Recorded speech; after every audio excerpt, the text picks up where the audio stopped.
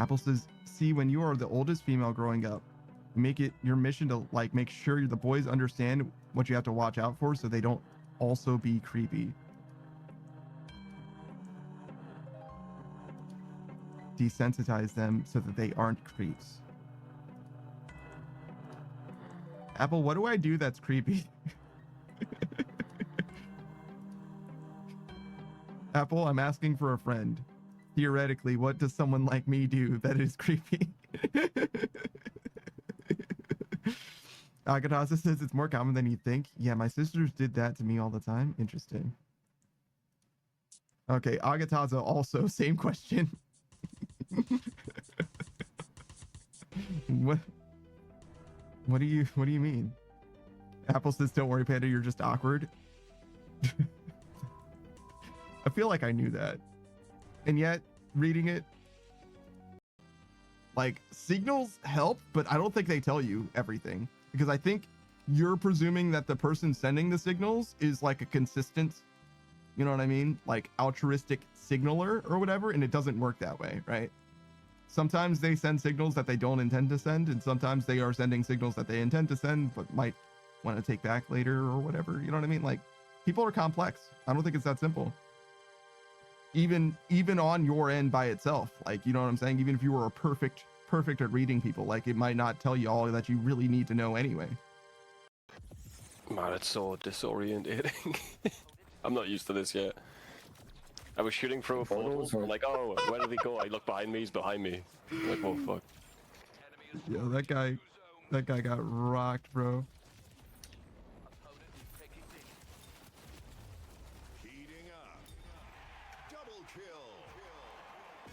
I did not mean to play that guy like that, but I ninja'd the shit out of him. He's still wondering what happened. Which is perfect timing, because that's literally the thing Savage was complaining about in that moment. Mm-hmm. Did that guy just give up? He was like, all right, yeah, you fucking got me, bro. That's rough, man. It's rough, buddy. Where are you going? To the next rock? What are you going? To the next rock, sir. Talking all that shit, bro. What was that? I didn't think it was moving. I think I was just getting further away. You know, I think I was backing up on my seat a bit.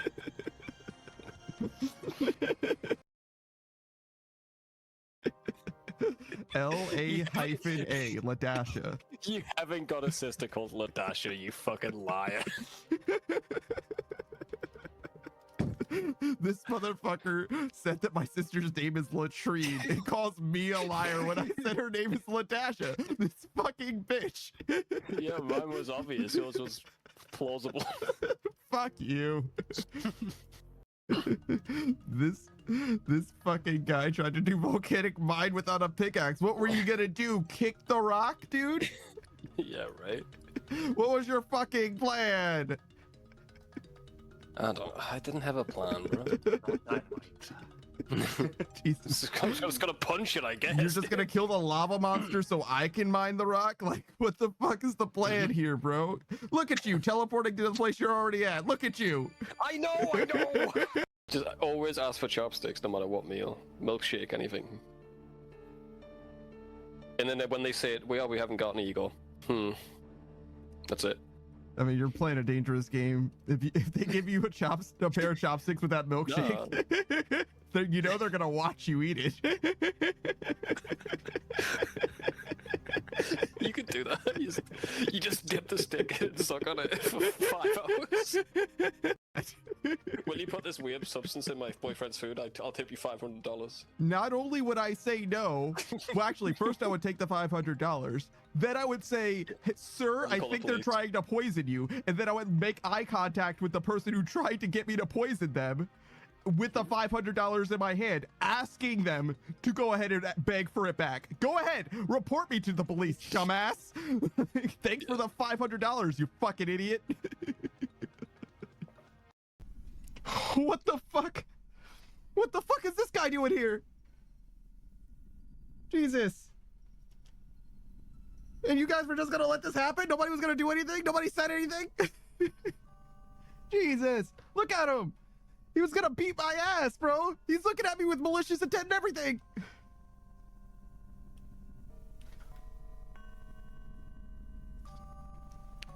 All right, we're back. Cam says my mouth is a temple. I don't just allow anything in there. Oh, I absolutely do. I'll put fucking anything in my mouth. I don't give a fuck. Just come here, you big purple bitch. What you call me? Wow, yeah. There's someone coming, Also, isn't there? Fair warning. I was gonna say I don't have a gun, so. Oh, I do have a gun. What the fuck? When did I grab this? What the fuck? When the fuck did I Wait, get have a a gun the whole time? Because I jumped after that guy and I melee him and I punched him with the sword. So like. You Why you punched punching him with people a with a sword? sword? Yeah, dude punched him with the sword. And I was like, ah. Nah, man, nah, those things never cool down, bro. You could use those as heat packs in the winter, honestly. Yeah. Don't know what they make those things out of. The heat packs or the Tostino speech rolls? Same thing. Both really. They just put the same shit in them. I know the heat packs are made out of some sort of two powders that react with each other. I don't know what it is though. Cheese and pepperoni. Is that what it is?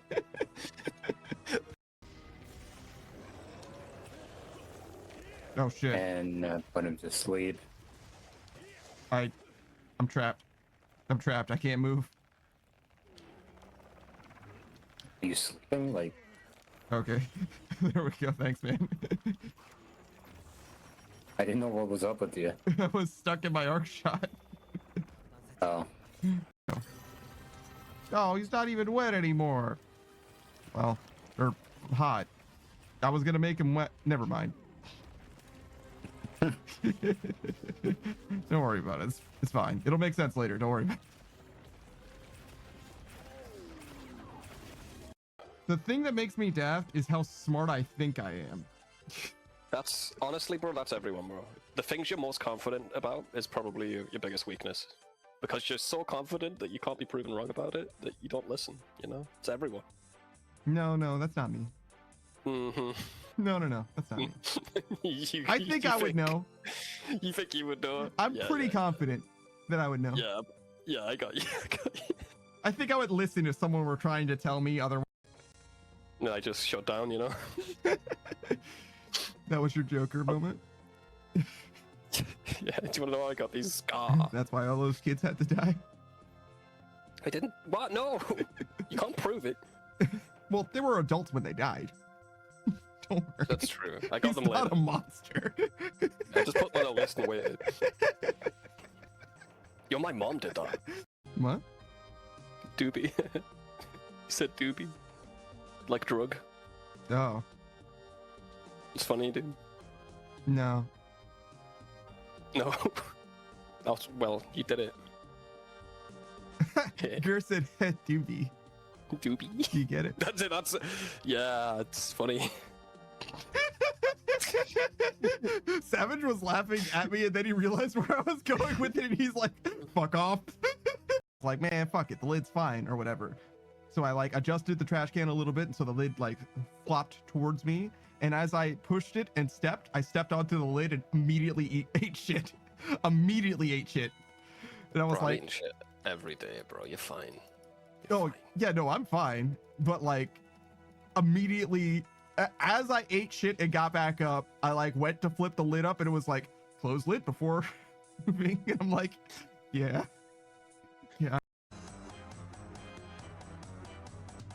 Oh, sorry. Saku doesn't speak to you directly. If you want to ask Saku something, just let me know and I'll mention it to him and he'll... Can you ask Sagu for me, Panda, why he doesn't speak to me directly? Sure. Saku... Wait, no. You fucked him up, bro. Don't do that, bro. See, alright, Saku. It's joking around. He didn't know how to feel. He didn't know how to feel about that one.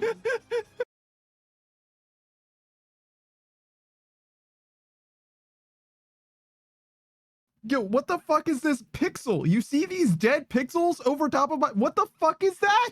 What is that? Brother, ugh. Oh, is it because I didn't close it? Oh, I see. I did windowed instead of I tried to close it, but it didn't actually close. It became a windowed version of itself. I was like, what the fuck are those pixels? All right, focus up, gamer. Focus up. We're back. We're back. What is it? This? We do this. Yo, what up? It's your boy, that Daft Punk Panda. We're playing some Final Fantasy Tactics today. Hello, greetings. It's been a little while. I am your host, that Daft Punk Panda. You are Ozpinarch and also Ardo. Greetings, and everyone. How's it going? I am a little bit out of practice, and I'm also slightly wrong. There we go. That's a little bit better. Is there anything else that I need to do in order to set up the thing? I'm gonna say no. So we're playing Final Fantasy Tactics. This game has a lot of lore, a lot of lore. We're gonna review the story so far because it's been many weeks since I've actually played it. But before that, we'll go ahead and do a shout out or two. Let's see if I remember how to do this.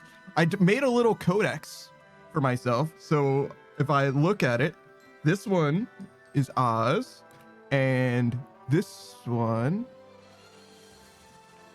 is Ardo. Ardo Celery, if you didn't know, is a fellow streamer. He's been playing all kinds of different games in my experience. I haven't seen him play anything super recently just because I haven't been around as much as I would like to. I've been quite busy, but we'll go over that later. He plays a bunch of different games, particularly to completion is kind of the gamer he is. He seems to be a bit of a completionist. So he's played like EDF, Earth Defense Force 6, like all the way through like 100% style, which is like crazy. He's played it at least 4 times as much as I have, including the DLC. So it's actually over 100% technically. I think I play this on keyboard and mouse, but I'm not sure. Hey Saku. Yes, I am back. Hello. Greetings. Other than EDF, he plays a bunch of games kind of in a similar vein. Any game that like lends itself to a spreadsheet, he kind of thrives in. So there's Dynasty Warriors, which is a very big game if you've ever tried to play them to 100% completion as well. And Monster Hunter Wilds, I believe he has literally every gear set in the game in there as well. So a bunch of different games like that, very completionist oriented gameplay there, almost like a long play in a way. Sometimes he also goes like no mic as well, so there will be zero commentary gameplay, if you will. On occasion, he also will collab with his friends and stuff, so it depends, right? Anything can go down over there. He's a free spirit, etc. Speaking of free spirits, that's the wrong button. Speaking of free spirits, I'm gonna wait 50 seconds before I shout out anyone else. I do want to look at this game though. This is, I think, what I want as far as like a story recap goes, which is what we've also done hitherto every stream. This is our squad. We can have new people as well. I don't think I can change the name of Agrius, who's like a story character, but the custom characters other than Ramza, who's the main character, we can have people in the stream if you want to be. In my notes, I have Beauregard wants to be a red chocobo, and of which we have 0. We have chocobo and black chocobo. Marak and Rafa, or those are siblings. I remember them from the story, but we'll go over there later, I'm sure. Okay. Our team comp is a little bit weird. Saku wants to be a mystic. We'll keep him a mystic for now, at least.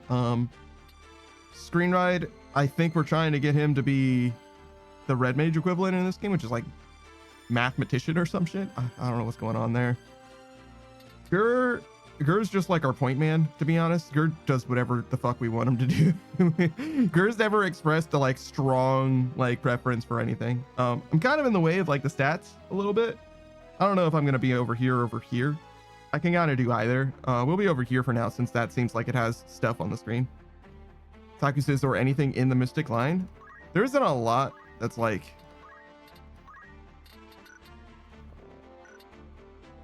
job progress. There isn't a lot like to choose from anyway. You could be in order, which to me isn't that different from being a mystic.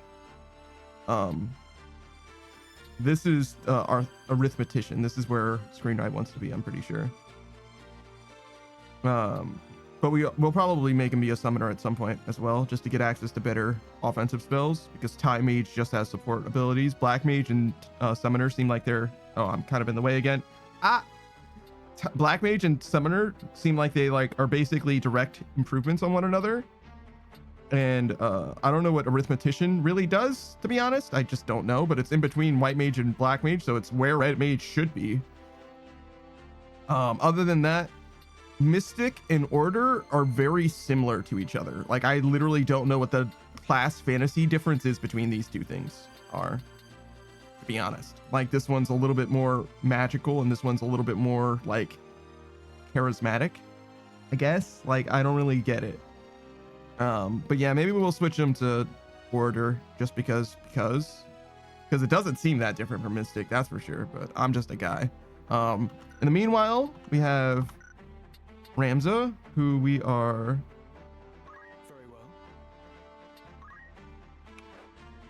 trying to get to this, right? We want him to go through everything, which requires him to be level 8 of the base class, which happens to be Gallant Knight for him, but also Chemist, as well as level 5 for these others, including the Summoner that you saw earlier, and also Order.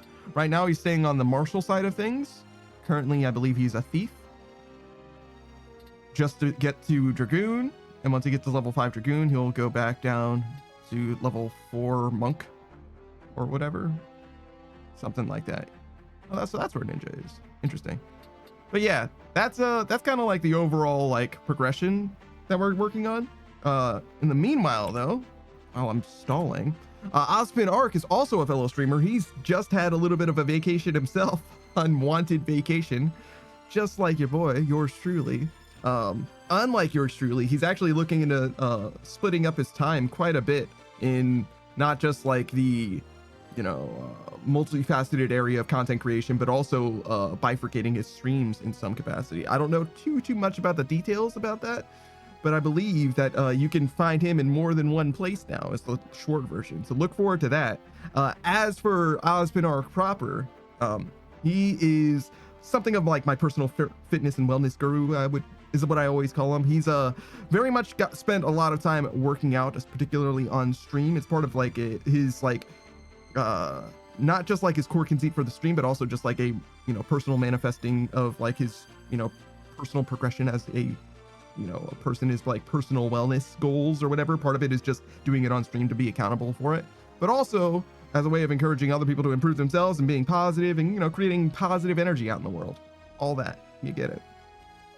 He plays a wide variety of games himself. He's a live action streamer who plays Arc Raiders, Yu-Gi-Oh, Pokemon, Digimon, 7 Days to Die, Dead by Daylight, all those kinds of things. And every Monday he has a community night, or at least normally every Monday. Every Monday that he's allowed to do what he wants to do normally, he has a community night. You get it. He's got some stuff going on, as I also did. All right, so let's get back into the bullshit. We got one more shout out to do, but we have some story that we want to go over as well. So, okay, so these are cutscenes that we can watch again.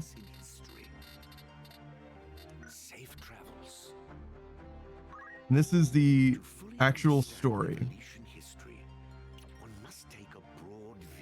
So there's a lot that's going on. So, starting from the very beginning, I'm gonna try and do credit. I'm gonna try and do credit to what you're seeing here before you, right? But there's a lot, and I'm gonna gloss over some things that probably don't matter quite as much. Okay, so the world as we care about, right? It's basically like this, like European section, right? Europe shaped zone. And reason why I say Europe in particular is because Europe is comprised of, as you are well aware, multiple different countries. In this case, there's different provinces that make up what is called Ivalice, right? So there's like 4 or 7 nations or whatever. I'm sure they'll go into it. Doesn't matter. We are Ramza, this guy here. And we have a childhood friend, Delita, who together we're going to Egros Castle. That's what we're seeing here, right? Galleon, I believe, is the like province that we're in. So, Ivalice was defeated in the 50 Years' War, which left the kingdom in turmoil, right? So there was a war in the past, and the kingdom is not doing great afterwards, including banditry and stuff. One notorious band of outlaws, the Corpse Brigade, has been terrorizing Galleon, this province, which caused Duke Larg to send the Order of the Northern Sky in an operation on a grand scale. So we Ramza and Delita are members of the Order of the Northern Sky. It's basically like an army. There's like 2 or 3 different armies that all operate under Ivalice. They're different armies, but they all are in one nation, right? And Duke Larg just happens to be one of the like heads of the nation, right? And he's charged us with taking out these bandits, right? As part of the effort, we were ordered to Egros Castle, sure. As we crossed the plain to the Egros Castle, we saved Argath from the Corpse Brigade. The bandits had captured a fellow knight, basically, and we rescued him. Those bandits had captured Marquis Elmdor de Limberry, who was due to visit somewhere else. And we decided to try and rescue that person who was captured, right? So, wait. Just making sure. Ramza learned from Zalbag. So, Zalbag is, I know who he is, but that might not be relevant enough to like go over. It's fine. That a man sent to watch the Corpse Brigade had failed to return. Taking the hint, Ramza and his comrades left their posts. Okay, so yes, we went to Dorder to try and get Elmdor back. In the slums of Dorder, Ramza and his comrades were caught sight of Weegriff, the leader of the Corpse Brigade, before defeating a band of his underlings. According to the brigand they took captive, the abduction of the Marquis Elmdor was a renegade plot hatched by Gustav, their second in command. The man is presently in the Sand Rats Siege, their hideout in a desert, and the party hastened there in search of the Marquis. So the Corpse Brigade are bandits. They captured the Marquis, which is not typically what the bandits would do. And that's because the second in command defied the morality of the bandits, like their righteous code of honor or whatever, to capture this Marquis, right? So we go after this guy, and find that there's a bloody disagreement between Weegriff and Gustav. So the leader of the Corpse Brigade and the second in command have a falling out, and Gustav dies. Weegriff leaves, and we rescue the Marquis. Fantastic. The operation to eradicate the Corpse Brigade had come to a head, with the Order of the Northern Sky poised to launch coordinated strikes on the Outlaws' many hideouts. Tasked with leading one of these assaults, Ramza and comrades set forth to the known den of the brigade. So yes, we're continuing to try and wipe out the Corpse Brigade while allowing a member of the Corpse Brigade, Maluda, to go free. Ramza and his comrades were able to overwhelm the enemy at his den. Even as the party journeyed back to Egros, however, the brigade launched an attack of its own on the Beluv mansion. Dystark was grievously wounded, and Delita's younger sister Titra was taken hostage. So I mentioned Ramza and Delita, right? Our main character and his childhood friend, right? So his childhood friend and him are both members of this like Order of the Northern Sky, this army, right? And we both have sisters that are about the same age as well. And our sister is nobility, as we are, and his sister isn't nobility, but he's kind of like a tag along for us, right? So since we grew up together, we are in the army together, and his family has always been allowed to basically be like proxy pseudo nobles, you know what I mean? And while we were trying to take out the Corpse Brigade, they launched an attack on our base, and our brother got caught up in it. We have 2 brothers and a sister. We have the brother Dystark and the brother Zalbag, right? And our sister, whose name will come up later, I'm sure, right? So they tried to attack our base, the Corpse Brigade did, the bandits, right? In order to capture one of the nobles. However, instead of getting any of the nobles, they got Delita's sister, Titra, right? Very important. As Delita agonized over his sister's safety, Argath enraged him and Ramza with his scornful views of commoners, leading to the expulsion of his expulsion from this comedy. Under Zalbag's command, the Northern Order then marched on Zeikden Fortress, the Corpse Brigade's main stronghold, and Ramza and Delita struck out for the same in a bid to rescue Titra. So the Northern Order is trying to take out the Corpse Brigade, and we're going along with them. However, as the Order of the Northern Sky closes in on the Corpse Brigade at Zeikden Fortress, Ramza and his comrades clashed with Lulu once more, striking her down, and then they proceeded to the okay, So we fought Maluda and we fought Regriff. We beat both of them. They were just members of the Corpse Brigade. That's all that that's saying. I forgot that there was like an interstitial chapter. Besieged by the Order of the Northern Sky, the Corpse Brigade at their headquarters resorted to bloody desperate measures. Ramza and Delita watched in horror as Titra, used as a human shield by one of the Corpse Brigade members, was struck and slain by a crossbow bolt loosed by Argath. At the conclusion of the battle that followed, the cache of gunpowder planted within the fortress exploded, reducing all to rubble in a fiery blast. So Argath basically betrayed us under the orders of our brother, killing Delita's sister, right? So Delita and Ramza went to go rescue Titra, and Titra died basically due to friendly fire, which is not cool at all.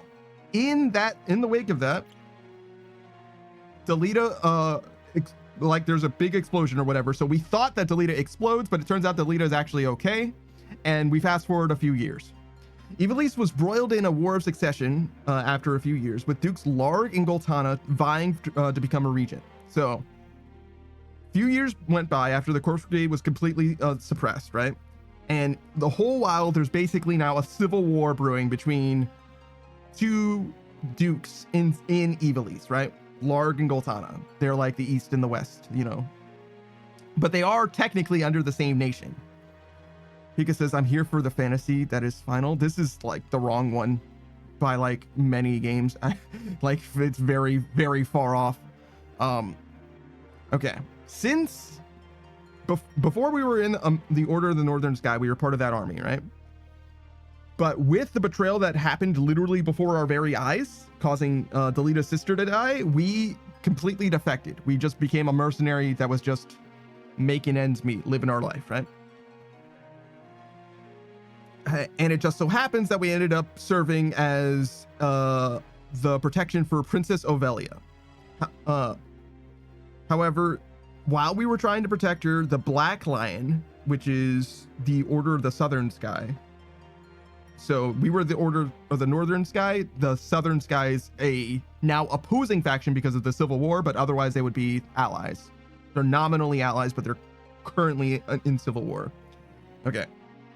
And while we were supposed to be protecting the princess, Delita, who survived that explosion, actually kidnaps her.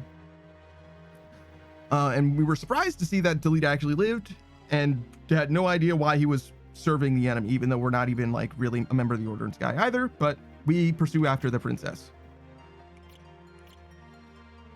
Okay, Ramza learned that it was Dystark who had plotted Ovelia's abduction in a bid to smear Goltana's name. Okay, so we have Duke Larg and Duke Goltana each trying to become the brand new king, basically, right? Our brother, Dystark, is under one of them, right? And he created a conspiracy to make it so that the princess would be disappeared to make it easier for his side to become the new king, right? So our brother is basically working as like part of this shadowy cabal to like influence the outcome of this civil war, right? Like actively antagonizing, like fanning the flames of this revolution or whatever, right? Though the party succeeded in rescuing the princess with Delita's aid, they found themselves without allies on either side of the war. So it was then that they made to Lionel Castle, there to entreat the protection of Cardinal Delacroix, the liege lord of Lionel, right? So Delita was not actually working for the Black Lions, the Southern Sky. It turns out he is like a weirdo independent faction. So he and I worked together to rescue the princess, basically. And then we tried to take the princess to a place that we thought would be safe, which was in this case Lionel Castle, because we didn't believe, again, we have Galleon on the left and Zeltenia on the right. We didn't believe that either of those places were safe for her, because this guy who should be trying to protect her was actually trying to take her out in order to frame this guy. Does that make sense? So these guys have every reason to kill her, and these guys were framing them as being the ones who actually killed her, right? Okay. On our way, we actually like got distracted with like a side quest situation, basically.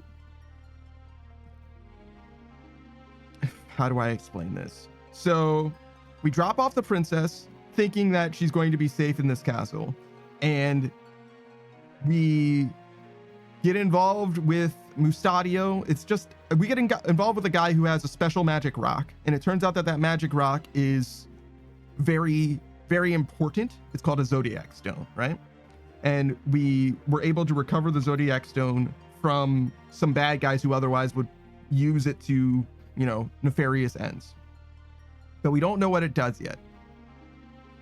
It came to light, however, that the people that we stopped from getting the stone were actually working with the person that we trusted to protect the princess, right? So we were like, oh, we don't want the bad guys to get the stone, so we'll keep the stone ourselves. Wait a second. The guys that we stopped from getting the stone were the people we just trusted to protect the princess. Oh God, we need to go rescue the princess. So we go back to try and rescue the princess. All right. She revealed that Cardinal Delacroix conspired with Duke Larg and joined Ramza in making haste for yeah, okay, sure. Yeah. So we're going to rescue the princess. Yeah, that's not important. Ramza and his party entered the castle halls where Delacroix waited to greet them. Sure. Though the Cardinal used the power of the Zodiac Stone to transform into a demonic Lucavi, Ramza emerged from the battle victorious. While Avelia had been held captive within the castle, she now found herself with Delita en route to Zeltenia. So we went back to the guy that we trusted to safeguard the princess. He turned out to be a bad guy and turned into a demon, right? While we were fighting him, Delita kidnapped the princess again. So while we were fighting the demon, Delita, who is sort of like, he's not really our ally. There's the main army here, Galleon, the main army here, Zeltenia. We have always been kind of in between, and Delita also is in between those things, but is like his own, we're just not allies, really. Does that make sense? There's a lot of politics happening, but trust. There's nominally these guys and these guys, neither of which are good guys at all. We're the good guys, and we're in between. Delita might be a good guy, but it's like pretty unclear at the moment. All right. Okay. So Duke Goltana placed Ovelia upon the throne. In response, Duke Larg crowned Ornis the king and dispatched the Order of the Northern Sky to Bessalot in order to free his sister. Meanwhile, Ramza journeyed to Lathalia to alert Zalbog of the presence of actors who dictated the war from the shadows. Okay, so when we realized that the person that we entrusted the princess to became a demon, that meant that there were other powers at play, like trying to like control this war and like fan the flames of war and stuff. And in fact, a nefarious third party that's trying to turn Galleon against Zeltenia specifically so that they take each other out and a different party becomes in charge or whatever. We're like, okay, there's enough like political maneuvering behind the scenes. There's enough shadowy stuff going on. We need to tell our brother that it's not Galleon versus Zeltenia that they need to be worried about. They should be worried about this mutual enemy that's pitting them against each other, right? That's more important. The reason why the princess and the prince Ornis are relevant is because there's like this idea of like royal succession or whatever, but they kind of don't matter as much. Like Ovelia and the prince himself. The prince is literally a baby. He's like 2 or 3 years old. And they're just going to use the princess as like literally a figurehead and basically act as regent anyway. So it's really not so much between the actual royals themselves. It has way more to do with Duke Larg and Duke Goltana themselves. I'm pretty sure this is Larg and this is Goltana, but okay. Ramza repelled the church's inquisitors who sought to capture him for the murder of the Cardinal Delacroix. So we killed the guy who became a demon, and the church, who is this secret third faction that's pitting Galleon against Zeltenia, does not know. The heads of the church know that they're using demon magic, but most of the church thinks that demons are terrible and assumes that we're responsible for like the demon shit that's happening, basically. That's the like shortest version of things, right? So like new demon shit is just starting to crop up and we're stopping it, but it seems like we're the ones causing it because everywhere we go, they use demon magic against us and we like subjugate it. Like we're able to like wipe out the demon bad shit. so it looks like we're responsible for the demon shit that's happening, which is like fucked, but that's the way it is. They use the demon magic is by way of the zodiac stones. Those are very important. They're the magic rocks from before. Ramza encounters Weegriff, the former leader of the Corpse Brigade, who is now a member of the church. We defeat him, but he doesn't die. At the same time, our sister gets basically kidnapped, as well as one of the Zodiac stones. And simultaneously, we acquire a secret, like, book of the church, like it's a secret book of the Bible, basically, right? So there's like a prevalent religion that's going on that the church embodies, but there's a forbidden text that was like locked away that we now have access to, and it reveals some stuff, but maybe we'll get into that a little bit later. Just trying to keep this moving along. All right.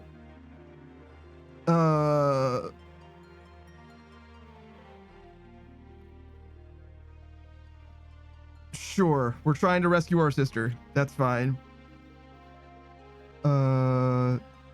Okay, Weegriff becomes a demon using the Zodiac Stone.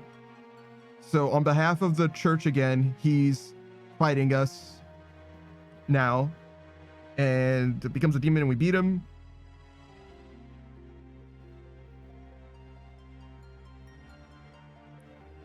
Okay. And our sister got stolen away again. Right. We were trying to rescue our sister and we just fully failed to do that. But there was like a terrible bloodbath that happened. Like we killed the guy that became a demon, but there was a bunch of other people that died, all to a demon that had nothing to do with the guy that we fought or any of our actions as well. They're just, a whole fortress was just wiped out. All right. The war between Dukes Larg and Goltana had reached a stalemate. Seeking to turn the tide, the Order of the Northern Sky diverted its troops in preparation for a full-scale assault. Meanwhile, Ramza journeyed to Zeltenia in hopes of finding Delita and learning the truth of the church's machinations. So we know that the church is behind this, but we don't know what exactly they're trying to do necessarily, or what exactly their, you know what I mean, their end game is and all that. We have a pretty good idea, but like, you know what I'm saying. Full force of both the Northern and the Southern Orders had amassed at this fort, and promised to be the war's bloodiest battle. Having met with the leader, Ramza himself made for Bessalot to seek an audience with Count Orlando and petition his aid. All right, so this is where we basically left off. So we made it all the way to Zeltenia just before this war, the war was going to reach this like fever pitch of like people are going to be like dying left, right, and center, and a bunch of things have happened since then. So we'll probably get more into it. Oh, so these are the Zodiac Stones. Apparently we have 4 of them.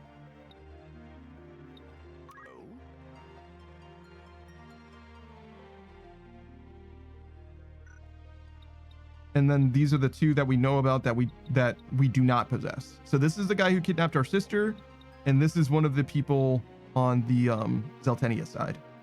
So this guy works for the church, this guy works for Zeltenia. And we have the other 4 apparently. Do these say anything? Torstone has been entrusted to Alma and was lost when she was abducted by Isolde Tengil, the Knights Templar. That's this guy's son. During the Order's assault on Orban Monastery, Duke Barrington then wrested the stone from Isolde, but it was restored to Ramza's possession when the Netherseer Merak joined his cause. All right, Netherseer Merak is one of the siblings that I mentioned before. He's like not important. Don't worry about him. The Ares Stone was in the possession of Weegriff of the Knights Templar, who vanished at Orban Monastery. It was at Rio Vane's castle that he reappeared to spring an attack, transforming into Belius the Gigas, but was bested by Ramza. Its body disappeared, leaving the Ares Stone for Ramza to claim. So Weegriff, who was a member of he was the leader of the bandits, then became a member of the church, and then we beat him, and then he became a demon, and then we beat him again, and now he's dead. And now we have his stone. Pisces Stone was held by Isolde Tengel of the Knights Templar until the moment prior to his death at Rio Vane's castle. Though he entrusted the stone to Alma, it fell to the floor when he was spirited away by Fulmar. It was found shortly after by Ramza as he searched for the castle for his sister. So this same guy also had this stone, basically, and we got that one as well when he died. Scorpius Stone has been entrusted to Alma and was lost when she was abducted by Isolde, the same guy, during the Order's assault on the Orban Monastery. It was subsequently acquired by Grand Duke Barrington. When the Netherseer Merak was slain at Rio Vane's castle. Oh, right. He died, but he came back. He died, but he got better. It's fine. I was like, slain? He's alive and well. He's part of our team. Right. I forgot that he died for a little bit, but he got better. The Scorpio Stone answered his sister Rafa's grief and brought him back to life. Merak then chose to join Ramza with the stone placed in his keeping. So yeah, we have a bunch of stones just because that one guy ended up not dying. Booze says she turned me into a newt. I got better. Very good. Hey, what's up, Booze? Okay. There's a lot more story that we're going to go through, but that's like the overall state of the realm situation. Mostly, there's a war happening that we're trying to prevent. We want people to be alive and not die terribly. And we also don't want the people that are like going to be doing most of the fighting to not be manipulated by the church particularly, right? Because it seems like the church is not just pitting people against each other in order to become, you know, the leader after all, because everybody else is dead, like all of the nobility's gone.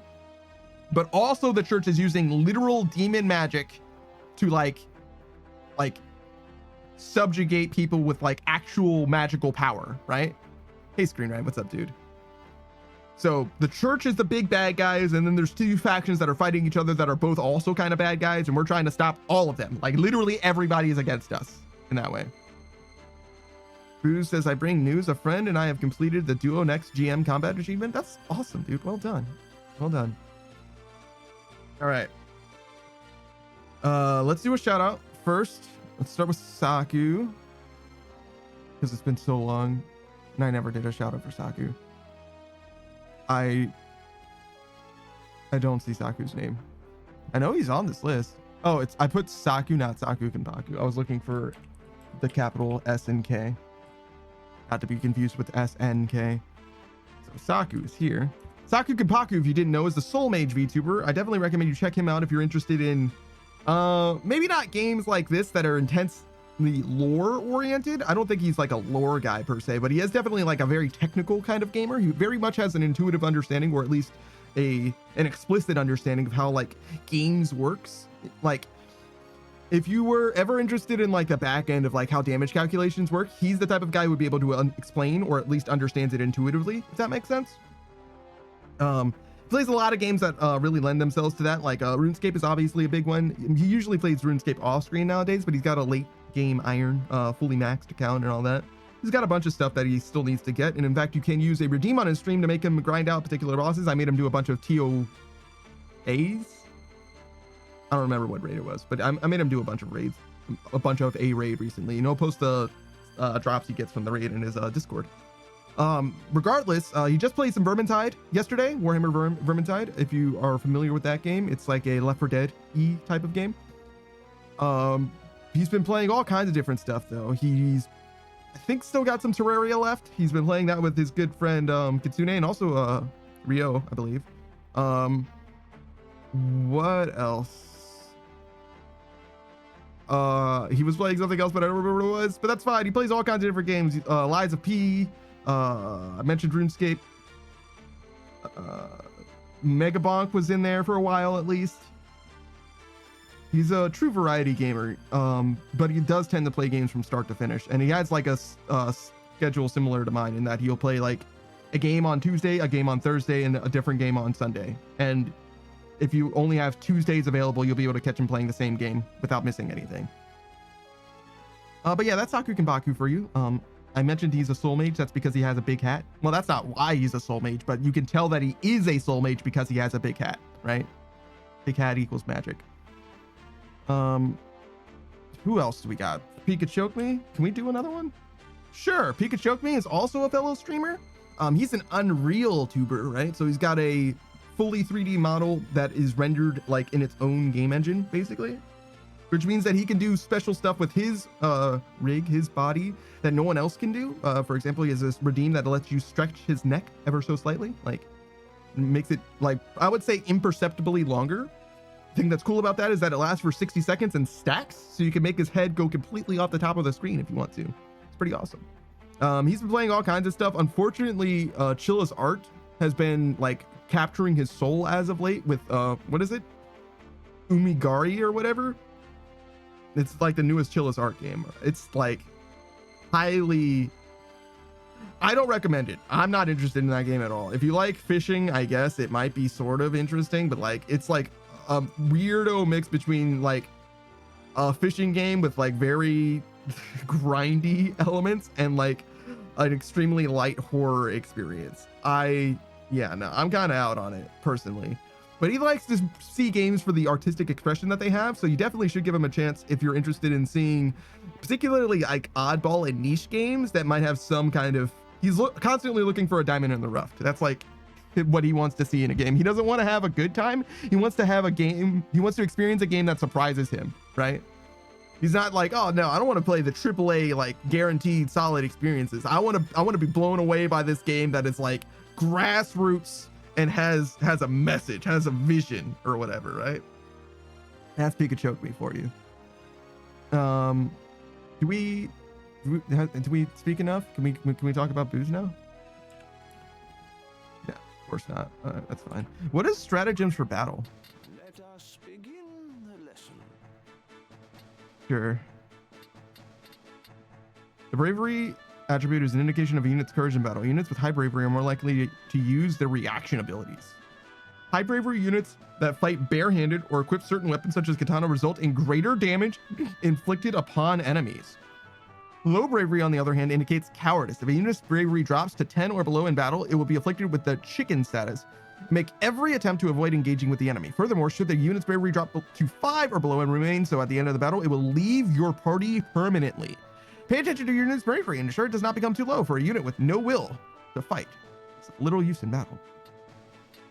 A unit's bravery attribute can be raised or lowered by using abilities. For example, Ramza's ability Shout and Steal can increase bravery, while abilities such as Intimidate can lower it. The choices you make at key points along your journey will also influence your bravery. Changes to a unit's bravery during battle are mostly temporary, but some residual changes remain. Over the course of many battles, a unit's bravery will gradually rise and fall, so it is important to closely monitor this attribute. That's fucking terrifying. Who says, no need to shout me out anyways. It's been too long since I streamed for real. Oh, wow. Okay. If you want to be that way, fine. Don't receive my fucking shout out, you fucking bastard. Fine. I'll shout out people who I actually like then. It's not like I wanted to give you a shout out or anything. I wanted to shout out Screenride. You know why? Because Screenride's awesome. He's got a golden arc, you know what I mean, going on. And I'm not just talking about his massive cock. And I'm also not just talking about his chickens, which he doesn't have anymore. There's a whole lot of lore going on there. Don't worry about it. He plays a wide variety of games. At least in theory, he plays a wide variety of games. On his stream itself, he only wants to like experience like the like highest fidelity shit that he can. So he was playing like Arc Raiders and No Man's Sky because he had a brand new fat monitor with a 2 PC setup and all that shit. He was trying to get that 4K gaming going on or whatever, which doesn't matter at all because he wasn't even streaming in 1K. You know what I mean? Like it wasn't even 1080. I think it was like 720 like normal. But you know, it's not about you, it's about him. You know what I mean? His experience is 4K. You're there for the ride, you're there for the experience, you're there for the personality, right? And his setup was primo. You were able to hear him quite nicely. It's like crisp audio and all of that. It was beautiful. As far as games that like are his mainstays though, he's a big fan of Halo, which means that he's keeping an ear to the ground for Marathon, because though that is not a Halo game, it was developed by Bungie, which means not very much in the modern era, but it could have been a good game, right? It might maybe be good. So we gotta like at least pay attention to it a little bit. Shout out to the new Halo coming down the pipeline, by the way. Look forward to that. And other than that, he's also a big fan of Super Smash Brothers, in particular Melee. He played a little bit of Rivals of Aether 2 as well, but Melee is his main game. He's definitely a Melee player through and through. I haven't seen him play it in a long time at this point, but maybe he'll come back to it, at least on stream. Granite says, can we not talk about it? Marathon isn't that bad. I think it's actually okay in an okay-ish place, to be honest. Who says, huh? Since when did I start watching that Tsundere Panda? I don't know. I haven't seen him. I haven't heard of that. I don't think anybody's called me that before. That doesn't sound correct. A unit's faith attribute indicates its belief of its degree of belief in a higher power. Units with high faith benefit more from magics that inflict greater damage. Units with high faith benefit from more accurate magics that inflict greater damage or restore more HP. Got it. Should a unit's faith attribute reach 95 or higher and remain so at the end of battle, it will desert you to pursue its ideology?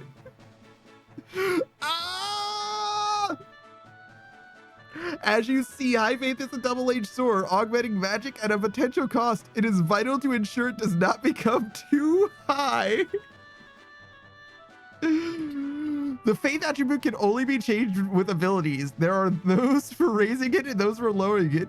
Changes to a unit's faith during battle are mostly temporary, but some residual changes remain. Over the course of many battles, the unit's faith will gradually rise and fall, so it's important to monitor this attribute. That's fucking insane. Insane. Sorry, your unit's too strong. Screwdriver's like, see ya. Thanks for teaching me all the magic and all that shit. I'm gonna go study. Sorry, my ability to use magic means that I don't need to be here anymore. You need me. I don't need you. All right. Every living being in Ivalice is designated with a zodiac sign according to the month of their birth. The affinity between these signs influences the interactions between each unit. Units that have that share a positive affinity will find their abilities inflicting more damage upon one another, heal for a greater amount, and are more accurate. Units that share a negative affinity will find the opposite to be true. Keeping track of every possible interaction between all the different units on the battlefield is far from easy. First, try to learn the affinities of your allies and proceed from there. Once you understand the compatibility of your preferred units, you may use the knowledge to your advantage. For details on zodiac sign compatibility, refer to the corresponding lessons in the advanced category.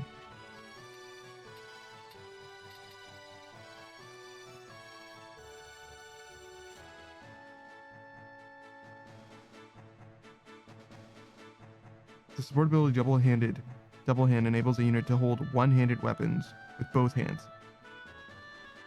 making each attack more potent.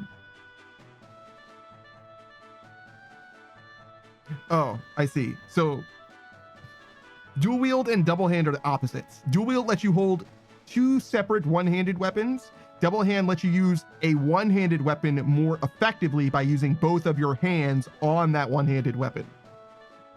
Double handing lets you, it's like using a two-handed weapon, but it's a one-handed weapon, right? You two-hand a one-handed weapon. I'm there. I was like, this last sentence fucked me up for a second. I just fully didn't understand. Wait, hold on. Why do I feel like I've never seen this shit before? This would have been so helpful to know.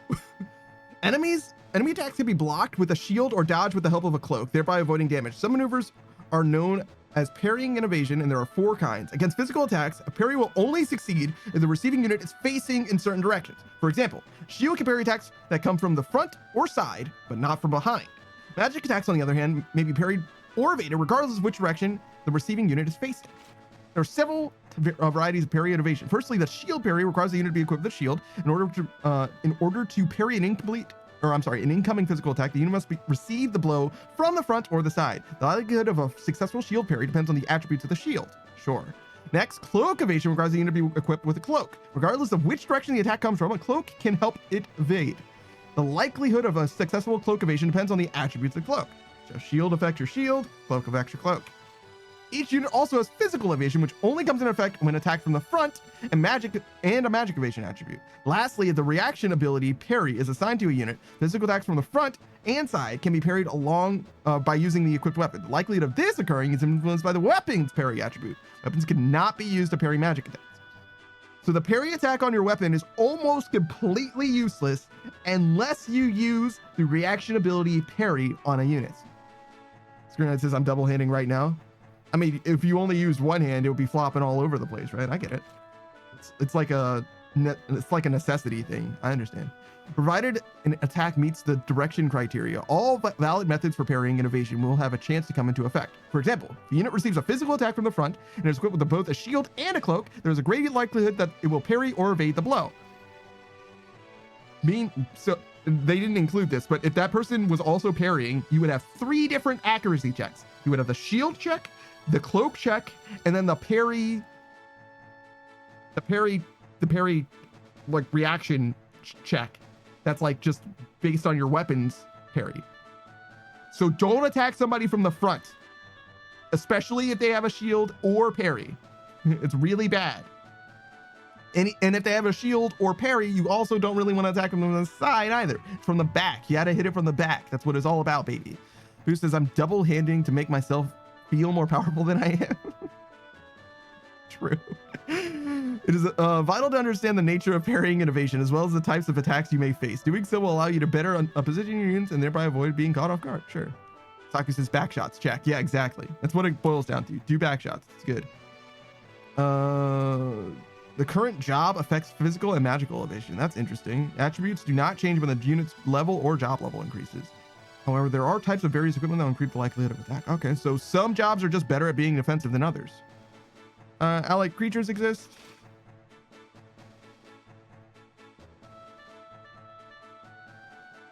Okay.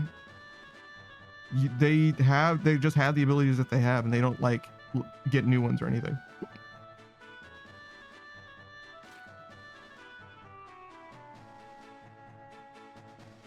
As you will learn, each variety of creature offers a unique advantage in battle. Okay. Creatures come from 16 families, with each family containing 3 species for a total of 48 different creatures.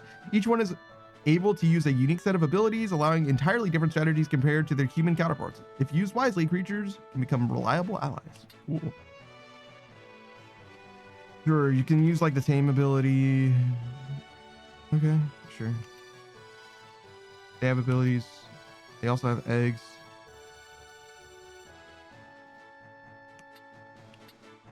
Creature that hatches from an egg may well be more powerful than its parent. Okay. Do I fucking dare? Riding chocobos.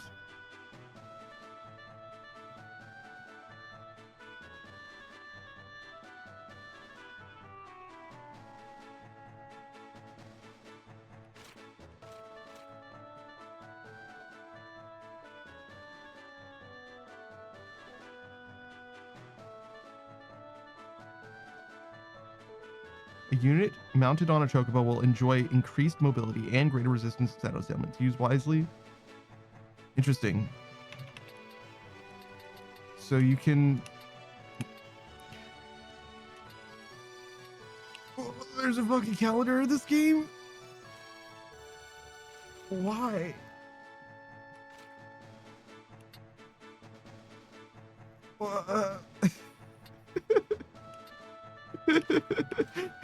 Your game can have too much depth. You know what I mean? Okay. It's like Fire Emblem attributes. Aries has a positive affinity with Leo and Sagittarius, but a negative affinity with Cancer and Capricorn. It shares the best affinity with Libra, unless one or both of the units is a creature, in which case the affinity will be negative instead. Obviously. What the fuck is this?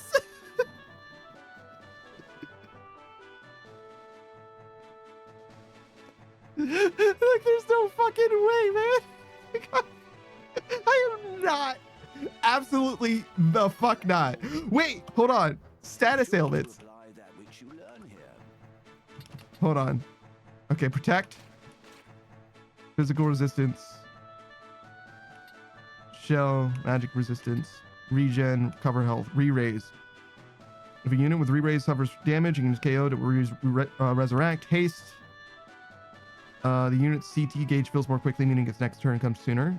Got it. Float. Reflect. Protecting from magics. It will be reflected away at an angle according to its trajectory from the caster. That's weirdly complicated, but alright. Faith is a beneficial stat that has become extraordinarily pious. The unit's faith attribute is treated as being 100 regardless of its actual value. Faith makes your magic better. Got it. While the phase status increases the damage of the unit's magical attacks and its chance of applying status effects, the unit will also incur greater damage from magical attacks and have a higher chance of having status effects applied to it. Okay, that's weird. In addition, when a unit has phase status, its healing magics will become much more potent and will have a greater chance of removing status ailments. As such, enemy units with faith can be especially problematic. Phase status will wear off after some time has passed or can be removed with the Mystic Arts ability Harmony. Okay, the unit's faith attribute is treated as being 0 regardless of actual value. Due to having faith change to 0, a unit with atheist will receive no damage from magical attacks, nor can status effects be applied to it. However, this also means that the unit's own magic attacks will deal no damage, nor can it apply status effects. Furthermore, all healing magics, including those that remove status effects, will be completely ineffective when cast on or by a unit status of atheist. The atheist status will wear off after some time has passed. So atheist is like magic berserk, sort of. That's so fucking strange. Chessie says that's a lot of info. You have no fucking idea, Chessie. Chessie says, I've been meaning to ask, how about you being the pineapple pizza of VTubers? Do you like pineapple on your pizza? I do, yes. Also, congratulations on being a Leo. Invisibility. I think I understand that one. KO. Yeah, you're fucking dead. Got it. Poison. Sure.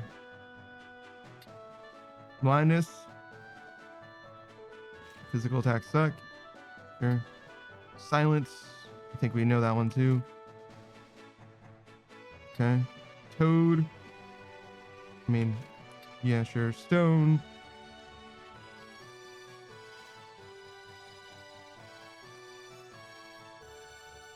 Okay. Sure. Sleep.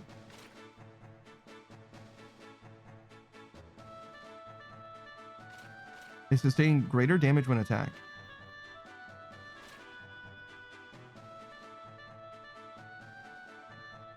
It doesn't say that taking damage will cause them to wake up. It seemed like that was the case when anecdotally they got hit, but like, no, you can hit them as much as you want, it looks like. Confuse, slow, stop, mobilize, abilities. This includes attacks and magic. Okay, sure. Oil, Jaeger, fire, berserk. Its physical attribute will rise, but it cannot be given orders and will instead seek to strike enemies by using only an attack when its turn comes. The unit may still parry and evade incoming attacks, but will be unable to perform most reactions. Berserk to be removed. So it doesn't hit enemies, or doesn't hit allies, is what it's saying. It will instead seek to strike enemies using only the attack command weapon's turn. So you can totally berserk your own squaddies and it'll be fine. Chicken doesn't seem different than Toad, but whatever. Vampire causes a unit to roam the battlefield in search of blood. The unit cannot be given orders and will act of its own accord when its turn comes, indiscriminately attacking enemies and allies by using blood drain. Affected units can still parry or whatever. The ability Blood Drain inflicts vampire status on its target. Should all your allies be afflicted with the vampire status or KO'd, you lose. Vampire can only be removed with holy water. That's fucking crazy. Undead, sure. Charmed. The charm status is removed when the affected unit sustains damage to its HP. So charmed works like I would expect sleep to. Knight says, wait, go back to KO. Yeah, no, I think we got that one. I think I'm all right. Chelsea says, I'm not really into astrology, to be honest. All I know is that I'm a Leo. I like astronomy, though. Space is cool. All right. Shout out to the James Webb Space Telescope. Chelsea says, I prefer to not have pineapple on my pizza, but I don't dislike it. Okay. More for me. Traitor is a status ailment whereby an enemy unit has been persuaded to fight for Ramses' cause. For the duration of the battle, the effect when the battle ends, you will have the option to make it a permanent party member. Okay, cool. Wait. As an ally of Ramses, the affected unit will be treated as an ally when using abilities that distinguish between friend and foe, such as those in the job commands Summon and Ido. Doom.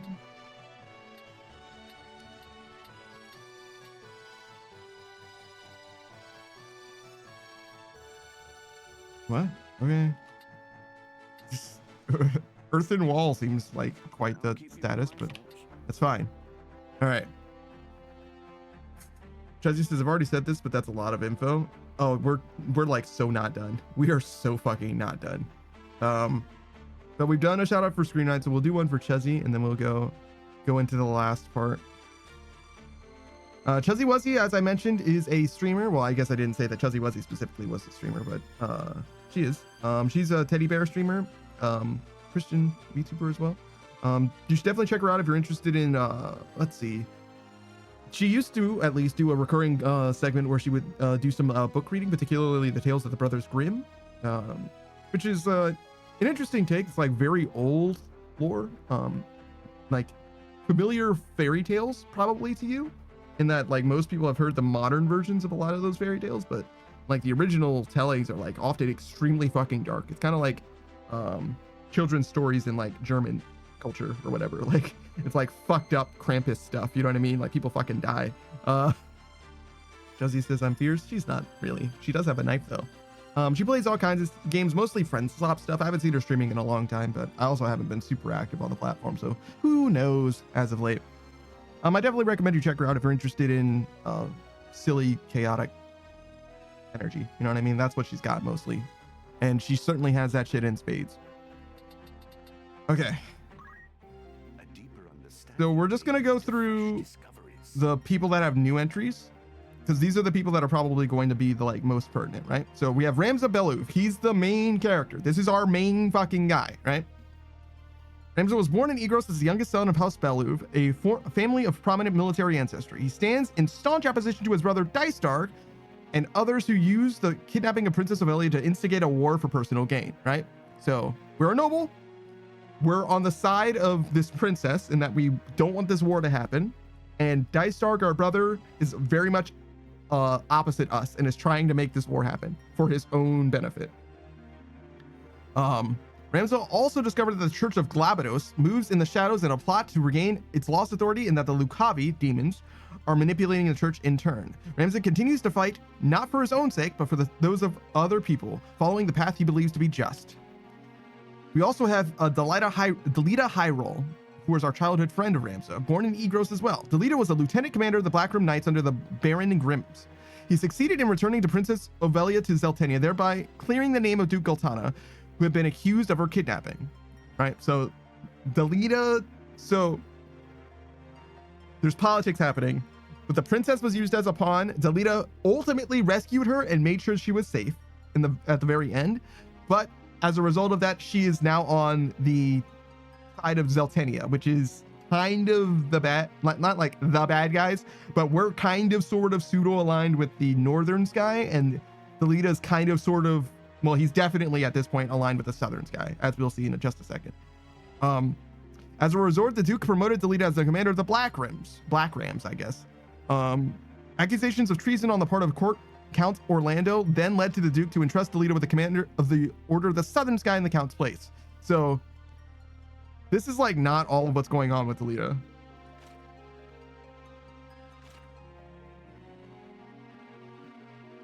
Yeah. This last sentence is what I'm talking about. He appears instead to be working with figures plotting something known to neither Duke Larg nor Gultana.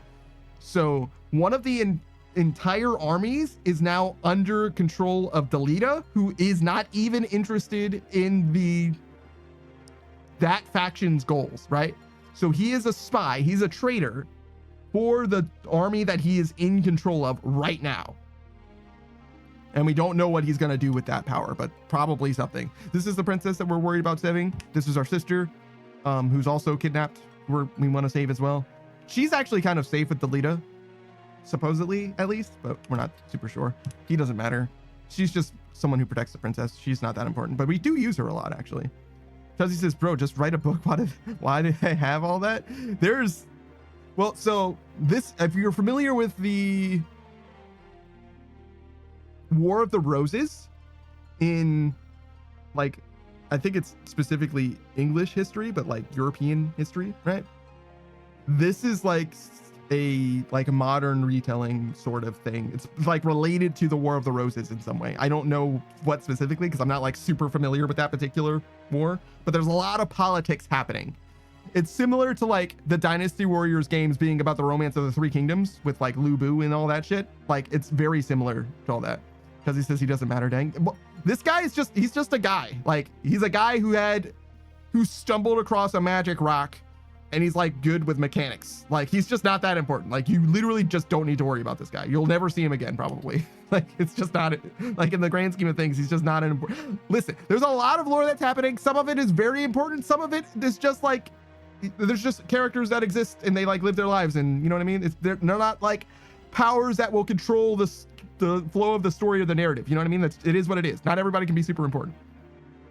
Similarly, this is Rafa. She's not super important either, but she is someone that we rescued. Well, sort of. We worked with her.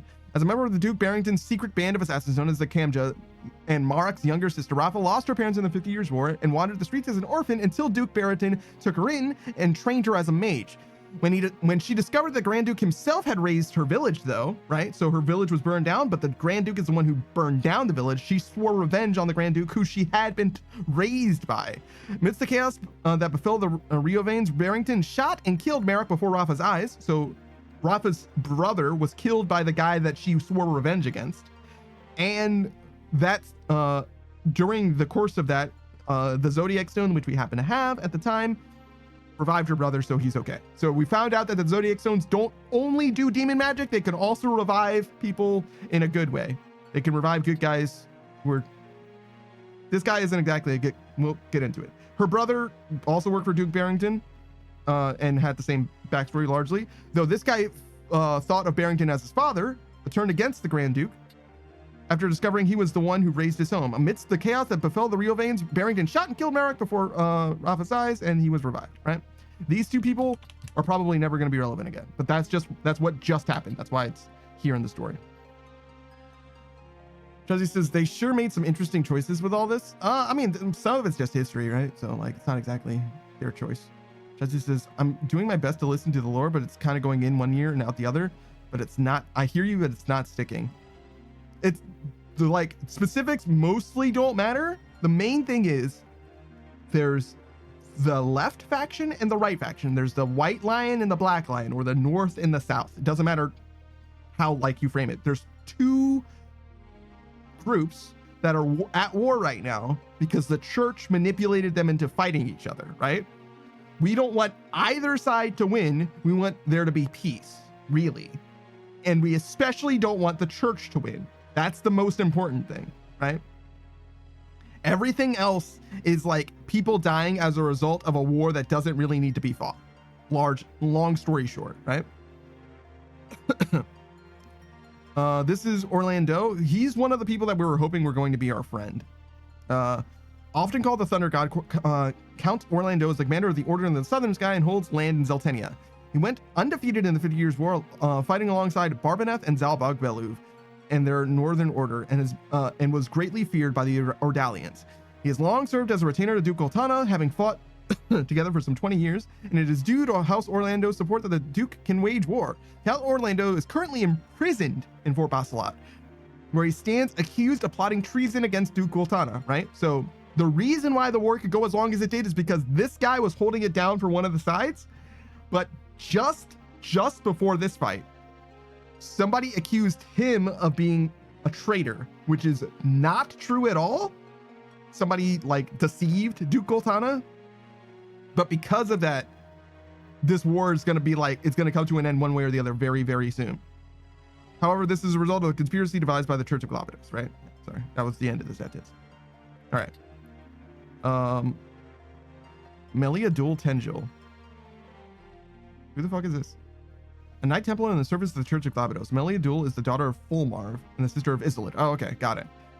Both also of the Template. Members of the House Tengil are, by tradition, devout followers of the church, and Melia Dual had no hesitation in joining the Knights Templar after her father did before her, and she came to share his ideal of an equal society for all. Misogyny runs rampant in the world at large.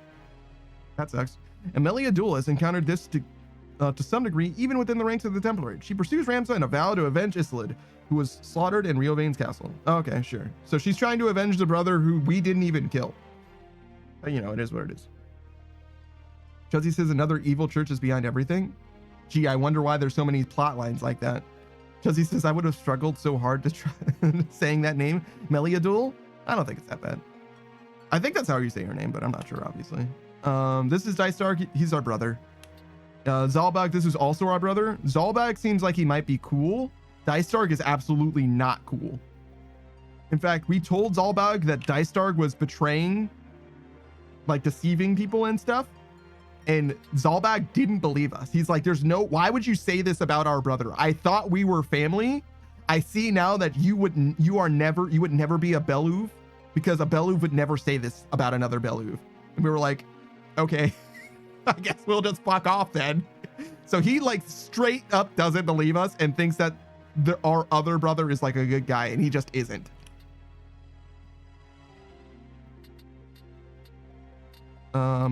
Oh, there's Weegraf. He was the leader of the Corpse Brigade.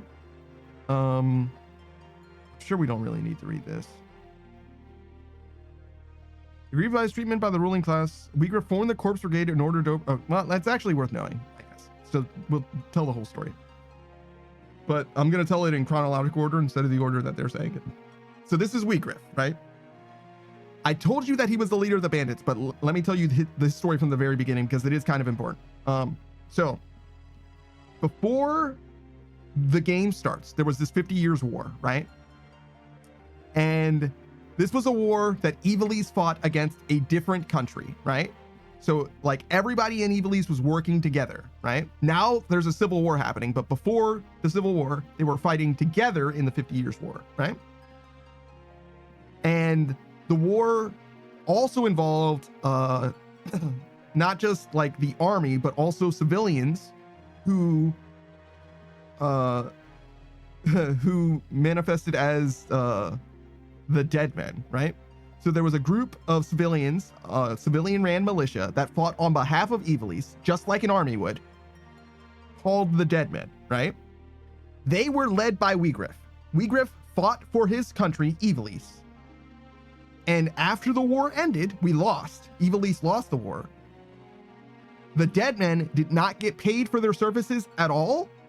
And indeed were like quietly, like not like eliminated, but like were forgotten about, right? So there are all these people that fought in this war for this country were just completely abandoned. No food, no support, no nothing, right? So they were pissed, like pissed. So rather than just going home to like literally nothing, because they like abandoned their homes to like fight in the war to begin with, whatever, right?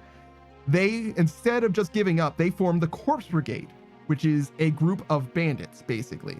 And their idea was, hey, you're going to give us what we are due for fighting in the war that we fought in. Instead of doing that, the actual armies who just lost a war turned their arms against this militia force, this volunteer military force, and just wiped them out entirely. However, Weegraf managed to survive that. And afterwards, after being defeated, he ended up joining the church. Chuzzy says, sounds like a mess. Oh, it absolutely is.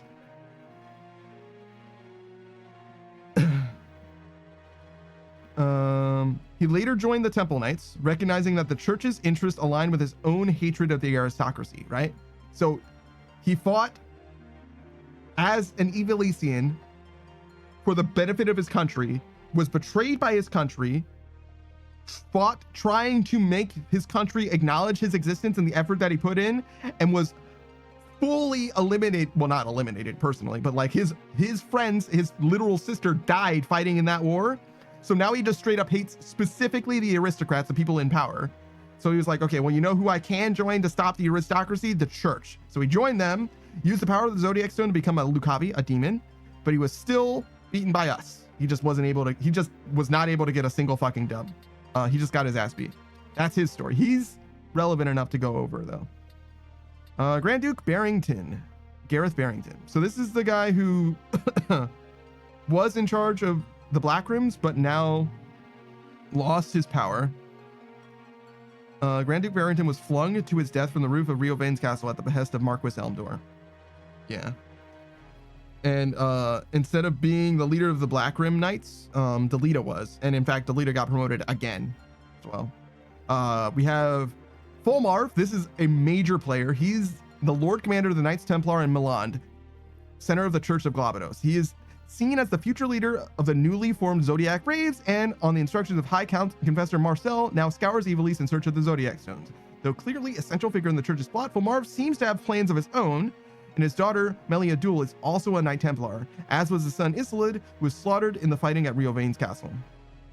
Okay, so brief recap, right? We have the West and the East, right? The left and the right. They're fighting each other because the Church is stirring the pot, right? The Church is trying to get them to fight each other, right? The Church are the bad guys. Okay. The leader of the like militarized part of the Church, right? So there's the people that are actually like, you know, the Pope or whatever, right? There's that guy, but there's the people who actually control the like arms, the generals, right? This guy is the leader of the actual military branch of the Church, and he himself has plans of his own, right?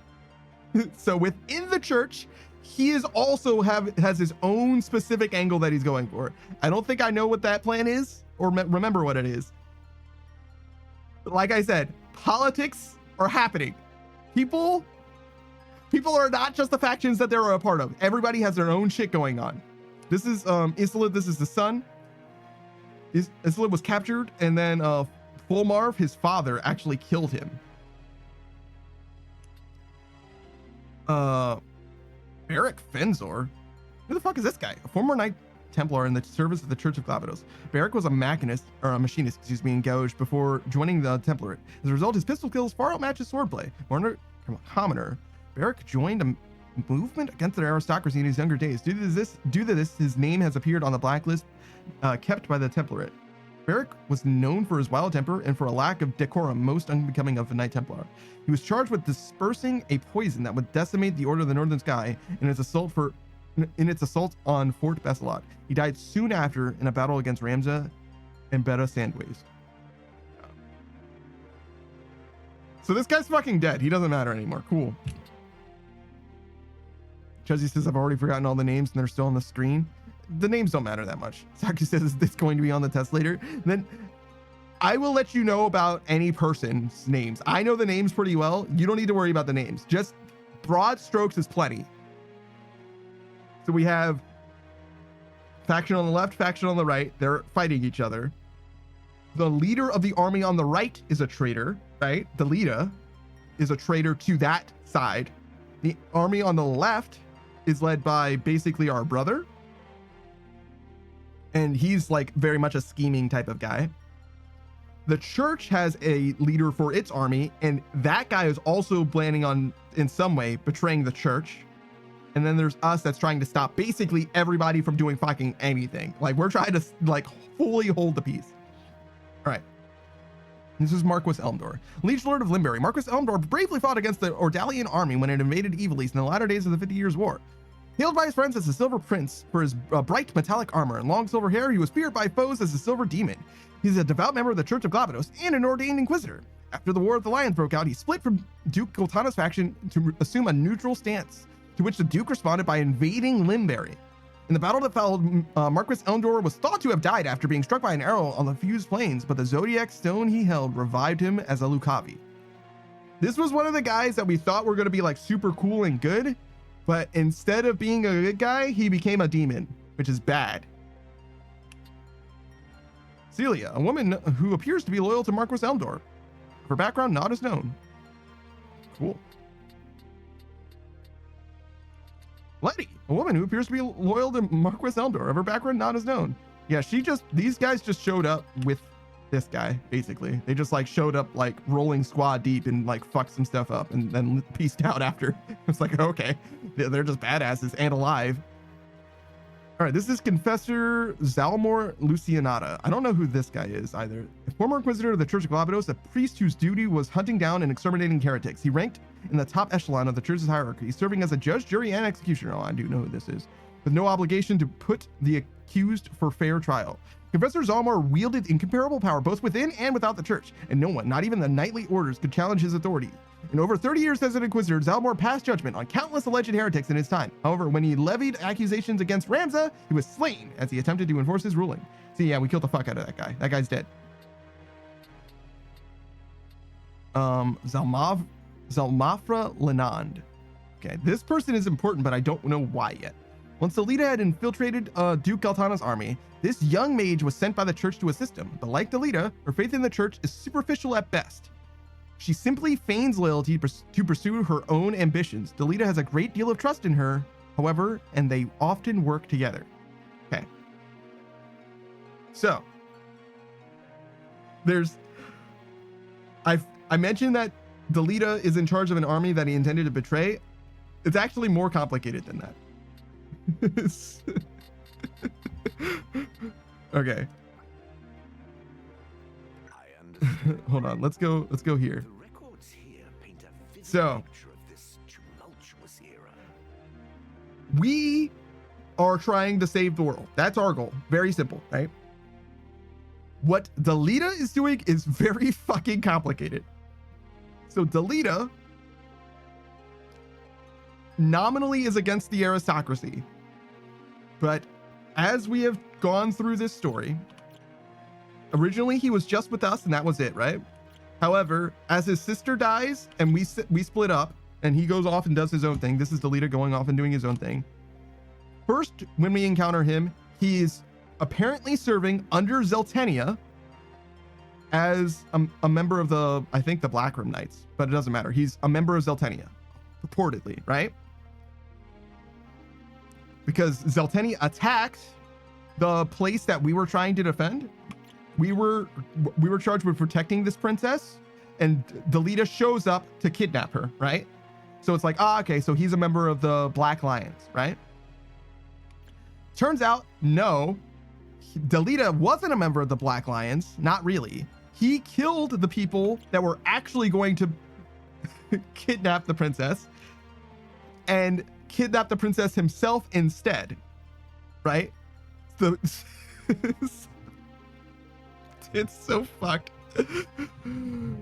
because these guys here arranged to frame these guys as the ones kidnapping the princess, but separately there was a group from here that was going to kidnap the princess as well, but Delita stopped. It's fucked up. There's like layers of things happening, but regardless, doesn't matter. So the point that I'm trying to hammer home is for Delita, right? He isn't actually working for this side, though he is doing stuff on their behalf, which is why he gave us the princess, right? He gave us the princess because nominally, not only is he working for these guys, he's also nominally working for the church.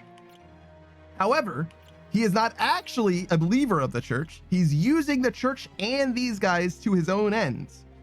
So while he ended up in the position that he is in this side for Zeltenia because he's working with the church, and as such, he was able to become the head of this army.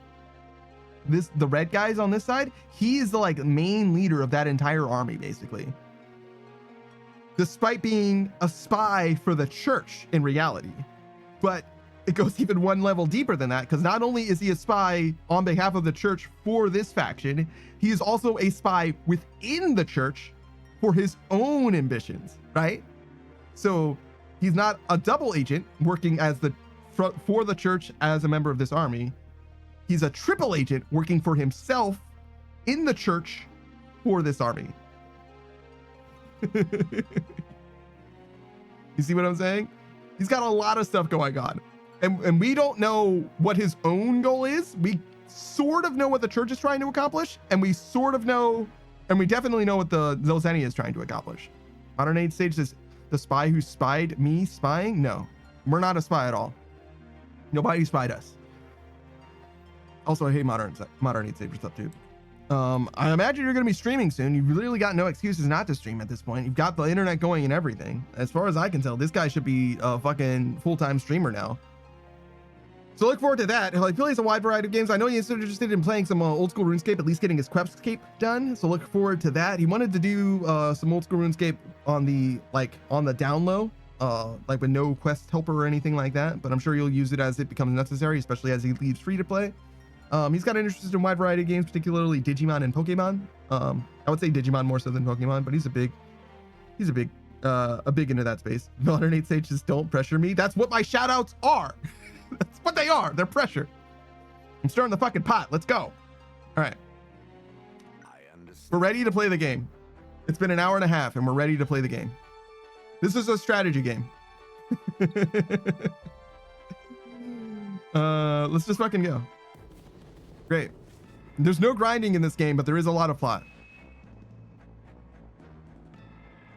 Sure. Wait. How?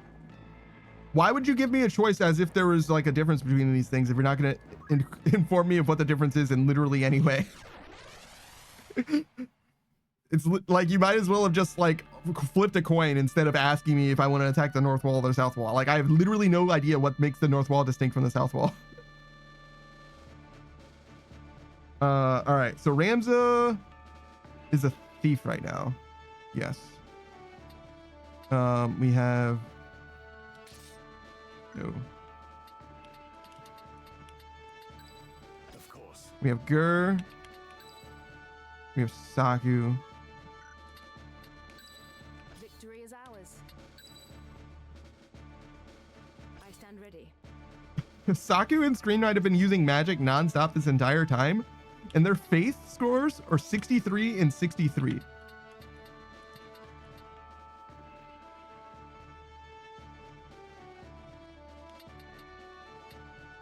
Like, they've been using it nonstop, and I literally can't tell that they're like any better than anyone else. Insane. As you wish. I stand ready. Ever ready. Do not commence the battle because okay, you are an archer, and I want to change your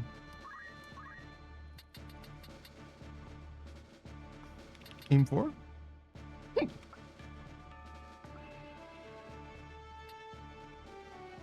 Concentration, maybe? Actually, she's using JP boost, so probably not concentration. King 7? A little bit of extra damage? Sure. Okay. What does she have? The game was saying, hey, Holy Sword doesn't work on this class. So instead of using Holy Sword,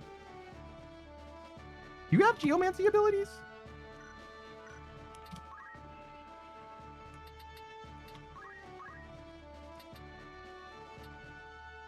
Does this work with...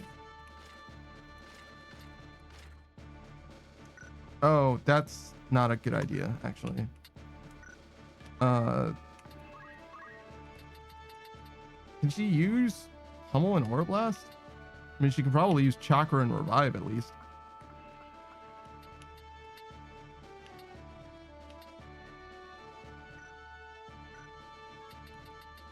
Alright, so Holy Knight won't work.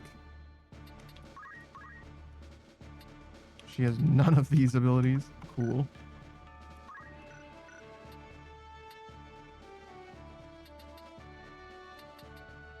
So, like, Monk is, like, all she can possibly really have. Except for Steelheart.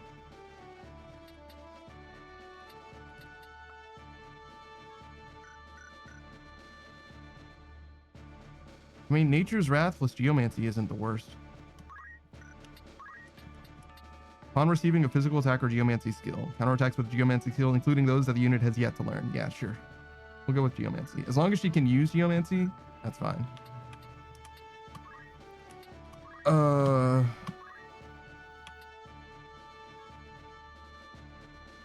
Do we want to get a steal? We have 600 job points, so we should definitely spend it on something.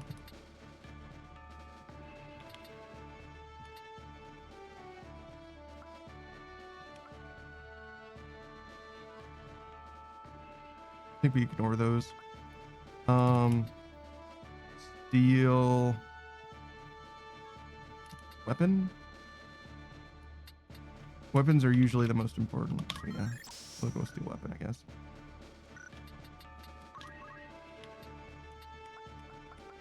Okay. We're still using metal. Steel's good. Carry concentration. Concentration.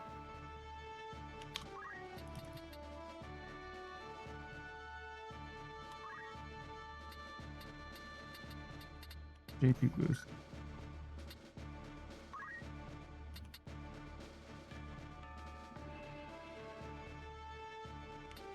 Sure. Movement boost is fine. Sure. Let's jump.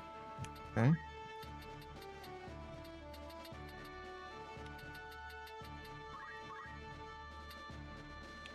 Turn a circle. Shockwave? Oh, okay.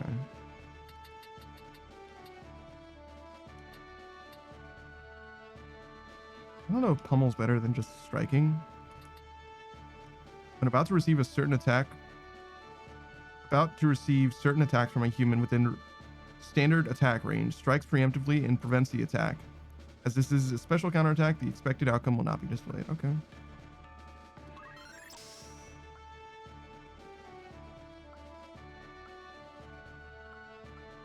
Cool.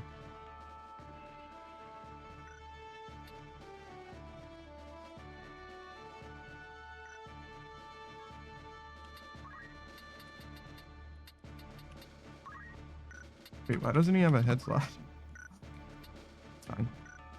Counter. He doesn't have first strike yet, so counter's fine. White magic, time magic, that makes sense.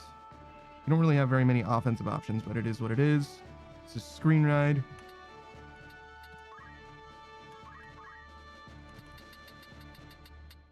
Gravity is at least an offensive option.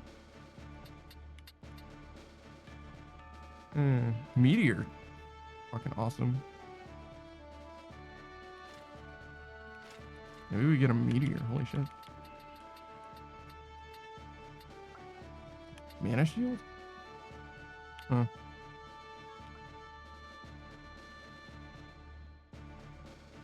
This is like really fucking good. Okay. Mana font's okay. This is fine. White magic. White magic over black magic? Probably. It's good to have two people with white magic.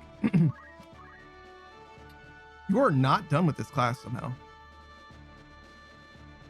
You're almost done.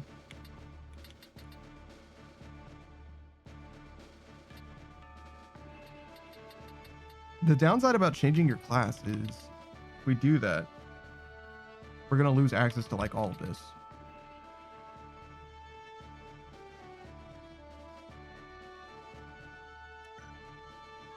Because you only really have white mage stuff. Because we can't like afford to lose white mage stuff. We need that to like survive. Like it's literally necessary for the like the party composition to like be okay. So yeah, I don't think we're gonna change you from Mystic quite yet.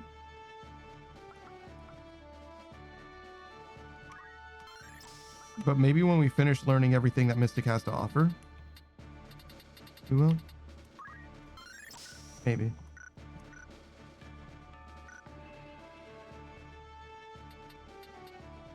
All right, so you're an archer.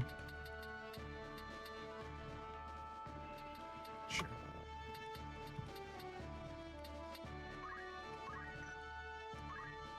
I don't know how to space. It's time. Chelsea says, I think I may be hungry or something, so I'm gonna go eat. All right, later, man. Affronted assault? Are the Northern Sky a bunch of lackwits? That's a good question. I guess I am. We come under a white banner with a matter of the utmost urgency. We must meet with Count Orlando at once. The Count, you say? You must be sellswords in his employ, come to kill the Duke. But you're too late. Orlando's plot was foiled and he now rots in a cell. All right, men, we put down these knaves. Have at them. All right, so just a couple archers, couple dragoons, monk, no big deal. That monk is a little too close to my mages for me to be terribly comfortable, but you know, it's fine. Oh, there's a summoner too.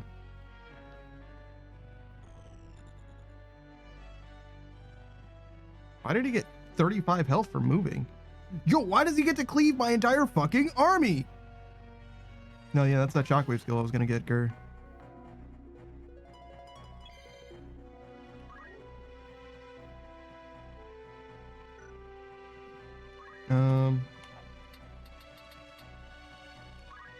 Can Ramza do something about this? Certainly can't attack. Or steal, for that matter. It's okay. He can... shout? Sure. Trust in yourself.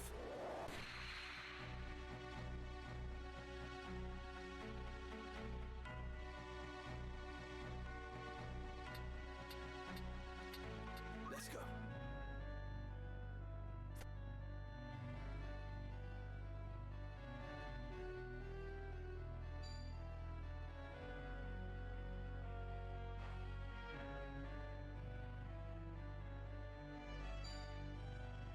Okay. Screen Ride's about to get Leviathaned. We definitely want to stop that from happening. I don't know how much we're going to be able to do that.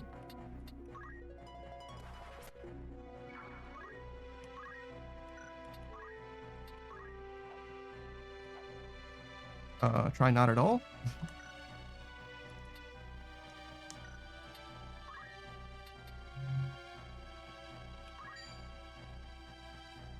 I don't see this jump like doing that much.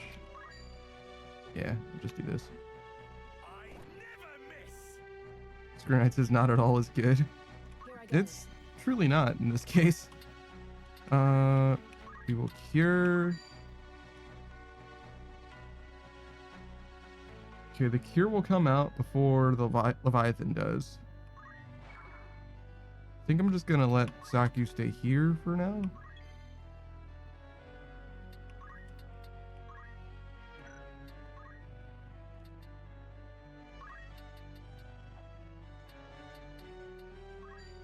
Yeah, that's not really super worth it.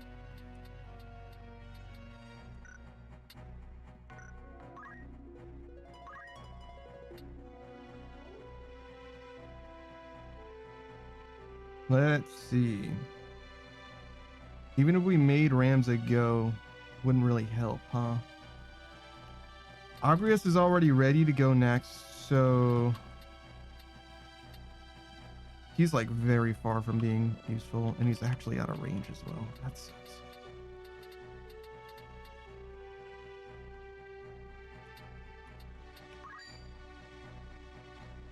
Yeah, well, at least we'll be hasted before we get murdered.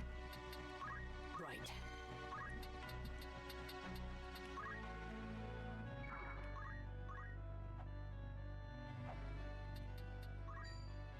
Sure. It's no use. Wow, why'd you hard focus down that archer? He was the only one within range.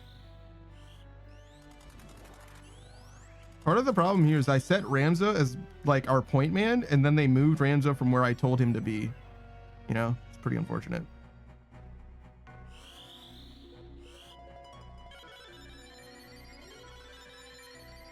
All right, well, these guys are fully healed, so let's see if we can tank a Leviathan.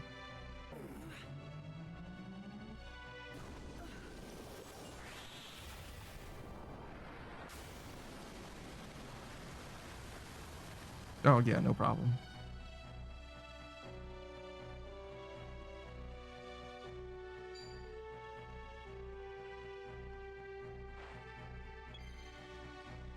All right. I would like to heal again, actually. Not gonna lie. Kind of the same thing that we just did. Let's move over here.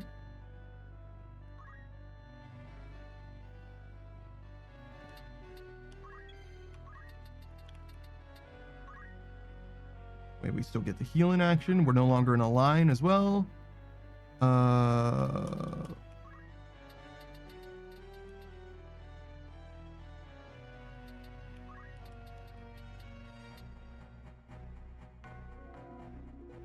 Maybe we can haste. We're not gonna be able to haste more than one since they're like on a weird terrain situation, but let's try and get Gur hasted as well.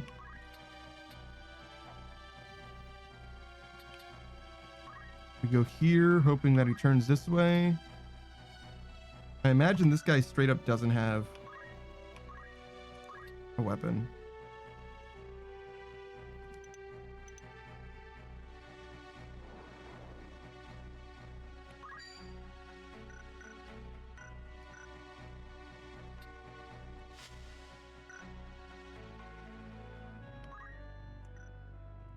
How do I... Oh, battlefield. Yeah, he doesn't have a weapon or a helmet.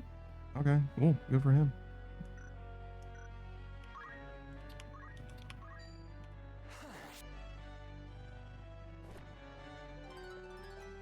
I don't know if this is... I don't know if I'm going to win this fight exactly, but cool.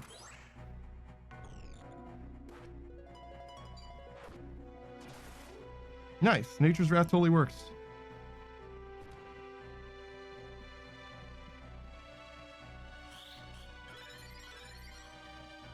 All right, Taku's still got a little bit of missing health, but that's okay.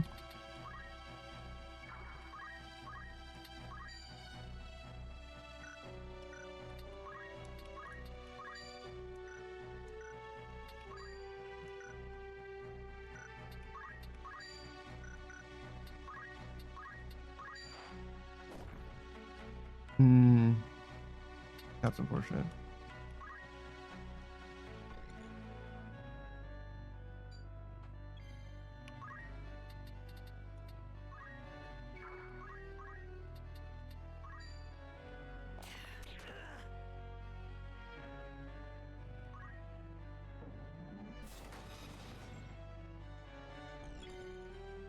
All right.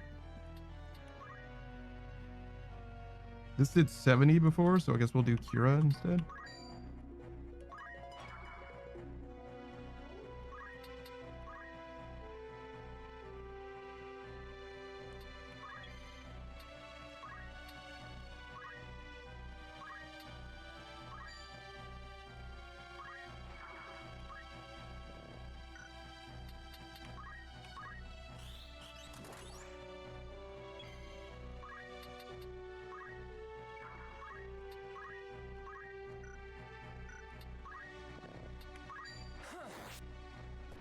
All right.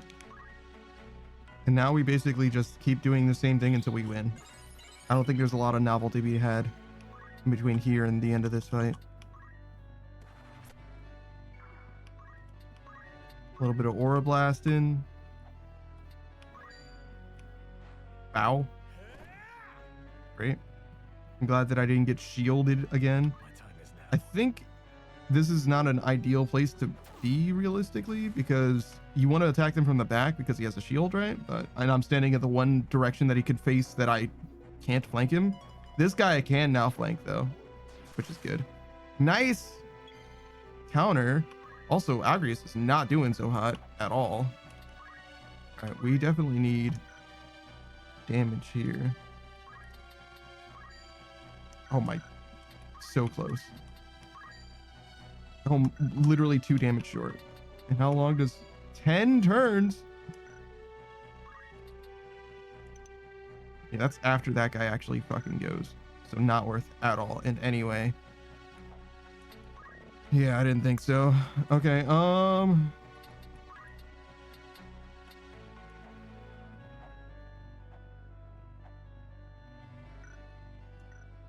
If I move here, can I attack that archer? No.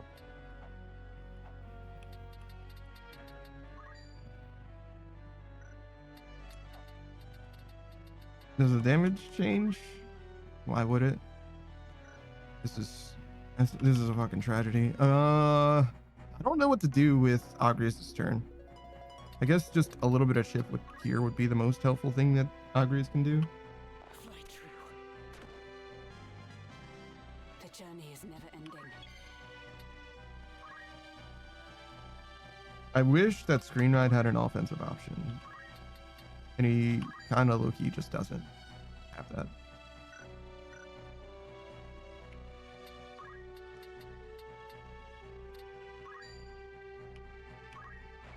It's okay. Whatever it takes. Then you do have an offensive option. So Saku can... Oh, I guess Sagria should have chipped this guy down a little bit, huh? Would have been a kill, but that's okay. We move here so that they're not in line with that monk's shockwave. So the monk has to choose which one to attack. So we're gonna say Saku's cooler. Saku is cooler, confirmed. I mean, Mystic definitely has more utility. That's for fucking sure. Than Time Mage. Time Mage has haste, and haste is like always useful, but it's just not damage, right? My luck. I must keep at it. Okay, cool.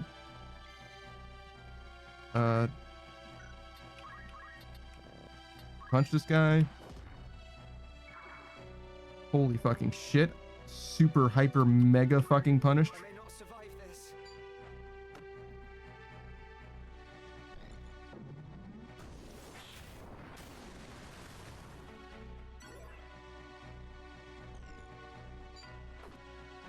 Okay.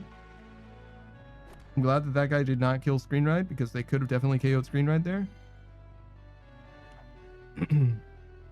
Agrius, I believe, should be able to snipe this summoner. Beautiful. I'm going to move Agrius up here because it's safe.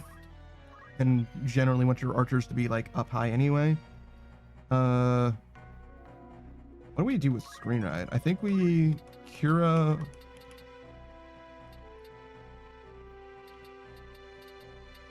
One, two, three, four. I think we Kira here to cleave Ramza, and we probably move. Apparently we get 3 move, but that's fine. Still works. Oh my fucking god. Can I... no! This is the worst fucking thing that's ever happened to me. Fuck. Just please. God fucking damn it. All right, it's fine.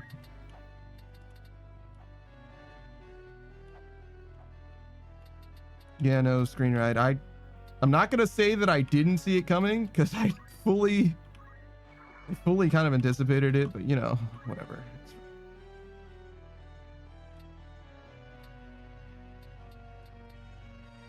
I must concentrate. The awkward part is I kind of have to stand here now. I can throw stone. Yeah, this would mitigate 1 heal cycle, but I think I would rather get stats.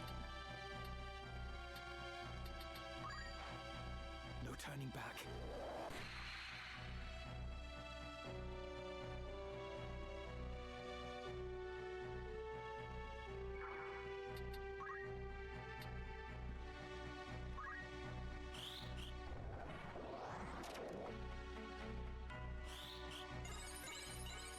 All right, all 3 of them are fully healed.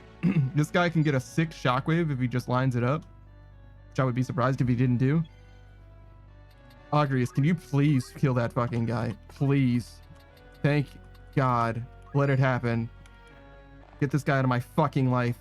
Oh my there's no fucking way, bro. This guy's made out of fucking rubber. Like, he's the fastest kid alive. Like, nobody can fucking hit him. It's impossible. Yeah, that's sick ass shockwave. Look at the value. Like a book. This is... There's just no fucking way, dude. I'm so fucking sad. Honestly, I'm probably gonna just stand here. Fuck it. Now for... who do you think that guy, that Dragoon was jumping on? Saku? Probably Saku.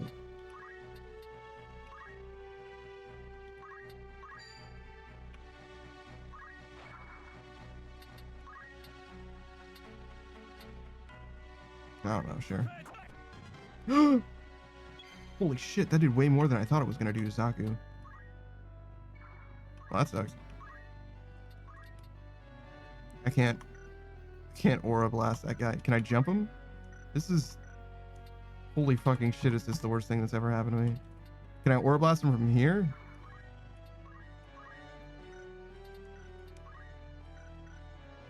Oh my god. Oh my god. This is the fucking worst. Can you... Agrius. Agrius. That was close.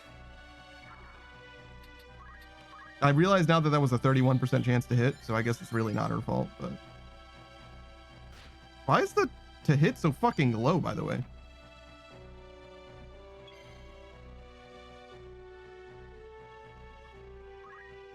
Oh, thank God. I can flank this guy. Fuck. Actually. R. An obelisk?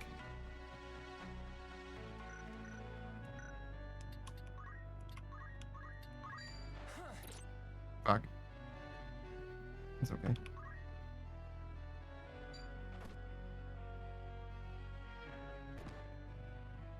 We're not in a good spot right now.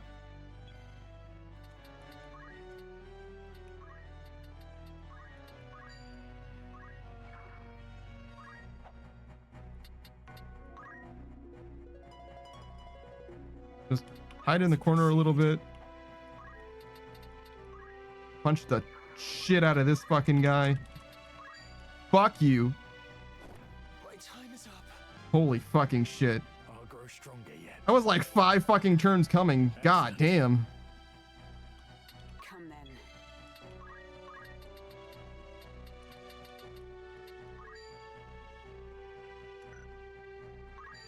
70.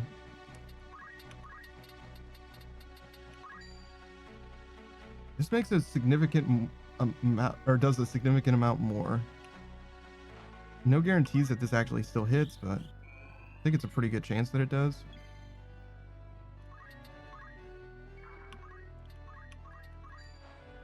In some ways, it's greedy to try to steal this. In some ways, it's optimal because if I do steal it, this guy doesn't have a weapon anymore, right?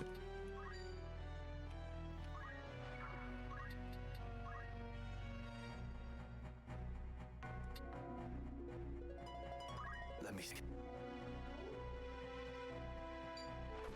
That's really fucking unfortunate. Okay, now we're in a really bad spot. Yeesh. Holy, okay. Why is that guy just standing there guarding? Just gonna stand there like a lemon.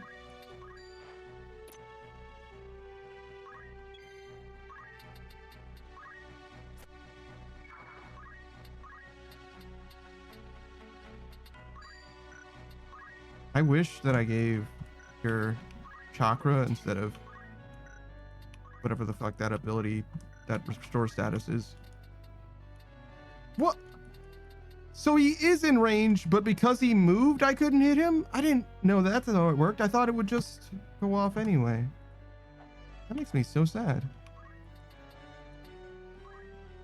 I thought if he was in range, it would hit him regardless if he moved or not.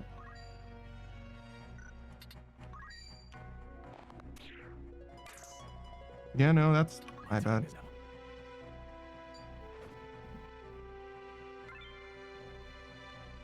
Okay. Fuck me, I guess.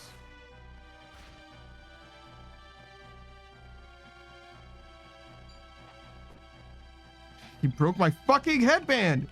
This guy in particular, fuck this guy. He's healed more than he's healed as much damage as I've done to their entire team nearly. This one guy has healed. Well, that's not true because I've obviously done damage to this guy, but you get what I'm saying? Like, he's done so much fucking healing just from 30 move or 35 at a time every time he moves. Like, it's fucking ridiculous right now. So that's a summoner crystal. It's pretty unlikely to be terribly helpful to either Gur or Agrius. So we can just focus on trying to clear these guys before we fucking lose at this point. Which I don't think is going to be super possible. Keep it 100.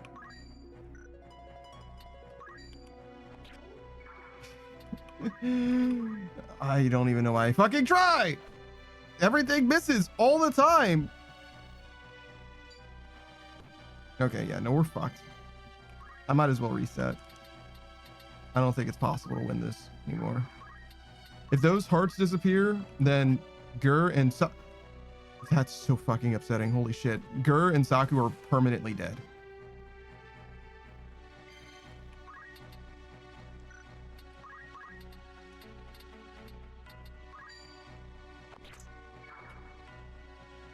Okay. Hear me out.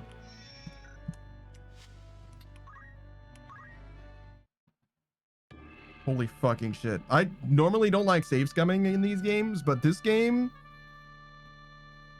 either you grind or you like fucking use a game guide in this game, to be honest. I don't think it's possible to just like one shot through this game without grinding hardcore. Screenwrite says my streamer save scumming. This game isn't fucking playable. Like genuinely, I do not believe it is playable unless you save scum. They designed this game to either be save scum oriented or grind oriented, one or the other. I'm playing on the easiest difficulty, by the way. And like, I get it. I was greeting for the steals and I wasn't playing like super duper optimally and all that shit. But like this is fucking, yeah, fuck. Holy fucking shit. All those changes that I made are lost now because I didn't save after making them. I forgot about that. Jesus fucking Christ. Ready. I stand ready. Moving Rams over there is kind of a meme because he's not going to spawn there, but whatever, it's fine.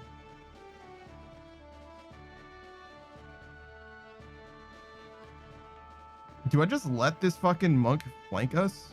Probably. No, do not start the fight because we need... if nothing else, the aim didn't really help, but we need to change her subclass. I don't remember what else we bought, but we need to change her subclass to Geomancy. There, that'll be good enough. We couldn't spend any job points for him. Oh, we could. On Chakra even. That's awesome. Okay, that does help. That was an accident. Okay, go. No turning back.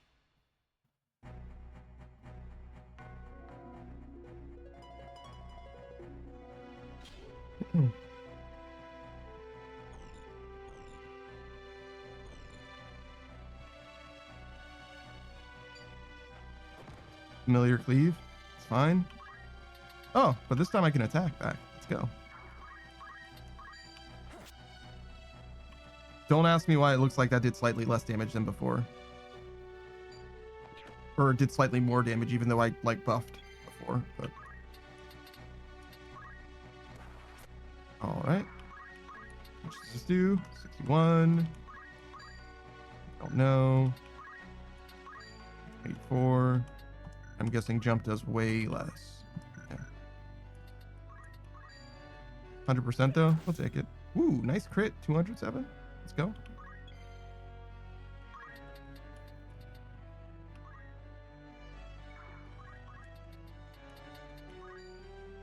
It's okay.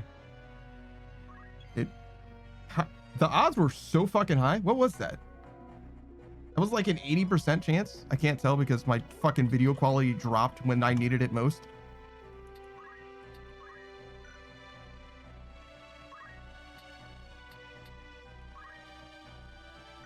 We could probably just invigorate one of these dragoons. Even if not, we'll heal by using cure instead. Yeah, sure.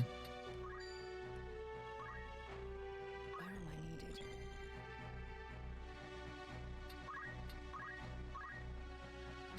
Sure. I don't mind cleaving that guy with haste. Not a big deal. I think we're gonna kill him in a second anyway.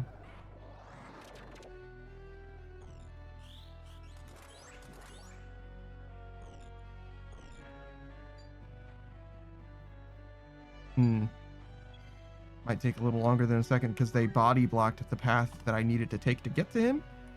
That is okay.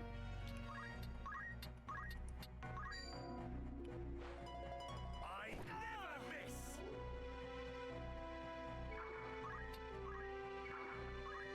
Whatever it is.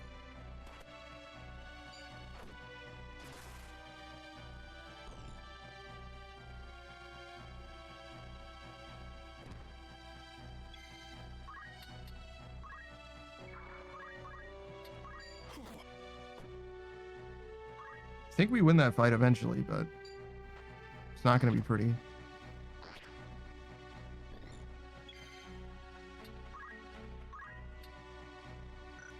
Okay. 1, 2, 3. So I can only move once and potentially still hit this guy. 28%, by the way. I have no idea why that hit is so low, but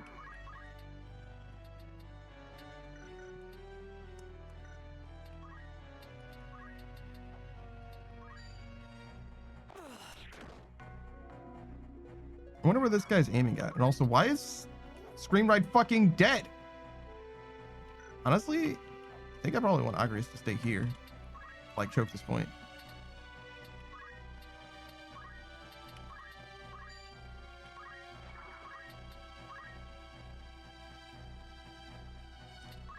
Don't give me that face screen ride. You fucking died. I didn't even see what killed you. I literally have no idea how you fucking died. Like, I have fully no fucking clue. Did you get shot?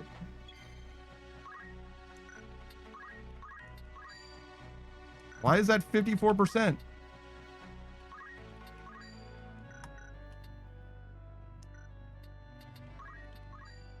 Oh, that's 100%. How long does this take? Unclear. Do I miss now because he moved?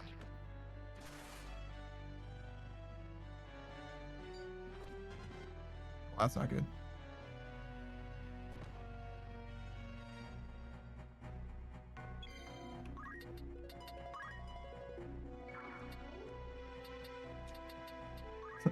Ramza making negative progress trying to kill this fucking guy. He's like, he's doing his best, but unclear that this is actually going to work out for the boys at home. Yeah, okay. So when they use jump, they always land and hit their target. When I use jump, I always fucking miss. I fucking hate jump in this game, bro. It's definitely my fault, but like, brother, does it feel like absolute dog shit? I must go on.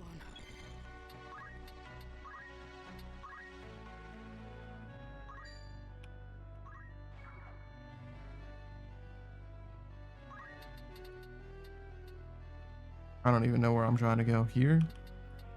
Here? Is towards the Dragoons really a good idea? Certainly not, right? Maybe here? I'm still gonna get Shockwave, but at least it's further away from the Dragoons.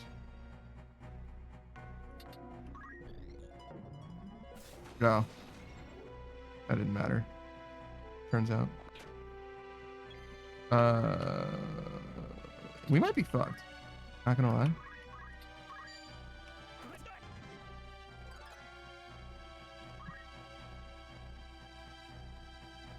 Also, that guy got full value out of that haste. I don't know if that made a difference, but it's certainly not good. Ramza lost this 1v1. Literally lost it. The other guy didn't even attack him. He literally just countered Ramza to fucking death. Hey, Sir Angel Adam. Do you ever feel like dialogue is scripted? Because Sir Angel Adam, I think that you've said, "Good morning, it's time," and "I just woke up, work," etc. You know what I mean? Like, for like the last 4 or 5 messages that I've seen you, it's been like 3 weeks since I've streamed, and I'm like, no, I still recognize this template. Sarah Angel Adams says my Twitch cover is in the new Resident Evil 9 game. What does that mean? Your Twitch cover? Oh, meaning you have a bunch of people who are all playing Resident Evil 9? It's covered in Resident Evil 9? Things are fine. I'm doing okay. Thanks for asking. I don't know too much about the new Resident Evil game. I know that Sphere Hunter, Susie, is excited for it. I don't think I'm going to play it, at least anytime soon, personally.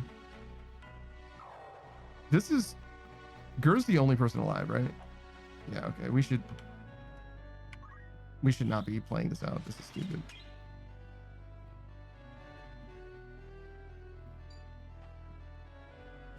Did I like? Am I fucking the worst at this game?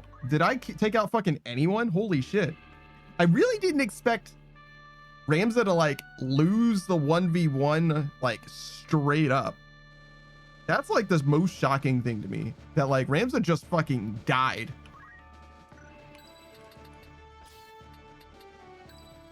Of course.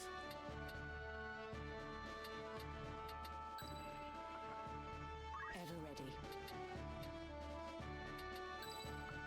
I stand ready. It's fine. Try to stop me.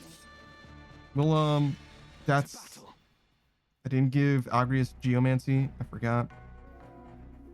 It gave me another warning about it, and I saw it and thought about it, and then I just started the fucking mission anyway. But whatever. And we'll try it without, because we're just gonna focus this monk first. Don't ask me why I keep putting them all in the same line like that. I don't know. I don't know why I do that. I mean, it makes it so that Ramza can attack on the first turn, I guess. Only one thing.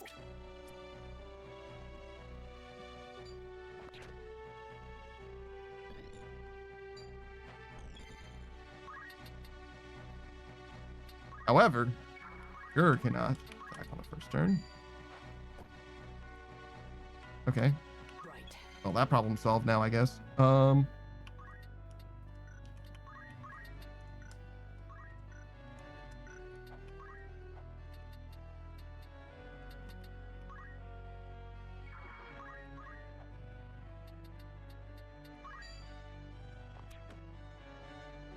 needed?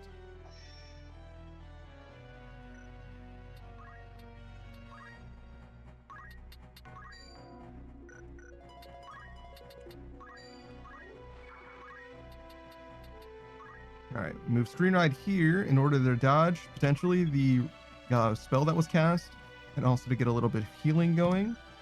We move Saku here for similar reasons. Hopefully that's far enough away from Screen Ride, and it might give us the chance to invigorate this guy.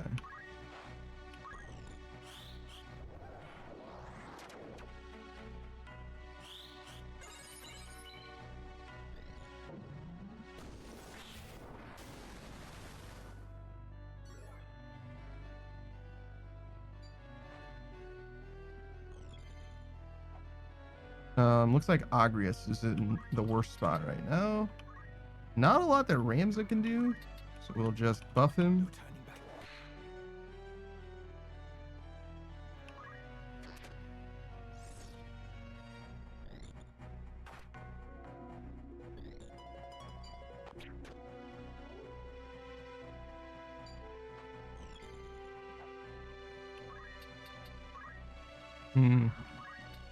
Not a lot this guy can do either, and he doesn't have chakra anymore. Okay. He doesn't get any benefit from doing that. Okay, good to know. Raise Agrius.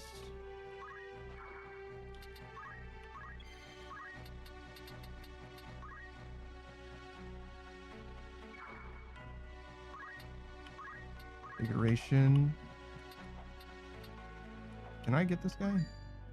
No, but close. Take the damage. Notice the health gap between what their units have and what our units have, by the way. Holy fucking reflect.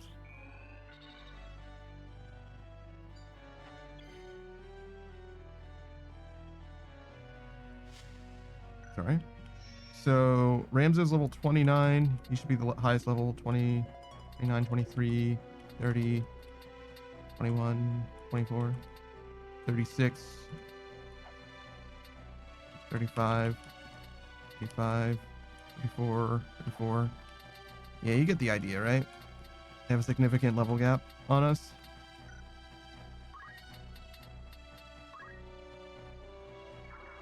Like, we could grind. Don't get it twisted. We could be higher leveled if we wanted to be. Skirnite says, I understand nothing. I mean, clearly me neither. I'm just getting my ass fucking handed to me. I'm not fucking big brain over here. What do we do here? Cure. group up so that summoner can get maximum damage on us.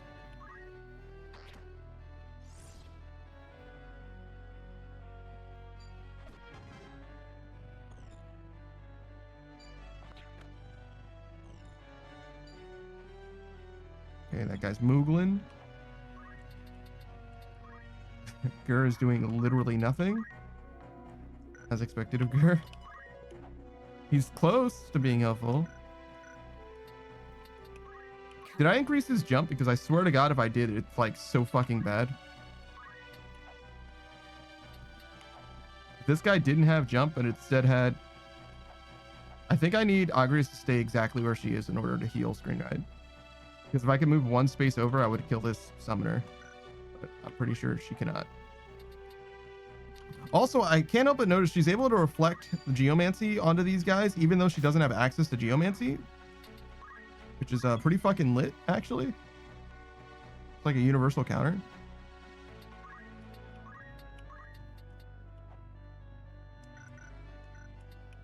I don't know if I really want to send Saku, like, into the fucking lion's den like that. I was really thinking about it, but I think it's probably better if I just leave Saku here.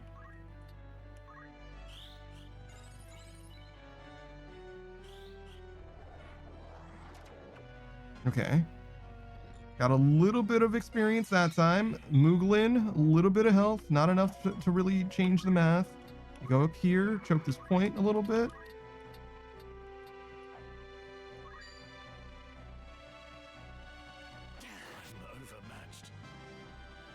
Wish that did a little bit more damage, but you know, it's fine.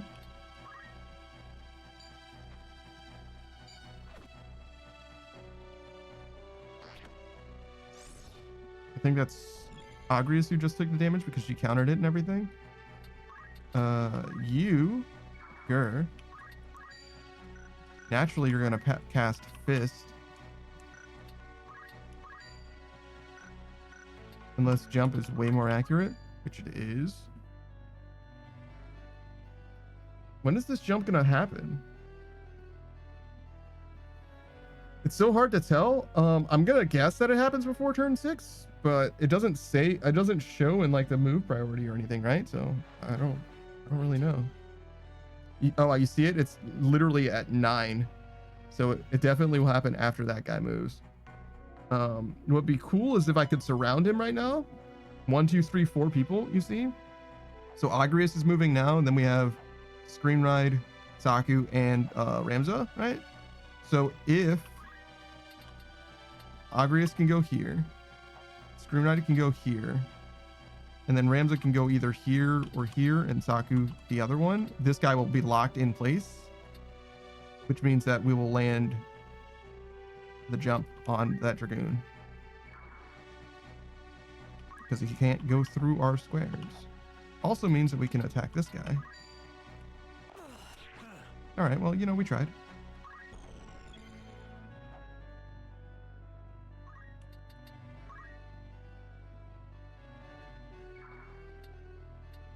Alright. It also matters that Ramza lives.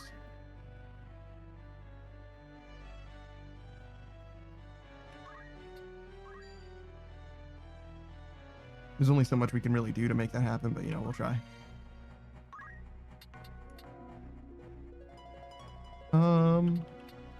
Ramza should be able to reach either square.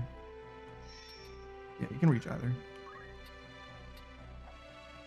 Can I not stand here if someone is jumping there?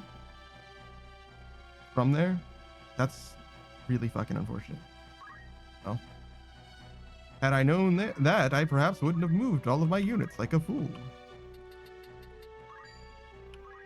Does that guy seriously live with 1 HP?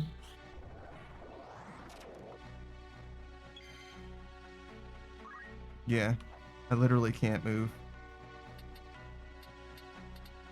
to the spot that I need to move to. That's fucking unfortunate.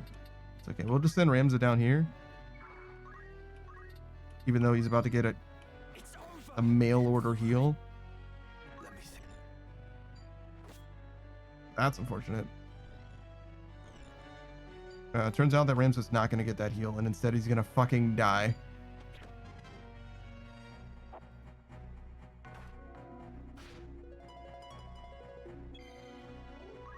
Oh, that's a shockwave over there. I should go get that actually. Why is your accuracy so low? Just sucks to suck, I guess. Onward.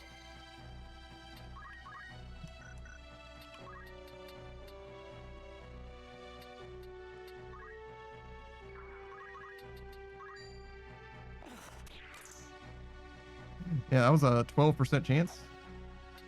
Whatever it takes.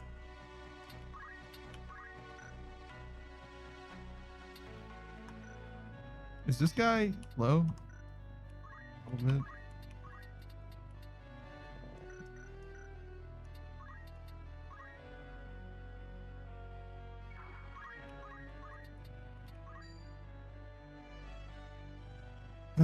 The responsible thing is just to survive screen ride. They're gonna take a decent amount of damage for it if we try to, though, so maybe we do this anyway. Because as you're casting, you take double damage. That's why screen ride died to begin with.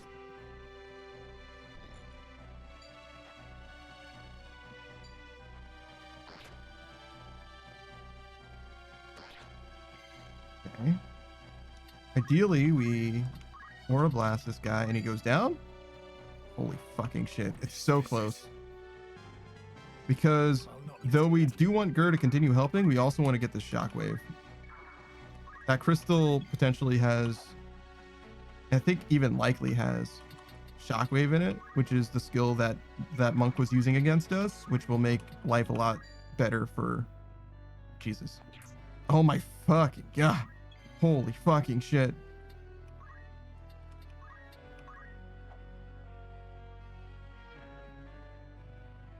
Okay, both of those guys are about to act. In fact, everyone surrounding Zaku's about to act. Both of those are way too fucking slow. Do I get this? It's worth knowing just how invigoration works in this instance. Ramza's not in a good spot. I think it'll be okay.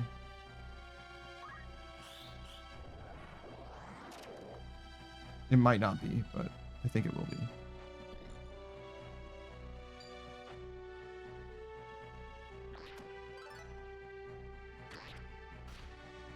Oh, I thought I had one more turn.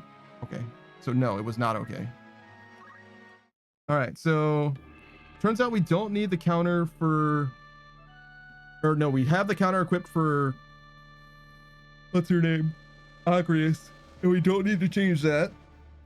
So she should have something else for her sub that lets her do things literally at all. We only need Ramza and Gur here. Gur should not have jump boost. He should have movement boost. Holy fucking shit.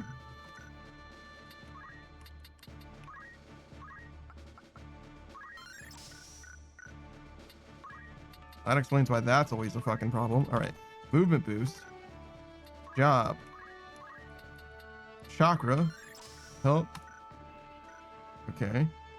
Agrius.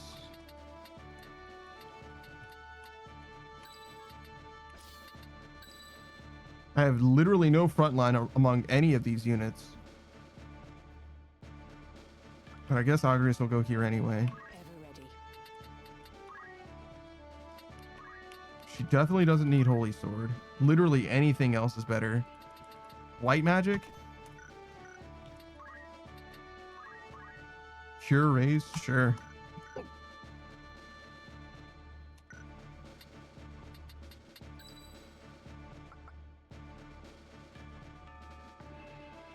What do we do?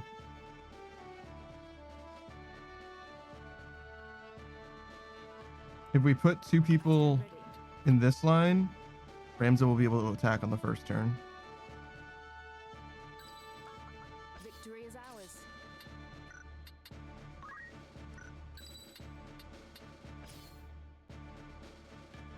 Doesn't have to be our healer though.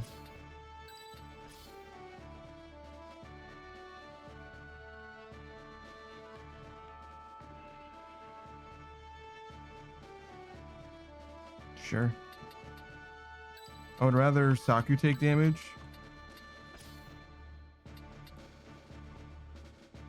Because Saku's also going to lifesteal immediately.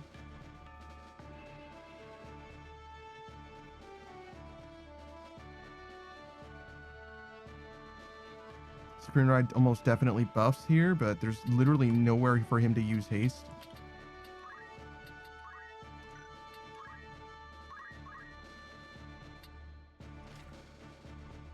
Get haste, Joe. Haste is one of the best things that he can do on his turn.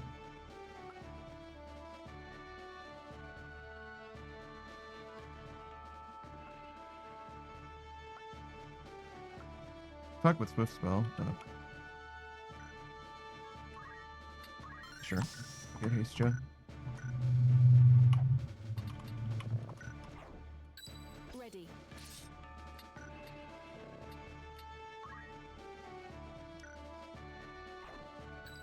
Ever ready.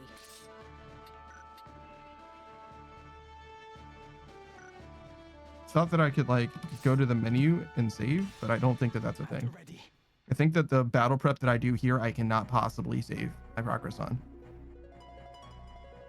Which is a crazy thing for a tactics game to do, because basically they're like, no, you don't get to prep for this. You have to react for this, which is the, like, so much of this game to me is antithetical to the way that, did I line up 4 guys here? I did. Whoops. I forgot to count Ramza. That's okay. It's like antithetical to the idea of a strategy game. I feel like it doesn't want you to be smart. It wants you to get big number. You know what I mean? Scran says it's innovation. It's kind of shit, honestly.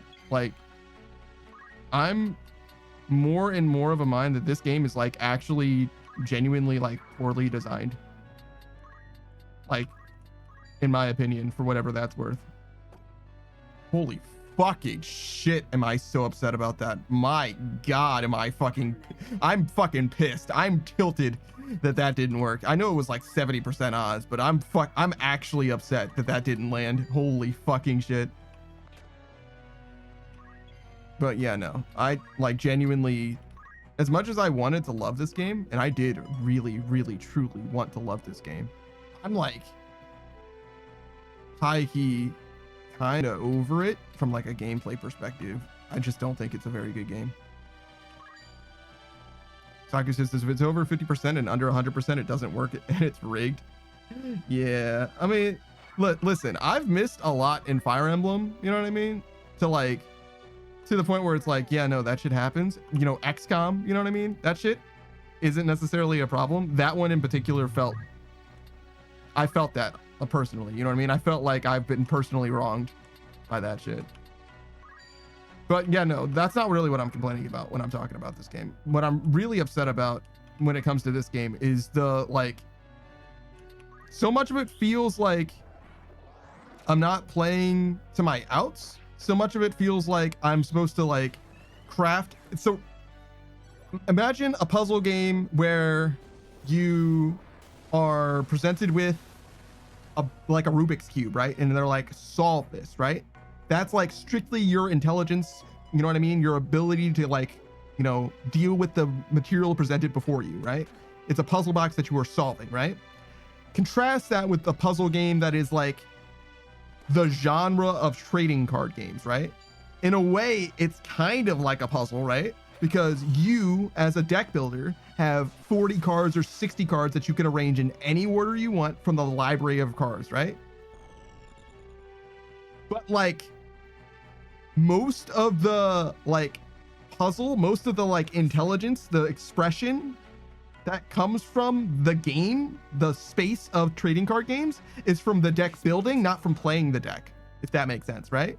Like, I don't feel like you as the player are challenged when you're playing the game, because the amount of options that you have in the time that you are playing the game are so dramatically limited as opposed to the scope of the deck building itself. You know what I'm saying?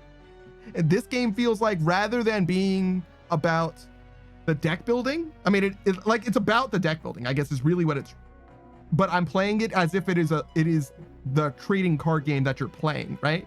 Like, I can imagine this being great for somebody who loves the theory of Magic the Gathering rather than playing Magic the Gathering, right? And I genuinely loathe the deck building part of Magic and Yu-Gi-Oh and all that shit. I fucking hate that shit. I will gladly look up what somebody says is an optimal deck and then just copy that fucking template. You know what I mean? And maybe tweak it a little bit because I want my tempo to be a little bit different or whatever. I would way rather do that and then just play the deck rather than be like, oh, well, let me go and optimize for this. And oh, well, you know, statistically, this is better than that. Like, all of that is the least interesting part of a card game by far to me. This is, speaking of least interesting part, like, holy fucking shit, am I fucked right now? I don't even know if I can kill this guy. I guess we'll try. If we both land this attack, maybe. I would like for Screenride to heal them. That's unfortunate. Well, if he targets him and he moves, it'll be fine, right? Invigoration. Dude.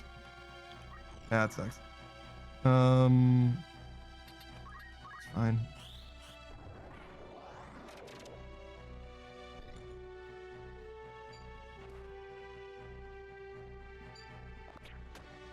That's unfortunate. Okay. We want to move next to Ramza. We want to Aura Blast this guy to death.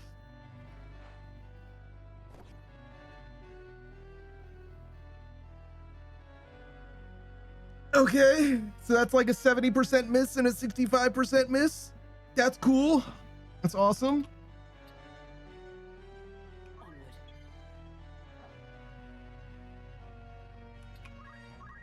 Oh my fucking god, dude. Do we take the damage on this guy? Sure. We could also attack that other archer who's really, really low, but we get bonus damage on that guy. Not gonna lie, I think we move here because now Agrius can't get attacked by 2 Dragoons. It can only be 1 Dragoon.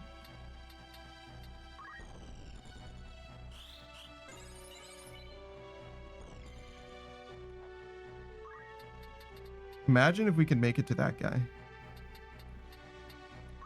Let's try. So unlucky. It's okay. Can we fuck this guy up? No. I mean, we can hurt him, but it's okay. Oh, that's not good.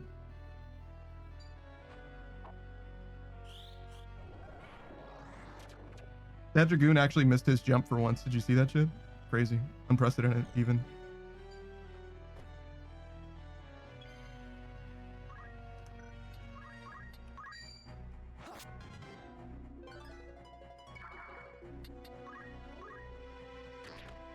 Zero says, where's Cloud? He's my favorite. He's actually in this game. I don't know if you knew that. I'm getting so fucked up.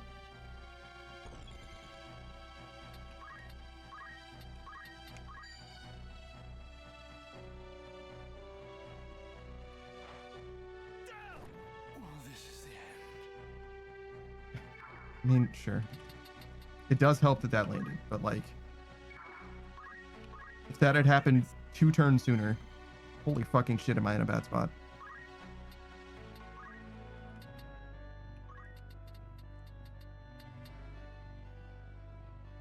The Summoner's gonna go next. I don't think he's gonna do anything that matters. We res Agrius, or do we go down and res Screen Ride? Probably is better to res Screen Ride, right?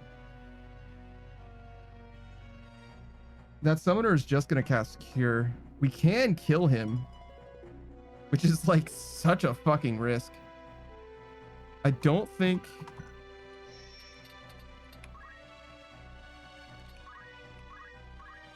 Yeah, he doesn't have Revive.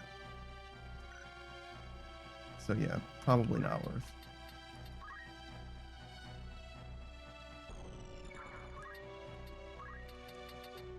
I don't know. This game definitely has options and strategy. It just doesn't feel like... It feels like I would have liked this game if I played this game before I played any other strategy game, if that makes sense. But after having played literally any strategy game, I just feel what this game doesn't have rather than what it does. And it does have some cool shit, but I feel like this game would be cooler if another game copied all of its mechanics and intricacies and all that and gave it to a better game. You know what I mean? Like, so much of this game just doesn't feel very good in a way that I can't put into better terms. Like, the bones are definitely there, but the more I play this game, the more I'm like, yeah, no, it's kind of bad. Like, genuinely.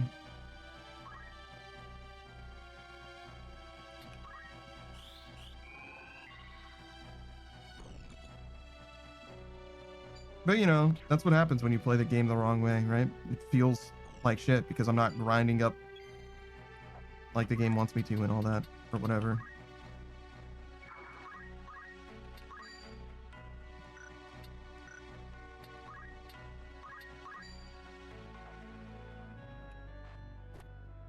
I'm kind of shocked that that landed, to be honest.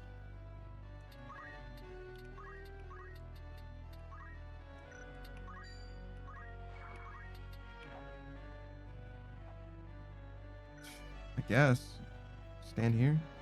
Raise. We have to survive one archer? That's probably okay. No choice.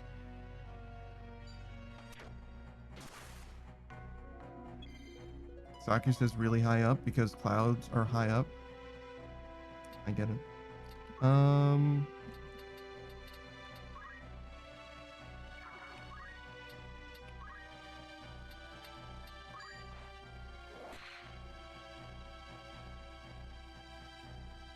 Modern Age Sage says Ramsey is my favorite. He's the best cook in the world.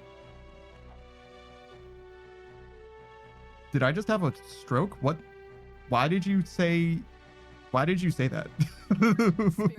was that apropos of anything? Like, did you literally just did you type that into the wrong chat? What the fuck is this?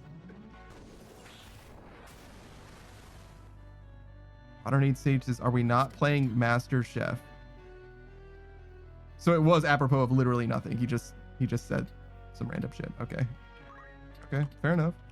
I mean, I'm glad I felt like that was fucking random because it was. Like, did I just miss?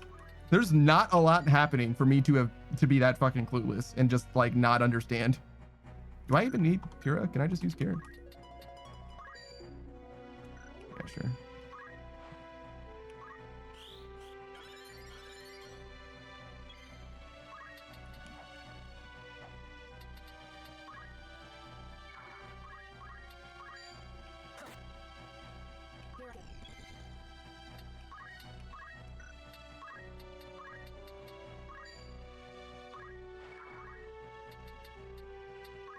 Okay, we move Saku over here so that he's relatively safe. We can win this. As he revives Agrius.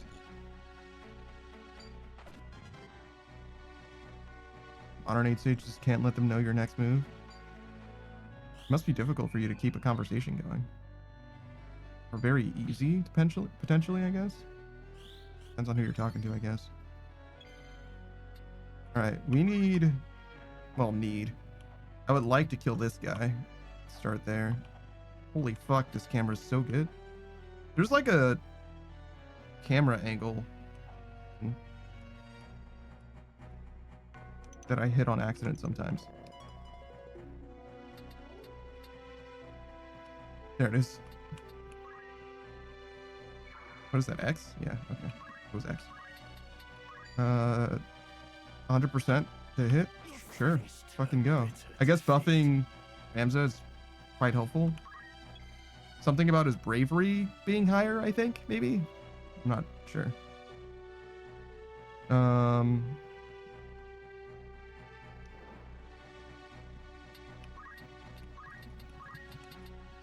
Sure. Seems like a worthwhile endeavor. Grenade says, did you not read the thing that like explained how bravery worked? No, I did. but I read a lot more as well, so I don't fully remember everything. If I was playing this game on the PlayStation 1, I would probably have the fucking manual open to the status page so that I could just review it at any time.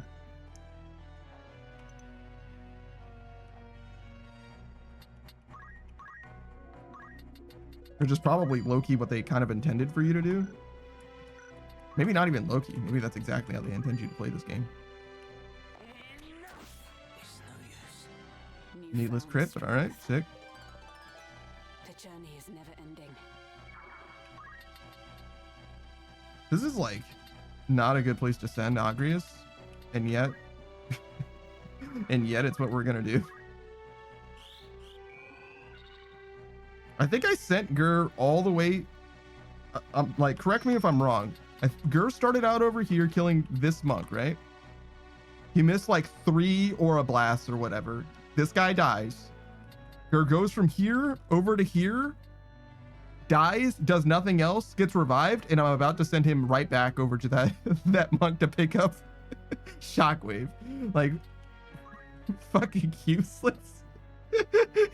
Gur missed 3 attacks in a row, or 2 attacks in a row, dies, well, travels across the entire fucking battlefield, dies, gets revived, doubles back across the entire fucking battlefield before he does literally anything else. Fucking useless bastard, dude. Like, actually fucking useless. Oh my fucking god, dude. Reminds me of, oh, never mind, that's an item. I don't care about that nearly as much. Reminds me of Savage in my fucking Pokemon playthrough. Like, holy fucking god.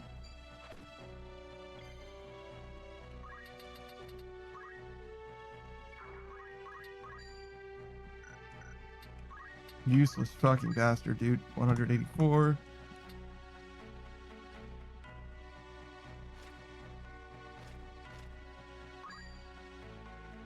Yeah, I don't know about that one. This does 184, and this does 161. I don't think it'll make a difference, to be honest. Maybe I should have taken the extra damage, but I don't know. 2-hit KO is a 2-hit KO. Alright, we go over here. And use shout once again. Buffing abilities like this that you can use infinitely are fantastic because you can use them on any turn that you can't do anything else. Free.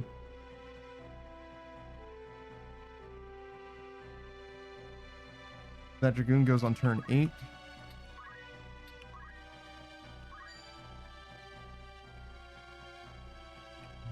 This comes out on turn 6.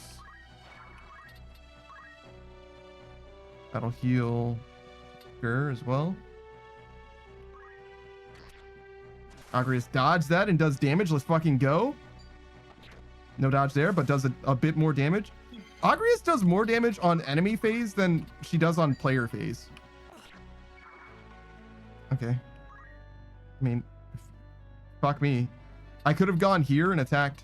I could have gone here and attacked this guy, and then I would have avoided his shield.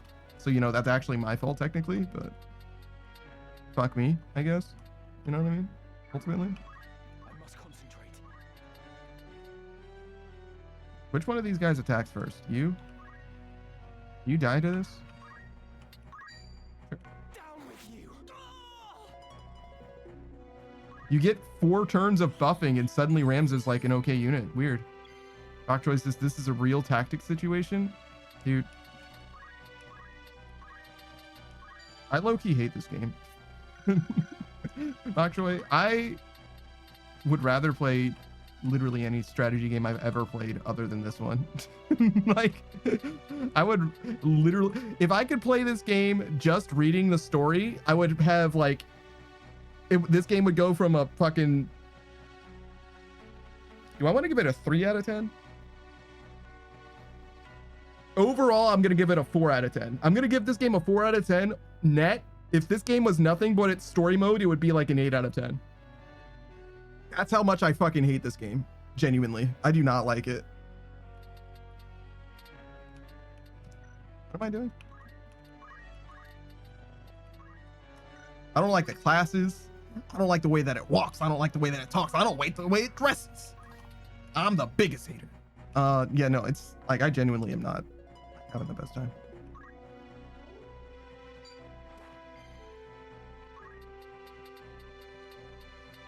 It's like okay, I guess. But like, if you like this game, boy, what do I want to introduce Fire Emblem 7 to you? You know what I mean? Like, oh shit, you like this game? Fire Emblem 7 is fucking a banger. Like, you're gonna have your mind fucking blown. Now, granted, the problem with Fire Emblem 7 is that the story mode is like, you know what I mean? The story's like not there. Oh, what is your weapon? How do I don't know how to.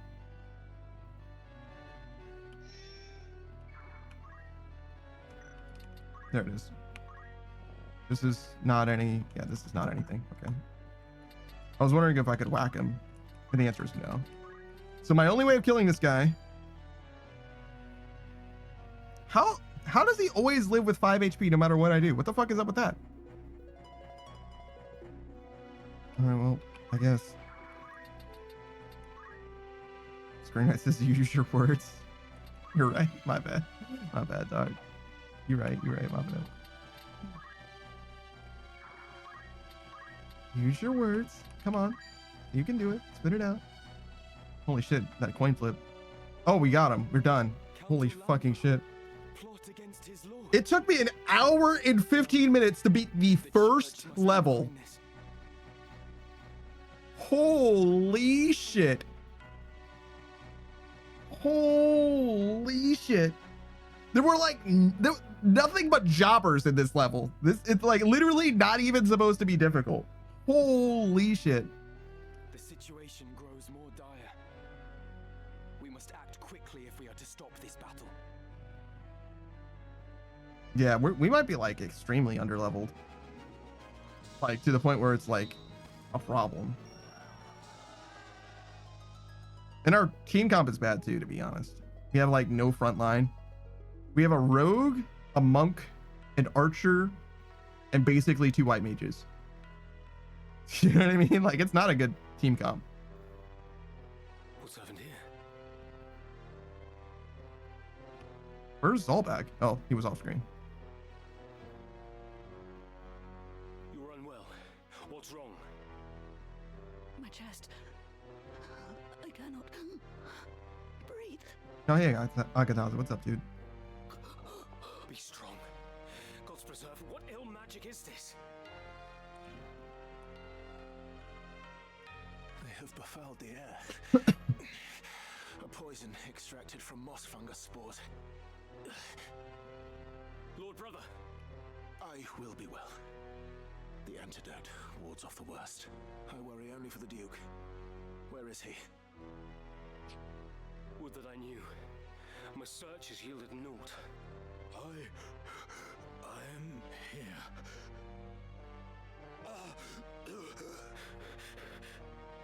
Your Grace, are you harmed? I wonder what Stark was doing a second ago. At once. Did he just happen to meet Zolbag here? Because I thought that Dice Dark was like over on this side of the map with Duke Lark, but he didn't know where the Duke was, right? So. How do you feel, Your Grace?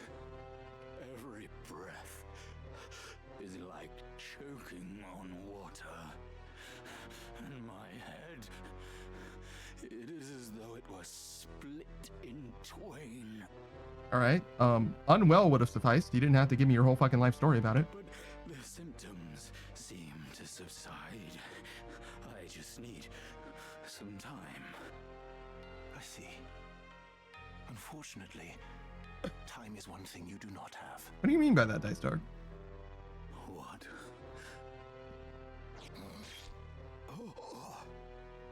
What are you? Dice Dark! I'm with Zolbak. Like, what the fuck is that, Dice Dark? Spirit says that's how I feel when that's how I feel people will react in public if I say one word too many. I don't feel that way too. Every time I'm in like a group of people, especially a group of people that I don't know extremely well, like there's a substantial difference between me being like comfortable in a space and me being like I should wait my turn to talk. Like, you know what I mean? Like Oh, I'm not allowed to speak yet. I'm going to just let everybody like do their thing, and I'll like try and say the thing. I'll get my word in when I feel like it's my time to talk. You know what I mean? I'm sure you've seen, well, maybe not really, because I only stream with the same people nowadays. But there was a time where I was doing a lot more streams with people that I'm not as familiar with. You know what I mean? Screenwrite says, boy, do I. And then you missed the opportunity to speak. No, it's all over. You had a funny joke, but you couldn't get a word in edgewise. Oh, no. Well, don't worry. If you want to experience the funny joke that always gets in edgewise, Bokchoy has you covered. Bokchoy is a fellow streamer, fellow VTuber, a big RuneScape player. I'm sure he's drinking that bowl milk in old school RuneScape. There's that brand new boss, if you guys aren't familiar with. I'm so confident that he's already experienced it. I think he's still hunting for soup as well. I think he's still on that quest for soup. I think he's like well past 27 mil sailing experience now. He tweets about it like roughly every day. Bokchoy says, I love bull milk. Woohoo! Yeah, man. Some bull milk along with those Rocky Mountain oysters, you know what I mean? A nice little souffle. That's not how that works. I guess it would be like a stew. A souffle is like a cake, right? It's a little different. 28.5 mil sailing experience on Bokchoy trying to get that soup. He's hunting for it. He'll get there eventually. One day. Me personally, though, I just got that on my way to 99 personally. You know what I mean? Like, I didn't even, you know, I just got it on along the way for the grind, just like while trying to max. You know, you might want to try that next time. But anyways, I definitely recommend Bokchoy. He's got a lot of different interests in the streaming space, particularly like anime adjacent things, horse girls and whatnot. Man of culture, if you will. Bokchoy says, put in my week PTO for League 6. That's June, right? So it's quite a few months away. Bokchoy, at the very least, he might only stream once a year, right? But he will at least stream 4 leagues. You know what I mean? I think it was Gridmaster as well. I think he streamed for that as well. So if you like the seasonal RuneScape, April 15th. Oh shit, that's very soon. If you like seasonal RuneScape content, you definitely got to check out Bokchoy, because not only does he do that content, he's also extremely fucking good at the game. Like, I saw him doing, I think it was Leagues, but it might have been Gridmaster, one or the other, right? I saw him playing, and I'd never seen him play like high level content before. He was doing Doom of Mikael, right? And I was like, oh yeah, no, like how familiar are you with the boss? You know what I mean? Because like Gridmaster's a little different, Leagues is a little different than the base game and all that. And he was like, oh, you know, he's like, oh yeah, you know, I've done it before. And I'm like, oh, okay. So like, he might not like, you know, he might not be the best at it, but he's going to be like, he's familiar with the mechanics. He's not going to be blindsided. And then he proceeded to perfectly flick literally everything. Like he went from Delve 1 to like Delve fucking 9 while just like playing Uma Musume on the side. You know what I mean? Like, it was like so free. It was like, oh, okay, never mind. Oh shit, I'm watching a gamer, excuse me, I'm sorry. So yeah, no, Bokchoy knows how to do stuff. That doesn't mean that he's gonna help you. If you're a RuneScape player and you see Bokchoy in your chat, he will watch you fucking manually bank iron ore. Like, he will just watch you go through extreme fucking pain. He will watch you right click drop an entire inventory of ore. You know what I mean? Like, he's fucking heartless.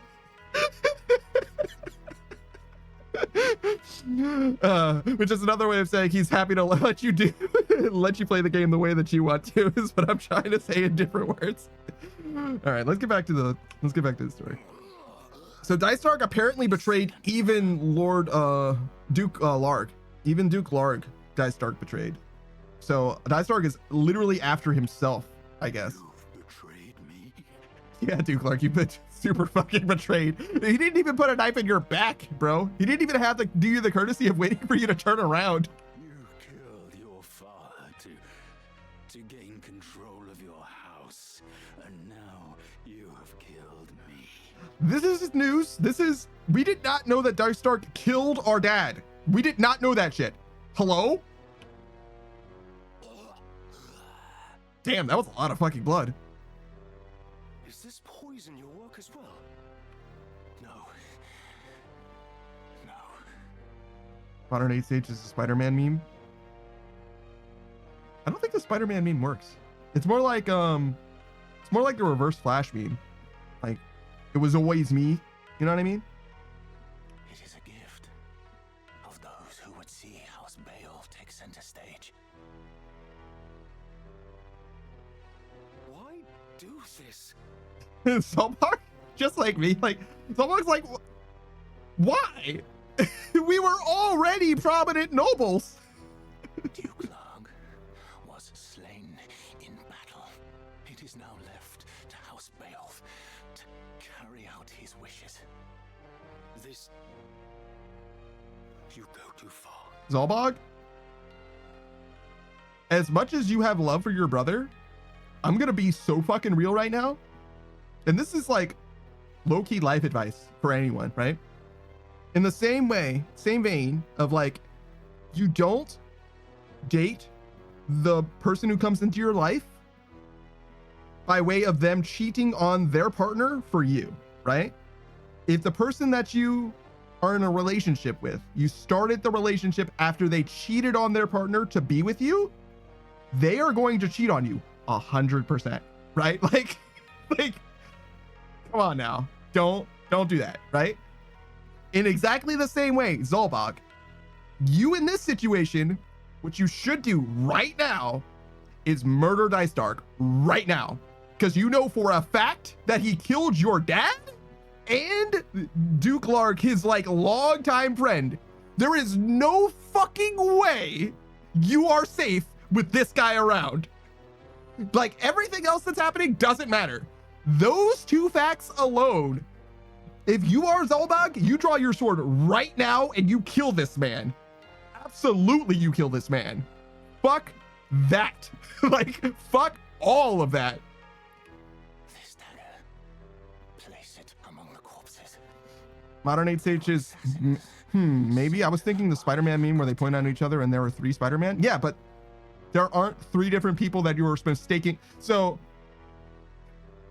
welcome to my meme study, right? The reason why that meme works is because there is a Spider-Man who is the real Spider-Man encountering one or several people dressed as Spider-Man that aren't the real Spider-Man. So you, as the member of the audience, don't know who the Spider-Man is, or indeed, if the original context of the meme comes from there being multiple Spider-Man at the same time, there are, in that case, multiple Peter Parkers that are all looking at each other simultaneously, right?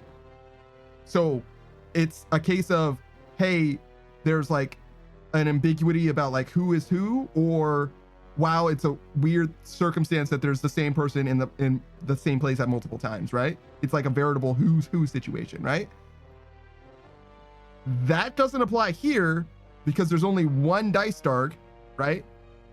And there's no ambiguity about what he's done or who he is or what his motivations are, right? So the reverse flash meme, the way that it's used, right, is it was always me, Barry. It's like anything that went wrong in Barry Allen's life, the Flash's life, that's what his name is, I think, right, is the reverse flash traveling through time to make it so that Barry experienced some kind of hardship. Might be Allen, what is his name? Wally West? If it's not Barry Allen, but whatever, whichever Flash it is, right? Right?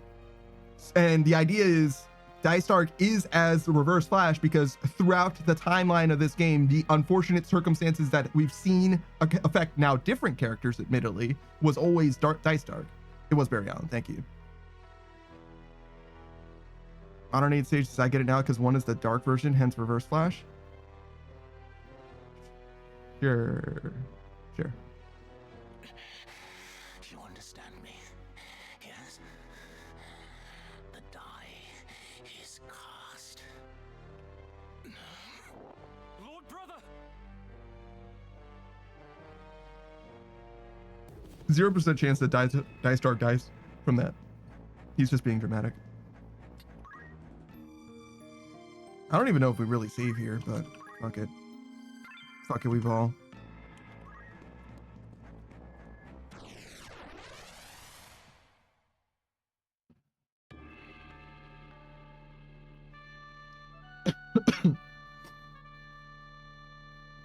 Oh, it is a sluice gate.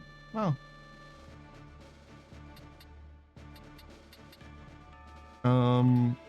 So as you can see, there's literally nothing apparent on the map.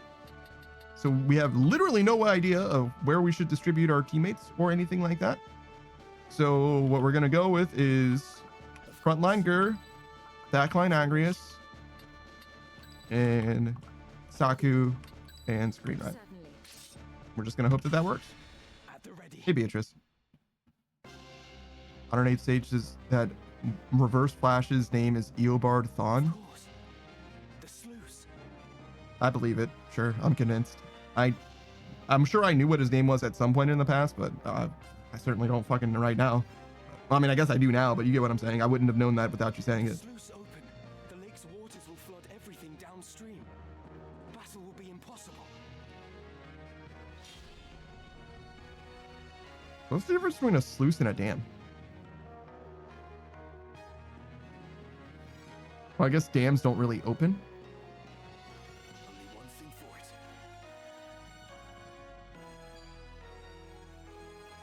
it. Dams collapse. Take this.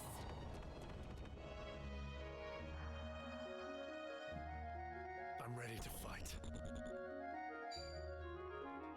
108 Sage's two superheroes lores that I know very well are Spider-Man and the Flash. Interesting. You like a wisecracking superhero then?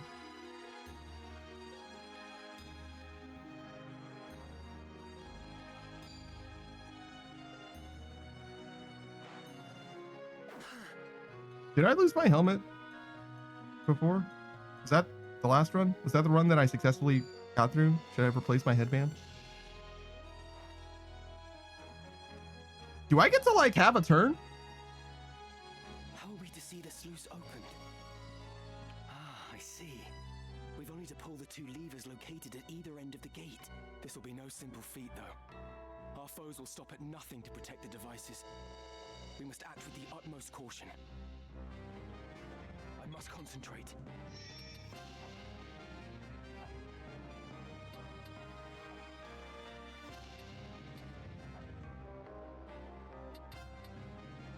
Do you guys see levers? Is it what these guys are standing on?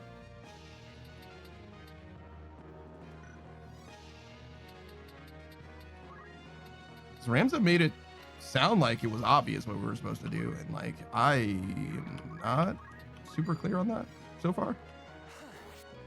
108 stages. My first / main hero's name in DC Universe Online is Velocity Speed.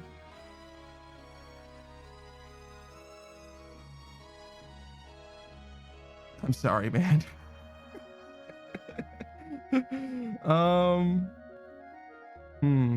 Speed is a good last name, especially for a superhero. Velocity, though, Velocity is a terrible name, brother. Like, especially a first name. You should have went with Vel, short for Velocity. Vel Speed. There you go.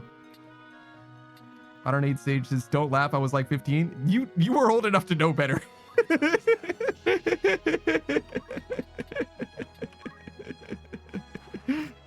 If you were 15, then you were old enough to know better. No, it's all good. I've done worse, I'm sure. What happened?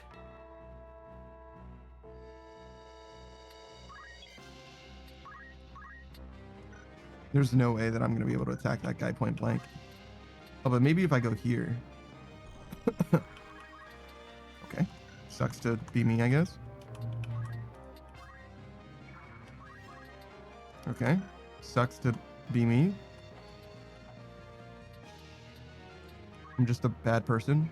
If I was a better person, this wouldn't happen. You know what I mean? Like, is he specifically in my fucking dead zone? Like, what is this? I can't go on.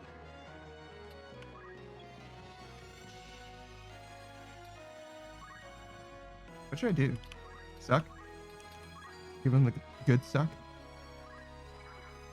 Where am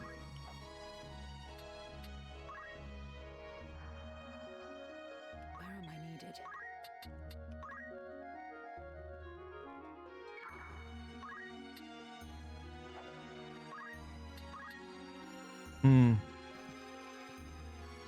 Is this worth?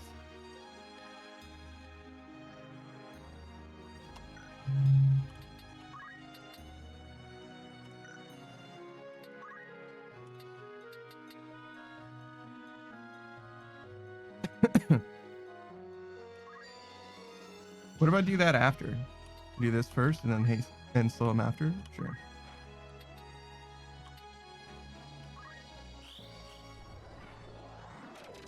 Okay, well that did literally nothing.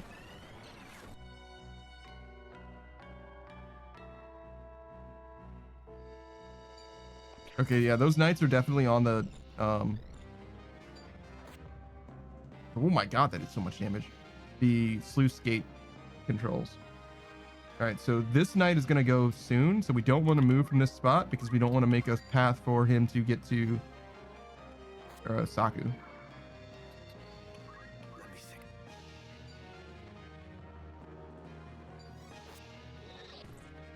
think. Okay, he's got an ice sword.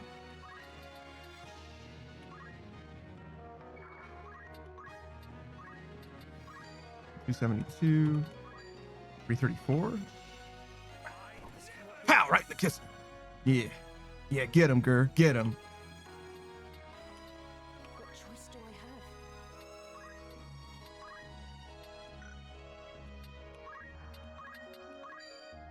have? 66. I'll take it.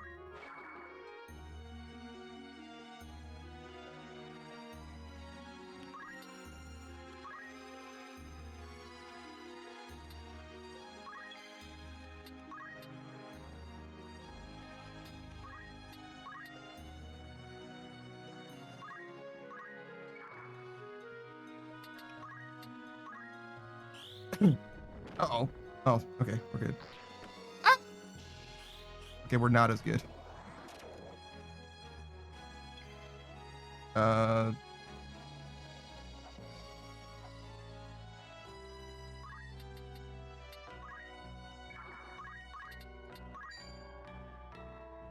Get him.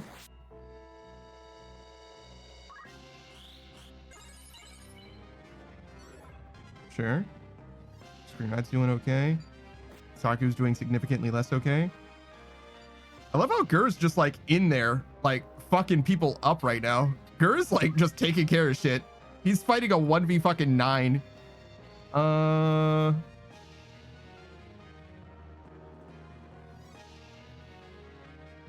Neither of these knights are going to be acting soon, so we don't need to do a lot. It'd be sick if we could kill this guy.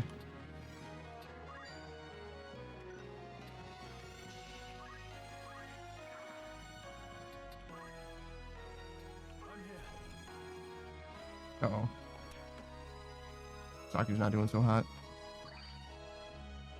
I thought that's a poison, but it's a potion instead. 117. 66. What is your to hit on this other guy? 97. Okay. I don't know why that guy that I kept targeting with invigoration was so fucking dodgy. He's probably got like a cape or something. They're just using potions on that black mage.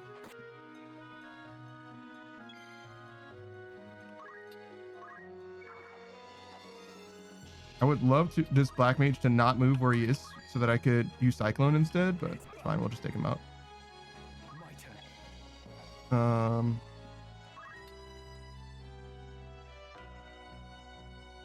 Gravity's not gonna do anything for us now because that guy moved. I forgot that he could just move. It's okay though. Oh, that's ooh, we live. We absolutely take those. We should be good to revive Agrius here.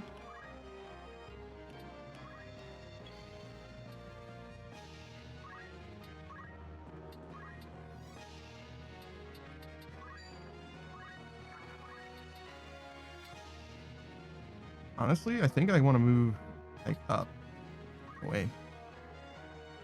Because I don't think that knight's gonna move still, right? So we should be like pretty safe just to be here. Do a little bit of damage. Maybe kite him up away from the rest of the squad a little bit. Agrius is back.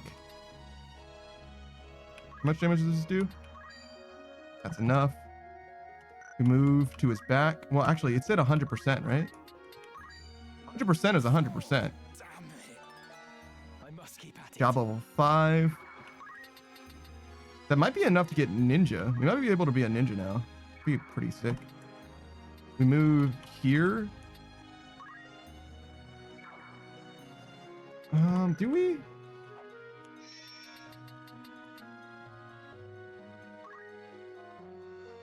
Three jump. 5.5 to 3. I think we go here. Protect screen right. You can count me.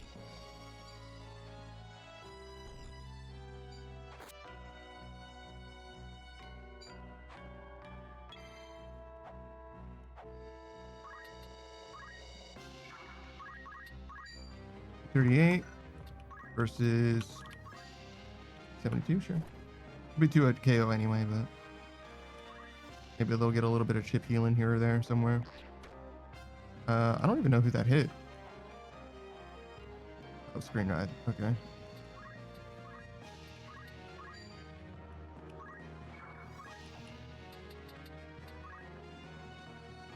Move Saku here so that we can put her back to the open water. That obviously hit Agrius, who fucked those guys up. Was that Gur who got fucked up? There's no fucking way. Agrius countered the archer using a stone geomancy and stoned not just the archer, but also fucking Gur? Bruh.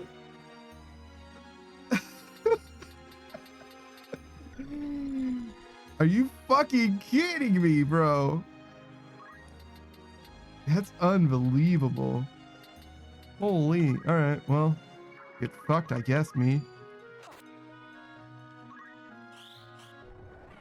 That might be all he's got. Yeah, that guy's out. All right, well, we can revive Gur right back.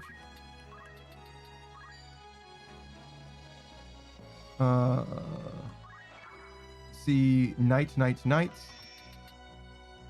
So we can actually move up here. There's no danger.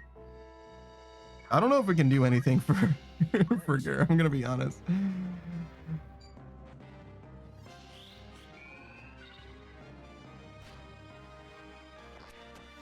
All right, Saku's not doing the best. We're gonna move screen right over here. He's gonna heal himself. He's gonna pick up that crystal. Hopefully, he's gonna become a better black mage.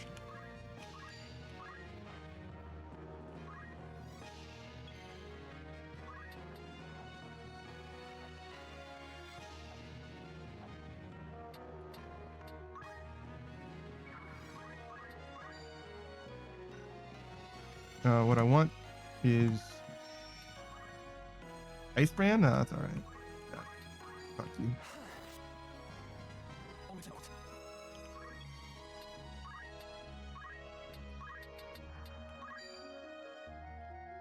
68, 53. We'll go with the Invigorate.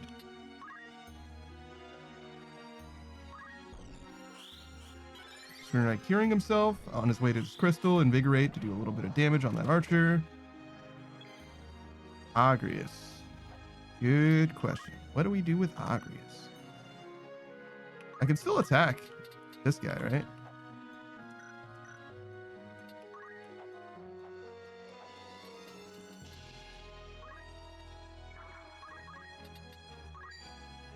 Oh, not really? Okay.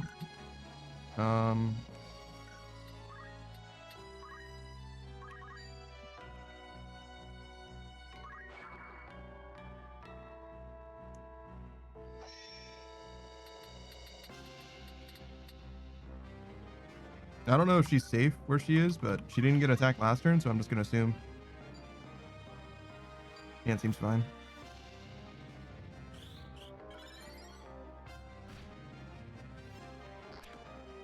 I must act. What was that guy? Oh, a black mage. 2 black mages despawned, okay.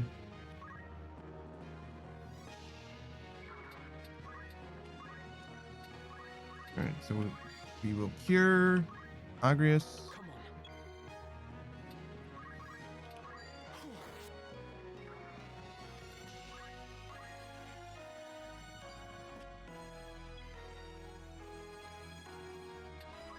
think we also cure Agrius, honestly. Top them completely off. The cure from Screen Knight will come soon enough that I'm not worried about where Agrius is going to be standing.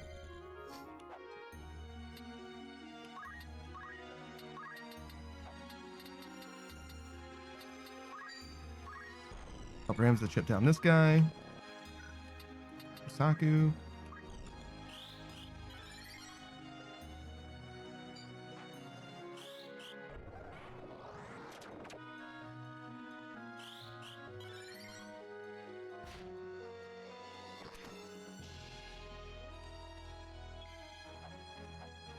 Is that another crystal down there? It is. All right. Ramza actually wants to go get that crystal in case that guy has any rend stuff.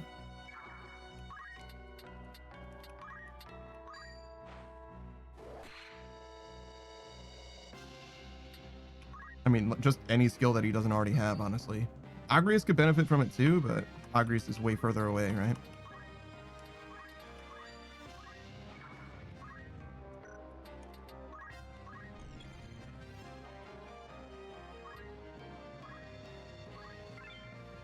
Yeah, now we're talking Firaga and Thundaga.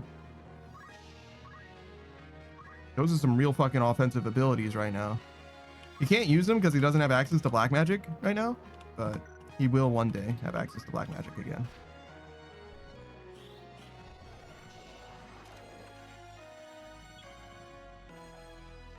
I presume we're going to give you black magic access again.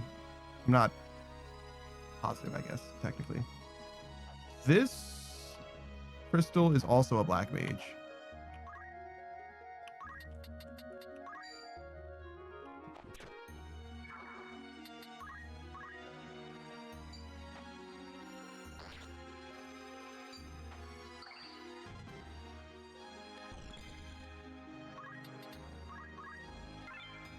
Sure.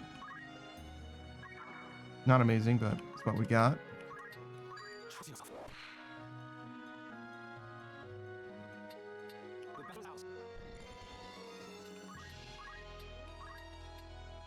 Duration. Wait. Screen Knight up. Screen Knight will do gravity, I guess. Sure.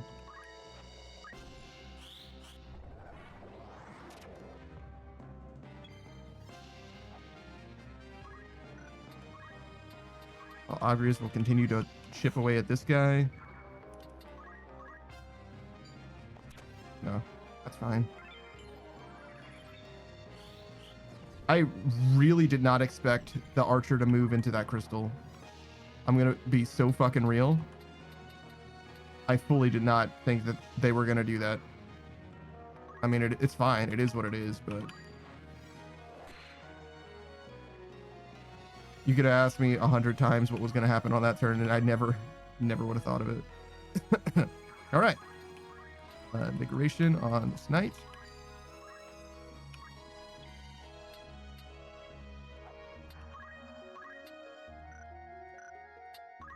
I can do literally nothing for Gur right now. I'm just hoping that he'll be okay at the end of this fight.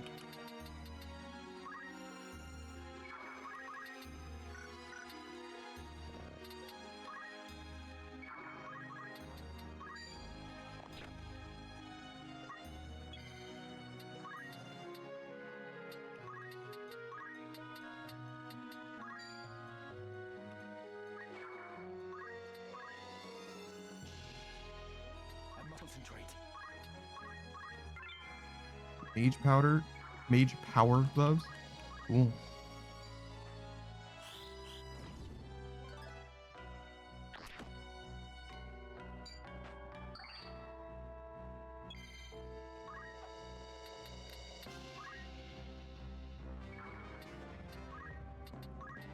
We don't have to use shout here, but I figure shout is a fine way to spend this turn. We could instead throw rock, right?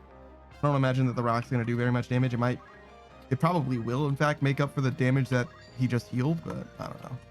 That doesn't seem that big a deal one way or the other. We do whatever is more accuracy here, so 68% is better than 60%. We don't need to kill both of them. I think we only need to kill the one on the actual sluice gate controls itself, but nonetheless.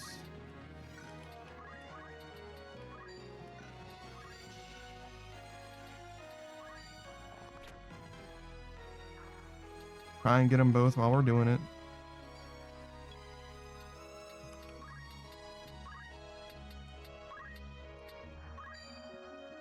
I think it would be 75% for either of them, the Screen Knight. And Screen Knight technically has more value on the Knight, I think. So that's what we're doing that for.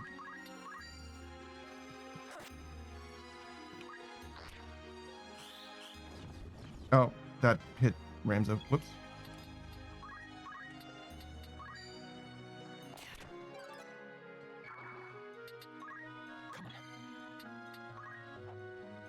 That's kind of funny. Don't worry, we throw stone. Yep. That certainly did not fucking kill. All right, well. Oh, no.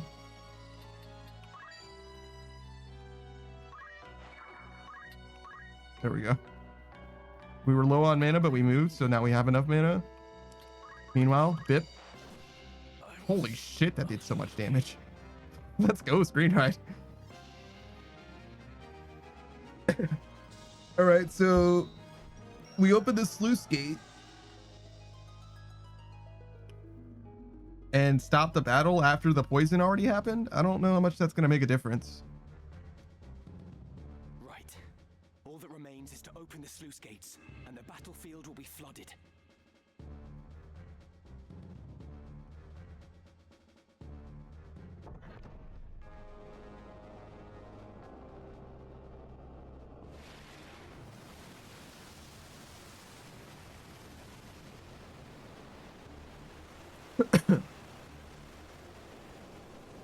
Honestly, there's not that much water here.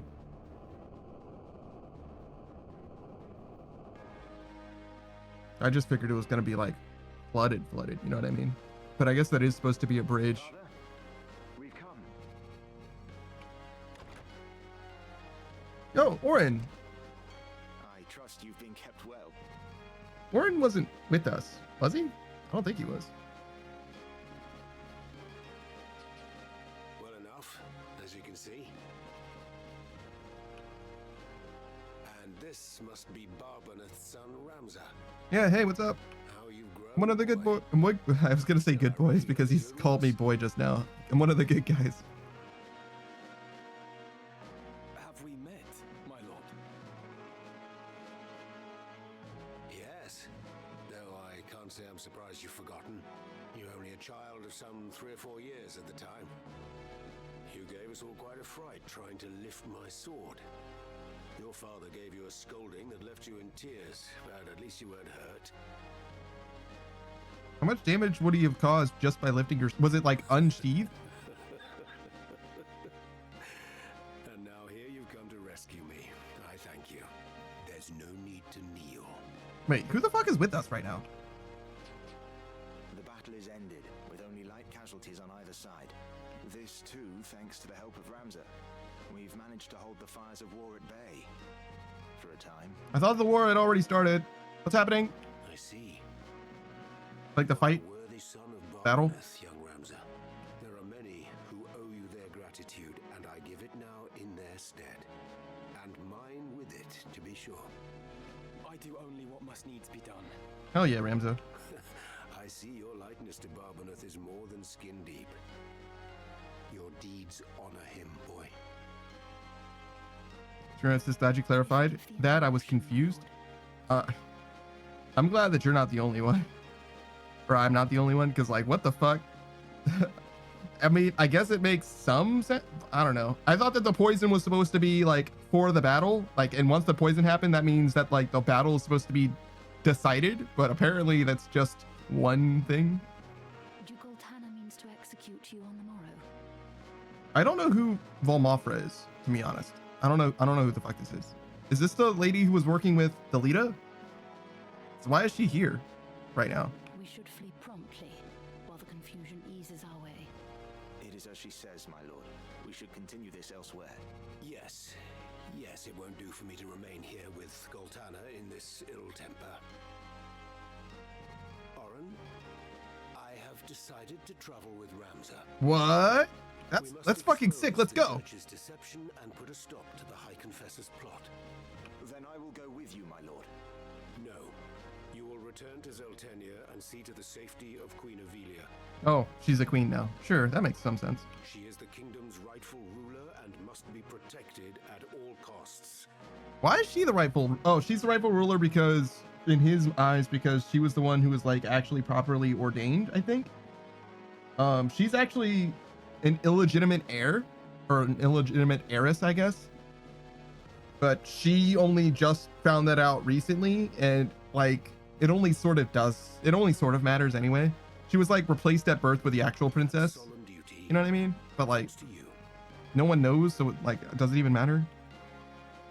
I shall guard her with Unless my there's life. DNA tests, you know what I mean? Like I don't see how that's gonna make a difference. Like she's was basically raised this whole time. She wasn't born a princess, but she was raised as a princess, so everyone knows her to be the princess. So like I don't know how legitimacy actually has any bearing unless you can prove it somehow. Well, Ramza, I trust you've room in your retinue for one more. Long in the tooth though I may be. My lord, you appear to me as a warrior in his prime. It would be my honor to fight at your side. Then let's away before we're found. Wow, Orlando's in our party. I certainly didn't expect that. I kind of expected him to betray us in some capacity, but no, he's a cool guy. A sword saint. He's only level 30, I notice. I pledge myself to you.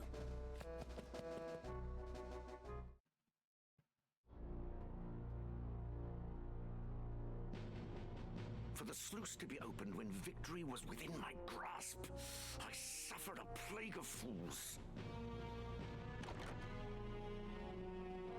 Oh, hey, it's Toledo. Hello, friend. You called for me, Your Grace? Commander Hyrule, you are to gather a company of soldiers and move against the northern sky at once. If allowed to regroup, they will force another impasse. That is unacceptable. The White Lion must be put down for once and all. But, my lord, the water from the sluice severely hinders movement. Even should we assemble a company, we would be hard-pressed to contend with our foe. That would be what the water's supposed to do. What's sauce for the goose is sauce for the gander. This is an opportunity we cannot let pass. What's sauce for the goose is sauce for the gander.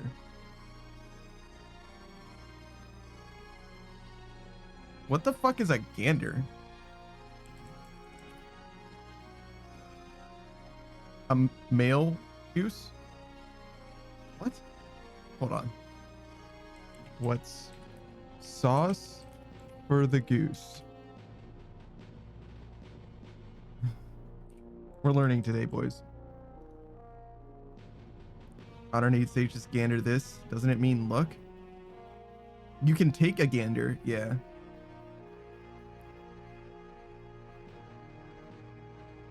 Used to say that one person or situation should be treated the same way that another person or situation is treated. Sure, that makes sense. So it's because goose and gander are both geese. So no, it doesn't have anything to do with vision. Modern age sage says that also means goose. Yeah, it's like a duck and a drake, right? A drake is just a male duck. Whatever. Modern age sage is a gander, a flock. No, it's just a goose, a male goose. But yes, it's just one dude. Just sit. Like a cow and a bull. Just one fucking animal. One cattle. What better time to strike than now when they will not be expecting an attack? What the fuck? And they're not expecting a track because we're gonna have to struggle our way through a fucking river. We're gonna have to ford a river in order to attack. Even if they didn't expect it, we're gonna get blasted. Well, they won't expect us to storm the beaches of Normandy. Yeah, probably not, but it still sucked a lot. Modern age sage is like a pig and a boar, sort of. Pig and kind of implies domesticated or whatever. I don't know how wild pigs are. I think that they're actually technically domesticated, but they like feralize very quickly. What did you say?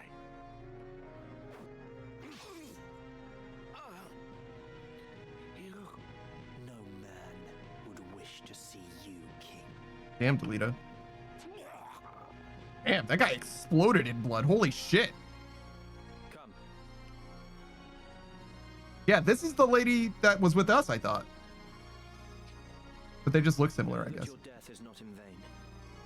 The vanity would be in living when Saint Ajora calls me to his side.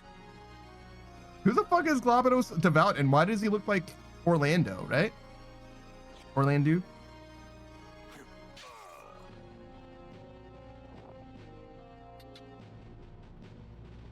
The real Count Orlando has escaped with Ramza.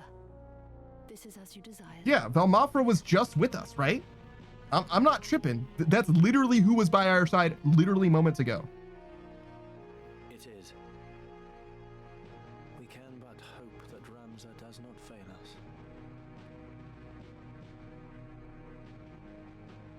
What does Delita expect us to do? I'm so fucking confused. High Confessor Marcel came forward with his offer to mediate a peace between the camps, that though their leaders had been lost, their capacity to make war had not. The High Confessor's offer fell on deaf ears. Meanwhile, seeking to end the church's machinations and rescue his sister Alma, Ramza and his comrades made for Marquis Elmdor's domain, Limbury. Right. This whole time our sister was captured by Marquis Elmdor of Limbury, who is the guy who became a demon and then just pieced out with our sister or whatever. Well, not exactly. The guy who took our sister was Lord Commander of the Knights Templar, not Elmdor, I think, but just as well. Her Knights is like Cow and Sow. Is that true, actually? I'm gonna save because I do not want to do a fight right now, but this is a town, right, that I'm in? Or is it like sieged? Yeah, okay, not really. You can like go to all these locations with the blue checks or whatever and like complete quests that I like started. I legit don't want to. You can see time is passing in the top left. I don't think it matters. It might affect something. I don't know what it does affect, if anything, but I don't want to have to go through all those places. All right, so we have a new rumor.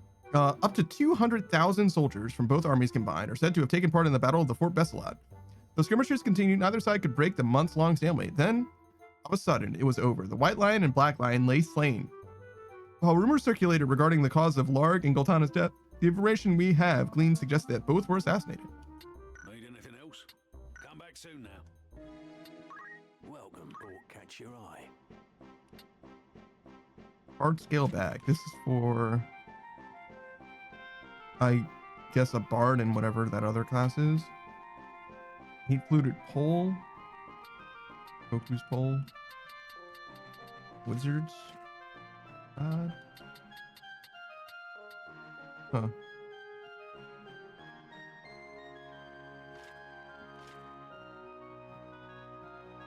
Hmm. May I help with good choice? Actually, do we change classes first? Let's start there. How is Screen Ride doing? Oh my god, has the time come? Holy shit. How do I look? He's a math wizard.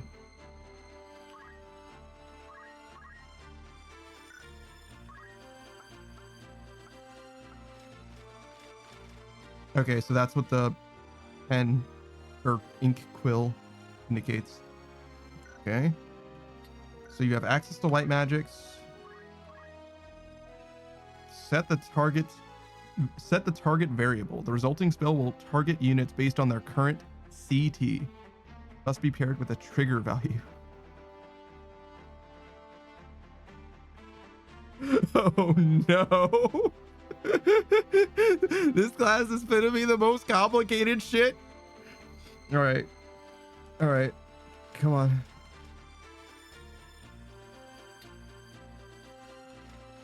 Set the target variable. The resulting spell will target units based on their current level. What do you think CT means? Oh, like the turn order thing. based on their current experience. Target elevation. The resulting spell will be cast on units whose target variable is a prime number. Multiple of 5, multiple of 4, 3. When HP is restored, distributes any excess among all allies. That's fucking sick. Upon receiving damage, deals half of the damage in return and recover HP by the same amount.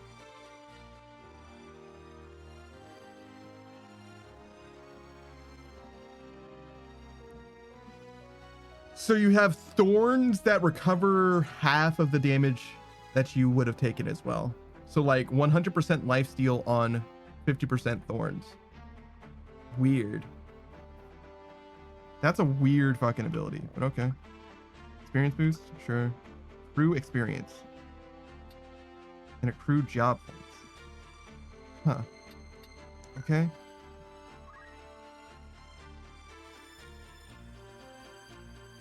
The resulting spell? Set the trigger value.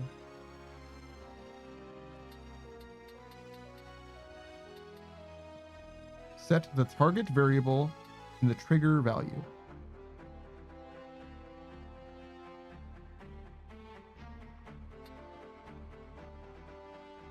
It must be paired with the trigger value.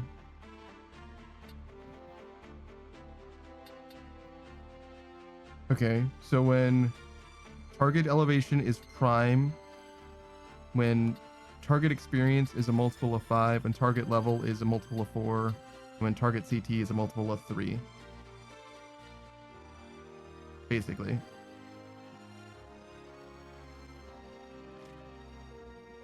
What is...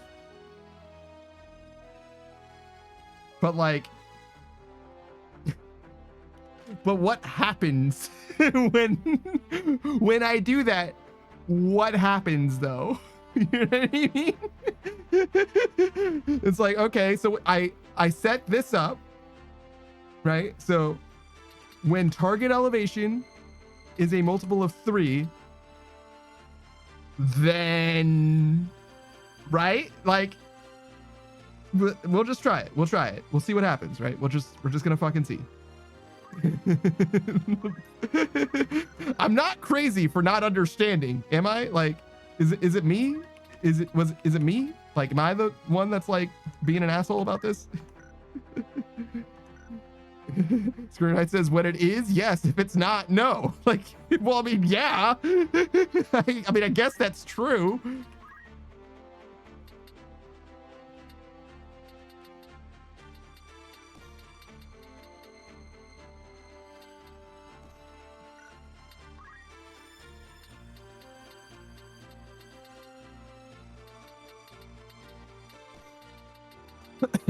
All right, so big magic bonus.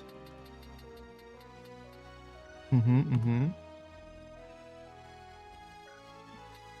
is it? Who, me? You're wearing almost exactly the same thing. I don't know how much magic even helps Saku, but I just assume that it does help him.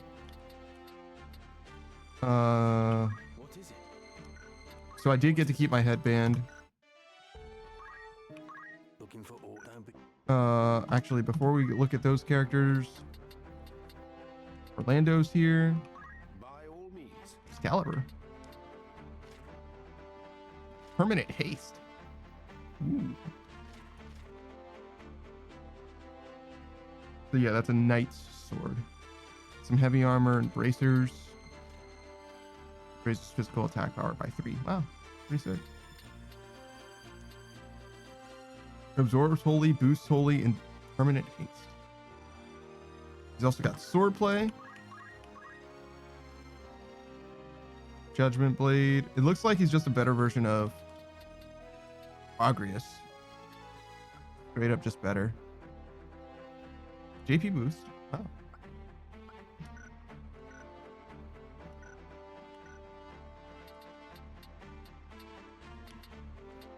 Is he better than Agrius is now? 405, 57.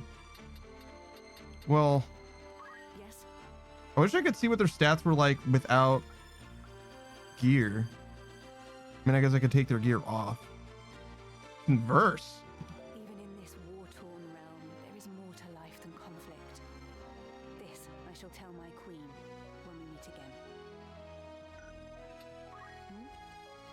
Would you care to go poaching with me? We'd share the spoils. Can I just ask me on a date? All right. Sick. Welcome. There's a fucking converse feature in this game, guys. Holy shit. With me.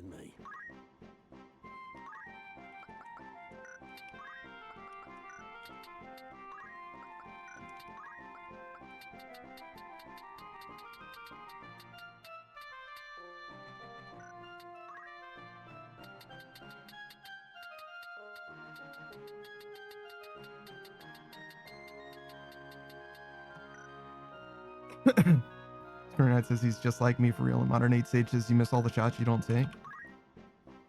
You're right, but like, I'm gonna be honest.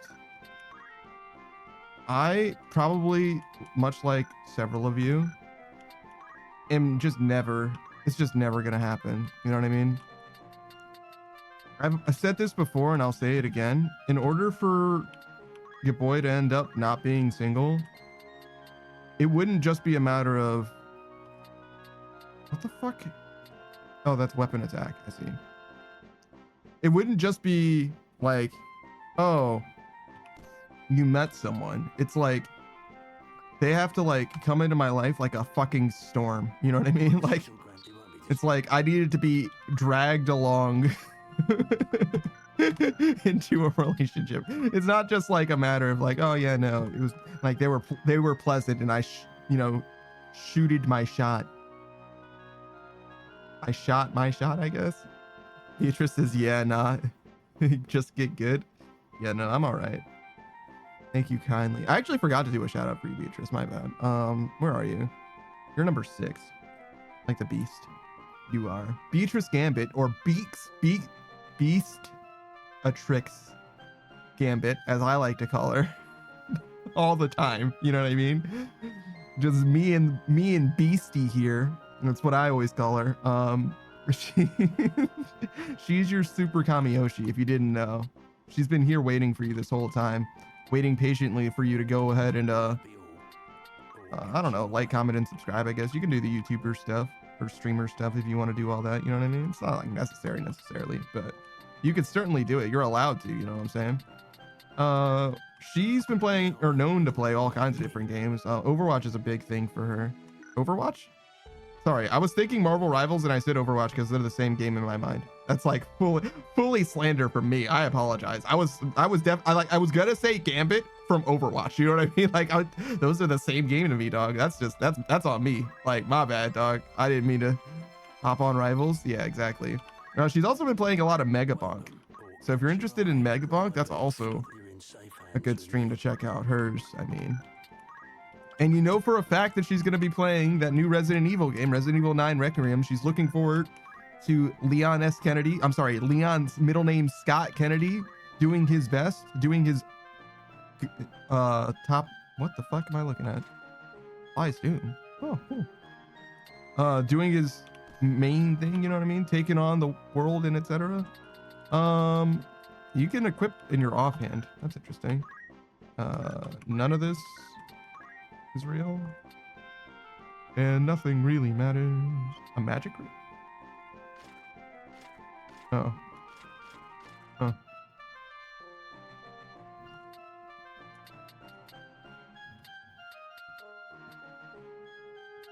Okay. Daggers aren't affected by strength, right? They're affected by speed.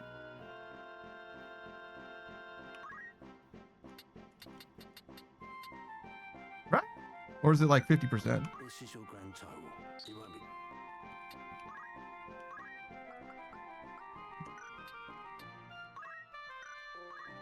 Do you sell armor here? Like, what is going on? Oh, you sell like heavy armor. Okay. What the fuck is mirror armor? Slightly better. I'll take one. It's got reflect on it, but it's otherwise slightly better. Obelisk. This is what I could have stolen from that one guy.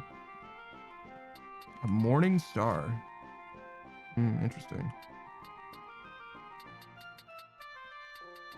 Slasher. Oh. Interesting. Is this worth? Is there a new bow? Mithril bow. It's worse though.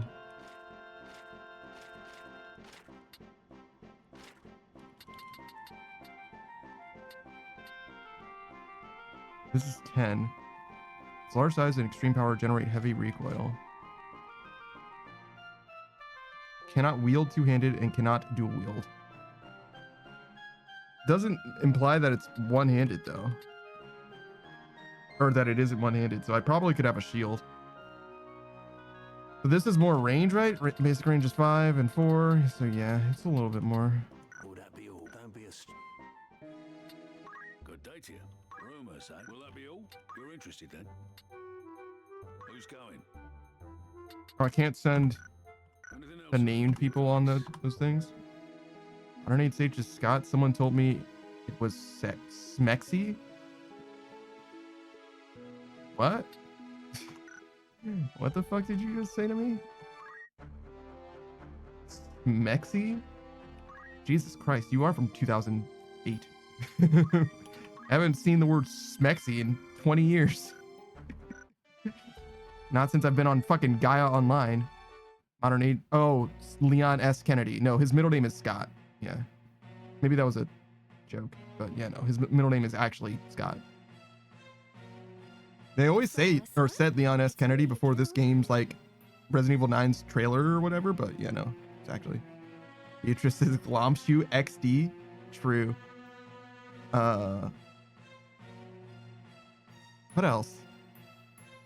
Cat face, but not like the 3 cat face, the one with the carrot that you would use for exponents. You know what I mean? one of those cat faces. The big smile. Hold on, it goes like this. I guess that's not necessarily a cat face, but if you like you can add stuff to it to make it more cat-like. You know what I mean? One of those smiley faces. I've just realized that smiley face has really gone the way of the dodo, huh? I haven't seen that shit in ages either. A flower? Yes, a flower. A blossomed bud. You've seen one, I'm sure. Of course I have. Well then, surely you could spare a gill for one of mine. They're quite pretty. Sure. Very well. I'll have a flower. Truly? Oh, thank you, kind sir. This feels like a trick. Few are inclined to stop in this squalid rookery, and even fewer buy. It is a harder life than you know. I always dream some charming knight will come galloping through and sweep me away from all this. This is a trick. Beg pardon, sir. I know there's naught you can do. I thank you again. May that flower bring you good fortune. These times are hard for all.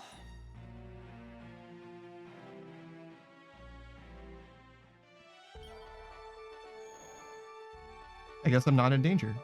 Huh. Oh, Modern Age Sage does the same face, but without the mouth. Yeah, sure. Welcome. Like it's just rumor, Mark. Anything else if you're interested then? Need anything else? Thanks. Looking for all by all means. Kashmir. Ooh. Ninja weapons. Oh, we can maybe change classes as well for Ramzo. Yes? Yeah, totally can be a ninja now. I bought a brand new dagger and I'm about to stop being a thief. Whoops. Ramzo.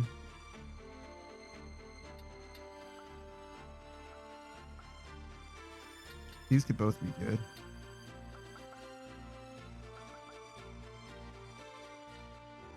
go this.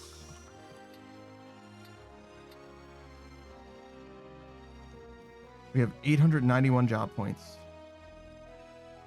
So we can't get these. Steel weapons, far and away the best. Steel heart's also not bad, but usually enemies are guys. And this game is sexist. I'm sorry, homophobic. Both, I guess, actually, but poach.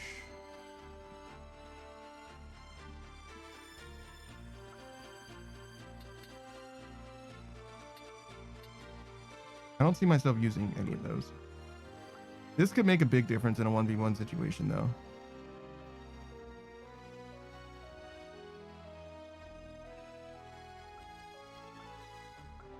So we'll get this, and we'll get steel weapon.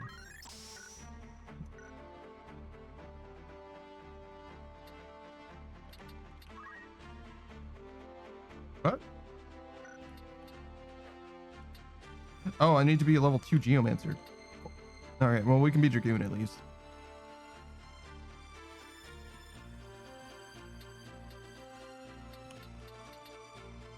I'm a level 4 Knight, which means that I can already be a level Monk, which is only level 3, and it needs to be level 5.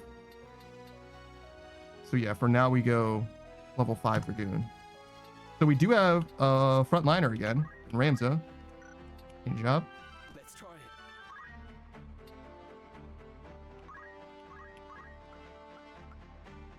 Ignore elevation is pretty good.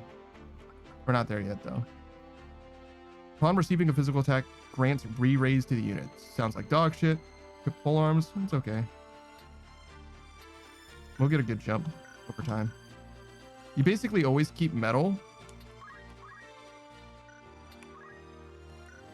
We can use heavy armor. So this guy. By all means.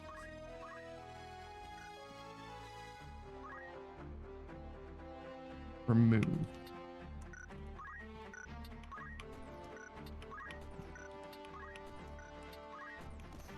Thanks for the swag, idiot. Fuck. Was there something? So this is 50% magic protection. Or we can go 40% physical protection. So that's a net of 65%. That's 60%. You're just adding the defenses at the top together, right? 10% physical, 50% magic, 40% physical, 15% magic, right? Physical is more common than magic, but it's also effectively a better shield, right? Makes sense to me.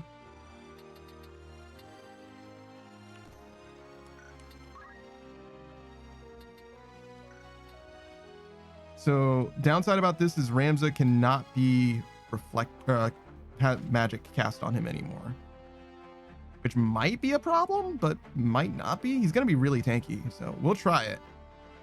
Concentration, so that he can bypass physical evasion. Seems pretty good, right? JP boost is probably better, though. On the real. I am here.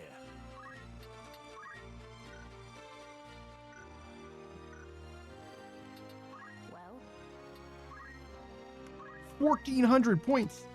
Yeah, damn. All right. Delirium, Disbelief, Umbra, Ignore Weather. Expert in one field complete. Wow. Mastered Mystic.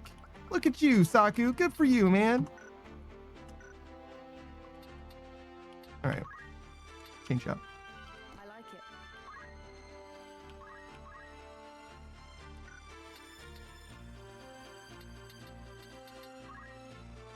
Guess we're gun.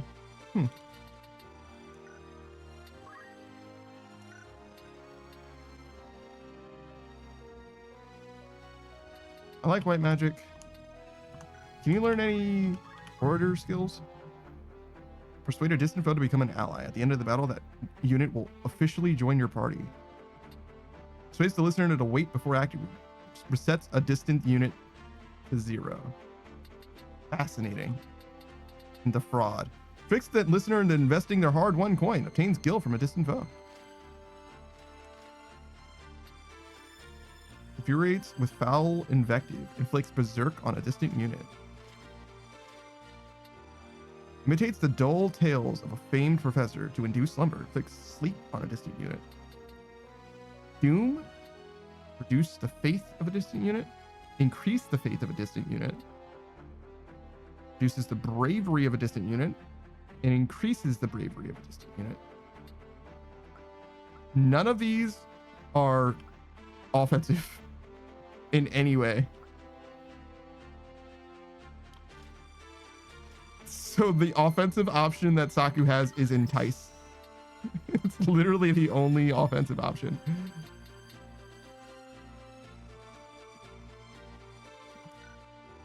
Yeesh. Do you see what I mean? Where it's like, I mean, maybe I'm supposed to not look at this as like these classes are worse than these classes, right? Maybe I'm not supposed to look at it in those terms, because somebody was telling me that this class here isn't even that good. And I'm like, it feels bad though. Like, I like for every class to have a niche, right? And Thief and Dragoon, right? I get them, right? Summoner is just a better black mage, so I kind of get it, sure. White mage feels like it's always relevant, but Mystic is like sort of similar. Order doesn't feel like anything. Arithmetician feels actively bad. Geomancer is okay. I kind of like it. It's weird, but I kind of like it.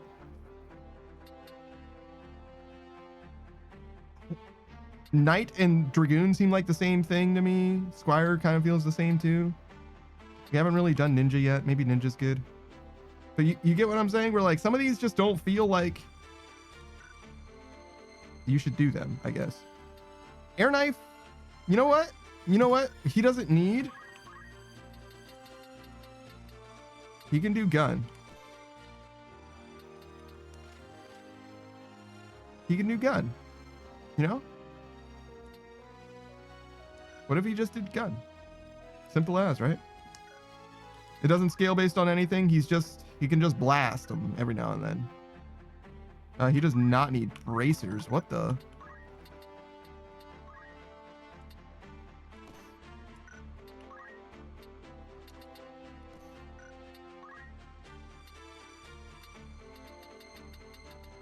All right. That'll do. What is it? That seems fine. Preparations? This bow was stronger than the other bow that was available.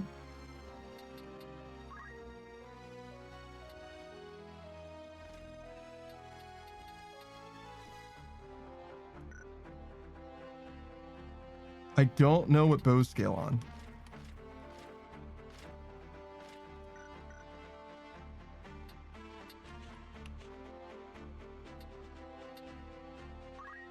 With knowledge comes clarity.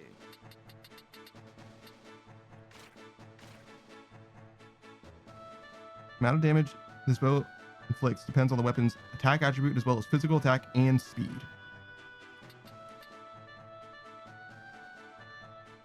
Weapons attack, physical attack, and speed. So speed is relevant. Okay. Agrius. You require something? Mostly just has physical attack right now.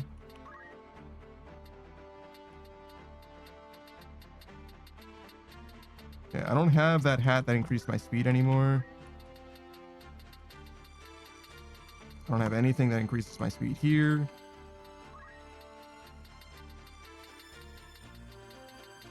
Apparently I don't have boots that increase speed either. That's okay. Who, me? Oh, I didn't really buy all the points I could have bought, right? Or bought all the skills. Revive for emergencies, sure. It's a little unnecessary, but it'll do. You know what I mean? It might come in handy.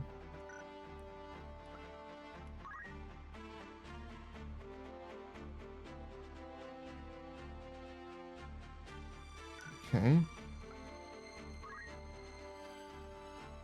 Not a lot of points to spend. I do like seeing that star, though. That feels good. You would do that more, you know? Did I not finish? No, I certainly didn't. Okay. Thought for sure I would have finished Chemist. The only reason I didn't finish Squire is because there's this skill left. That's okay.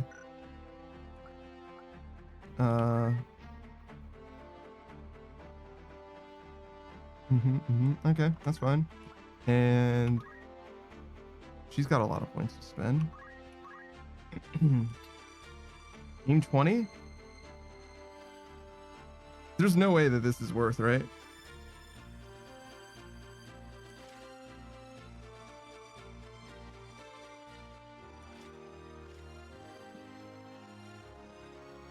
How can I use aim 20? I would need to like put the target to sleep or something, right?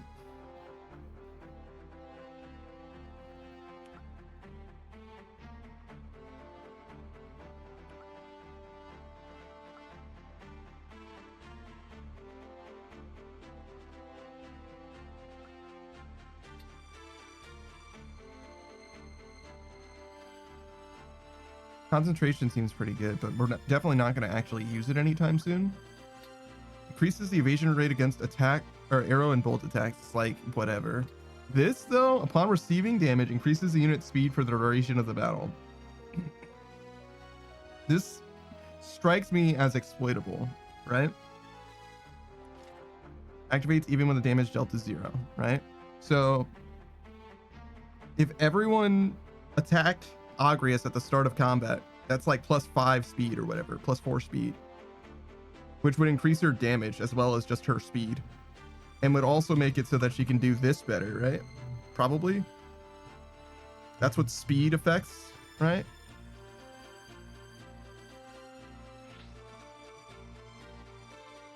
Like your combat, your CT is affected by your speed. That sort of makes sense to me, at least. I just don't know if that like really has synergy though, or if I just want it to have synergy like that. We'll try it. We'll get aim 20. Maybe we can set up for it somehow, because like we can also just like pin someone, technically, in theory at least. It's like fucking impossible to do that in this game because you only have 5 units in any given fight. You don't have like a real army like in like a Fire Emblem, for example, so you can't control the map with your like forces or what have you. But I don't know. I've seen Saku play a lot of Disgaea in that other game that's similar to Disgaea that isn't Disgaea. It's like legally distinct, and those games also tend to have way fewer units than I'm used to having, but those games also looked fun. That's the thing. You know? I am ready. Should I still be using... He's a level 5 monk. Yeah, he's done. He can be a geomancer now.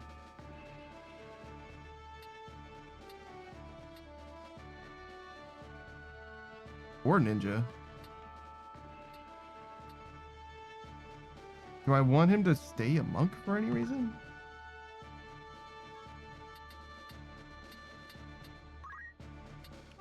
A new endeavor. This doesn't look bad.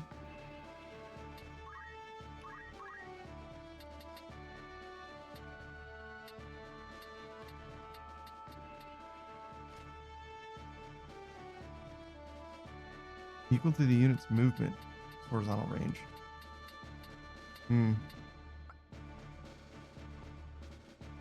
Upon receiving a physical attack, grants invisibility to the unit. That's pretty sick. On receiving an attack, greatly increases physical and magical parry and evasion rates. Ineffective against certain attacks. Dual wield. Allows the unit to wield a weapon in each hand, even if not a ninja. Certain weapons can be equipped in this manner, allowing the unit to attack twice each turn. Lastly, water walking.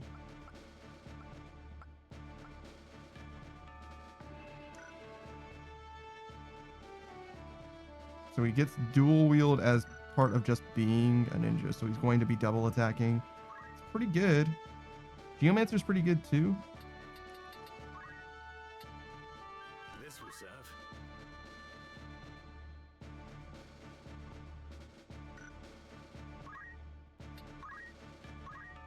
Doesn't get anything necessarily by being a geomancer, but he doesn't have Nature's Wrath. The main thing that makes Geomancer good is Nature's Wrath, in my opinion. We'll try Ninja. Haven't had a Ninja yet.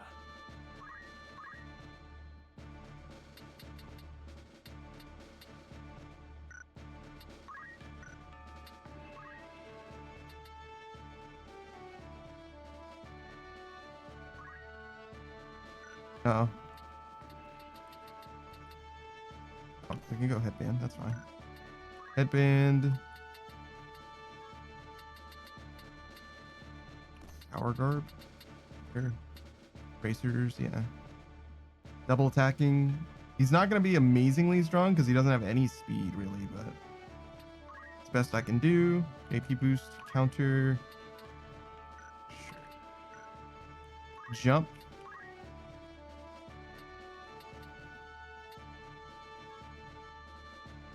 Jump isn't bad.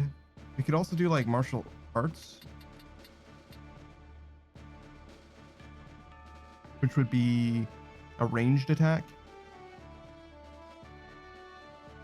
Probably better than jump. Could do steel. Could do aim. I wish there was a better way to know what fucking options he has. You know what I mean? Like, what does he can steal everything? Well, not everything.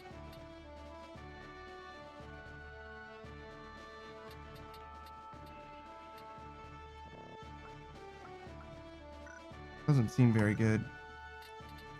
His jump wasn't very good either, right? 2-2. I mean, that's not bad.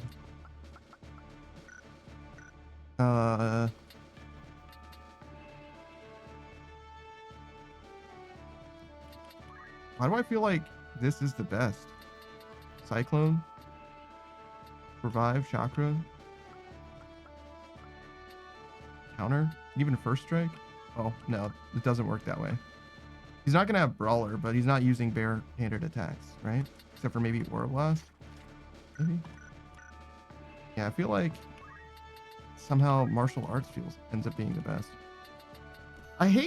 That's one thing that I hate the most about this game. It's cool that you can like do this like multi-classy thing, but every time I've multi-classed someone, I feel like they never get stuff that I like want to use. You know what I mean? Like I've never been like, oh, now that they have this, they can carry this with them all the time. Like Ramza, I always want to be metal because he's got like a ton of options mostly. Agrius and Orlando have the base class that's just like Squire, right? And both of those seem really fucking good as well. And I really don't ever want it to be anything else. So like the fact that they can multi-class seems kind of pointless because I'd always want it to just be that thing that they innately have. And then like you get access to White Mage and it's like, oh, well, I don't want to not have a healer ever, right? So like I always just have them around. So it just doesn't feel like I'm obviously not playing the game, utilizing the game to its fullest, I guess. And I can feel it. You know what I mean? I feel it feels like I'm playing the game poorly. Like I'm not winning. Like I'm not like profiting. And those swords won't be helping you here unless you wish to pay the toll in blood. Yeah, I guess ultimately, like, I bet this game feels a lot better when you have a lot better mastery of it. The heretic they're all on about. A bounty on his head so high we're like to need a ladder to reach the top. Why stop with the guilt they have on him? Nim the head on his shoulders and we'll have drink and malts enough for months. What the fuck is he saying? Why stop with the gelt they have on him? I'm guessing that means money. Nim the head on his shoulders. I'm guessing kill us, and we'll have drink and morts enough for months.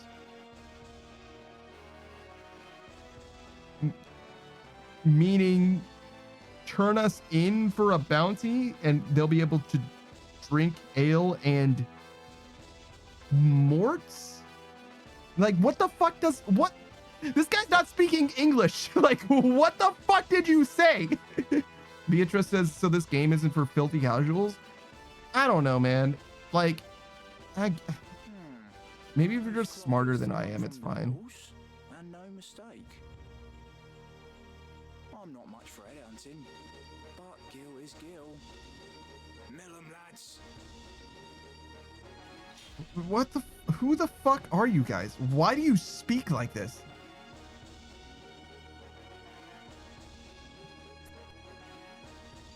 Why are you turned 24? Like, holy shit.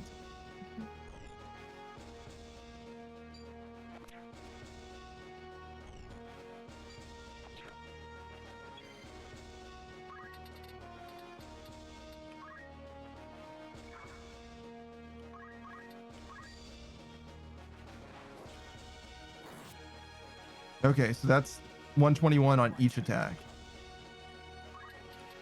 I would say that it doesn't really communicate that I'm going to be double attacking very clearly, but it's fine. Excellent. Right.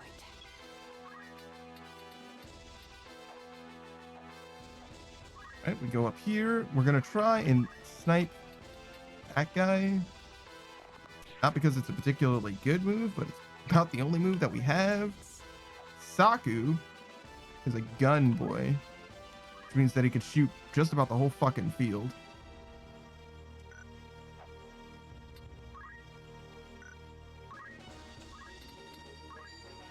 %36%. The best part about Trader, actually, if it works, is I get their stuff, right?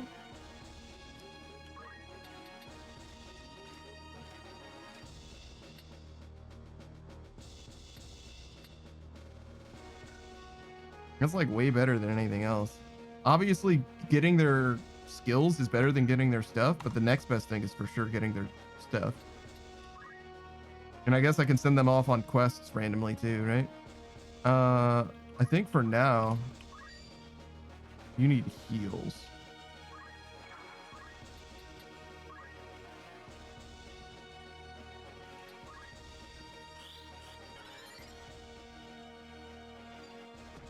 Question. How come Screenwrite never gets to play the game? That guy just stole my fucking clothes. That's crazy.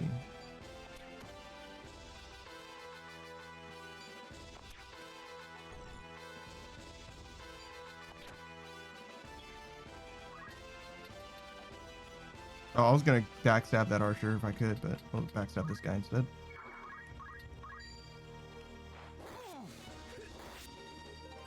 Not bad. Excellent. Got me to contend with. My brother in Christ. Why are they bullying my boy? My precious boy.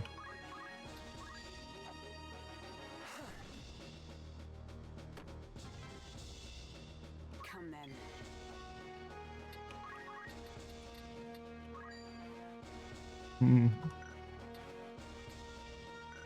How long does this take? Turn 11. So very slow. That's unfortunate. Here I go.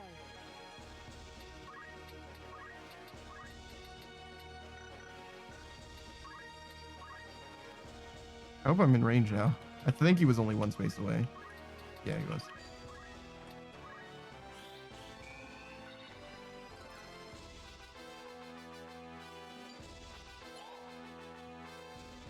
That's not good.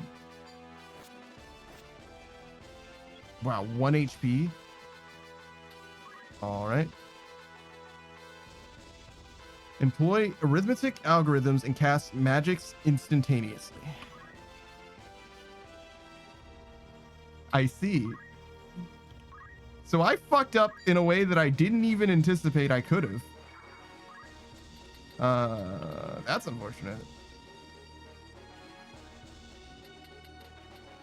I forgot to buy things It's going to be really hard to get stuff without having an arithmetic on the class though, or on the roster. So like, it kind of makes sense that I had to do this anyway. Right.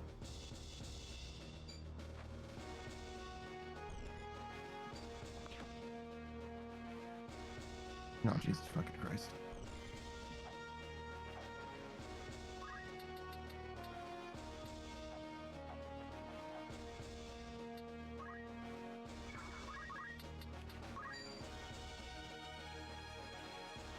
I'm trying to make my way over to Agrius.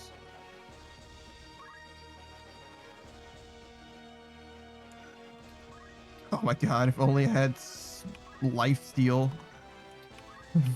If only I could steal that guy's health and heal at the same time.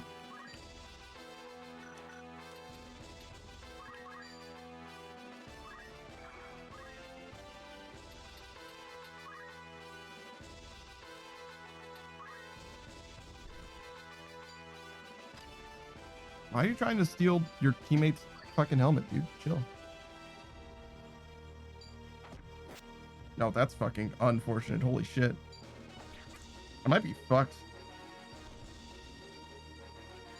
Because now I have to, like, friendly fire Agrius to get someone to revive. I feel like that guy had 2 fucking turns.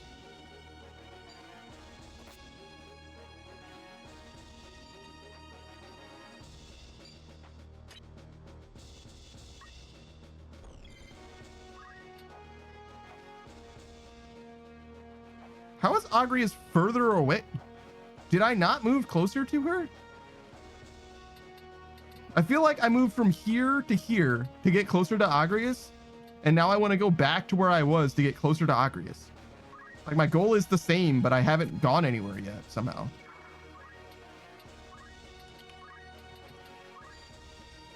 Holy shit, that guy's so much health. Trust in yourself. Futures Hispanic can't even get close to winning games. That's true. I was playing Cyberpunk, and the only romantic interest that like I even noticed, I guess, was Pan Am, and she was like way too forward for me. I felt like I didn't have a problem with her, but like the first way that she interacted in like a romantic way or whatever it made me uncomfortable. And then every time she advanced on me at that, like from that point onwards, she was like A, more aggressive, and B, I had already rejected her once. So it was like very unwanted at that point. You know what I mean? Like no means no situation. You know what I mean? Like if I ever would have liked her coming on to me a second time was like super not cool. You know what I mean? Like leave me the fuck alone. You know what I mean? So yeah. No, I agree. Like it's, I don't know. I don't know how to explain how she could have done it better, but it wasn't.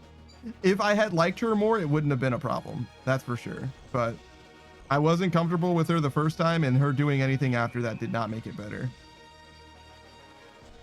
So maybe if I felt like they earned some kind of a romance sooner, or like in between the first and the second time, it would have been okay, but it definitely did not feel.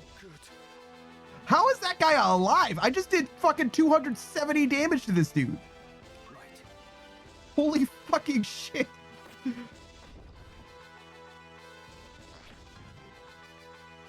What, how fucking tanky are these people? What the fuck am I dealing with? 400, 400, 400? I mean, I guess. Like, Jesus. Oh, wait, Agrius just went down. I can't revive anyone now. I would need to clear the field right now. Well, not necessarily right now, but before they die. I don't think it's possible. I have 2 people, and there's like 5 targets. Yeah, no, we need to reset.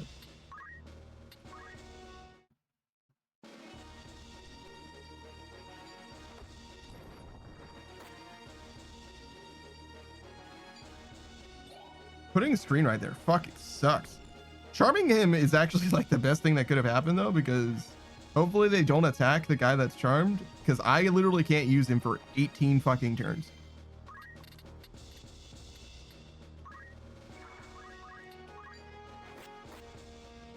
$200 damage, by the way.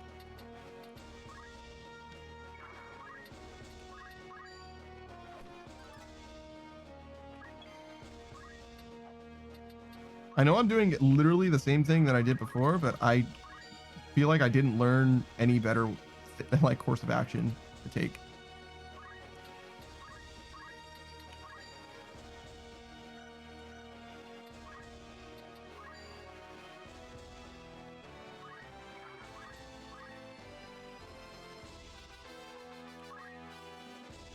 Yeah.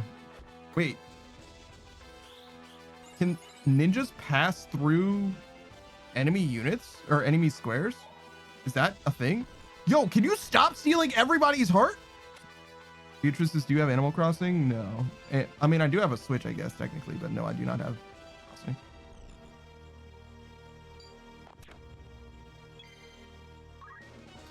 I was gonna say I can't even get it, but I realize now, technically, I guess I can. It's just on the, it's not even on the, I mean, it might be on the Switch too as well, I guess, but I kind of need to fight like from the front to the back. Like I really cannot be fucking with these dudes. Too much. Beatrice is dang no sugar daddy. Are you about to run my fucking pockets? Like, hey, can I just have this? It's crazy. Beatrice shamelessly says yes. Like, yeah, I was gonna ask you for free stuff. Absolutely, yeah. That's crazy. Probably would have given it to you, to be honest, especially since I obviously didn't play the game at this point. Like, yeah, sure, you can have whatever I have.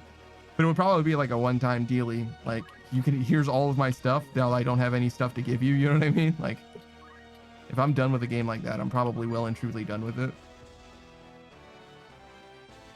I've played Animal Crossing before. I like it okay.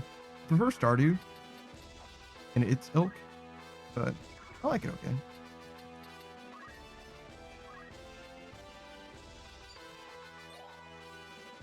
Oh my fucking god. This fucking thief is going absolutely nuts, bro. Is that guy curing? Oh my god, I forgot that Screen Ride had access to Holy. That's so not good. Screen Ride is about to fuck, I think it was Gur, like all the way up. Like Gur's about to get fucking blasted.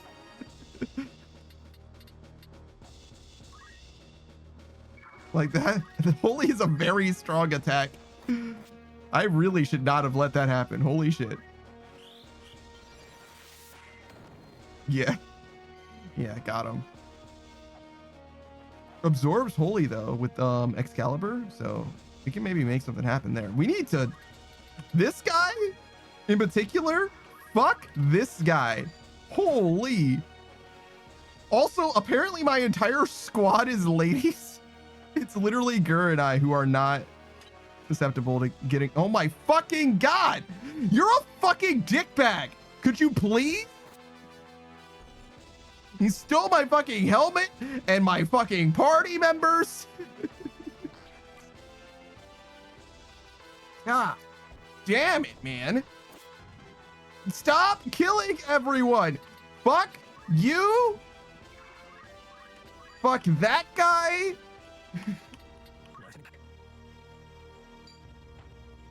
Wait, am I fucked? Actually, yeah, I'm fucked. I realize now that I was fucked anyway. It doesn't matter.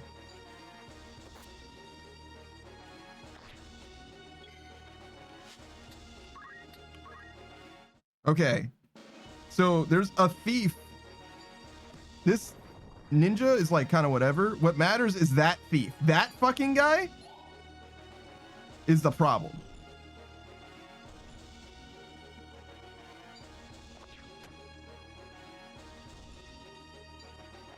I'm gonna move my units. Why do they spawn a split like this? I mean, just because it's more inconvenient for us, I'm sure. Like to make us take a turn to like come over and probably. You know what I mean? I can't do anything with this turn.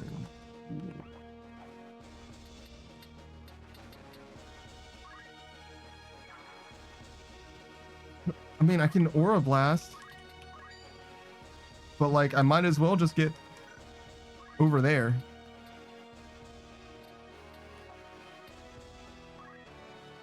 Yeah, this turn is just fully wasted. Did I do Formation instead? I don't even know what I bought. Probably nothing. Sure.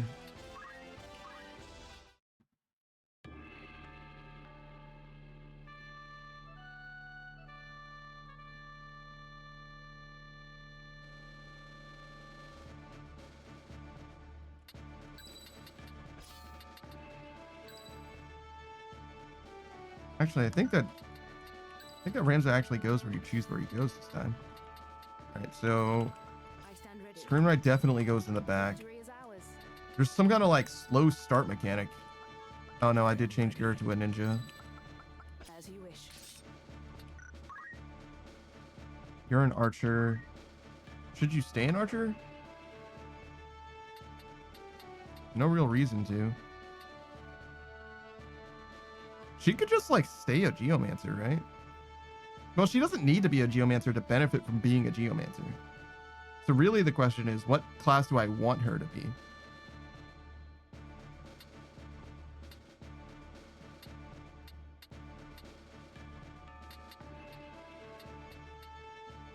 Am I trying to get to this? What class even is that? Someone have... The sound choice. God fucking damn. Like, every button I pressed was wrong. Like, every fucking button I pressed was wrong. No, this. Okay.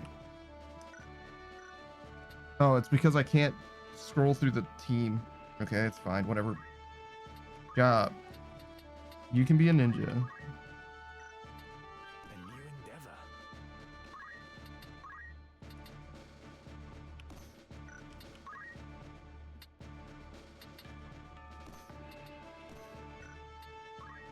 Fine. You're fine.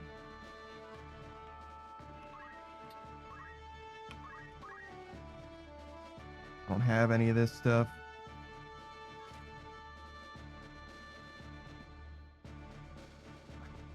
I mean, I guess throwing shuriken and bombs and daggers and swords and shit, it's like fine. Buy a bunch of them. I like fundamentally don't want to do this. It's like way worse than just shooting arrows. I like a lot. But the range is equal to the unit's movement. So I've got 8 range for throwing bombs and shit, right? So it should be good in theory, right?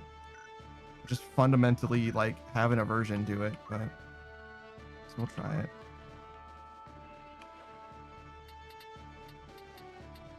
Yeah, I probably should stop trying to climb this tree, because, like, where am I trying to go? Like, she can just be a geomancer, right?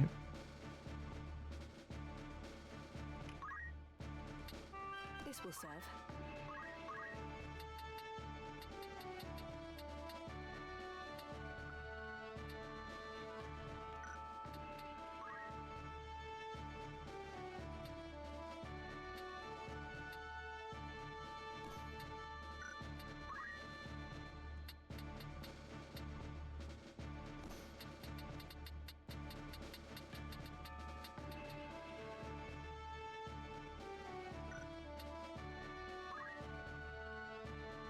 Do I want a diamond bracelet instead? Probably not. Does she do... How does geomancy work? Does it do like... Is it like magic? Can I check?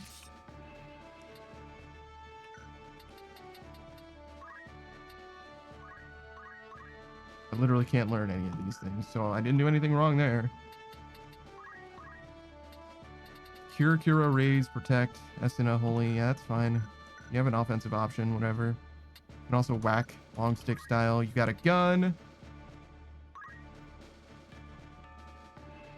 You mastered Mystic.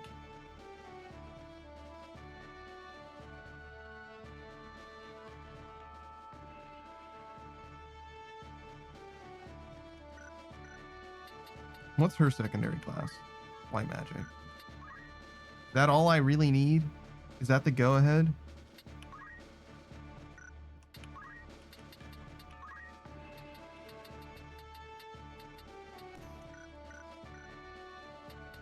Because now I have 3 secondary white mages, right? But realistically, only one of them can only revive.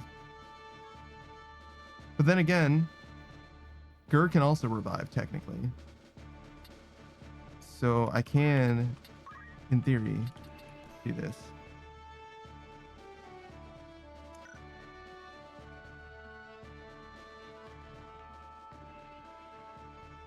Because like Saku's white mage, despite starting out as a white mage, he doesn't have like all that many options anyway. Yeah, not really. Not the same.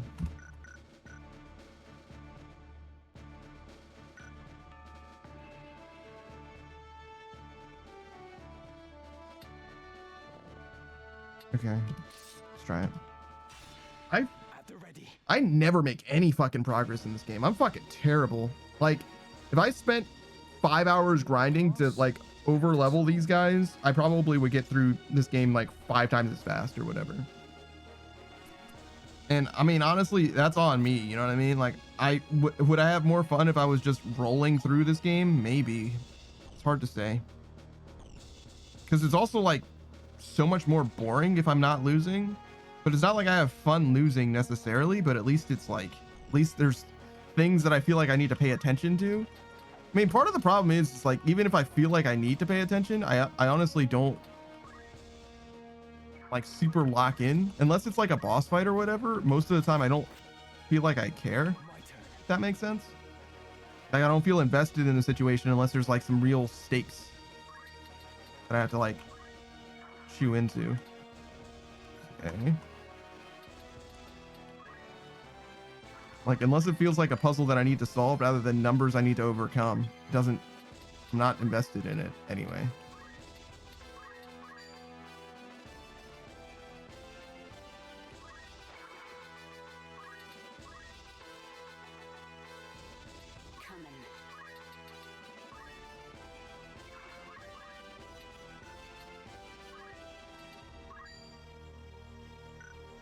Geomancy, Tanglevine. Okay.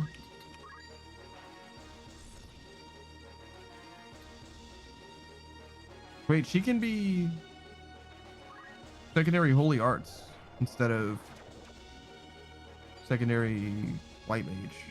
So I should definitely not be using Agrius the way I...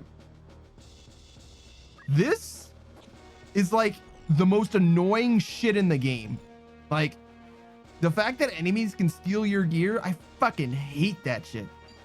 I kind of like that you can steal gear for the enemies. I kind of like it, but the cost associated with it is not worth it at all. Like, getting your shit stolen is so much worse than getting free shit. Because you get free shit just for beating maps, and oh my fucking god. How did I get that fucking wrecked, dude? Jesus.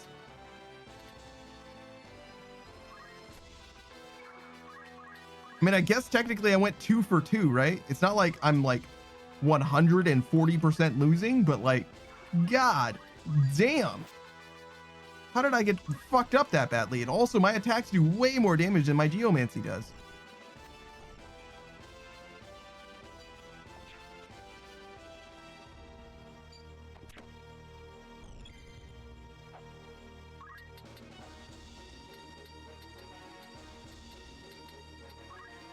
I don't know why I'm going to this guy's side. It shouldn't make a difference if I'm attacking from the side or from the front.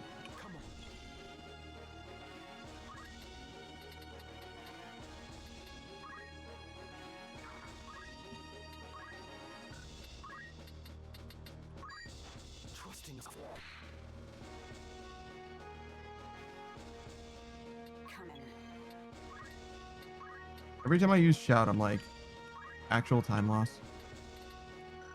I'm just gonna wait here. Hope I'm out of range.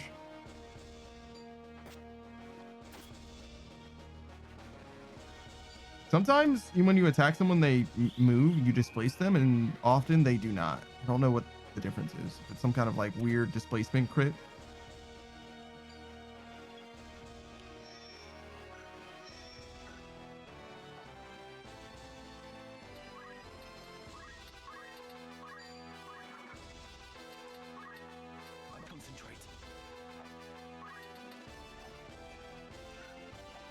Oh, I can't get past that guy? Okay, I guess I'll just attack this guy from the back then.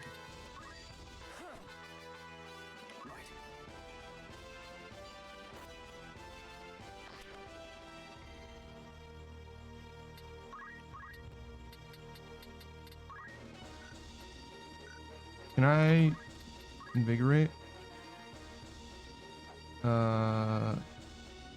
Ooh. I don't think that guy's gonna get all the way over to me.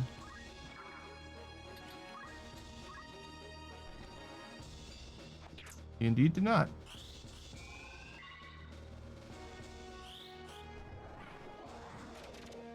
%70%? Okay, cool. Sucks to suck, I guess. Really? Fucking doomed me? Agrius has literally done nothing but cast Raise 3 turns in a row. 4 even, I think. Cool. Just take all of my shit. Why not, right? At this point.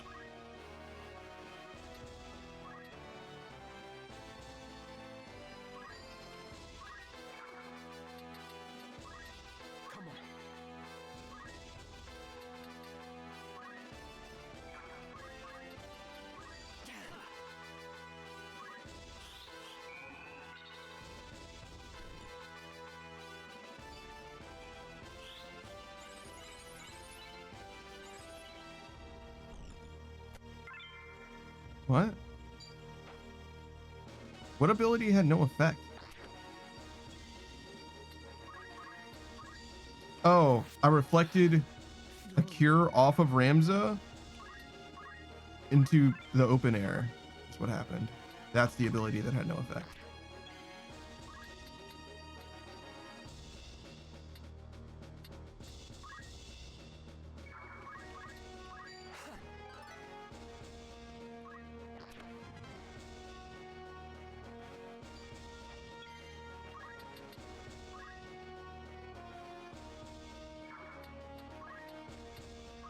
Oh, she doesn't have.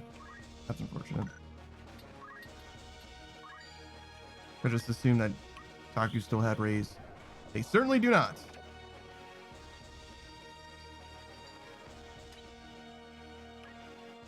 Why does that guy have... Okay. We're certainly not doing that shit. We probably do start a battle now. Fucking archer with steel armor or whatever the fuck that was. What the fuck? You could shockwave from over there? What? How much range does shockwave have? Holy shit. And also, why is this turn 1 different? I feel like...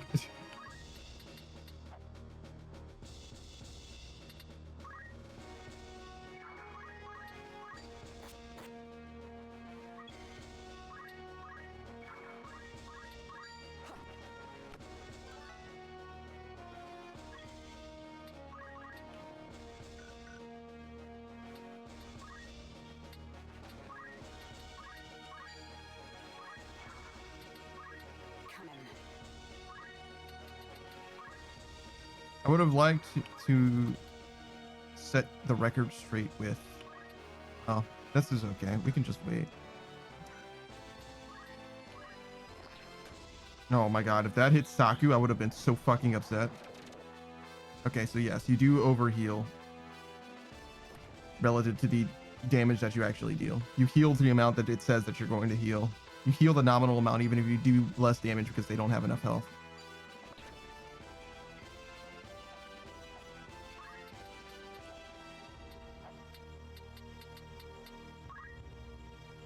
Should I really go this way?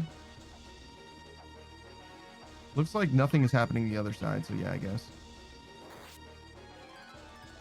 This double attacking shit is actually pretty good, to be honest.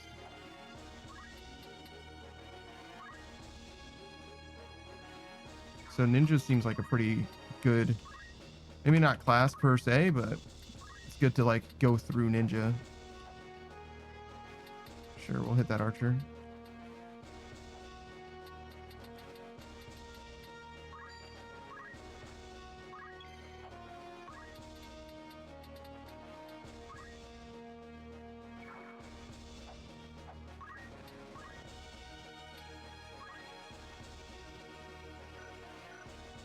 Fortunately, I think Agrius just has to wait again. I really should have given her back her base class. I was even talking about how busted it was before.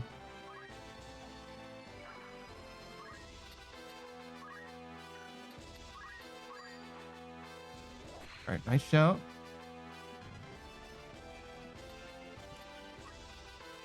And now we get free stats.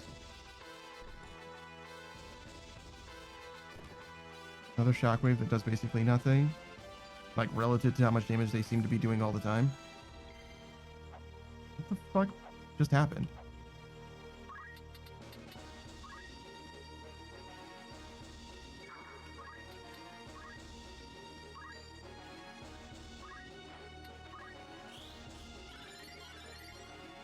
Okay.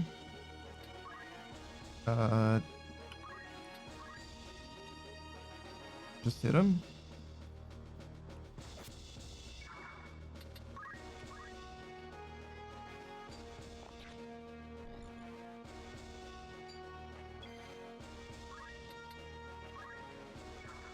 Should be enough. Well, if we double hit. Nice. Excellent. I do feel like I do way more damage than these guys do. And yet I do not feel like I am like winning handedly, you know? Doesn't feel like it's like completely in hand, in no small part due to how many times I've literally lost.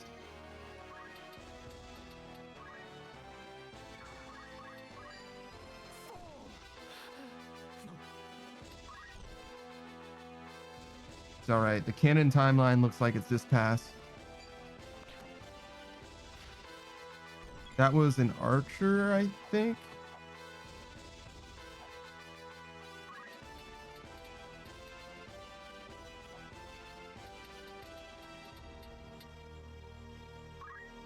Sure. Sinkhole? Weird.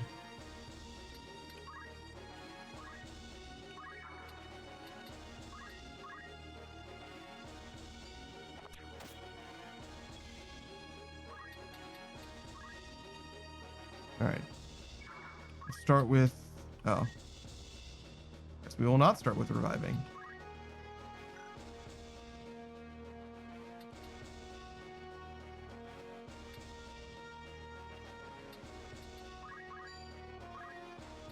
My turn.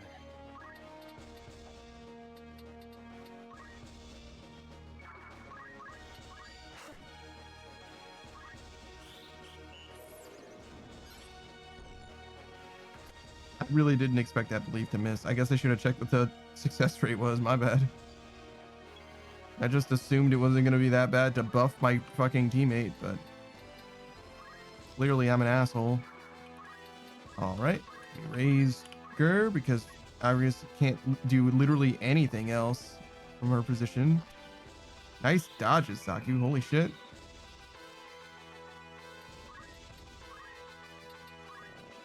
How is that archer not in range?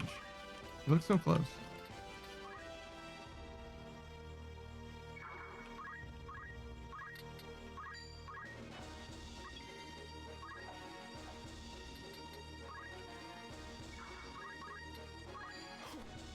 Also, why do I feel like that thief is still in the back line? This guy right here? How do they always steal shit? There's no fucking way, dude. That's got to be like 4 in a row, right? Did they fail once in the last 4 or 5 steals?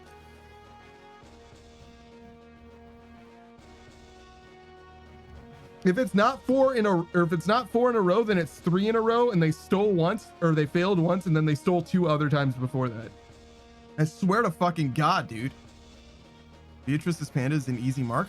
Parent fucking Lee, Jesus. It's unbelievable, man.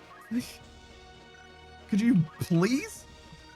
I feel like this game like gives absolutely no fucks about anything. Like fuck. This is easy mode, by the way. The game doesn't get any easier than this. Tactis says they used to call me the Dodge Challenger back in my day. I'm sorry to hear that, I think.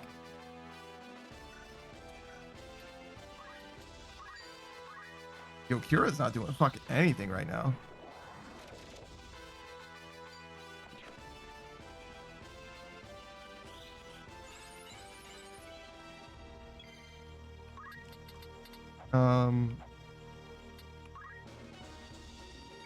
Can I use Tinglevine? Yeah, okay, cool. Do I get that guy?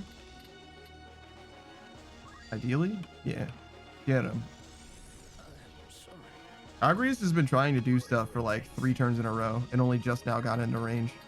Pretty sad.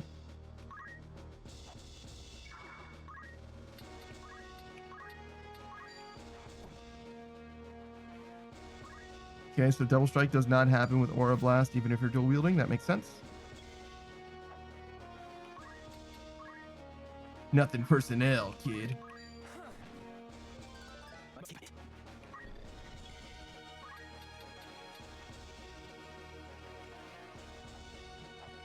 This is Saku.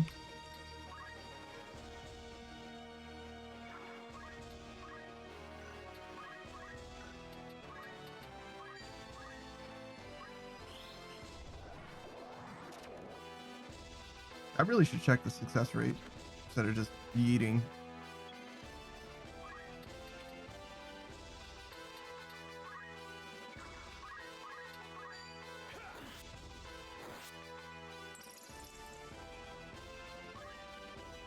Oh, that he stole money from me. I was like, I don't have Gil Sapper or Gil Snapper or whatever. I was just, like Beatrice is saying, I was just a mark.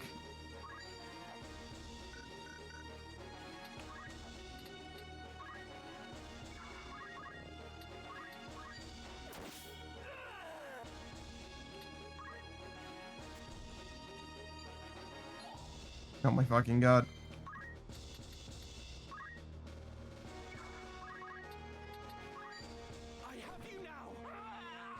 I maybe should have gotten those crystals. They were kind of free, but I wanted out. I'm gonna be honest, I fully wanted out at that point.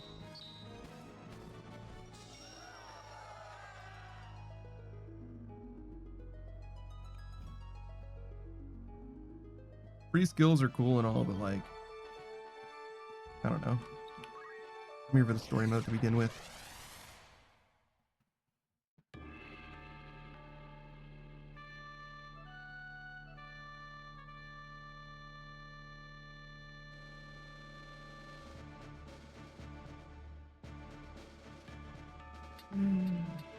I literally looked at the screen and I was like, oh, okay, time to strategize. Oh, look, there's 0 fucking information. It's time. God, dude, what, what the fuck is this, man? Very well. I want to talk to the game designer. Like, what do they have in mind? Like, what am I supposed to do with this screen that literally has nothing on the floor? Like, how am I supposed to see this and be like, oh yes, this is where this person's supposed to go? Buy the strategy guide? Is that what I'm supposed to do?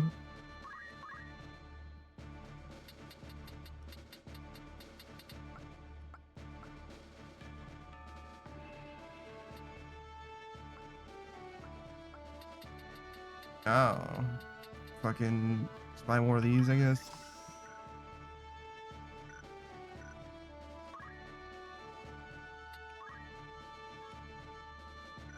Oh yeah, I can't scroll through the units again because I'm already in the battle prep screen. Fine, just go. Beatrice says, this is some pretty nice suffering you're serving up.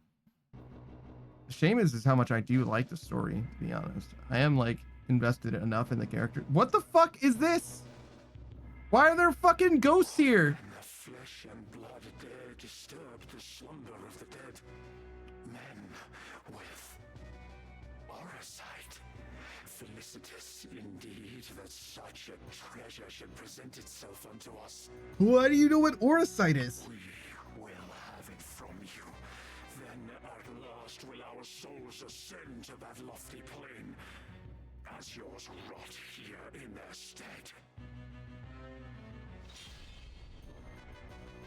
There's just fucking random ghosts, random mission, like main story or story mandatory ghosts. You know what I mean? Like, these guys better be relevant in the plot, relevant to the plot in some way. They better explain to me why these ghosts are here and also know about Orsite.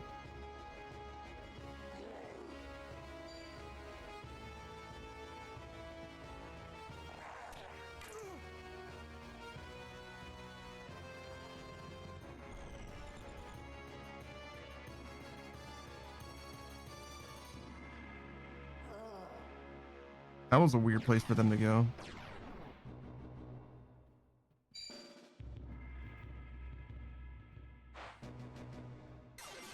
No, I didn't make Agrius Holy Sword or whatever, Holy Knight again. God.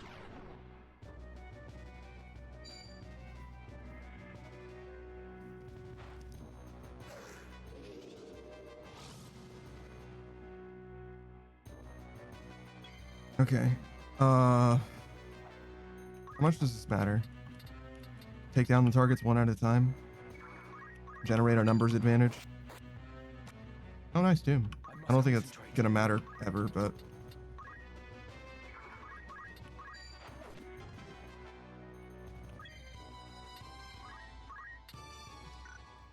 Okay. Right.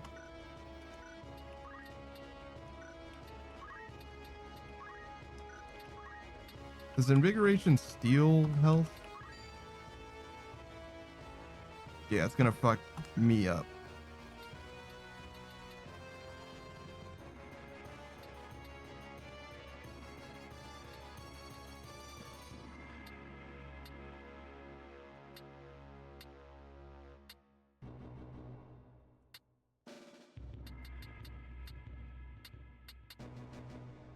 Removing beneficial status effects. Okay. Can I entice ghosts? I've news for you. Just curious what it's like to have a ghost on my team.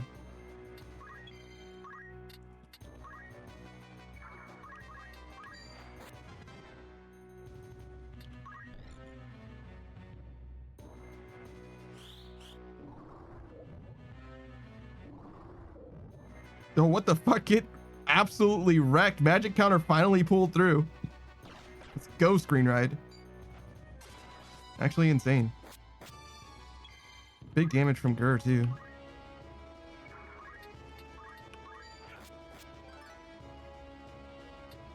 Yeah, Gur's popping off. Making Gur a ninja has been the best decision I've made today, I think.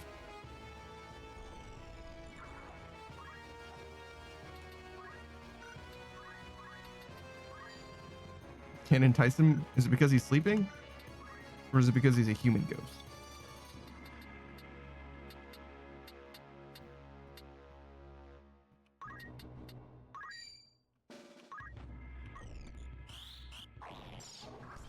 Not quite.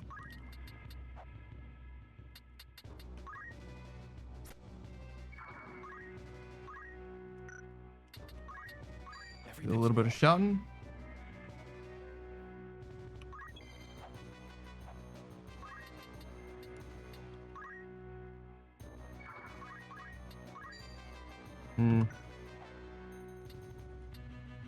I'm not allowed to hit this guy for some reason. Because he's just too high up.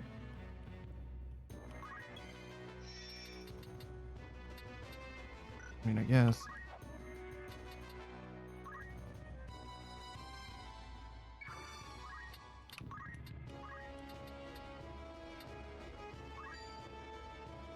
Sure. Why not Holy a dude? It'll be funny. Please don't kill Screen Ride. God damn it.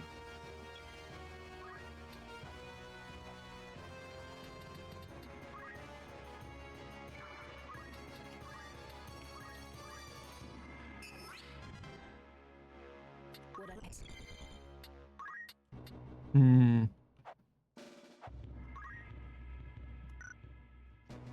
Shockingly little I can do against specifically ghosts, it seems. I mean, I can shoot them.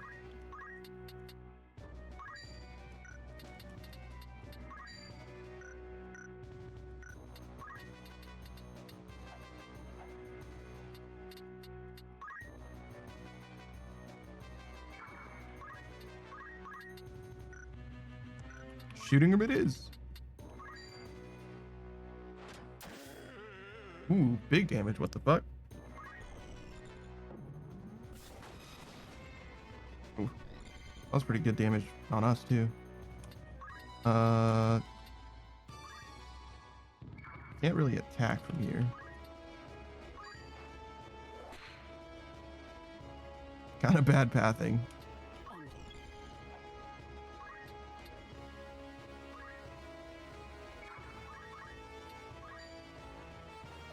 Whoa. Holy shit, that's a lot of damage.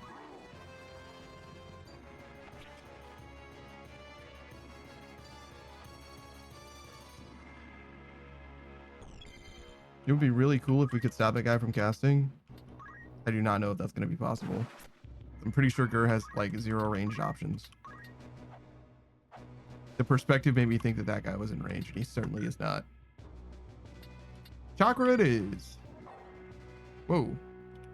That's a surprisingly potent heal.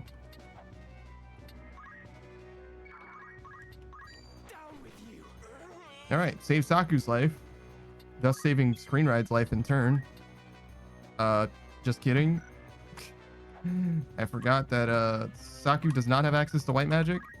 Seems like I should leave white magic on Saku strictly because I always expect Saku to have access to white magic. Like, the reason why is because I expect him to have it. And every time he doesn't have it, I'm just surprised.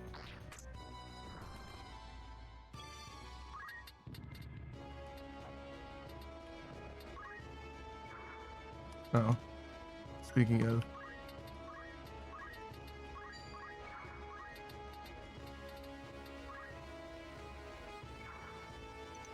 She's about to take a decent amount. If she goes all the way over there, we'll go here instead.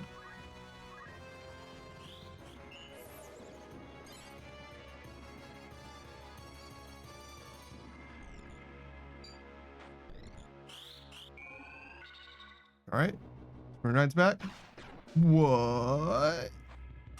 Why did that ghost come back to life? Sort of. Why did it return to combat? Come on.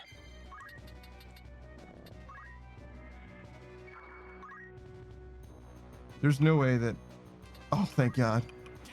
It was like they're just out of range. Again.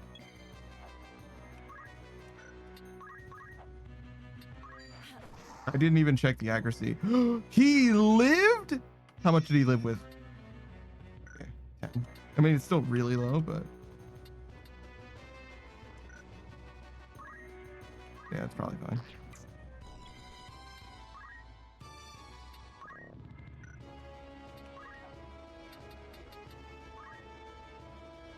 All right.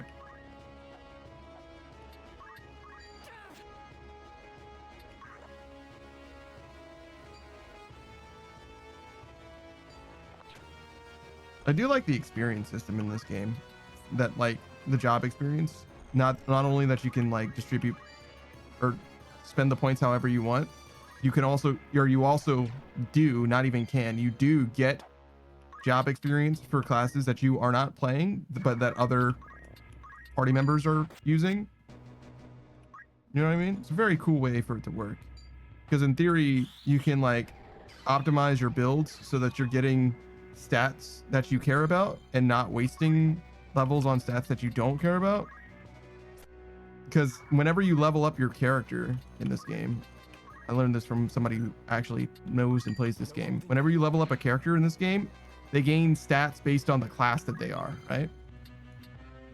So if you want to be the very best black mage that no one ever was, you may indeed want to get access to black mage as soon as possible and then just stay black mage forever, you know? As opposed to spending levels on like knight where you would get like health instead of, you know, magic or whatever, right? I don't know how exactly the formula works or anything like that, but it's something along those lines.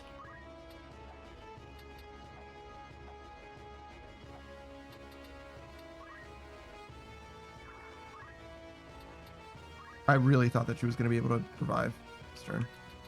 That is clearly not the case.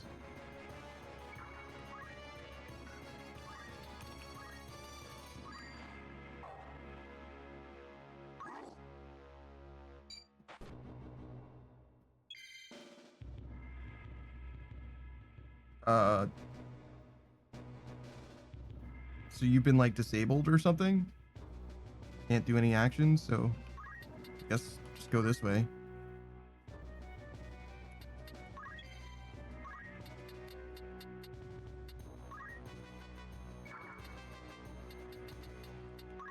Pretty sure you can't attack diagonally, but you can attack, yeah, a straight line, 2 spaces.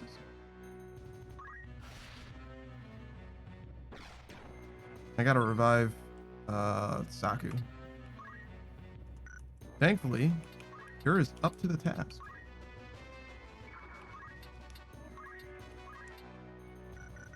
Just not from that angle.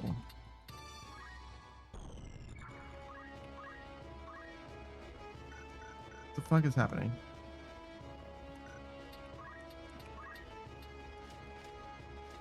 Seriously? No vertical range?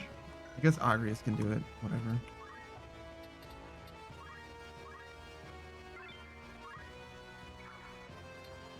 Come then.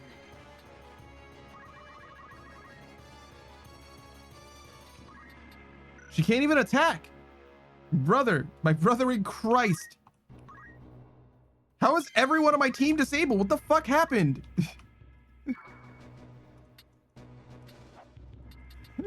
Like, did I miss everyone getting disabled one after the other? Like, what the fuck happened? Jesus.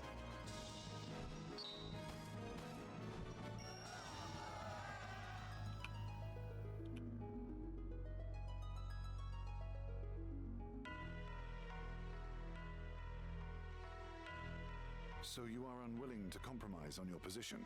Ivalice's reunification under its rightful king was Duke Larg's ardent wish. I forget who Lafrey is. We've no intention of laying down arms until the Black Lion's men bend the knee to King Orinus. They will not steer the helm of Ivalice, and nor will the church. Not so long as this house stands.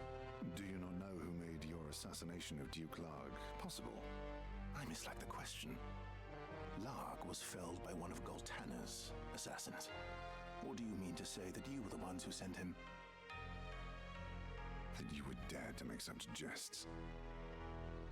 The church has fallen far indeed. There is to be no convincing you then. Forget that the dialogue in this game is like everyone speaking around what they like actually intend for the most part. We could crush the Template like an overripe grape. Of that, I am quite convinced. It's very political threats, you know what I mean? In maneuvering. This poison employed at Bessalat, do you know what it was? I am told it was an extract of moss fungus spores. An insidious thing, moss fungus.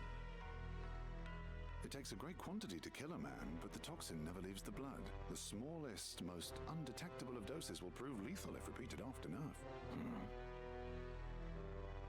The person being poisoned is oft unaware, for the symptoms are easy to confuse with those of common affliction. Headaches, chills, joint pain, high fever. Such things are observed before the lungs flood, and the stricken struggles for breath. Jesus, what a terrible death. The young and robust may pull through, but the odds favor not the elderly and infirm. Your late Lord Father was taken by malady, was he not? What is it that you wish to say? I'm told you yourself have some knowledge in poison craft. What of it? I recently learned an interesting fact. I had wondered if you might be aware of it. When one poisoned by moss fungus is buried, they say toadstools sprout on the grave, because spores remain in the body. That sounds super made up. Like, unless your grave is extremely shallow, you know what I mean? Unless you were buried without a coffin 6 inches below the ground, there's no way that's true. I just don't believe it. No fucking way. For which reason those killed by moss fungus had best allowed to being cremated, as a precaution. Forgive me, I digress. Yes. There was another matter. A gift from High Confessor Marcel.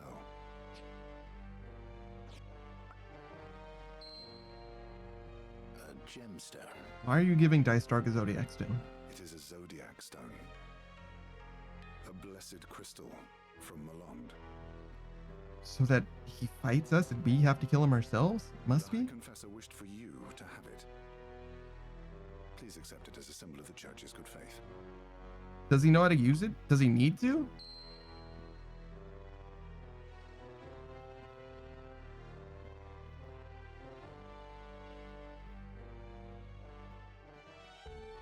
I hope Zalbag is on our side in the end.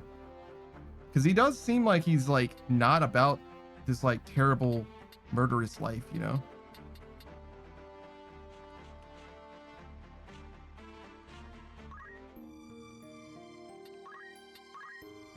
I guess we'll have to find out. And we did tell him that our brother was, you know, a terrible, murdersome, treacherous bastard. And he just like didn't believe us at first. You cool?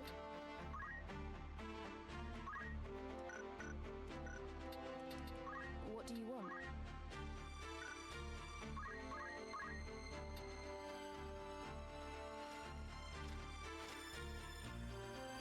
I mean, I guess this is something.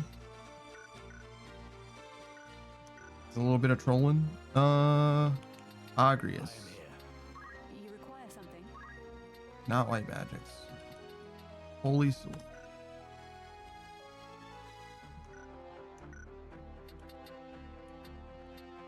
By all means. Yes.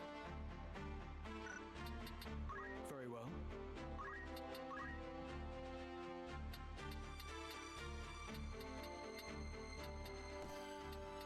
Circlet it is, I suppose, since we lost our crystal fucking helmets. Anything else? Yes. Should be spending our job points. Is this even like good? Because yeah, I can jump from really far away, but like unless they stay there, like does it even matter? It's not like the jump scales in damage.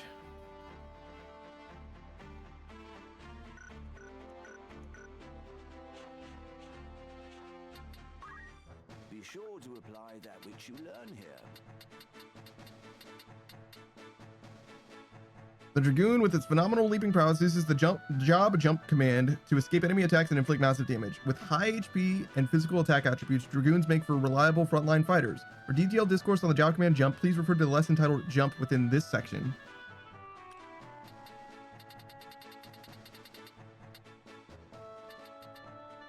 The Dragoon's jump command is a formidable technique by which the unit leaps into the high into the air, then after a short delay follows with a powerful diving attack. When a unit uses jump, it does not attack immediately and instead briefly disappears from view. Though somewhat unusual, once mastered, the incredible power and extensive range makes it a versatile maneuver. The Dragoon's action abilities extend the vertical and horizontal range of jump.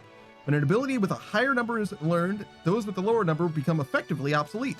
Conversely, if none of the action abilities for the jump command are learned, the unit may only attack targets in adjacent tiles. It is advisable to learn horizontal jump +2 and vertical jump +or -2 at the earliest opportunity, as even these basic abilities greatly enhance its versatility.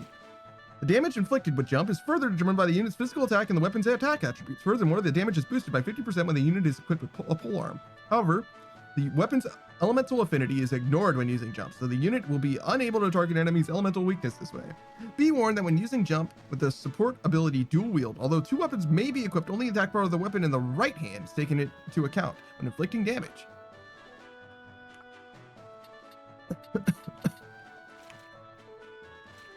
The time the unit spends airborne before attacking is determined by its speed attribute, with a higher value resulting in a shorter wait.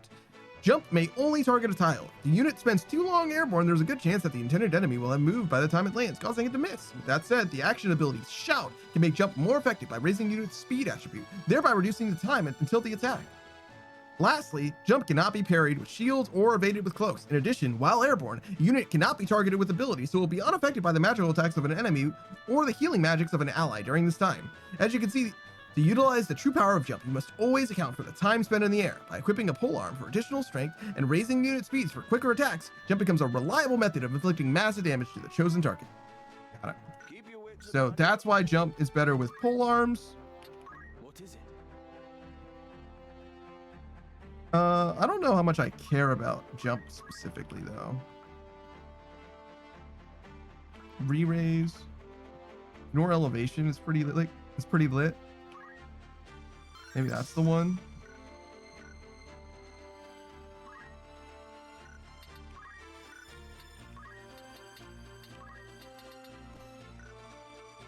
My movement speed is not very good. My speed is okay though, despite the heavy armor. But if we got more speed, it would be a lot better, I'm sure. But I would rather the speed go on Gur.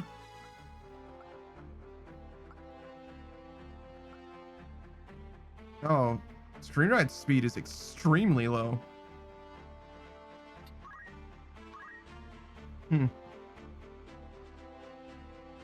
It's got to be part of the class. Interesting.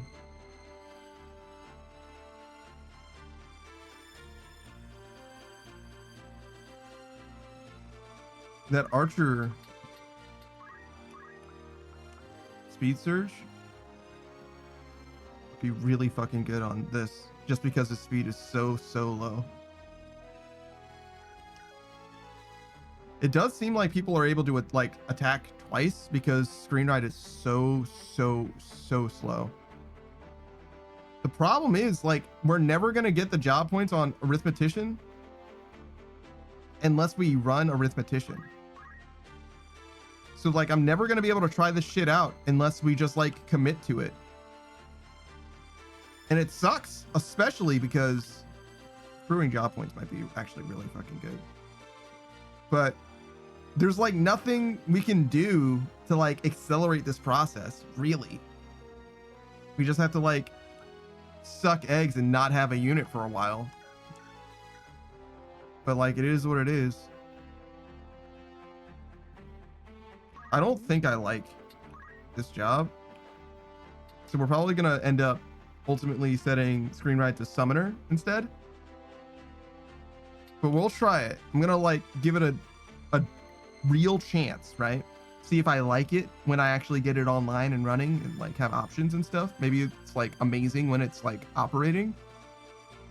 But if it doesn't start feeling better like when we actually have it online, you know, we have a few options and I've like done stuff with it, we're almost certainly gonna go Summoner instead and just plant Screen Ride as Summoner for like the rest of the game. And Saku's basically probably gonna stay in Orator, I'm guessing. Either that or he's gonna go back to being a Mystic, honestly, because like I don't really see this being good. I don't see this being amazing either, because he's got access to all the stuff, but having White Mage either way is pretty good. But yeah, we'll try. You know, all I can do is give it a chance.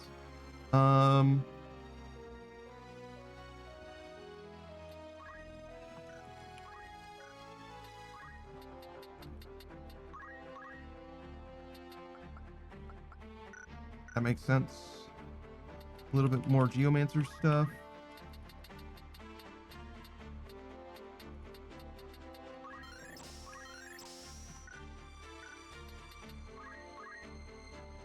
You can like intelligently choose where the points go or whatever, but like they all seem whatever enough to me. Like having to read and like think about, oh man, it's more likely that we encounter this than this or whatever. Like, fuck that. You know what I mean? We're just gonna yeet and just hope it works out, in my opinion.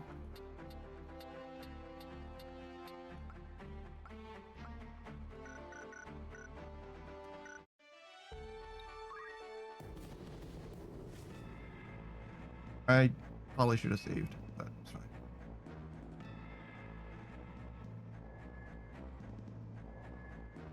It's fine. We'll just get in there. Looks like there's 3 battles. Almost certainly we can get through all 3 of these before we end stream. Unless it takes an hour each. I mean, even if it does take an hour each, we'll definitely do all of them before we end stream, but hopefully we can do it before, you know, we go like crazy late.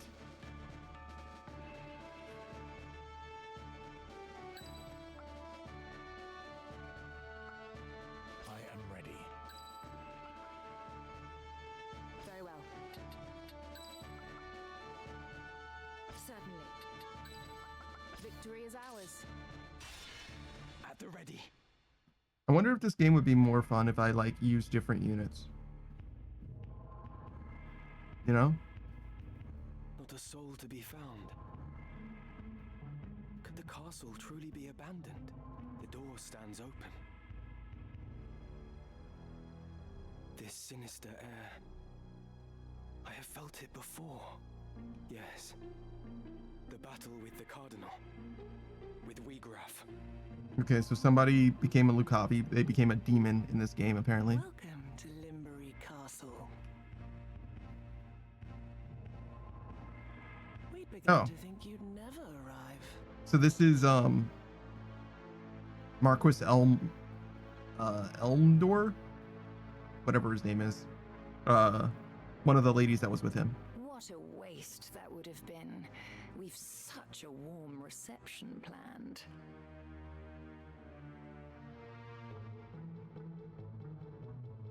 A kiss to see you to your grave.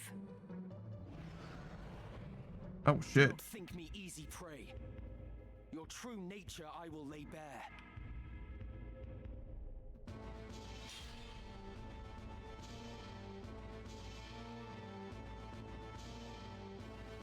Pay attention now. Wow, she is extremely tanky. That's unfortunate.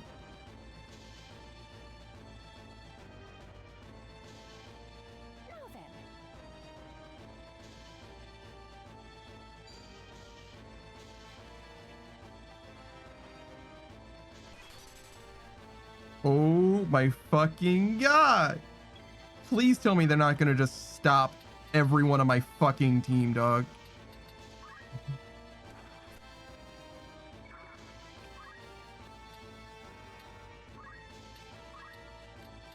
That would be so fucking cringe.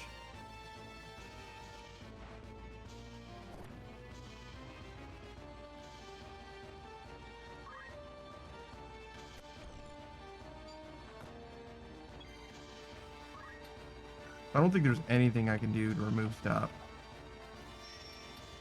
Estina, probably. Which I don't have access to. It's a white magic, but I don't have it.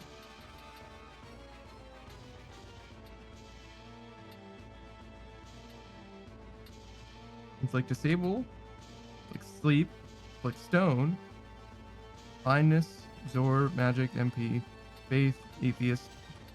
Atheist?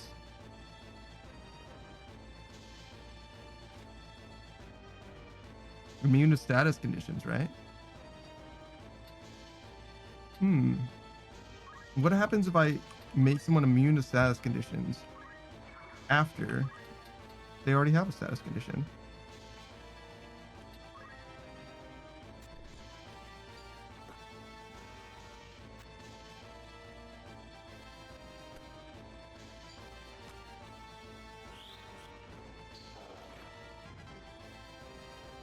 Looks like she's still stopped.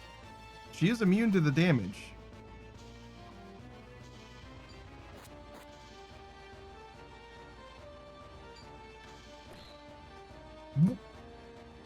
Jesus. I mean, he did suffocate. Holy shit.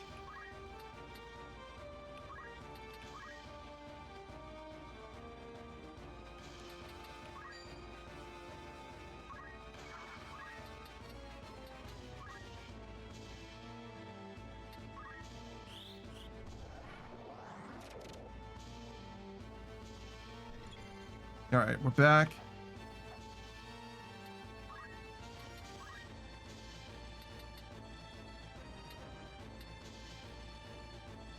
Oh, I don't have a way of healing myself. That's unfortunate.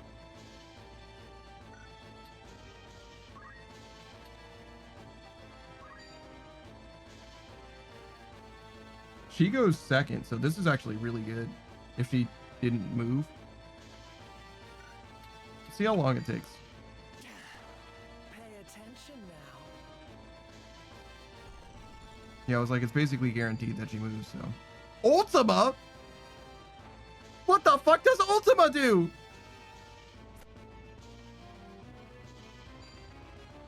Please stop using Ultima. Please. Please don't use Ultima. Listen. I know we've been through a lot together, right?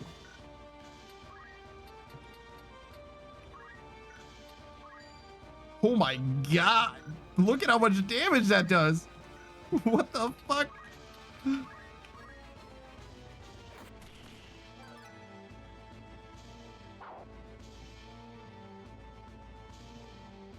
You're strong, indeed. But will it be enough, I wonder? If you are determined to know our true nature, then join us inside. Assuming your courage holds, that is. Wait, did we just win? I do find myself growing fond of you. Rather than foes, mayhap we might be friends. But come, let us continue this within. Do not keep me waiting now.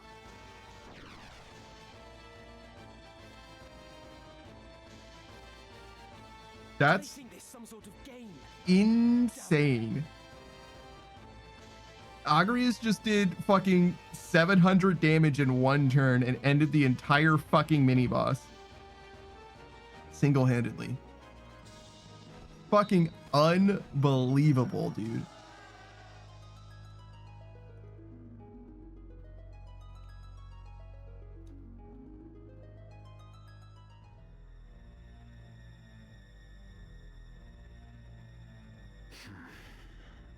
Scarce had Delacroix and Wheatgraff awakened than they were fouled. Tis a passing shame.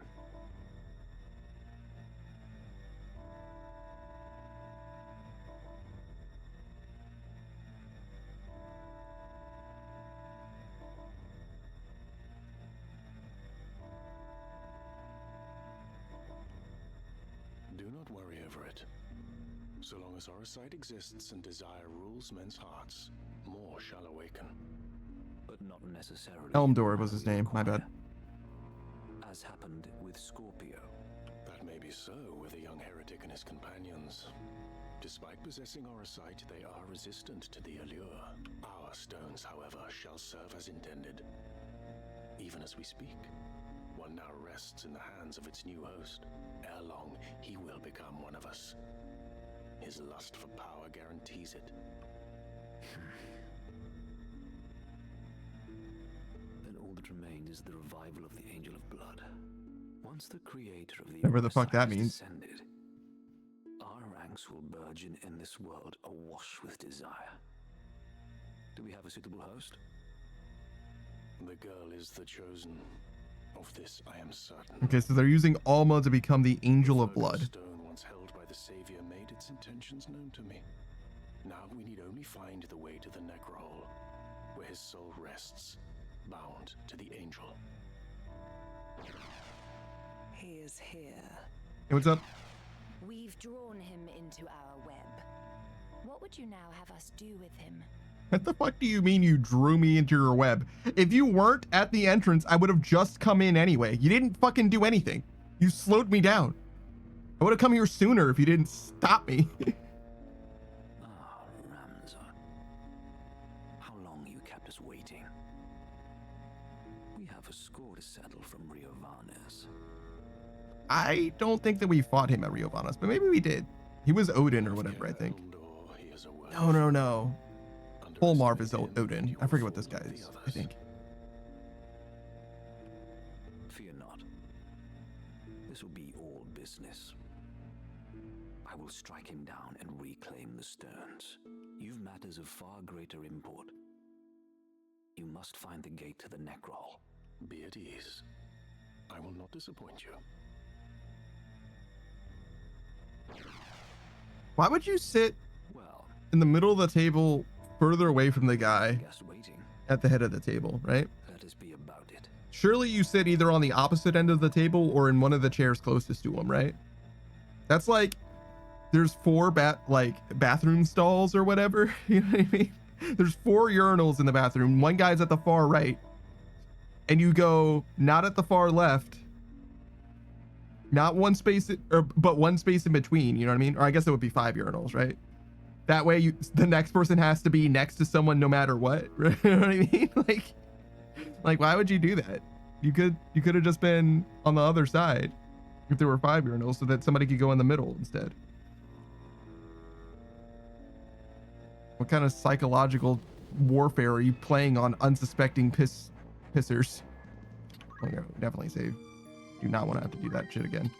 In fact, I feel like we got quite lucky that it worked out the way that it did, because we counterattacked them with a cleave from Agrius, you know?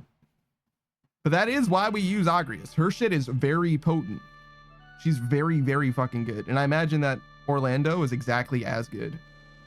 Maybe even slightly better, to be honest. But obviously Orlando doesn't have the job experience that we do. She does, I mean. Of course. As you wish. Just try to stop me. Very well. Oh, I thought I pressed F already, but I'm not sure that we got too many job points last time, because it wasn't a very long fight. The longer the fight, the more job points that you get, you know. How good of you to come here, Ramza. In recognition of your courage, I would make you a proposal. If you would but relinquish the Orosite you carry, I shall allow you to walk away.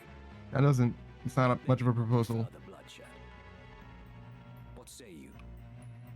You think I would even entertain such a proposal? You mock me.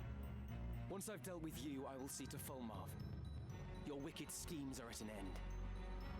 I never really explained what happened and why I had like such a long break. If you're in the Discord, you already know, but for those who weren't present, I guess it does warrant mentioning. My bad. I should have opened with that. We spent so much time dawdling at the start, I kind of wanted to get into the game, but I really should have explained the story. So one of my pipes froze in my house. So I made the commitment that I wasn't going to stream until I fixed the pipe, because if I didn't do that, it would have taken me even longer to fix it, basically. Because like between depression and like needing materials and being snowed in, there's just a bunch of different things that were going wrong.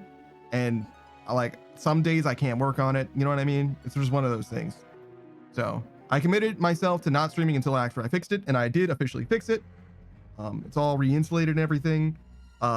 Technically, I still can't take a shower because I need to re-caulk that bathroom. The caulk lining it.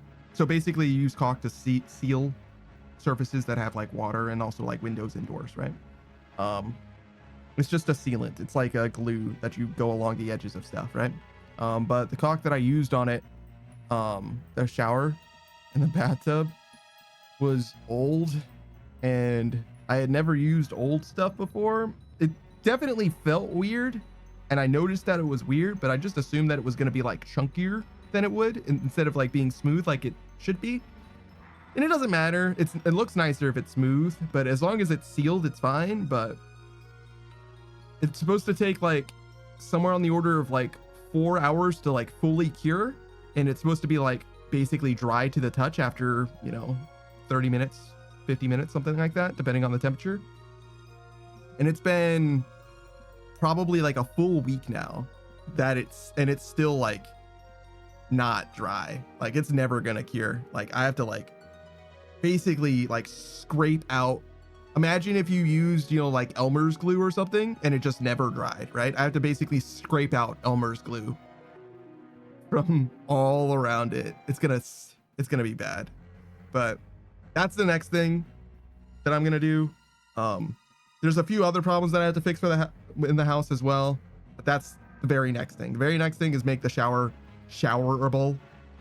Technically I could still take a bath. That's basically what I did before.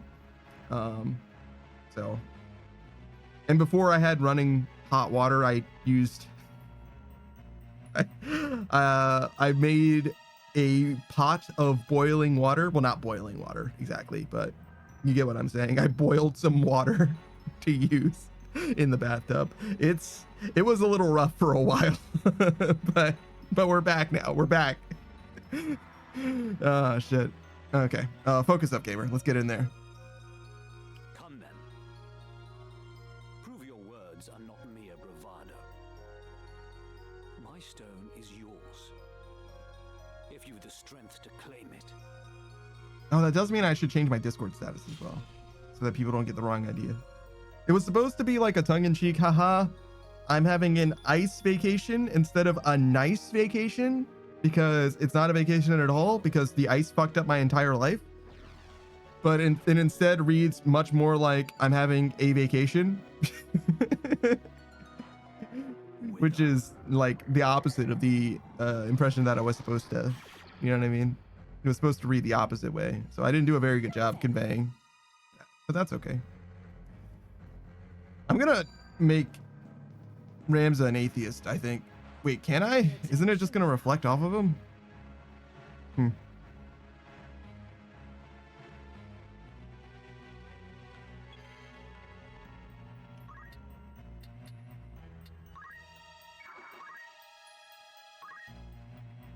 Maybe I should jump. Come on in, jump. Whoa, 30%. Yo, I can't fucking hit this guy at all. It's the fastest kid alive. Might as well jump. What's the matter? Whoa, this guy's fucking so dodgy. All right, Ultima's not that good. It's actually kind of fine. Whoop. I mean, that's an okay place for her to stand, but I intended for her to be next to the ladies here. And then cleave him. Hit him with that sick cleave. No mercy. Nice little silence too. I can't go on like this. Everybody loves a little cleave, right? I mean, that's probably not true. Oh, I'm sure some people don't like cleave. I'm a big fan. I'm a big enough fan of cleave that the people that don't like cleave can be like not ignored, but you get what I'm saying. Like I make up for the fact that they dislike it. If you've seen Shen Comics' Bike Cuck comic, webcomic or whatever, it's like it's not really a webcomic because webcomics imply like a length to it or whatever. It's like a 4-panel or whatever. Pretty good. That's how much I like cleave, I guess is what I'm trying to say. All right. Get him. That didn't fucking work. Uh-oh. Teleport's behind you. Nothing personnel, kid. No, don't suffocate, Ogrius! Don't do it! No! That was 100% accurate, by the way. Also, there's a heart on that symbol for KO. So I'm not trying to say that Marshmallow Hell is the only way that they could have suffocated someone, but like I do feel like that's the implication here. We really need to revive our friends. We are not in a good spot.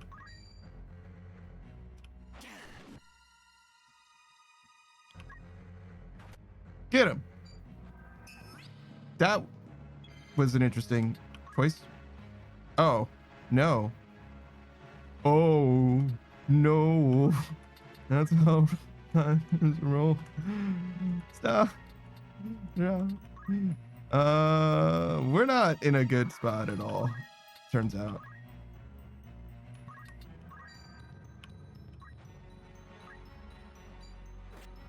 Yeah. I'm guessing that we do. Well, I'm guessing we have to kill them all and not just the men.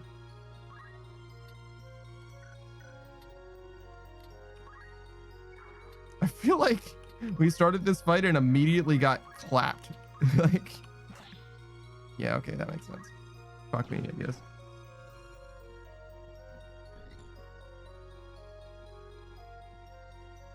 Did they literally just stall out the Doom counter? That's fucking insane.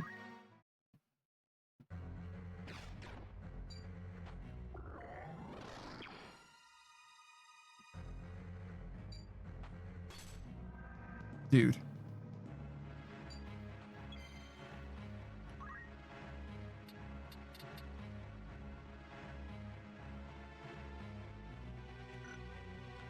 Hold on.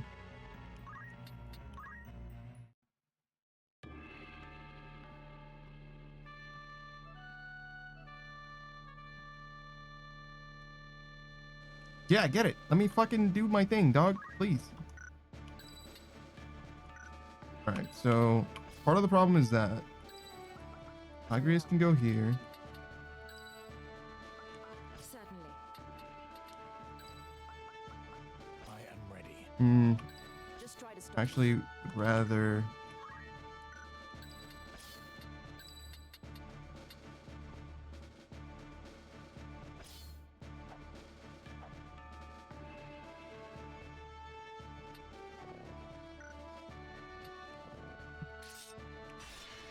Forward.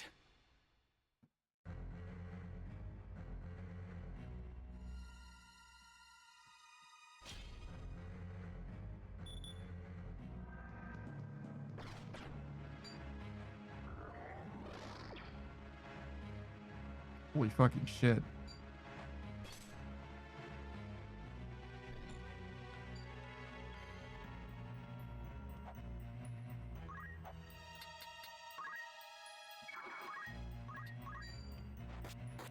Big damage.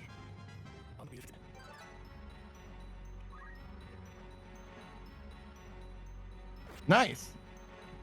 It's not perfect, but I'll definitely take that.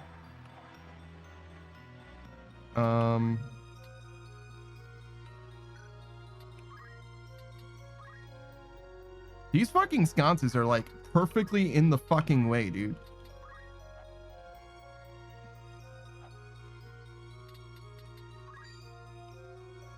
Oh wow, that's actually very accurate. So that's definitely the way we need to take this guy out. Oh, touch screen right.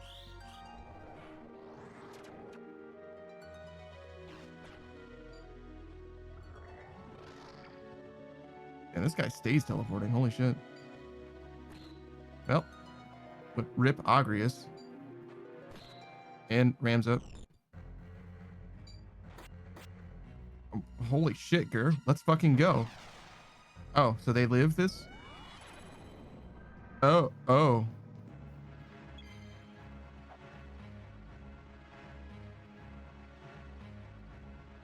So I have 3 units that can revive. 2 units that can revive. And both, well, one of them is confused and as Doom at 1 counter, and the other is already unconscious. Okay. So we're not in like a good spot.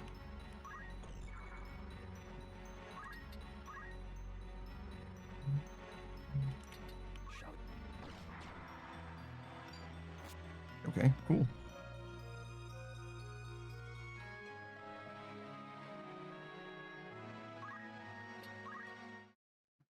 I don't think I can spread my team out more, really. It's kind of just like how fucked you get by his stuff, and then like who gets targeted by stop. Because if the wrong people get targeted, like we just kind of get fucked up.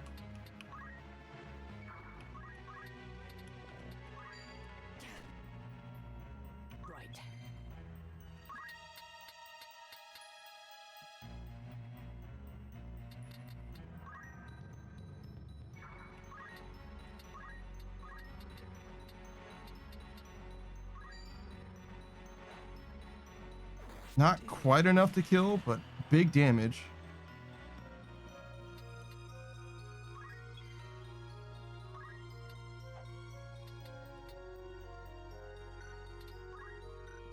All right.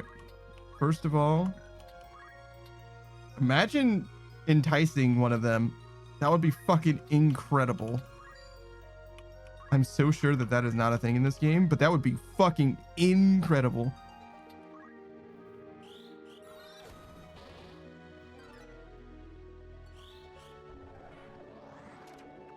I think that missed. Did you just make me a vampire? I think they just suffocated Agrius as well.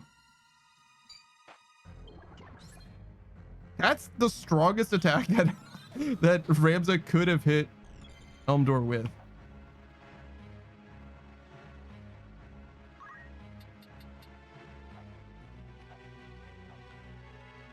I don't want to get closer to Ramza, so I guess I'm gonna go this way and hope that I can get like kind of over there.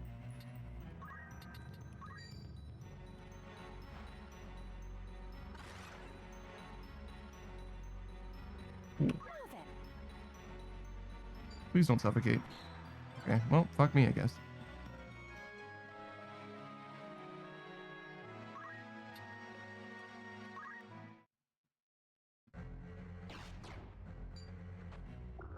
Teleports behind you. Hits your entire team with status conditions.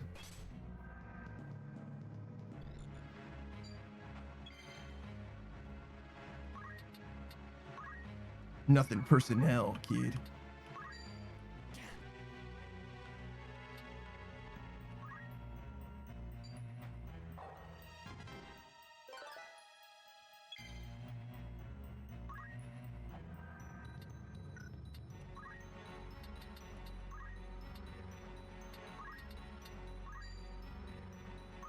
Wait, that doesn't even cost you mana? You can just do that attack anytime? Bro.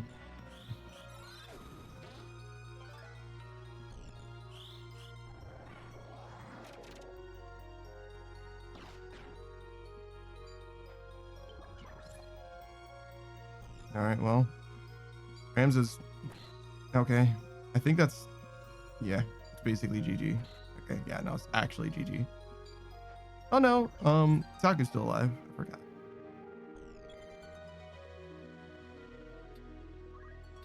Oh, you know, we can simply not get suffocated.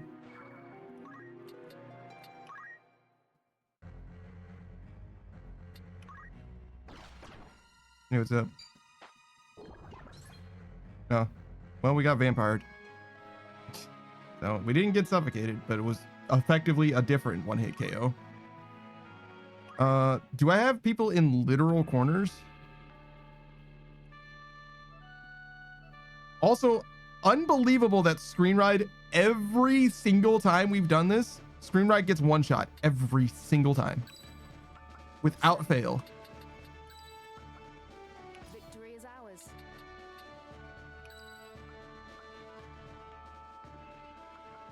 I am ready. Ever ready. I feel like this is the same formation that I did before. No turning back.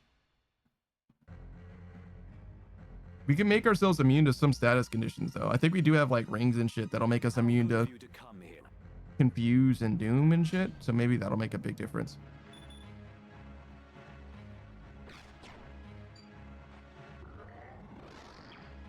Oh no, that was slightly better than it was. It only hit 3 of them that time. Okay, but he still got shadow bound, so we're not in like a great position necessarily. Okay, this time Ramzo's not close enough to do anything other than attack Elmdor. So I guess we're gonna do that. Oh my fucking god. What does this increase? Bravery, speed, physical, and magic attack power.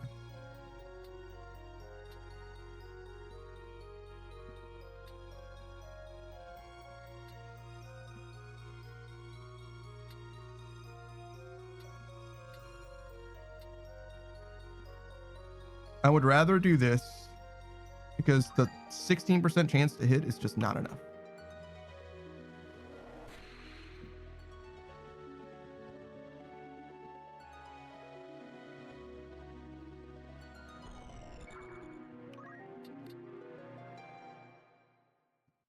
I don't even know what I'm gonna do, but I'm gonna start by going over here, I guess.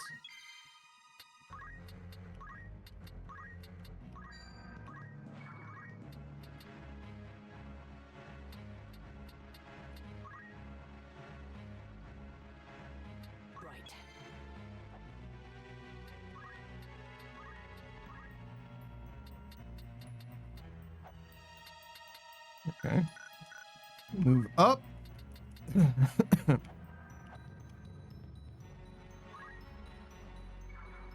I realized their sprites are not the same. I thought that they were identical, like palette swaps, but one of them has an earring and the other doesn't.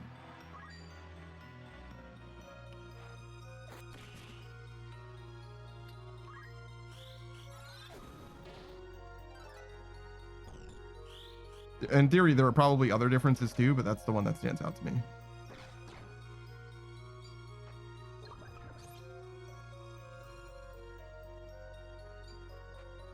Okay. So Ramza just got completely fucked. Okay. Gur also got fucked.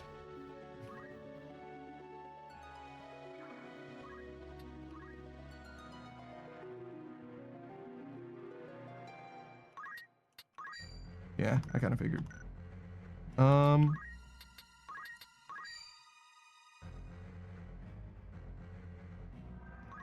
Not even a 2-hit KO.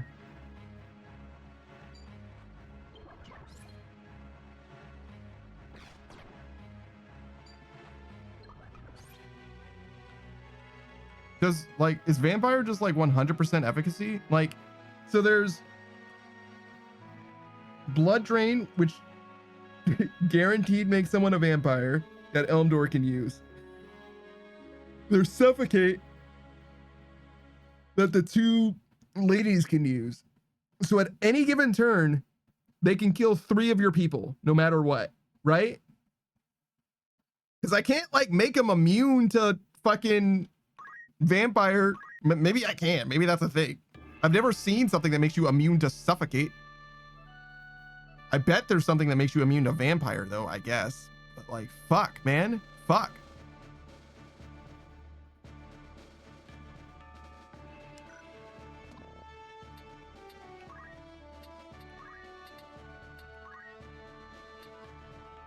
Immunity to stone and stop. So stop would be helpful.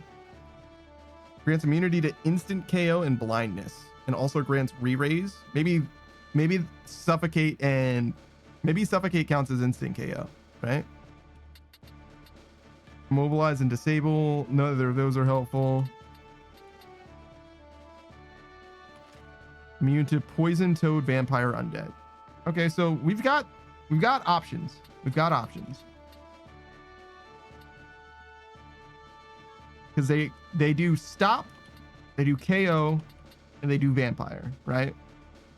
So we have to figure out who we're going to rely on to like make this happen.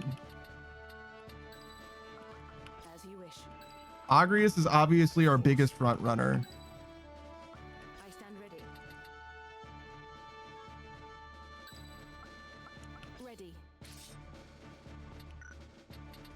So we're going to give Agrius, who we are most reliant on,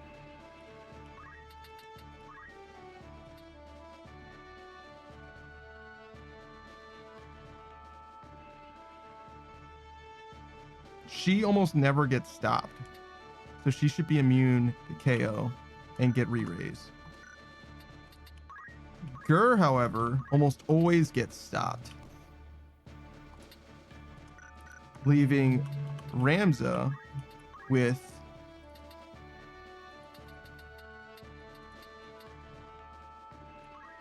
immunity to vampire.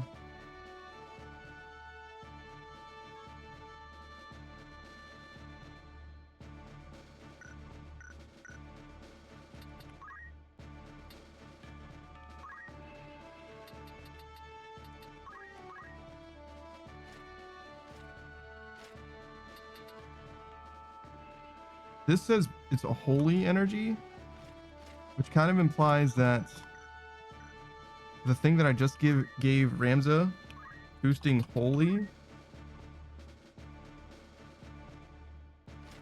boosts fire, water, earth, wind, ice, lightning, holy, and dark, right? So if I give the Japa Mala to Agrius, that little boost could be huge. Like if she's doing 360 damage, right? Even a 10% boost would be 390 damage, almost 400. Beatrice is just equip garlic. I mean, like low-key, that is exactly what we're doing. So yeah, we'll try swapping just to see if it does indeed increase the damage of her hollow bolt. And we also still have to hope that the confuse doesn't land, because nobody's immune to confuse. We just have to hope. But Elmdor does attack on the right side where Screenride is, which is good. Okay. Well, you know, no accounting for taste. Okay, so like, it turns out they can see what equipment that you have. You know what I mean?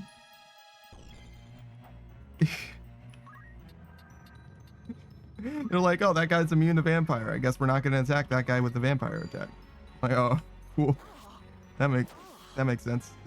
Sure, I guess.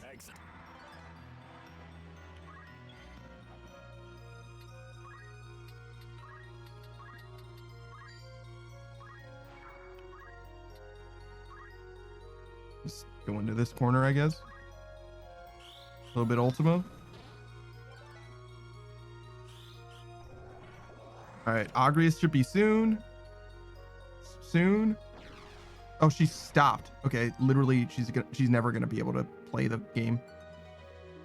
I didn't not realize that I put everyone perfectly in range of Muramasa. It's pretty fucking unfortunate. Okay, Gur just got fucking suffocated. Okay, so the suffocation ring doesn't work. No, wait, no, I gave Ramza the suffocation ring. Right, never mind. Fuck. Well, actually, you know what? I think we just won.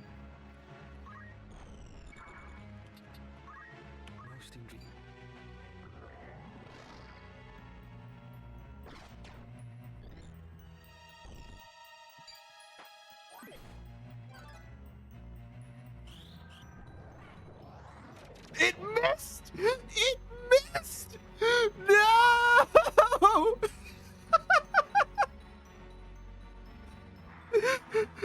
No! Why did it miss? Oh, fuck!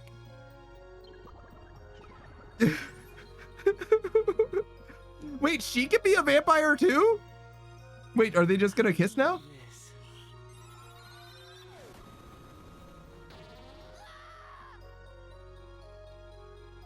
I kind of want to know what happens when she becomes a vampire too. All right, we're just gonna try that again and see if the result is literally any different. Because he literally first turn teleported to Ramza just to infect him with vampirism.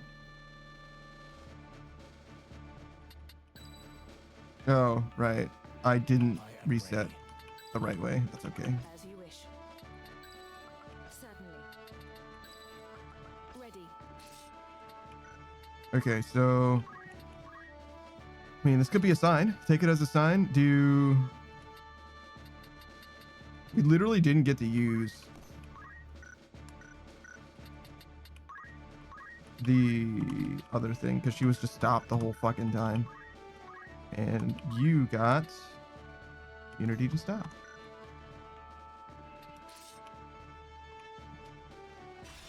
Pikachu says, Jesus, what year is this? Why are you all the way back to like 2 fucking hours ago in the chat, Pika? Don't fucking live in the fucking moment, you weirdo. In recognition of your courage, I would make you a proposal.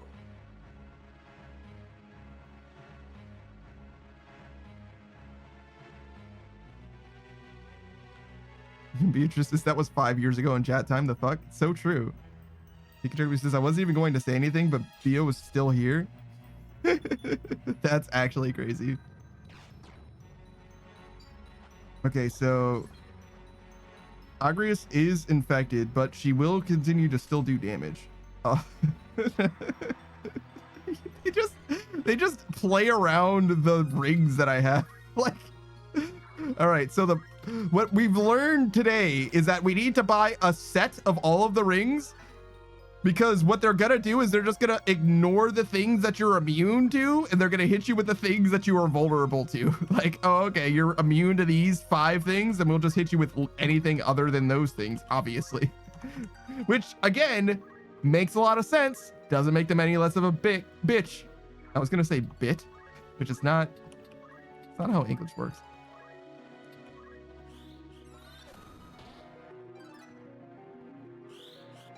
Arnate Sage's peak is living through time. What the fuck do you mean by that? We're all living through time, Modern Age Sage. What the fuck is that supposed to mean? All right, suffocated, nice. Love that for me. Suffocated again, love that for me. A little bit of blood drain in action, why not? Sure. Infected them, awesome. Love that for me. A little bit of friendly fire action. Well, I mean, they're vampires, so it's not like actually friendly fire.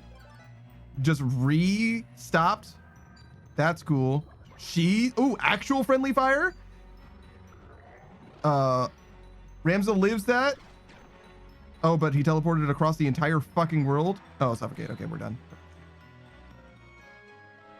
Saki says no, he's living through the modern age.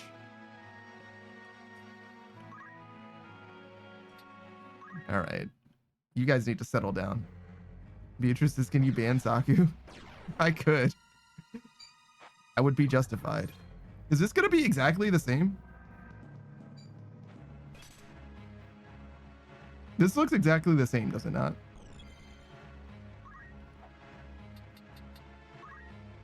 Wait.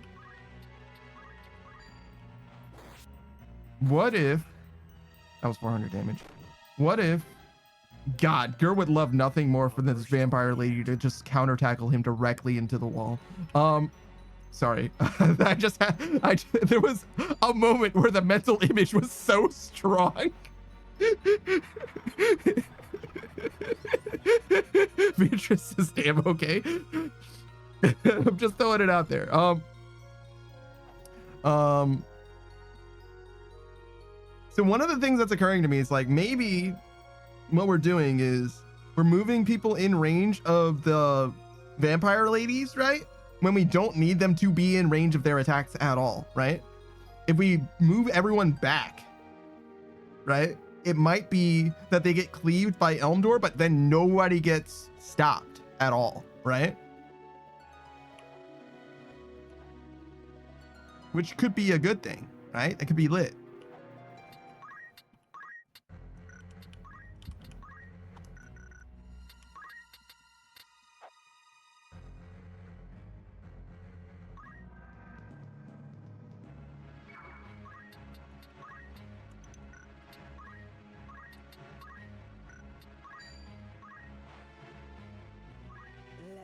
Vanity's dark veil be shed, your true self to...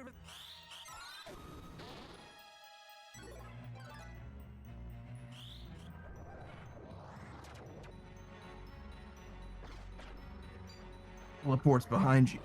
Nothing personnel, kid.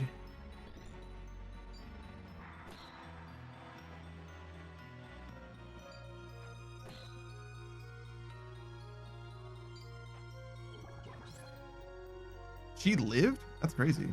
Oh, Rems is no longer stopped, by the way. Did my sword just get shattered? Is that what that fucking said? And then I immediately got stopped again. 50-50, Agrius attacks Elmdor instead of Ramza. Just kidding. Yeah, just kidding. Instead, Ramza just gets suffocated and dies. Didn't I give him like an auto revive? I did not mean to do load. Shouldn't someone have an auto revive? Like literally anybody. Oh, is it that the person I give the auto revive to, they keep using vampire run? That's probably what's happening, right? That would make sense. Immune to instant KO, blindness, and also against re-rise at the start of the turn. But if they get vampired, then it wouldn't matter. Okay, so what we should do is we should move some people around. We'll move Ramza to where Screen Ride is.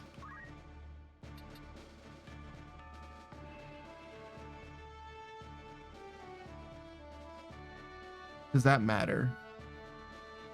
Elmdor always seems to target the people in the front line with Vampire. I don't know if he needs to, because I think in theory he can teleport literally anywhere, and he's the only one with Vampire. Ah, but if that's the case, right? If we give Ramza this, does this even help? Because I'm thinking, oh, hey, if we give this to Agrius, and Agrius has Hollow Blade, she can cleave the vampire sisters, right? But killing the vampire sisters just means that there's fewer enemies. It doesn't mean that we've won the fight, you know? In order to win the fight, we need to kill Elmdor. And in order to kill Elmdor, we need to land hits on him. And the only hits that we've actually gotten on him so far are vampire bites, mostly, Saku's invigorates, maybe Hollow Blade will work. And if that's the case, then we need to make sure that this goes on Agrius so that she's immune to vampire ultimately. And Agrius would then go here.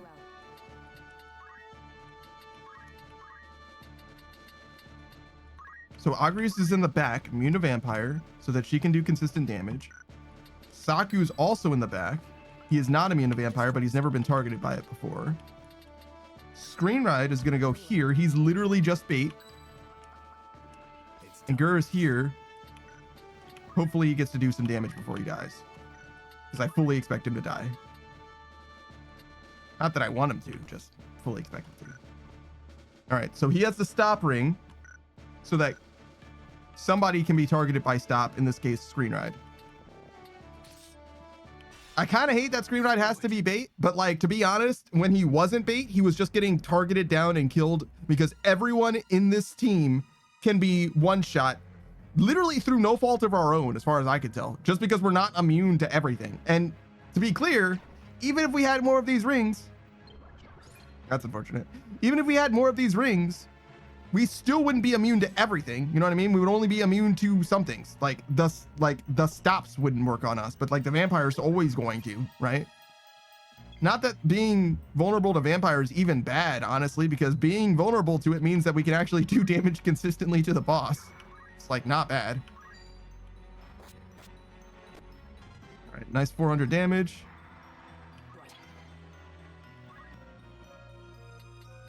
I think I kind of want to go here and just hope that I don't get cleft. No, not even cleft. That I don't get clapped by suffocate, because I can cleave here, which is very efficient damage. Even took out one of them. Oh yeah, I forgot they become demons. This is unnecessary. You know what I mean? It's kind of just mean. I don't think that the demons have been relevant in any way. I don't think that they've actually fucked me up per se, but it does seem mean, you know?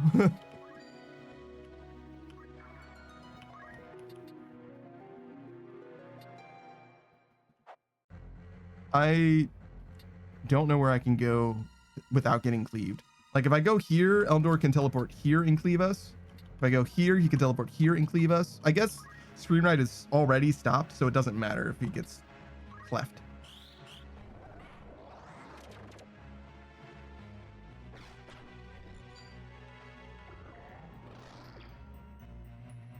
Okay, Doom. Whoa. Poor Gur. Okay, well, Screen Ride's now stopped and a vampire. Can we Hollow Bolt? Yeah, totally. That's within death range.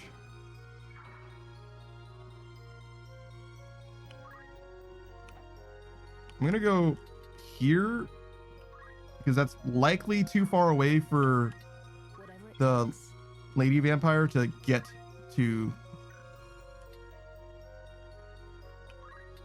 This is highly sus. Oh, thank God it's in range. All right. So basically a 3 and 4 chance that we win when that invigorate ox. We do have to let Elmdor do a turn, so he can totally attack Saku. Most intriguing. Yeah, no, he fucked off like an idiot. So this invigorate could definitely fuck him up. She was out of range. I don't think Charm works on Agrius. I think it only works on the opposite sex. So I think there was no chance that Agrius would get fucked up there. Pretty good. Shout out to homophobia, I guess. Fucking got him. It's just that easy. All you have to do is use 3-ish units as a gambit. You know what I mean? More than I can overcome. As much as it galls me, there is no denying that. Holy fucking shit, dude.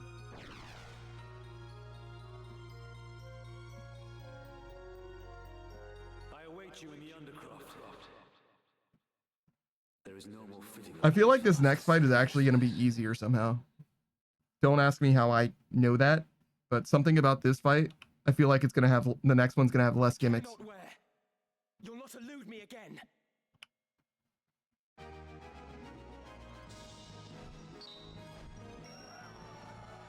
Yeah, I bet Agrius was the greatest contributor.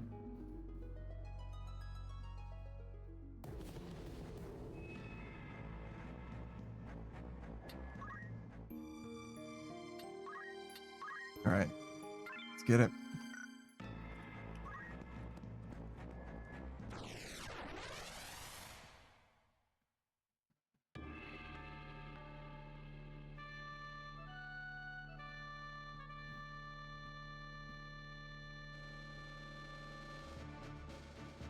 Where the fuck?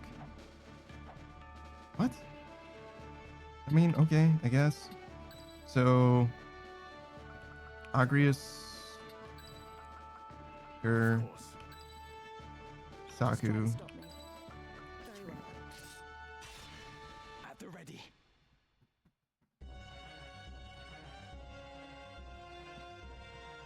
Oh, hey, Elmdor. Marquis Elmdor. Hey, man. I know not what has befallen you, but it matters no longer, for you are no longer a man. Using the power of the Auracite, you are become a Lucavi. I need no other reason to strike you down. Whatever the cost, I will rid the world of your...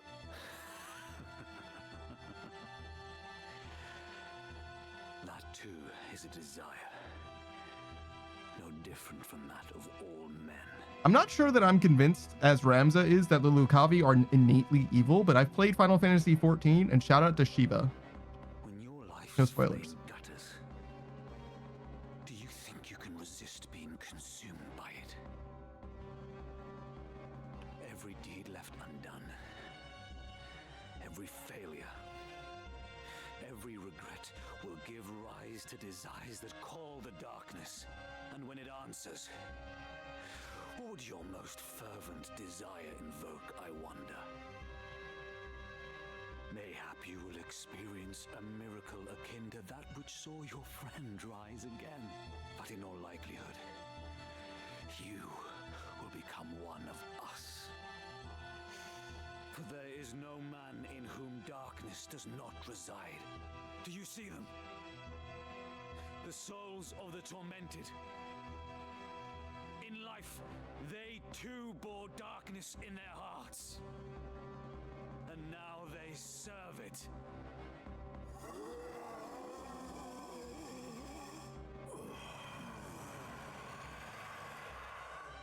What say you, Ramza?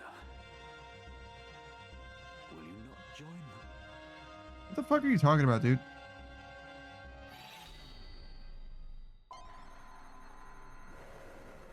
This guy's saying that there's darkness in man's heart as if it's something profound. You know what I mean? Like, okay. Oh no, my fucking emotional foundation has been shaken by this guy's platitudes. Embrace it now, and thus, ere dying, join my legion of undeath. Bro, you have 3 teeth. Don't speak to me. The Marquis is made a demon. What devilry is this? Why are you here right now?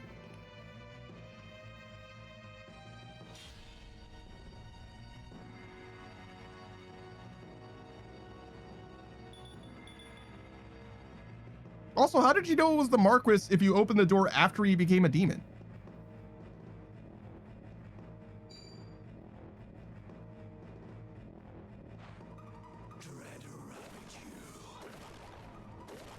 Holy fucking shit. Alright, well, I stand corrected. Apparently this fight has just as many fucking gimmicks. Orosite transformed Marquis Elmdor into this abomination. Yes, very good, Meliadul. You're paying attention. It did. The stones harbor great magics, and they have the ability to manifest one's deepest desire. Meliadul should at this moment say, then why did the Marquis want to become a 3-toothed demon?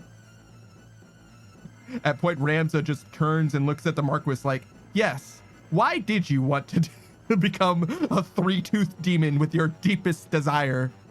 And he's like, you don't understand the utility that my teeth offer. Well and good if a desire is noble. I'm very good at whistling now. Battle are wont to wish for one thing above all else. Power. So it was with Weegraf. He was ignorant of the Orosite secret until it answered him at death's door, and its darkness consumed him, turning him into a Lucavi. I can only assume the same fate befell Marquis Elmdor and Cardinal Delacroix as well. What do you mean you can only assume what happened to Cardinal Delacroix? You were there for that. You saw him become it. Your brother Isolud learned of this foul truth and died fighting it.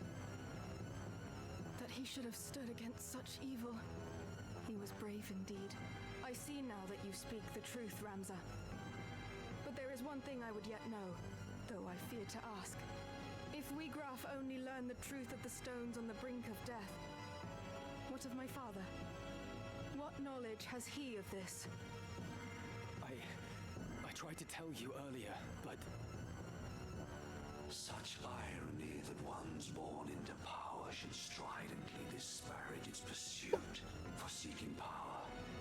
Our kind you do condemn. Yet power is that which paves the path to peace. For want of it, our kingdom knew defeat. The vanquisher from vanquished it divides, and from it, order does in turn arise. Do I need to explain why this guy's a fucking idiot? For those of you at home who are like not paying attention or perhaps just missed it, right? This guy said, hey, in order to make change, you need power, right? The logical leap is from that statement to, therefore I became a demon in order to make manifest the changes I want to see. Do you see the problem, right? Like, you need power in order to change things. True, right? It's really hard to make a change without having the power to manifest that change. When becoming a literal demon is the mechanism by which the change manifests, maybe you became the bad guy at some point. Maybe, right? I mean, you're only a demon. So maybe I'm being too judgmental. Demonic power would speak of order. Peace that is begotten by such is no peace at all. Thank you, Meliadul. My brother believed in the cause and served faithfully. But you fiends slaughtered him as if he were less than livestock, the way his body was torn apart. Whatever monstrosity did the deed clearly reveled in the carnage it wrought. Ramza is right. In your pursuit of power, you have been consumed by darkness and twisted into abominations. Meliador, the seed of Falmar's loins. Alike with sire, passing glib you are. A secret unto you I shall reveal. From where this stone did come into my hand, upon me 'twas bestowed by your lord father, and now the name of he who slew your brother. Again, it was Lord Falmar did the deed. We knew that, and I thought that Ramza literally just told Meliadul that. Well, I mean, he said, I tried to tell you, which kind of like says it all, but you know, maybe that wasn't obvious, I guess.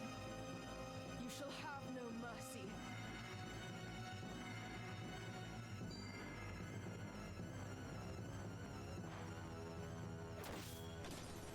I really don't feel like she's doing enough damage to be a guest character. Also, Gur is level 26. Meliadul is level 35. You know what I mean? I don't feel like... Oh wait, Rams is level 35. Agnes is level 35. Saku's 27.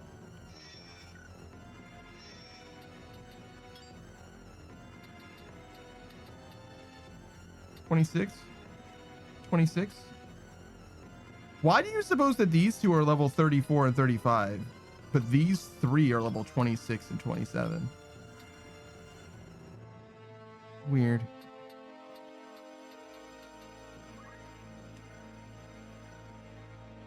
What do we do here? Let's run over here and double whap. Whap.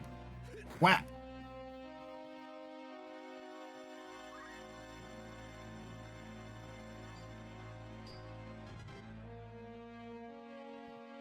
Ramza, forgive me for treating you as a heretic. From the first, you tried to tell me the truth, but I refused to listen. Is this really the time? I'm truly sorry. Any would struggle to believe such a far-fetched tale. I might have done the same in your place. So let us leave it in the past and fight as comrades now. Together, we will avenge Isolud.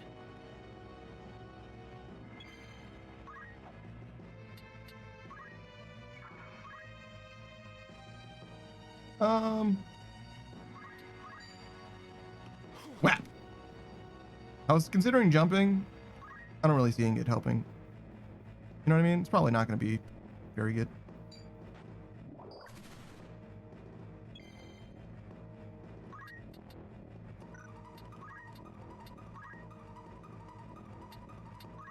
Oh.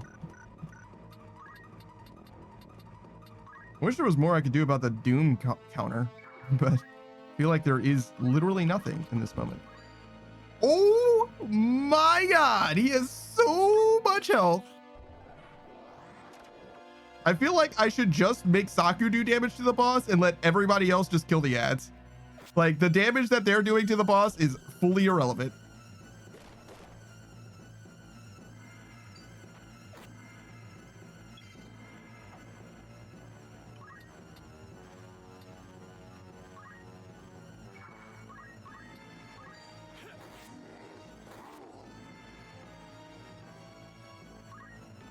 God, it sounds like fucking Sephiroth in here. One-winged angel.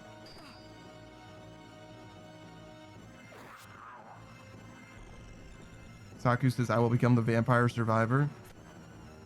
I don't think you're going to become a vampire here.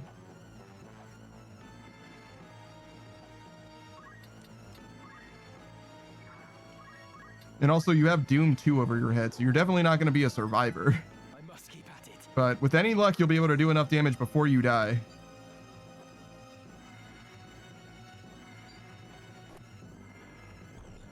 My mirror mail.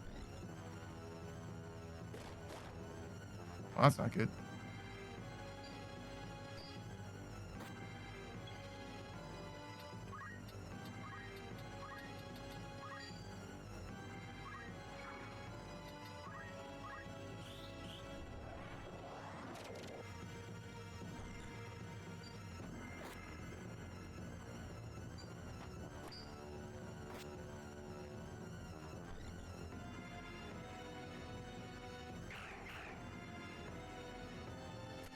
Wait.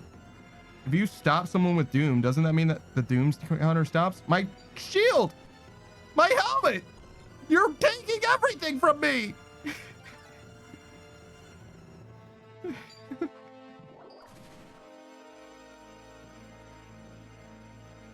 It's nothing sacred. It's nothing sacred!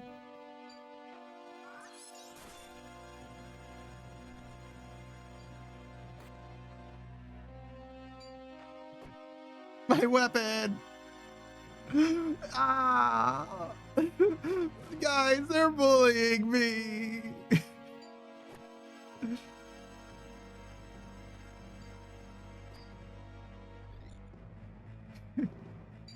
Make them stop.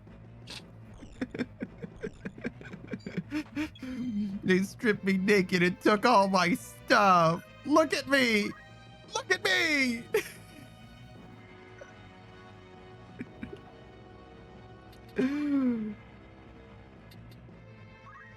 I don't even know what to do.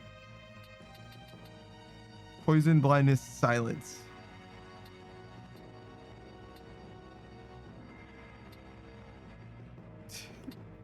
I don't have... I'm not a monk. I could just punch. How good are my punch? Oh, you know, that's surprisingly good, actually. It's over.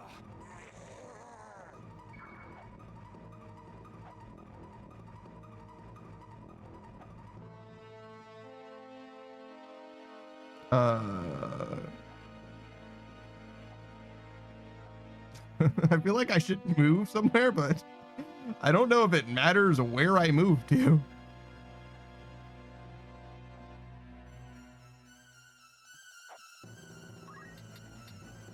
Guess we'll go over here.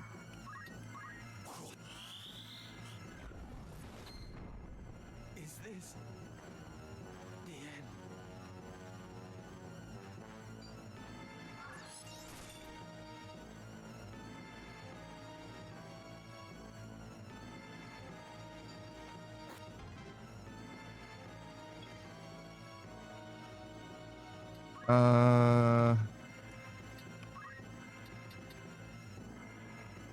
There's so very little I can do.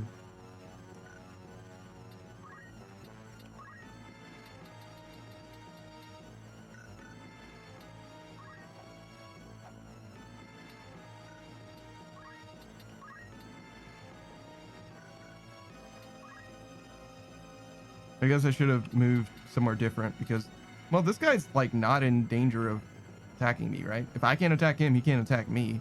It's this guy who's the problem. He's got some kind of ranged attack, I'm sure.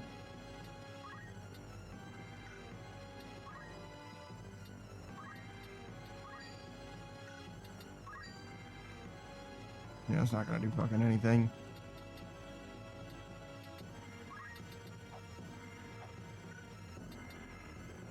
It's really just shout. Like sometimes throw stone's useful, but usually it's just shout that's like really good. So I could probably afford to run something different for my secondary. What would it be though?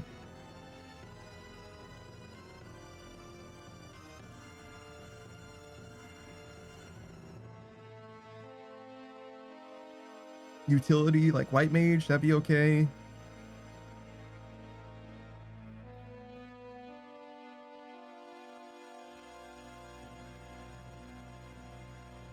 Chemist would open up like all items, but like I don't have anything for Doom anyway. I probably have stuff for sleep though.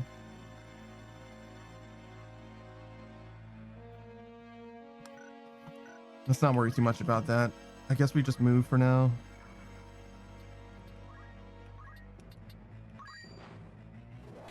The re-raise was not very good because I only came back with 1 HP anyway, so.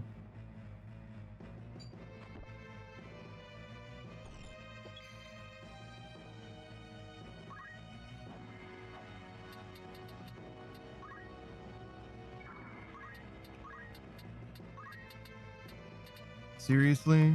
Just out of range? That's as good as she's got it, right? Oh no, she can go here.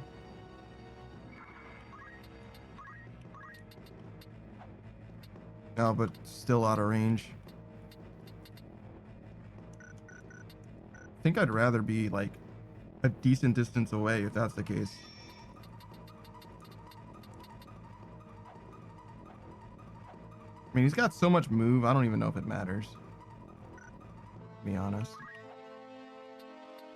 I can like go this way and kill those guys, so she's coming, but I think Meliadul is going to be able to take care of that goblin and come this way regardless pretty soon.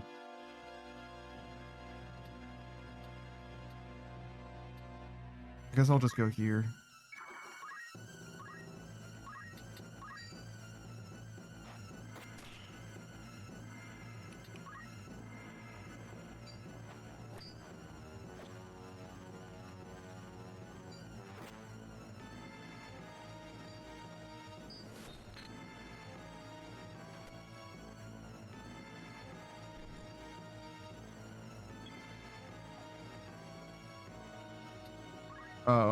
What can you even do, Screen Red?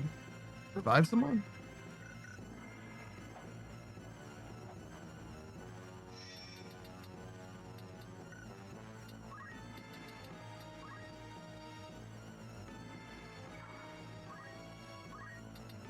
Nope. You've got Holy.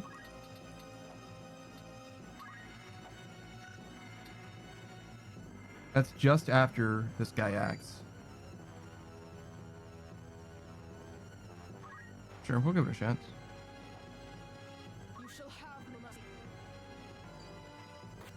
Okay, that guy's dead anyway, so it doesn't matter.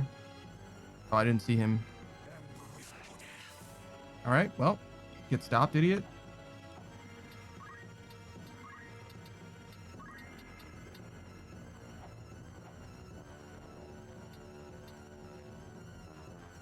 Is that technically out of my range? That's insane. Okay, though, because I could just move slightly closer. Behold.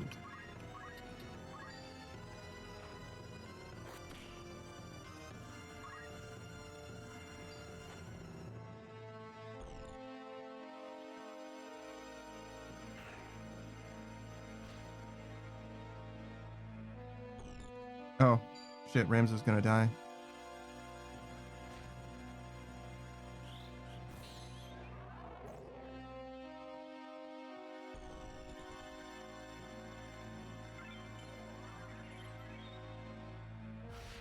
Okay, yeah, we're fucked.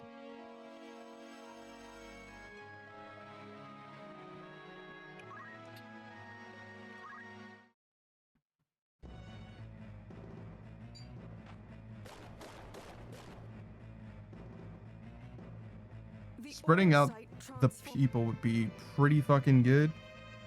I don't know how much I can really spread them out though, but anything's better than what I've got going on.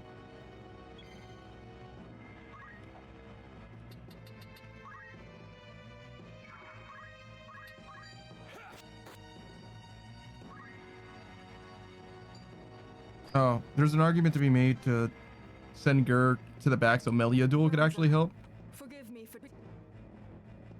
Because sending Gur forward is not very helpful. Same with Ramza, to be honest. Really, if it's not Agrius or Saku, there's like kind of no point to have somebody like frontlining, really.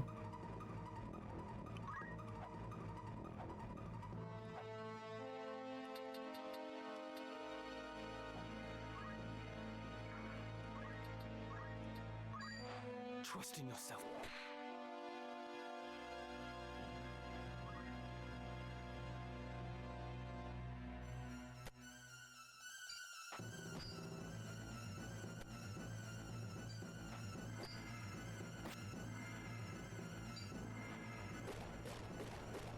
Well, that's not good.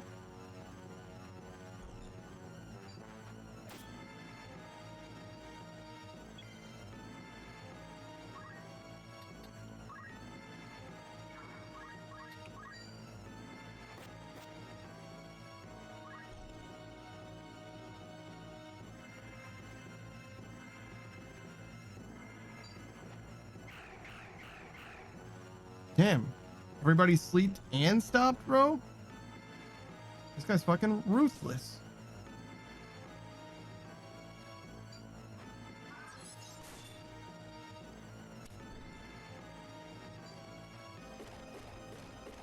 And now most of them are doomed too.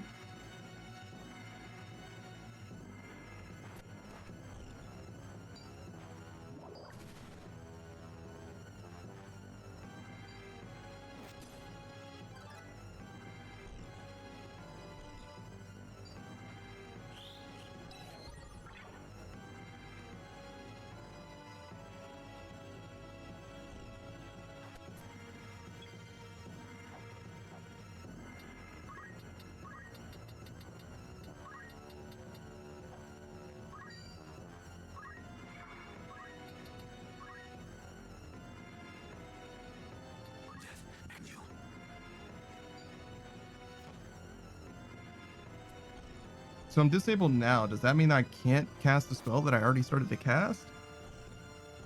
Yes. That is exactly what that means. Ooh, cool.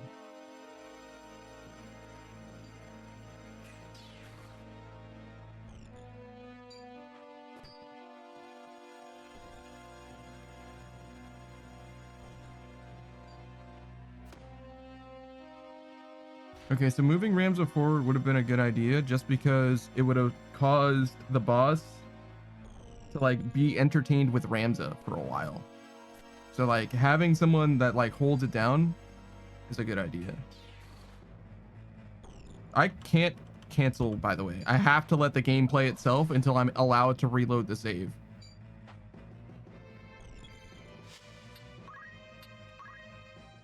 Oh, wait. I should have again, I have to let the game play it out. I should rearrange where these people are. Oh my fucking god. This is also like very clear game design that like indicates you're not supposed to be losing constantly, you know what I mean?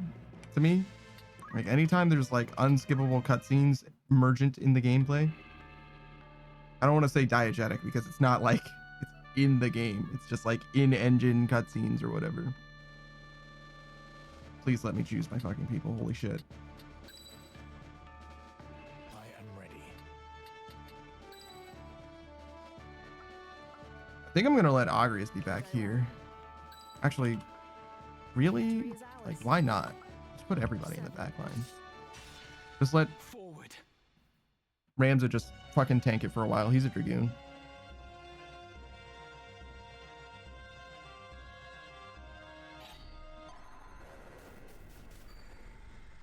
Wait, I feel like we didn't see this part of the cutscene. Yeah, it started from like the Melia duel part, right? Am I crazy? Yeah, it started from like this. Weird.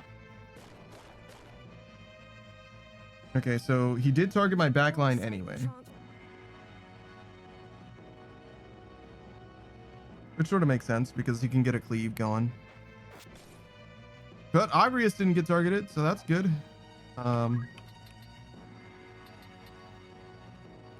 Pretty hard to hit those guys, huh?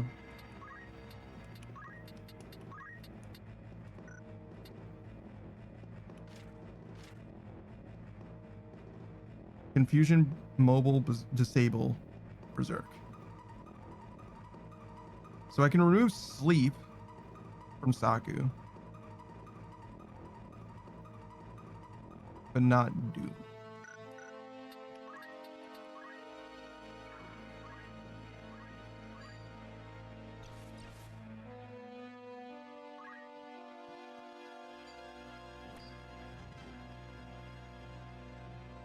Ramza.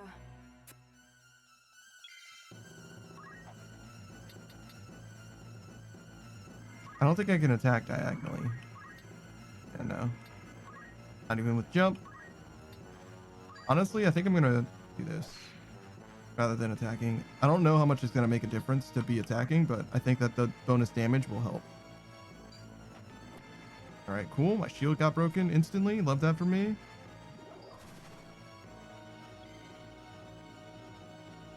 These guys are as spread out as they possibly fucking could be.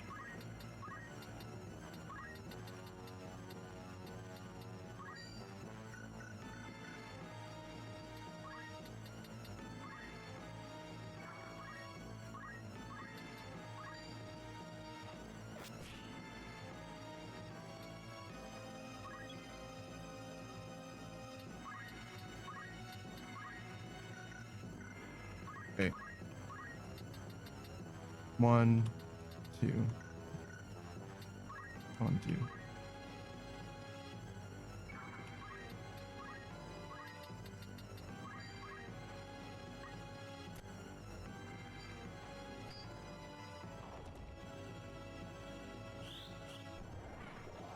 Big damage.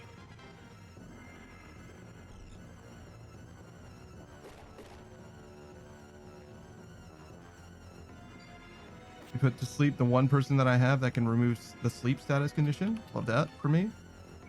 Perfect.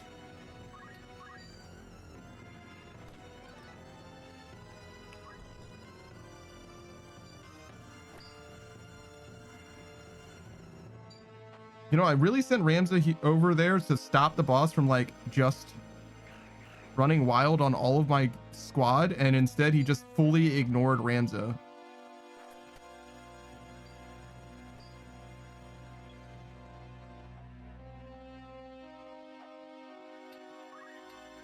Pretty sucky. I don't know how much I could have done to stop that. 2. Just enough, I guess. I'm not allowed to move through that unit, or maybe I just didn't have enough move to go through them.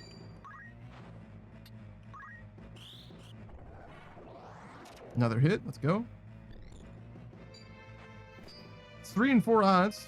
Pretty good, but not unlikely to miss at some point. Esena. Sleep, confused, immobile, disable, berserk.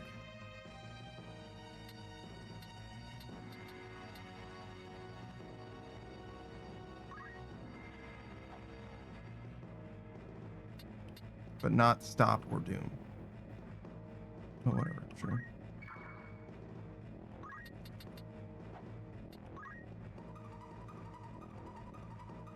I must concentrate.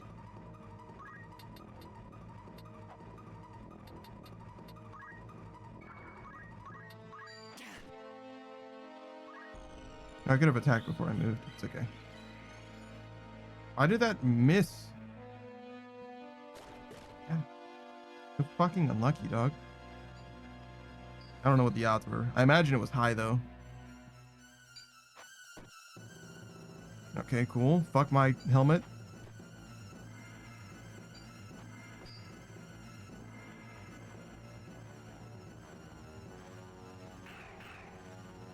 Okay. Fuck my units as well. Why not? Everybody's getting fucked.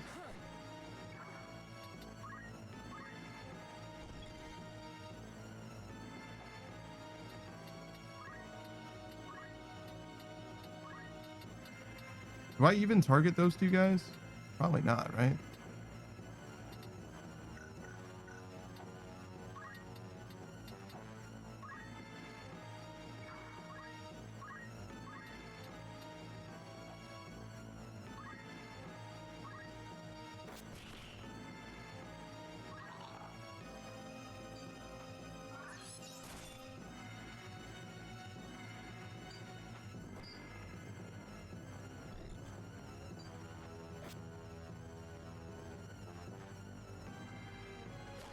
I feel like Rend doesn't normally do damage, right?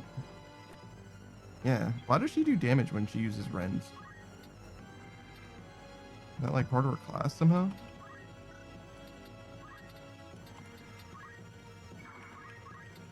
I noticed that way earlier too, but what the? Do you have like no fucking weapon, dog? They literally took everything from me already. Jesus. I saw they took my circlet and my shield and my armor, but I didn't catch them taking my fucking weapon too.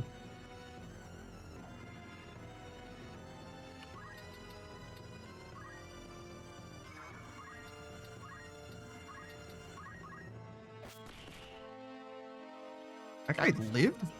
Holy shit, he's tanky.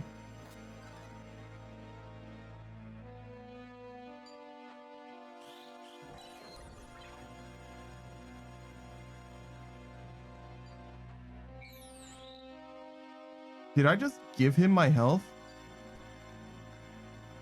Holy fucking toxic, dude.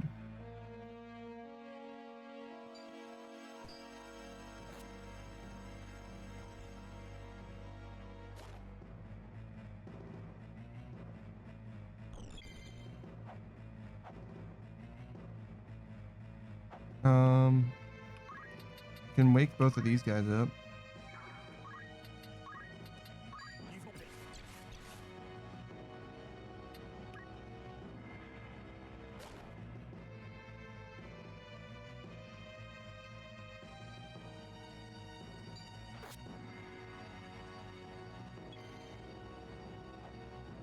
I really truly doubt I can get over there and make a big difference, but I can revive Agrius, which will buy me some time just in case.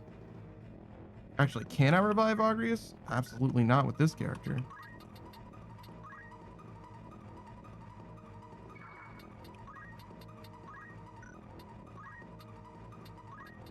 It's alright, we'll just do some damage. It's a lot of damage, right? Just kidding. Sleep again. It's fine.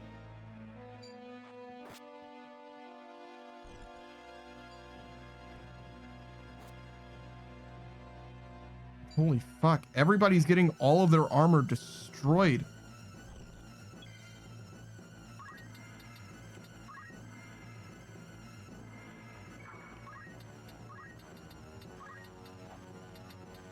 God, she's just out of range. How long does this take? Not that long. Yeah. Fuck this guy.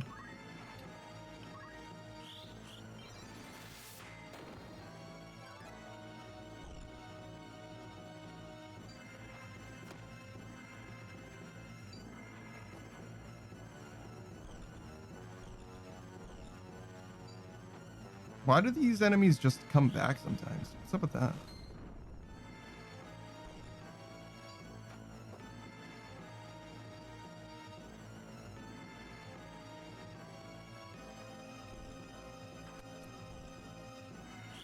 And when they come back, how come they come back with seemingly random amounts of health? Is she dead? Dead? She doesn't have like hearts or anything.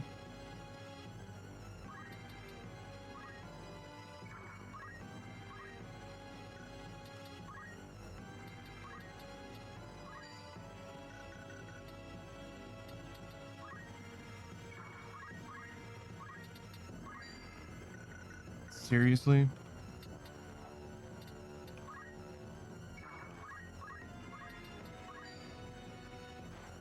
Is KOing that guy even worth it? We'll never fucking know. Oh, Agri's despawned. Yeah, we're out.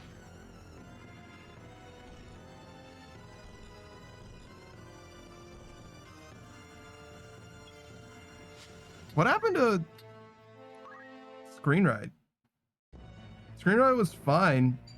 And those like goblins revived and they must have hit him, I guess, right? Because he had health at one point.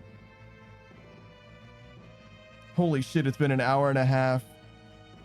It's been 45 minutes since we beat the last level, but it's been an hour and a half since I said we probably will finish these 3 levels.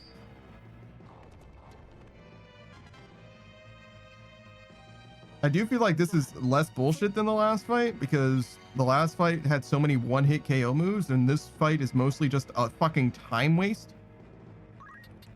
For whatever that's worth.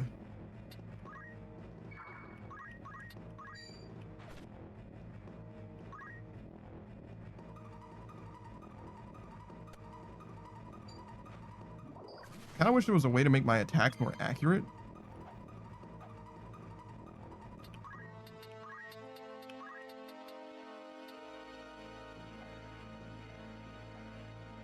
I think that I'm gonna cleave Saku with this. Yeah. Holy shit, that did a lot of damage to Saku. It's crazy that the damage that I did to them, like, under normal circumstances, if you think about it, right? This fight is, what, 3 or 5 enemies, right? Versus, plus the boss, versus 5 of us. So you would think going 2 for 1 would be pretty worth it. Not like super worth it, but pretty worth it. Because if we go 2 for 1 on 3 times, right? That would mean that we lost 3 of our allies and they lost all of their ads. And between the last 2 guys on our team, we would have to beat the boss. Not amazing odds, but like totally possible that that could work out, right? And yet, me cleaving those two guys and hitting my ally means that my ally dies and they just take damage. Like, they're not even like that injured. They're like 50%. Like, that's what's going on here. That's what we're dealing with. Like, insane.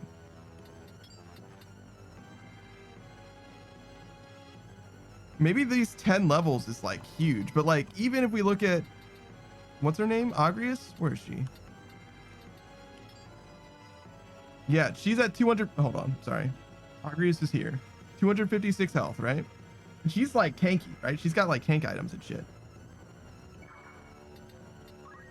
Right? Or not really, actually, but like somewhat. Compare to everybody else, 170, 150, 170, right? Not very much health at all. She does have tanky items, though. This is 175 bonus health relative to Agrius, which is 120. I mean, that's very similar. I mean, but it is about 50. It is about 50. That's fair. This guy's 400 health with nothing. I mean, he is a ghost, I guess, to be fair. Do I reset because I killed Saku myself? Probably. Probably not worth.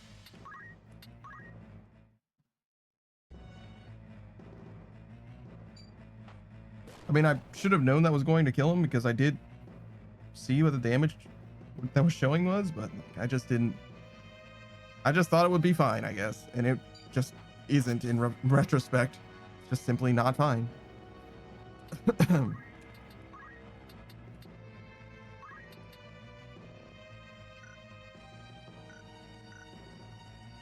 Okay. So I literally just can't attack them because they're too high up. That's Gur. And there's like nothing I can do that changes that.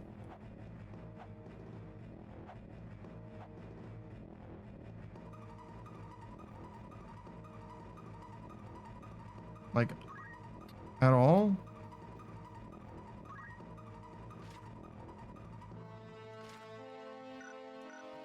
I mean, just like let it go, I guess. It just feels so fucking bad. Oh, I guess I can attack that one.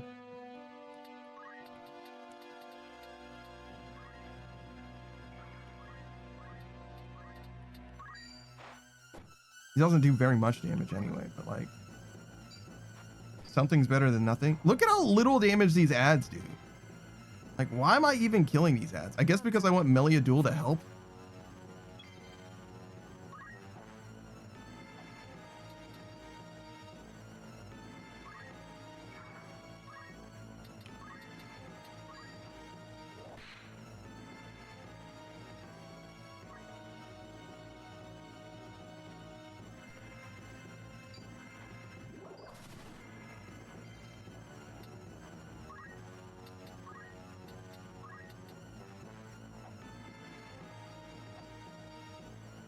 Wait, how high does this go? +2. Okay, so it's not super good. 257 though. Sure, we take it. Oh, crit too. Let's go. All right, we're gonna run away as well because we don't want to get doomed. We can help it.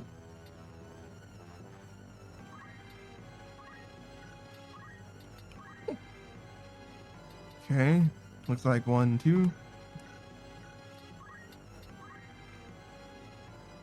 Just to get my spacing right.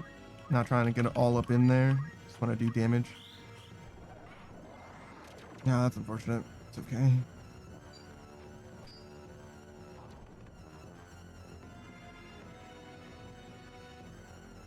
I think all of my revive people are going to die at the same time right now. So we kind of need to like desync the deaths. Start bringing people back.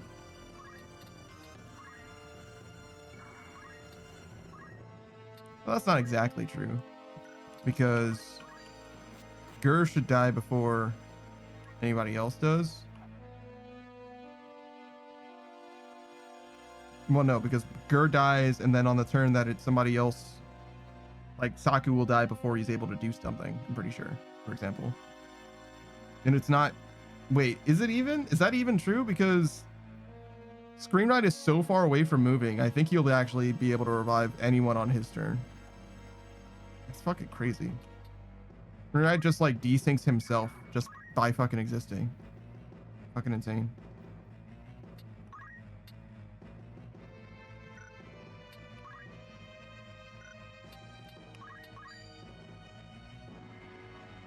I think it went up by like 38 damage,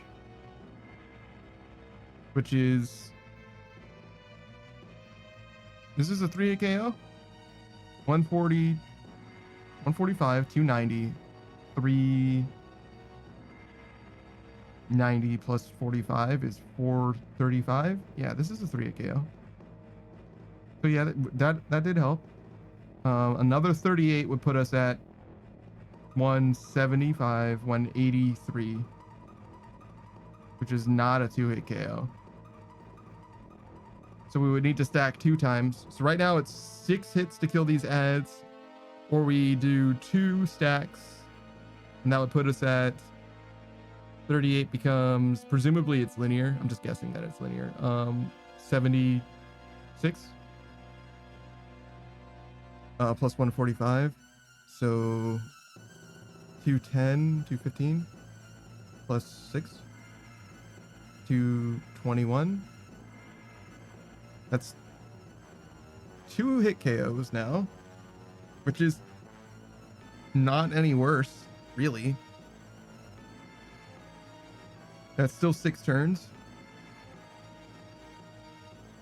We have Doom, but we also have Re-Raise. Yeah, sure.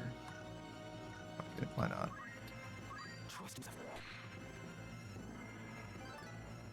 Our speed also goes up. I don't know how much that helps, but I imagine it's a good thing. I don't fucking know. I don't know what I'm doing. I don't know what I'm doing here. Sending Ramzo like off into a corner just to like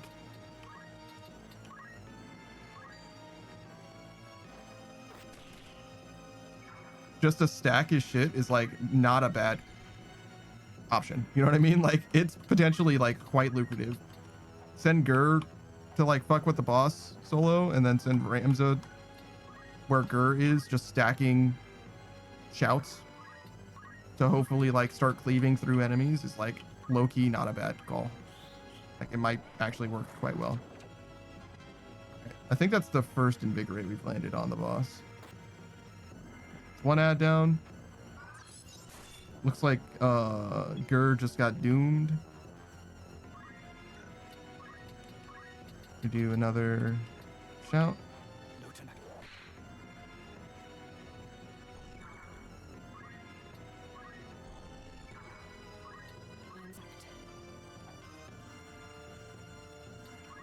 Can we raise Gur from here? Absolutely not. Fine. Be able to raise him from here. Yeah, sure.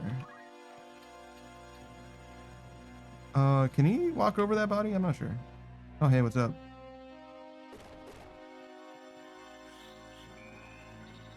Okay, Gur's back.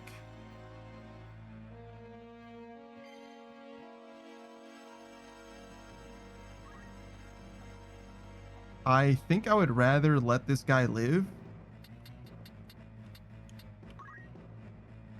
and get some cleave in action over here.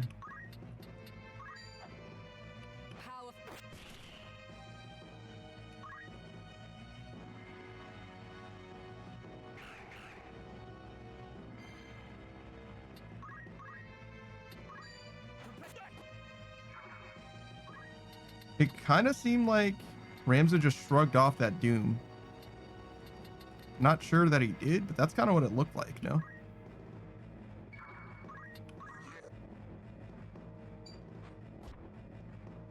Alright, failed to rend. Okay, fuck my armor, I guess. This should be 200. Okay, just no. I mean, whatever. Let's just try and kill him, I guess. I don't know.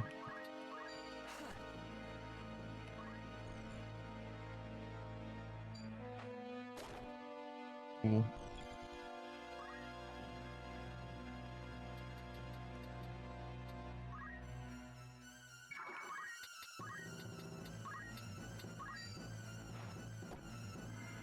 1 fucking HP. I love that. Love that for me. Did I attack that guy twice before he got to go? Sure is what it seemed like. Maybe you just chose a silly direction to look. Fuck my shield. Yeah, no, you're right. True. Who gets that tough to Phoenix down? Her? Me? How does that work?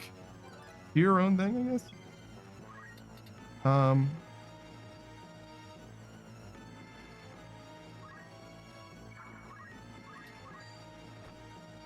Right.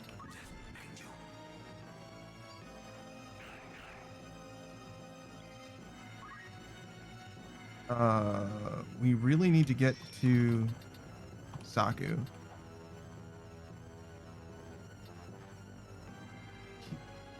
Screen Ride will go just after Saku does. 1, 2, 3. Wait. 3 move. 1, 2.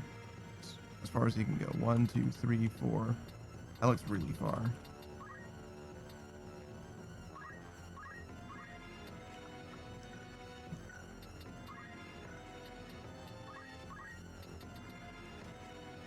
I don't think so. Grr. Sleeping. There's literally nothing I can do other than rely on Screen Ride for it.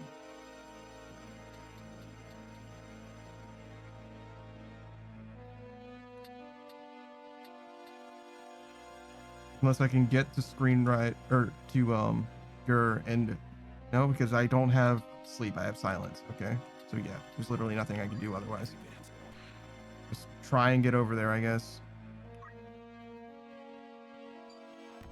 Okay, cool.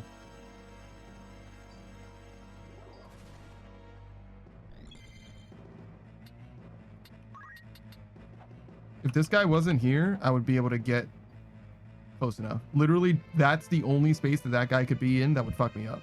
Because what from here, 1, 2, 3, 4. I can heal. I can revive Saku. It's just because he's standing in this particular tile.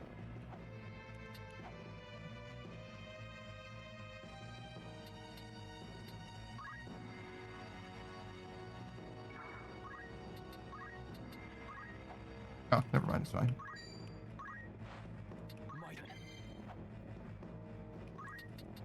Okay. I'm assuming that that's gonna proc soon enough, but there's also the chance that the boss just decides to fuck Screen Ride's mouth right now.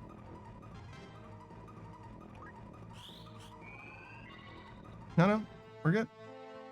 I mean, it's not great, but we're good. Oh, good. They're right next to each other, so he immediately does that. That's awesome. Love that for me. Thank you.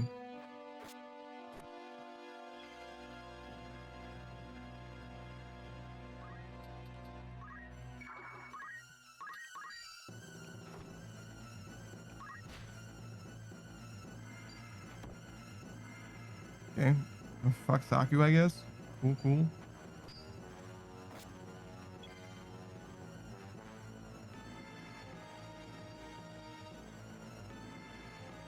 Yo, when does fucking Screen Ride get to go again? Fucking absolutely never, ever?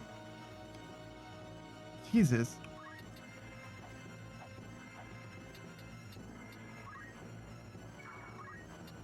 Screen Ride's speed stat is like so slow. Like, it's unbelievable. I did not realize how many turns you could get if your speed stat is high. Because, like, I'm literally not able to play the game as Screen Ride. And he used stop on him as if he was going to be able to act anytime soon anyway. Jesus. He's fucking ruthless, man. I must concentrate. Holy fucking shit. All right, so this arithmetic shit, it's like fucking dog. Like, there's no, if that class necessitates you being low speed, it is absolutely dog shite. Like, it's one of the worst classes in the fucking game by far. Certainly.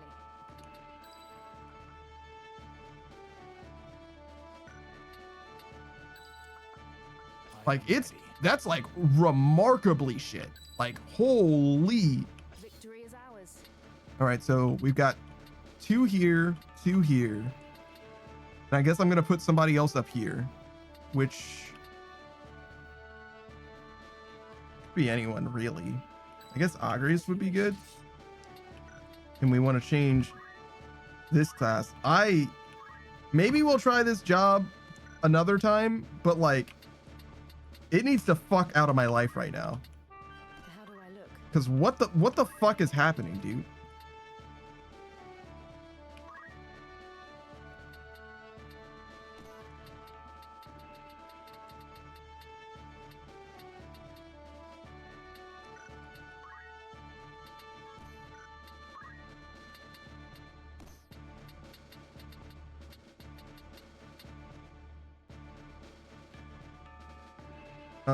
I don't know if evasion really matters. Might as well get the extra magic power.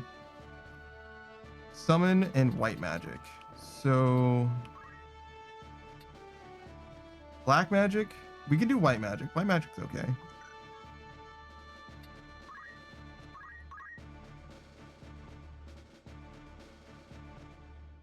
Destroying a small amount of HP to distant allies. Okay. Who the fuck is Cyclops? Shiva, Rama, Ifrit, Titan, sure. I can pretend that Golem's real. Carbuncle, okay. Bahamut, yeah. Odin, Leviathan, Salamander, okay, sure, maybe. I don't know, maybe. Sylph, yeah, okay. Barry, that's not real. Lich, no. And Cyclops, you're making that shit up, dog. What are you talking about?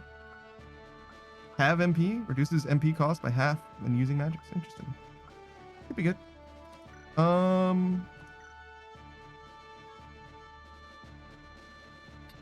right, well, I guess it is what it is. Send it. You're good, right? Geomancy? I mean, like, it's not like terribly helpful. But she's always just gonna use her main shit anyway, so like it doesn't really matter.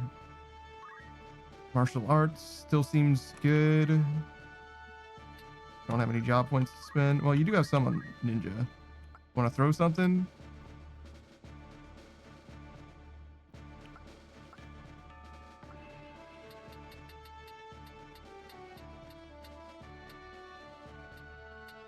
I mean, I can throw literally anything. I don't know what I've got as far as like inventory goes. Do I have like a fuck ton of swords or something? Not really.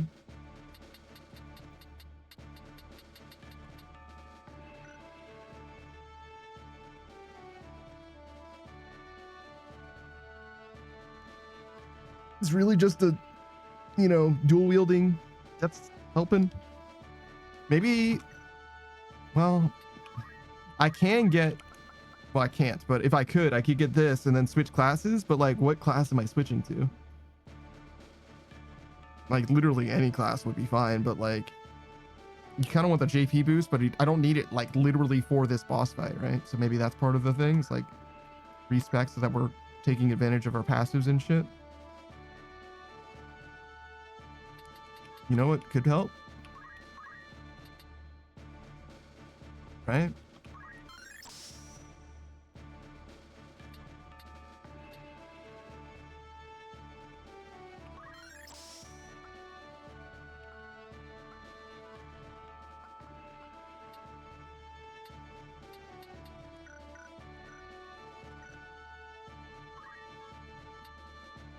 Now I'm giving up a revive for big damage in theory on the boss specifically. Also some sustain. Not terrible, right? And losing a revive is pretty costly. We can't really get it back.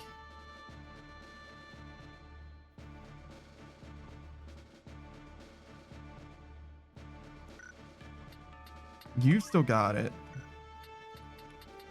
She needs what she's got. I'm choosing to get more offense here, which could help dramatically. You you're in a bad spot, genuinely.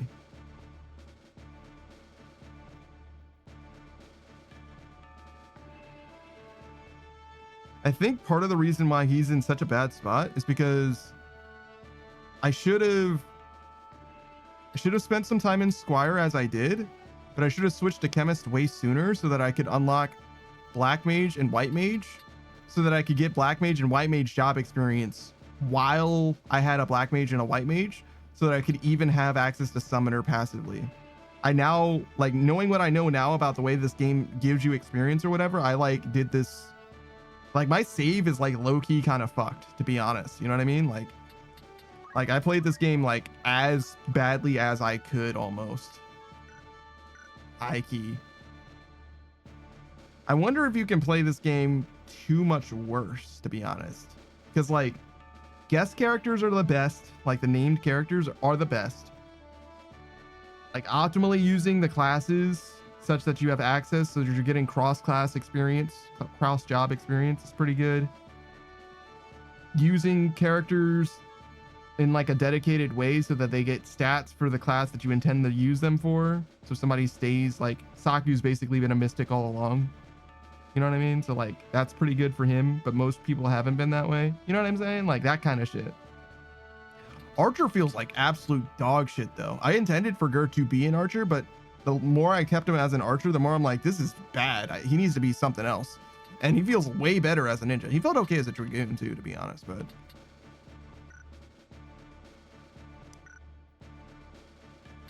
all right, let's try it.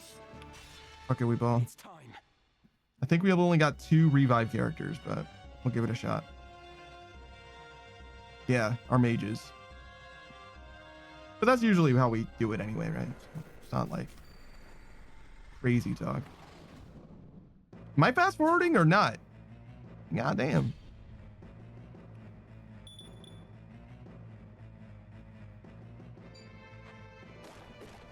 All right, so front line got fucked up. The Aurosite transform.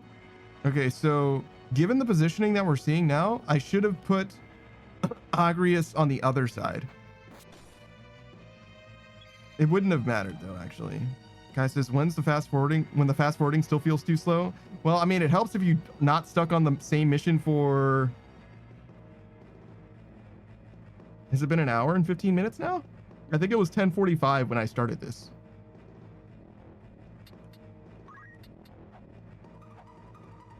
So, and to be clear, this is like fully a skill issue, right? Like if I was like better at the game, I would have already beaten this. Oh yeah, right. So that's like that's the opposite of what I really wanted. Wow, this guy's fucking absolutely useless right now. He literally cannot do a fucking thing.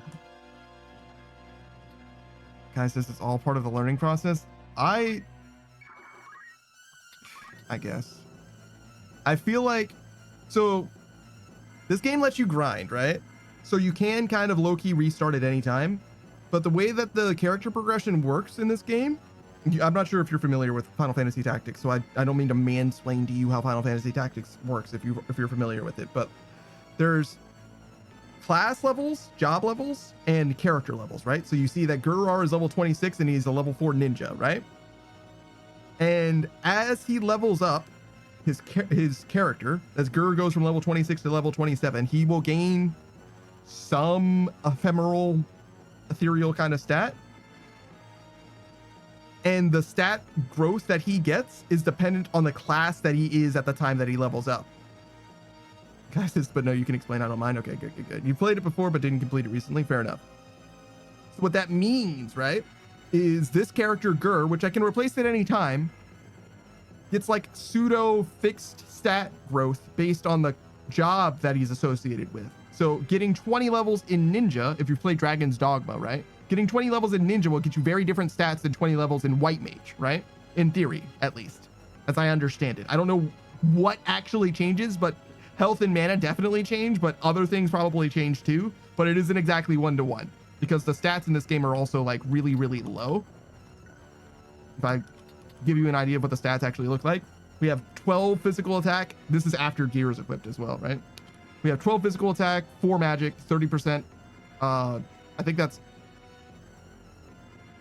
physical avoid, and that's from your class, as opposed to your gear, which is on the right side of that, equipment, right? That's what it says.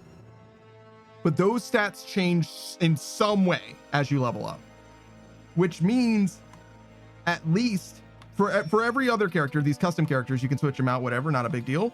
But for the main character himself, the stats that Ramza has technically cannot be fixed after you level him up. Every level you put in him is permanently fixed there. You're never going to be able to get rid of this character. I don't think you can play this game so badly that you're soft blocked or anything like that, but you can have a weaker Ramza than other people's Ramzas, right?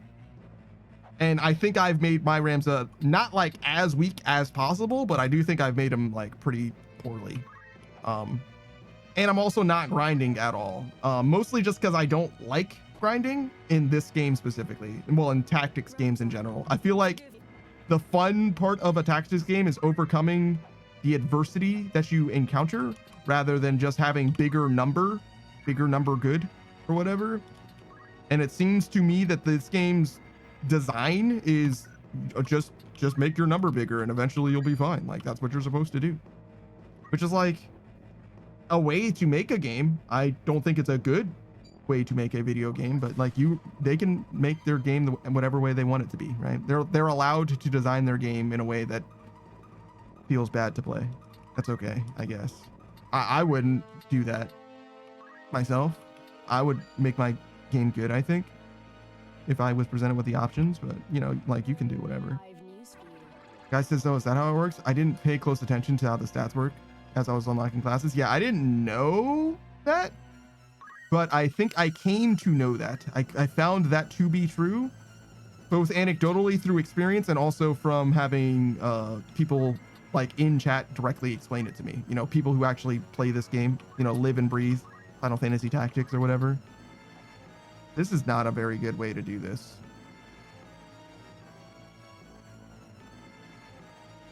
I really shouldn't do this.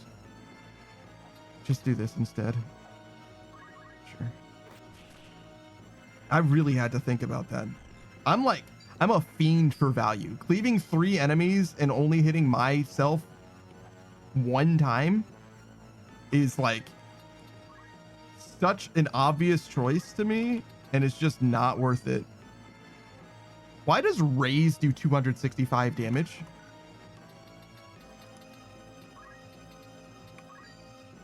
Holy shit, that's a lot of damage. Can we kill this one? I don't know what she's gonna do, but the Holy's gonna come out before she attacks, so I guess it's fine. We'll go over here.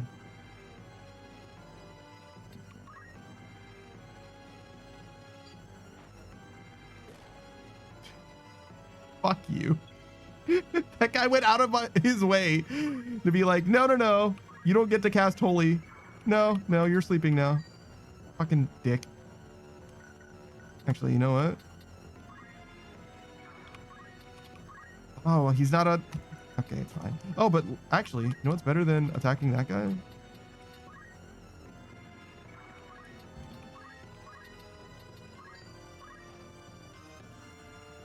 I used the wrong ability, so I'm about to steal a fuck ton of mana from this guy. Great. Now he doesn't have as much mana. I wonder if he used his mana. He probably doesn't. But there's a world where he does, and that was actually a good call. But I am reasonably sure that enemies in this game, especially bosses, just they operate strictly under bullshit mechanic rules. They just do whatever the fuck all the time. That guy has 2 hit points left.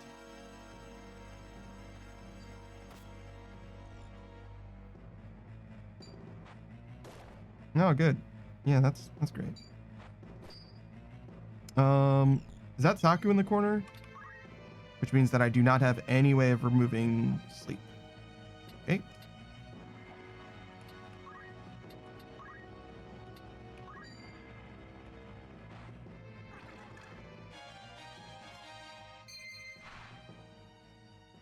Sure.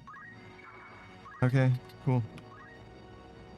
I hit the 1 in, I guess, not quite 3 the 3 and 10 ish. What do we do here? Doesn't really matter. I think this is high key a reset, but we'll just play it out, see how it goes. Maybe we'll learn something.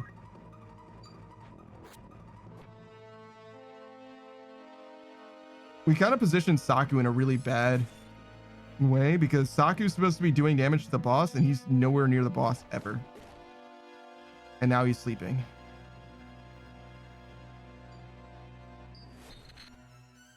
Why did... Oh, because he's confused? What? Why did the traitor... This unit, who is now on my team, just use Thunder Anima on my guy?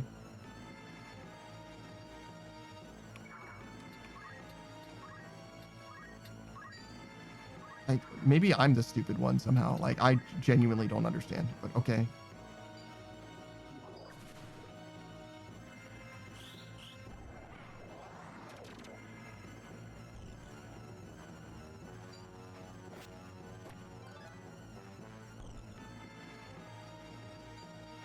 Hey. That's not good. Amelia Duel, huh? Definitely not reviving that. I think that guy in the corner is fine to ignore. I don't think there's going to be... He's going to contribute in any way to the rest of the fight. Or at least... He's not important enough to contend with at the moment. I am completely out of mana. Okay. I don't want to get next to Melia Duel. So we'll go over here, I guess. Probably shouldn't have faced this. I probably should have faced the opposite, but whatever. Cool. I hated having a helmet anyway. Fuck that helmet.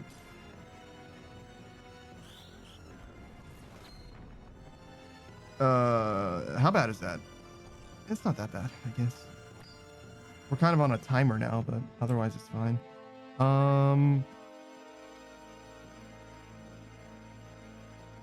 How fucked are we? Are we like completely fucked? So you're out. You're one of my revivers. You are stopped. And you're on a 2-turn timer. We did damage to the boss, I think, 1 time with Invigorate. Alright, well. I have literally no idea how much health he has. I imagine it's like 3 or 4 Invigorates of damage. Usually it's like 3 or 4 times, something like that. Oh, I should have tried to cast Invigorate on this guy. That might have told me. It seems like it's a % max health thing. But 3 or 4 is usually correct. We literally do not have enough time to kill using this. We just don't have enough time. Because I would need to use Invigorate at least 2 more times. And he doesn't have mana to cast it twice. So it would take at least 3 turns from him. In the time before Agrius despawns, which is in 2 turns. So this is actually a reset. There's no way that it's winnable without losing Agrius.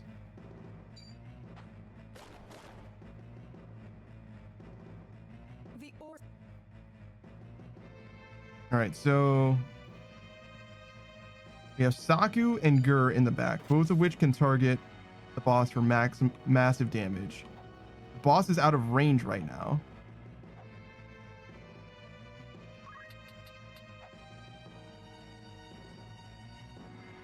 And if I move Gur here, for example, put his back to that wall. If the boss doesn't come, we'll kill these ads. If he does come,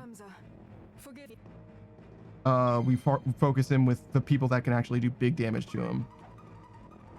Right now, Agrius and Ramsar are on a timer, so they might as well go over here and do what damage they can do. Just not very much, but whatever. Maybe it'll make a difference between 3 casts and 4. I doubt it, but...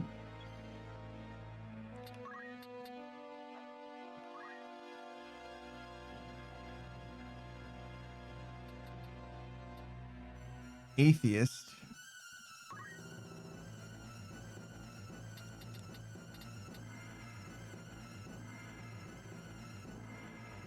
Do you need faith to use holy sword? It sort of makes sense, right?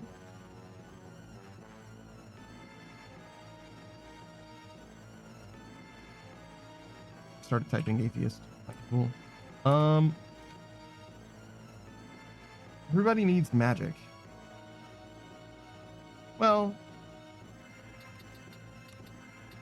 because if I make Saku an atheist, he won't be able to revive. But otherwise, and it might affect his accuracy with Invigorate too. Let's try it. It's good to know how exactly this works. So atheist means that your faith is set to basically 0, and faith is a stat that affects your magic affinity, like how good you are at magic. Basically, if it doesn't affect your accuracy though, and it just affects the damage, then it's fine for him to have low magical affinity.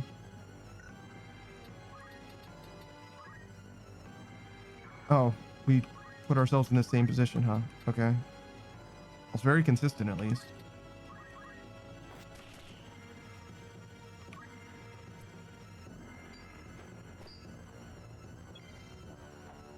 Okay. What do we do here? Probably holy to one-shots any of these guys.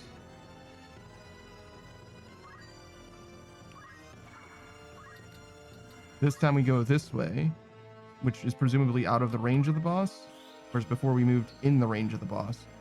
That missed, but that's okay. Okay, so it is not out of the range of the boss, but he doomed us instead of sleeping us, so we're still going to be able to cast it. Now we move towards the boss. And we use Invigoration. Ooh, okay, so it definitely affects accuracy because Gur has 49% chance to hit. He lands it, so it's good, but there's definitely a good chance that you miss that, Asgur. Nice. Holy god damn, big damage. Okay, so that guy's in the way, which is very not good, but assuming that we can do damage, there's a good chance. Why did those guys not attack? Weird. Is there a chance that I can still... of course not. Oh, but maybe from here. Is this closer? 1, 2, 3. 1, 2, 3, 4. I guess that is closer. Square grids are weird. Yeah, no, it is closer. Totally. Big damage. Okay, presumably like 1 or 2 more of those is all it takes to win this fight ish.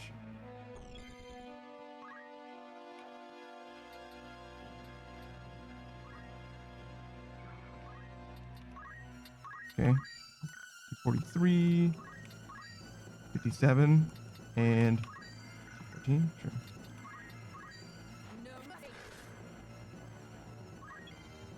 Sakus is big damage, big leech.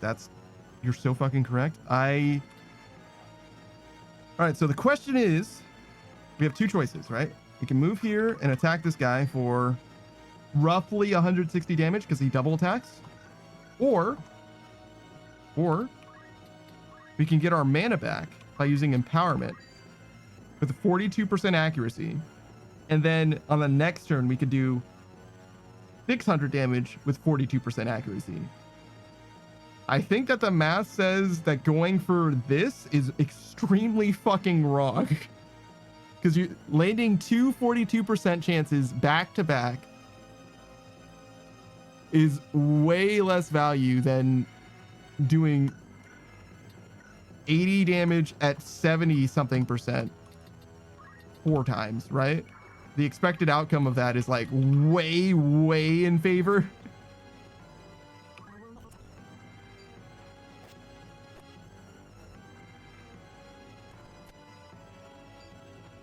Melia Duel is fucking useless. She's just like fucking around in the corner with that guy. I think we go here and cast Holy. This is a bad place to stand. That's a 3-way cleave that I just set up for him.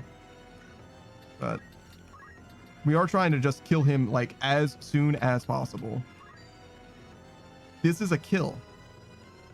It doesn't tell me how much health he has, but it does tell me when he's in death range, apparently. Okay, well, we just got absolutely fucked. But he is still low. Fuck that piece of gear, I guess. Goodbye. That guy just decided to take a little bit of a dip. That's cool. Good for him. I can absolutely not get in range. Like, it's just not even close.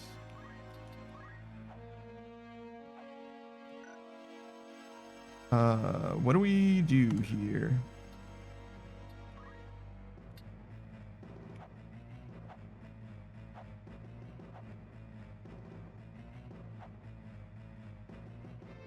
What do we do here? Literally none of this is helpful.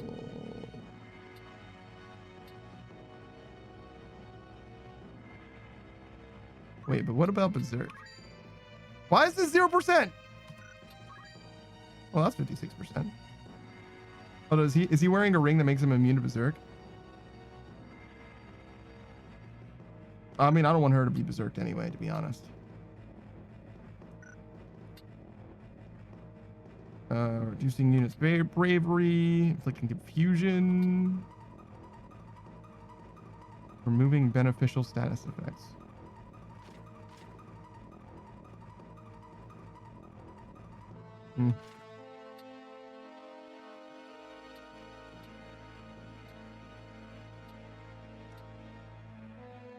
Yeah, I think that there's literally nothing that this character can do right now.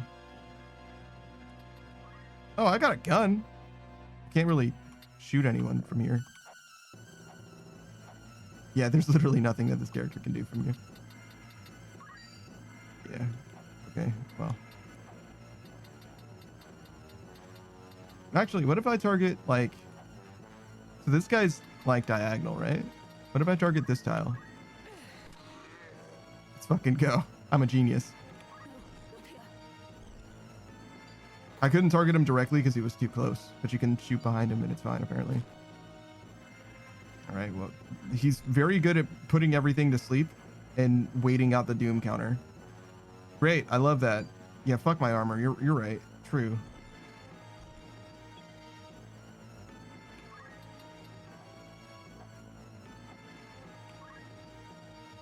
Tactis says, so this guy just dooms and sleeps? Dooms, sleeps, and stops. So he's literally just a troll. He's a fucking gremlin, dude.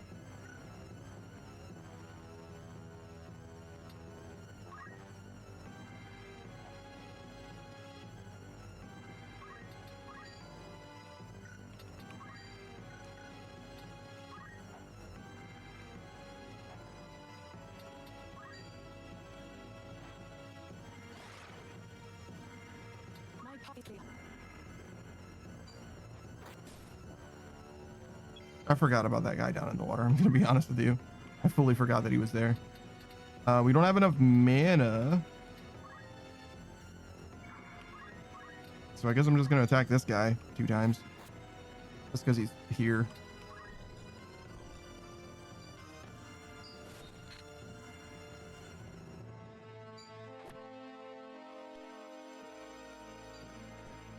No, I guess I should have hit that guy. I kind of thought he was out of the fight, but clearly not.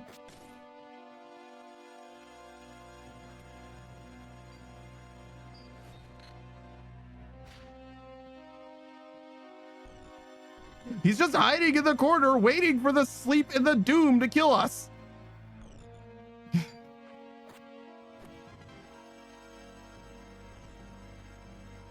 And all these fucking bodies are blocking the bridge. Well, that and also my units that are alive are sleeping right now. Oh, good. Thanks for picking up those eye drops. Very helpful, Amelia Duel.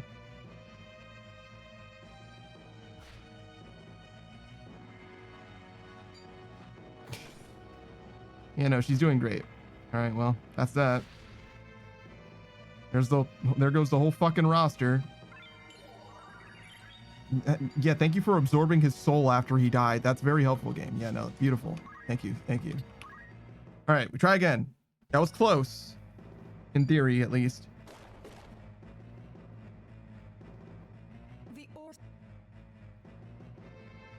I don't know how much I could have really changed exactly.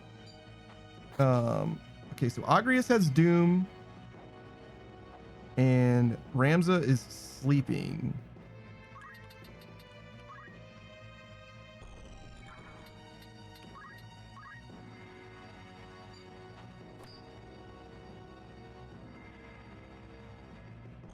Not going to do anything at all with Ramza.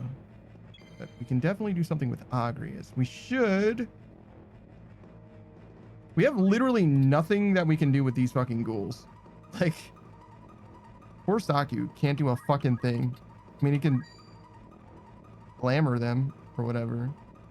Saku says, is there a paralyzed spell or an I'm a boss, so I'm immune to everything?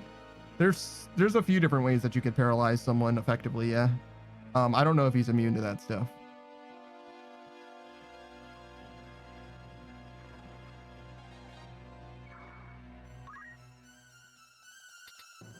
I guess I'm gonna move Saku here.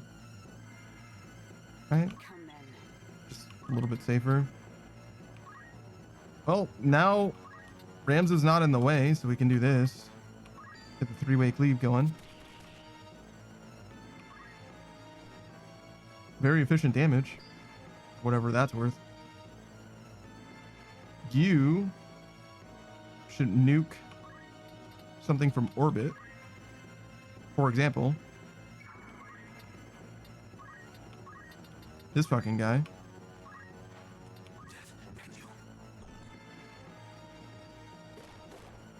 Doom, okay, but not sleep, so we're good. He actually slept the ghost, see, here.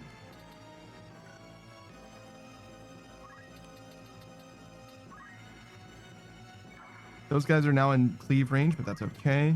Because in exchange, we get a 40% chance to do 600 damage, which is, I think we established a quarter.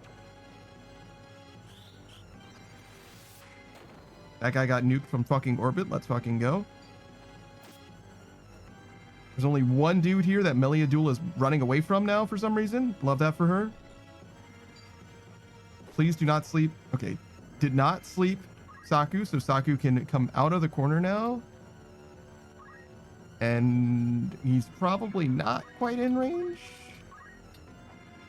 He's literally one space away. The one space is real. But you know what we can do?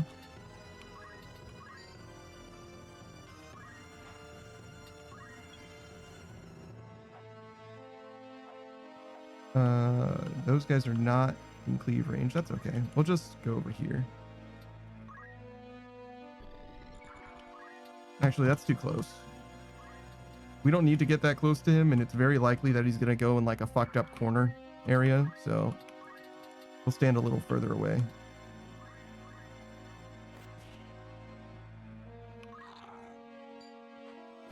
She's at Doom 1, so I don't know what difference that's going to make in the grand scheme of things. It's pretty likely to not matter at all, right? But if it did matter, we're in a better position, you know? We're in cleave range again, but you know, it is what it is. Try and take this mana so that we can potentially do more bullshit later. He's an atheist now. I don't know if that affects his accuracy. It certainly didn't help because he certainly missed. But by being an atheist, he should be immune to the effects of spells. I don't know if that means that like all spell-like effects or if it just means specifically spells, but now we'll know. Now we'll be able to find out. In theory, if the only thing that this guy can do is afflict us with status ailments, Gur should be completely immune to that now.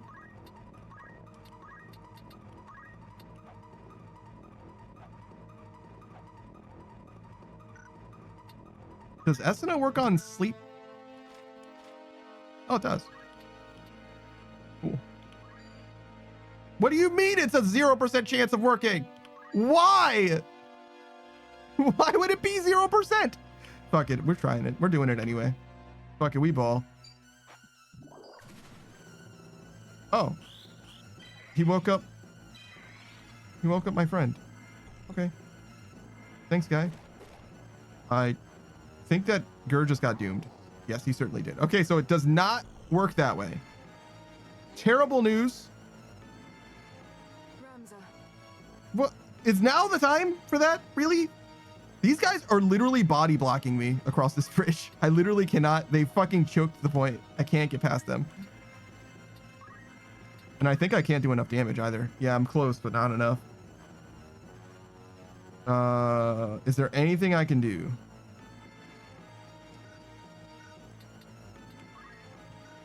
Jump will do a little bit more. This could potentially push him for whatever that's worth. These guys are like 8 and 9. I guess we jump them.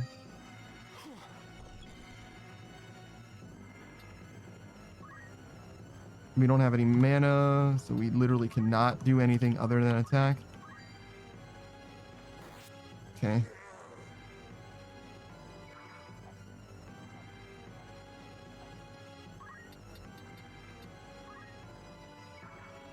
I don't know if I can attack him from here, but I don't know. He can't move in that square at the very least now. This.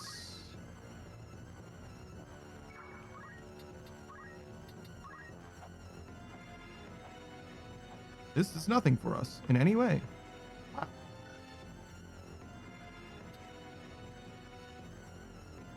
Faith to a distant unit. Sure. Maybe Gur's or Screenride's Holy will do big damage now if he was able to cast it. Okay, didn't do any. Just kidding. Everybody's fucking confused.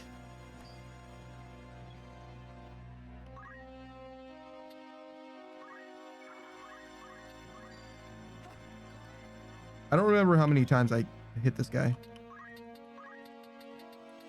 I think it was like once. Oh no. Wait, how much, man? 56? Oh, dude. It's so close. If I move 2 times, I'll have enough, but I won't have enough after 1 move.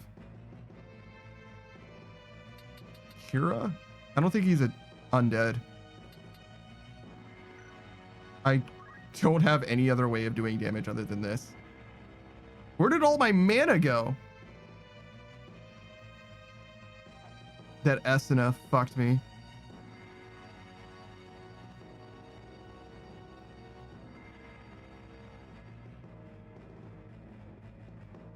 Tactis says, does it go through your units? I'm sorry, does what go through my units? Speaking of units, let me tell you about an absolute fucking unit. Akai Tsubaka, he's one of the first streamers I ever actually met on the platform. He's an absolute unit. No, he plays absolute units in fighting games, actually. He's big fan of fighting games and also does a lot of Lego building, especially as of late, I think. But I haven't been able to check out his stream as much as I would want to. But he's big into Street Fighter, the Grand Blue Fantasy fighting game. I think he played 2XKO for a little while too. But I think that game as a whole is a little bit dead nowadays.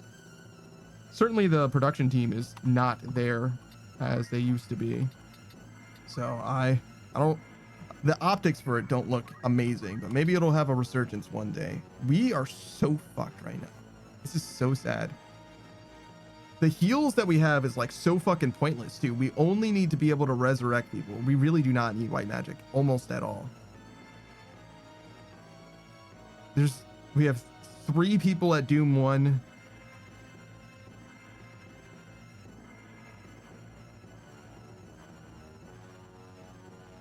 Yeah, we're just fucked. Like, we're just fucked. That's it. I mean, it's not like completely... Why did you attack? Meliadul, what the fuck are you doing? Gur doesn't have... He only has melee attacks, and this guy surrounded himself with dead bodies, so now I can't get in melee range of him. This is the... Like... This fucking scam, bro. Like, literally, he died. He had these units die here deliberately so that he could stand next to them. Fucking scum of the earth, man. Like, what the fuck is this? I mean, it's my own fault. I could have given him throw. I don't remember Agrius dying, but apparently she's dead as well. I don't think that she was in range of Screenride's res. 1, 2, 3, 4, 5, 6. Yeah, she's like way the fuck away. So I don't think that would have mattered anyway. Saku says that Agrius fell to Doom. Yeah, I'm sure. It's the only thing that does damage in this whole fight. The like ads, you know what I mean? The like ghosts or whatever, they do like 30 damage or whatever. The only thing that kills anyone is Doom. I fucking hate that Melia Duel does not know that that guy's a traitor. Oh, there's some damage. He actually does have an offensive spell.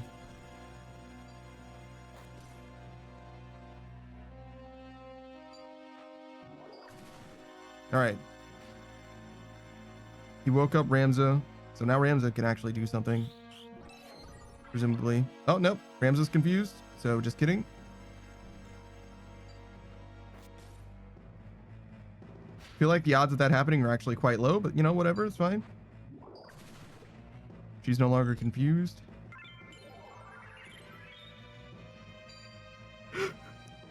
You can fuck right off, game. You can fuck completely off with that shit.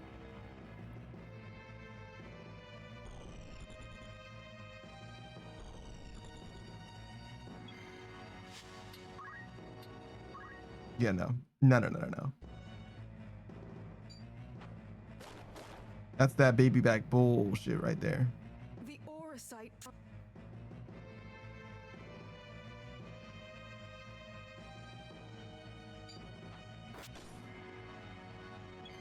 Okay.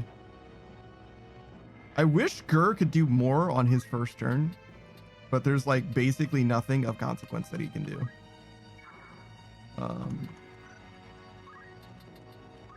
We'll set him here and just put his back to this gravestone. Okay.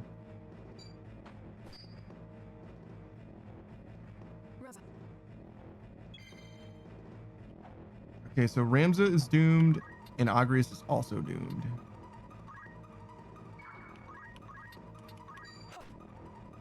Just do a little bit of chip damage. Tactis says the AoE status are all the plus shape spells. So most status effects are plus shaped AoEs. Yes, there are status effects that are not plus shaped, and there are plus shaped spells that are not. There are plus shaped spells that are not status effects as well. Spells come in all shapes and sizes and do all kinds of different things. But the ones that we are dealing with, the Doom, Sleep, Stop ones, are plus cross shaped. Yeah.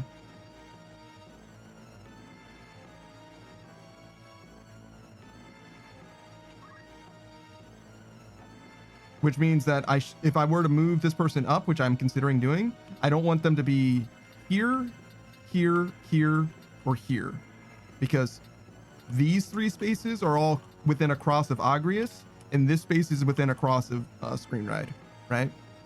The boss is going to act on turn 5, and Screenride will act on turn 4, so he's actually going to move somewhere else, so this is probably a fine place to go.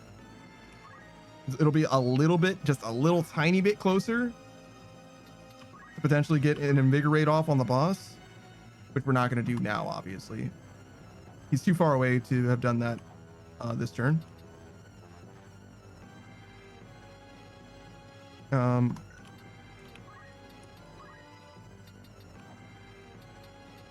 try and entice this guy just because we have nothing better to do this turn. Sick. Cool. It shouldn't matter which way we face. The chip damage that we can take from the ads is negligible. So we do not cleave Ramza because Ramza will fucking die. This shit does 110 damage to Ramza. Actually, he's got a decent amount of health. He probably lives. Yeah, fuck it. We will. He's tanky. Socrates, is there a way to delay a turn, like deliberately be set to wait until after the boss? If you press wait, I don't know how exactly it works, but right here, you have your CT. This is your turn clock. I don't know what the fuck CT stands for, but it's your priority, right? So if I go to the boss, well, they probably won't show me his because he's the boss. But the third person is, this is Gur, right? So he's at 73, right? Out of 100. When it's at 100, that means it's your turn, right? If you wait, I don't know what it sets your CT to, but I'm pretty sure it's not 0. Whereas if you do an action, it probably sets it to 0. And then your speed determines the rate that you get more CT until it gets to 100 again, right? I don't know how exactly it works, but something like that is what's going on. So if I wait, it's very likely that I get to act sooner. And the most that I can do to reduce the waste is to make your wait. Maybe if you don't move and wait, your turn will be up sooner as well, right? Maybe using your movement also costs you some CT effectively. I don't know. It's unclear to me at the moment. But that's just because I don't know the inner machinations of the game. But it's probably something along those lines, right? So Gur is there.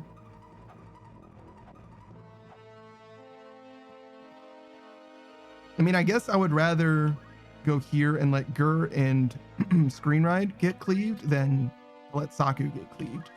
And we're going to use Holy on this guy. We don't absolutely need to use Holy, but if we do use Holy, we probably will pull the boss over, and it also will kill one of the ads guaranteed.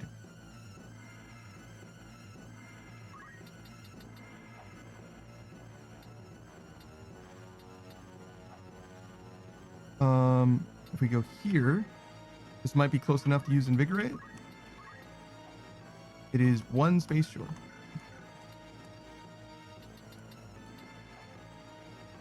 And then the boss will act on turn 7, and Saku's going to act on turn 9.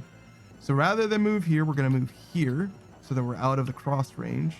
Saku. We're going to try and use Invigoration. Hopefully get this 600 damage. And if we don't, it's low-key a reset. Holy on that guy.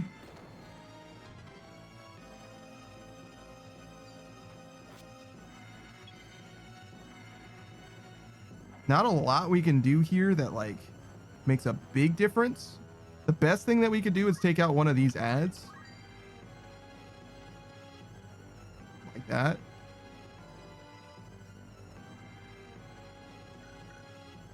These guys don't have like armor. I was trying to check if he had armor, but instead I attacked him and it hit, so I guess it's fine. Do we move anywhere, or I mean he's Doom 1, right? Like, does it matter what we do with him? Probably not a lot. Well, he's got a revive, right? So I guess we go like here. Kind of like a middling space.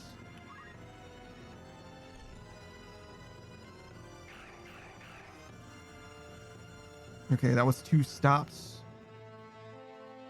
Gonna sleep.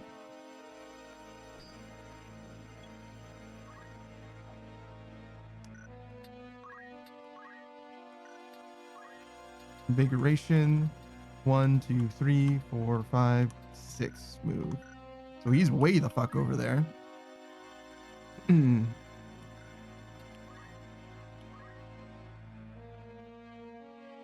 Honestly, I think right now there's no reason not to play it slow. Entice this guy and kind of let him come to me.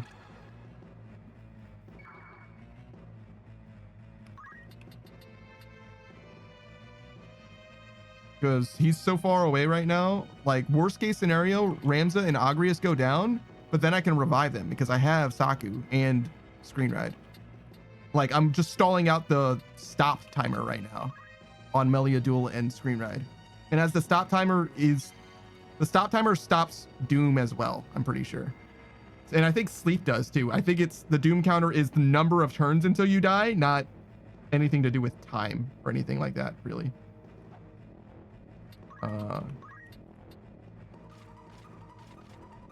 No vertical range. So I can kill this guy. I can kill this guy here, or I can do damage to the boss. I can't do both. I don't think that guy is very much of a threat. I think it makes way more sense to do damage to the boss. Ooh.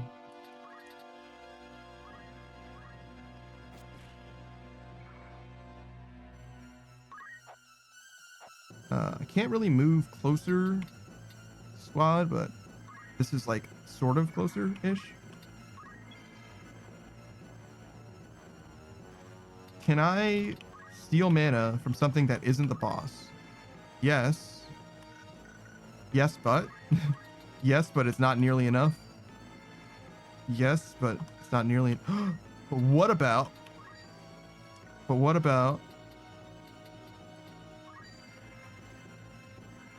15? 16.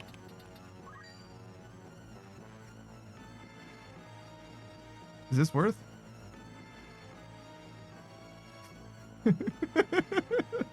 I don't think this is worth. 42% chance to do 666 damage, but then I have to move screen right twice in order to be able to use Holy, but it's gonna be so many, it's gonna be so long until the stop comes up. This might be worth. This might be worth. Saga says, does it deal damage? Would it unfreeze? It doesn't do real damage. Does it unfreeze? Maybe, but he's not sleeping, he's stopped. So the only thing that's gonna unstop him is like a golden needle or whatever the fuck. So like that's not gonna fix his status ailment, no.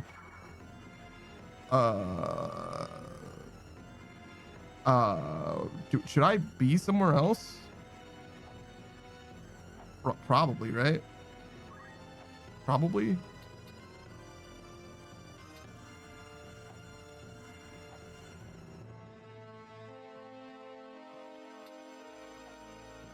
Like go here. The reason I want to go here is because I don't want Saku to be targeted. It's more bad if Saku is targeted than if Gur is targeted, right? And if I move here, there's 4 people that could get hit by a cleave rather than the 3 that Saku could get hit by. It's kind of hard to tell. Like from this angle, you can kind of see. You can kind of see this square, right? It's funny. This game is isometric, and no matter what angle you look at this game from, it's still fucked up, and I like can't see what I want to be able to see. Like, no matter how many times I turn this camera around, it's like still fucked. Like, every angle is just fucked.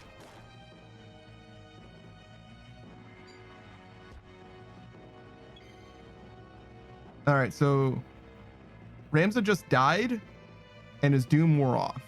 That's what happened. I don't know how he's fine. Maybe he's just immune to doom, or maybe he's immune to KO is what it is, I guess. But whatever, he's fine.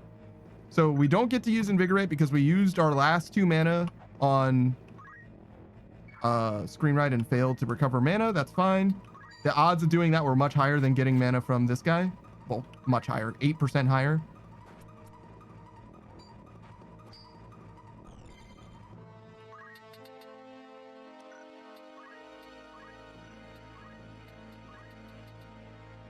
There's no way that this works. One, my perspective. One, what the fuck is happening? Why is that up? If I press W, it goes this way. Like, this is D, this is S, this is W, and this is A. Like, why is it? Which way is north? I mean, I guess this way being north is kind of okay. I feel like this way should be north. I just realized how fucked up that is. That's so weird. This way is north to me, not that way. And I don't know why, but regardless. It's fucking impossible to see what I'm trying to count. I'm trying to count the tiles from the edge of this spell. 1, 2, 3, 4, right? So he needs to move 4 tiles closer. 1, 2, 3, right? So he's out of range. Simple as.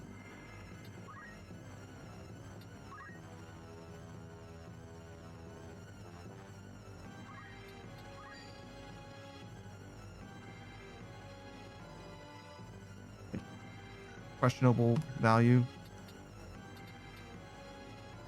Oh, you know what could help? Belief.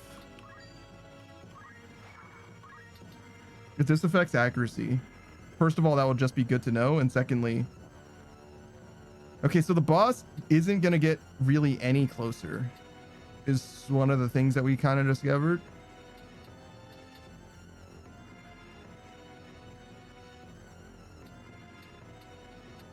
So I guess we get closer ourselves now because we're just never going to be in range otherwise. Okay. He definitely got closer just now. Faith. I don't know if that helps, but we're about to find out. Was that Flareja? Yeah. That's really fucking unfortunate. Okay. Not a lot that I can do from here. Then shout. Scream and shout and let it all out. We are absolutely over time. It's okay.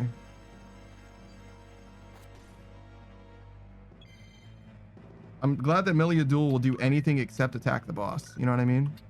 She will do literally anything, but she won't do that.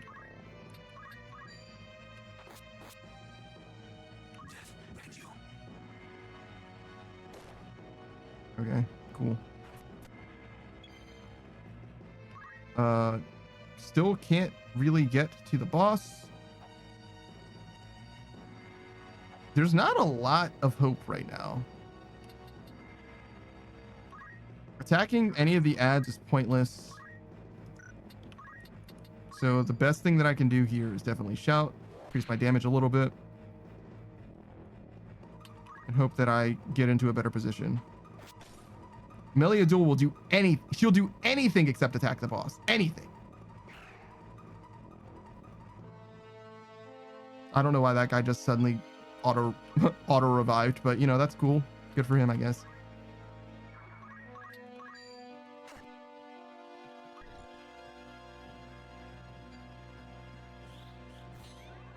That sleep shit. He just tried to put to sleep someone who stopped, and I'm wondering how this boss has caused me so much trouble. You know what I mean? Like, that's the decision making at play here. How come he got to go twice?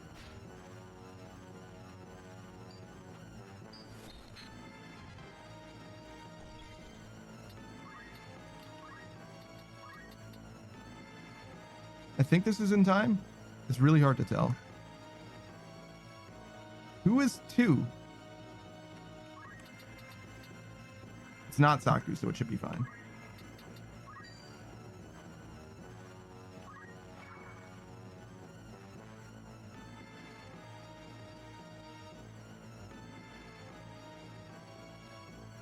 Saku's just speed. I'm not sure what that's in reference to. Pikachu says, who was phone? I'm sure that's a joke, but I don't understand. What do I do here? Move, clearly.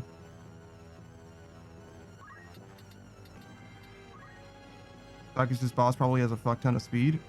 I mean, yeah, maybe, but I never noticed that he moved frequently before. Like, it just now is when I realized that he's moving as much as he is. Look, he's at turn 9 right now, right? So, like, the sequence of things that just happened, right? I don't remember precisely, but it was something very fucking close to the boss used stop, right? Like, one random act happened, like Meliadul did something or whatever. Boss used sleep or confuse or whatever. I think it was sleep. I just moved Saku, boss did something, and now the boss acts in 9 turns. You know what I'm saying? Like, what the fuck is going on? Like, the boss is doing way too fucking much right now.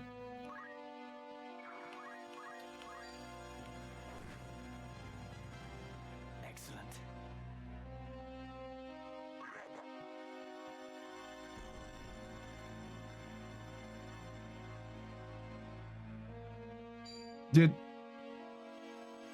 Did the boss put to sleep or disable Scream Ride, who was supposed to raise Saku?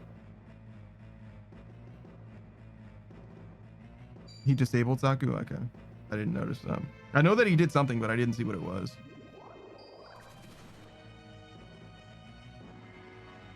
Yeah, he is disabled. That's fucked. So yeah, we're about to have to reset, like literally right now.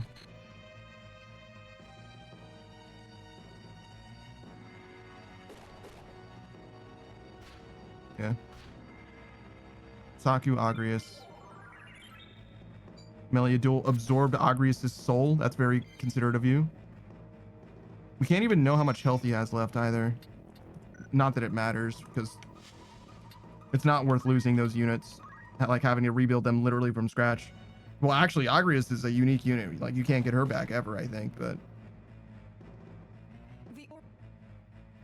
I think both of them are sleeping. It's hard to tell. Yes, they're both sleeping. Can I just... double attacking them seems like fucking meme. I can see if this works.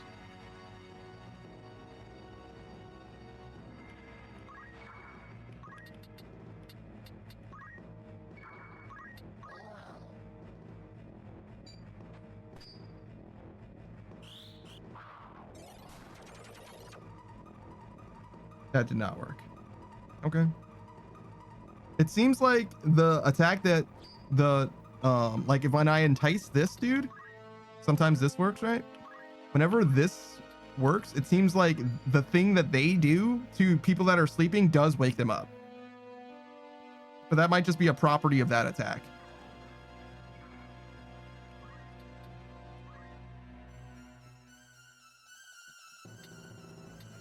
I mean, it seems like it must be a property of the attack because any attack doesn't seem to necessarily do that. But then again, draining mana isn't necessarily an attack always. It kind of just depends.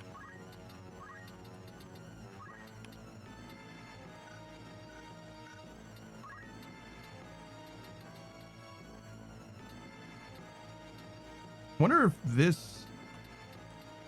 Probably not.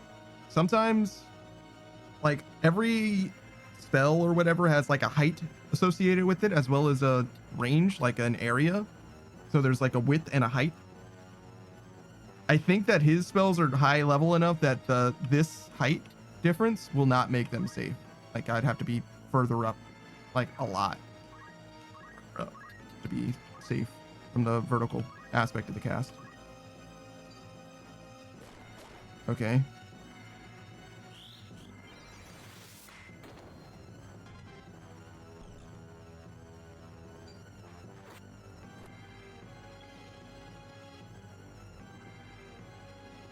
Sure.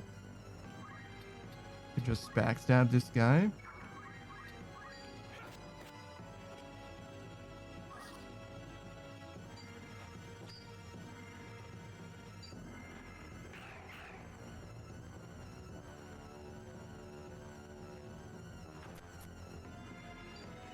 Yeah, the AI for those ghost knights, these guys here, is very unique. There's something about these knights. I don't know what it is, but there's something about them. They're not normal. They move weird and they don't like attack, but they do have like the ability to rend armor, but they don't always do it. They're fucking strange. Something about them is very fucking strange. Like very much scripted for this boss sequence in particular.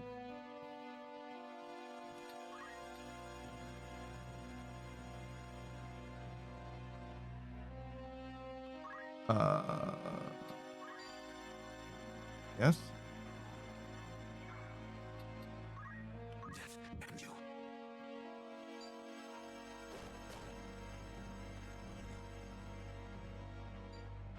Okay, so there's a Doom on Saku, but Saku should be in range now.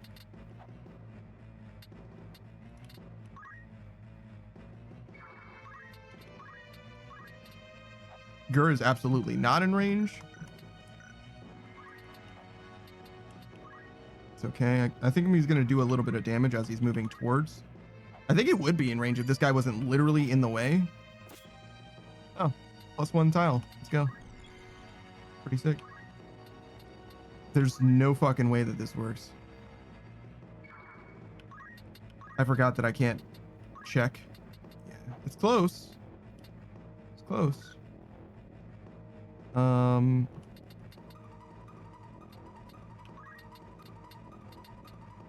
When does this go off? That guy acts on turn 4. That's on turn 5. So we can just do Cure 1 instead of Cura. Do a little bit of cleave damage, do a little bit of healing, all that.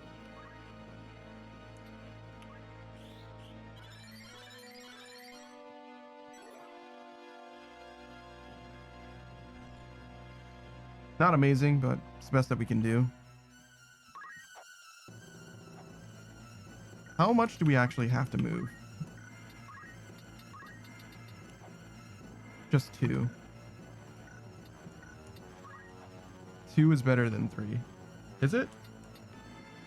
Because now we're cleaving Screen Ride, whereas here we're cleaving Agrius. And Agrius has already slept and stopped. So her getting affected by Doom probably straight up doesn't matter in this boss fight. Like, I don't know whether she's going to be a factor in this fight literally at all. I mean, right now she's not doomed. No one is. Well, other than Saku. So in theory, eventually she will be allowed to continue to participate in the fight. So we again, we can stall this out. Eventually Meliadul will kill those goblins, right? And there will be nothing happening in the fight at all except waiting for people to wake up. Like, that is an eventuality, and it's not even a bad outcome for us. You know what I mean? Like, it's an okay thing to just wait. I had no choice but to go here, and I'm willing to do this in order to cast Holy, though there's no guarantees that this is actually going to work, right? He can definitely stop this. That is a Doom, though. That is not stopping it. I mean, it would eventually, I guess, but no white magic for Esuna in order to unsleep some of the people that we have. We can't get through that because we just don't have enough movement. We can go through some of this, but we would need 1, 2, 3, 4 movement to get through, just because this guy's literally body blocking us. We can't do a lot about this guy that's directly in front of us because we're not allowed to stall or to entice him. We can stall him for whatever that's worth. We do have a gun. You can just shoot. Sure. We can't target him. That's okay. We're just shooting the guy directly in front of us anyway. There's a world where we just wait here. And I think that's this world. We're next to all of our allies. We're gonna get doomed in a second anyway. Screen Ride's right there in order to revive. You know what I mean? Like, it's fine. I think you just put Screen Ride to sleep. Yeah. And the Doom did just happen with Agrius. Or I'm sorry, not Agrius, Saku. Okay, I think my entire team is unplayable right now. Oh, Rams is back. Cool, cool, cool.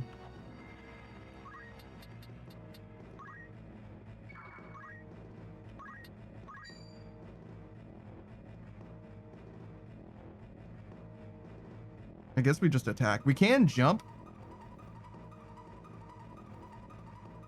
If we jump and we miss, then we haven't been affected by a status ailment.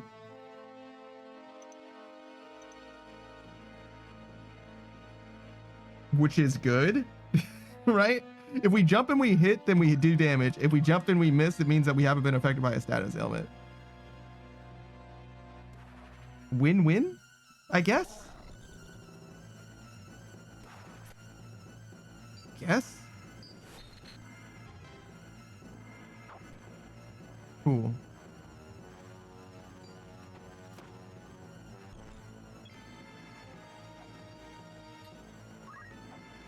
I would love to cleave all of them, but I can only cleave 2.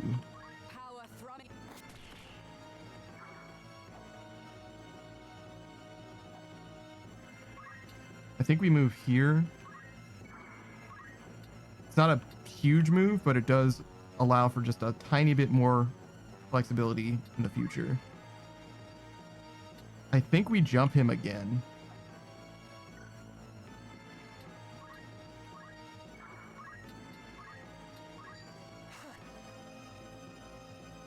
That's fine.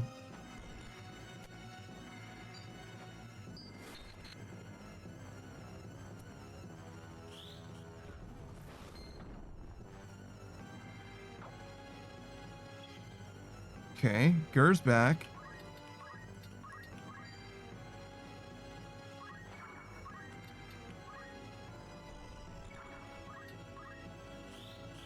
Hit him. Let's fucking go. Big 42% chance hit. Screen ride's back. That raise is extremely fucking late.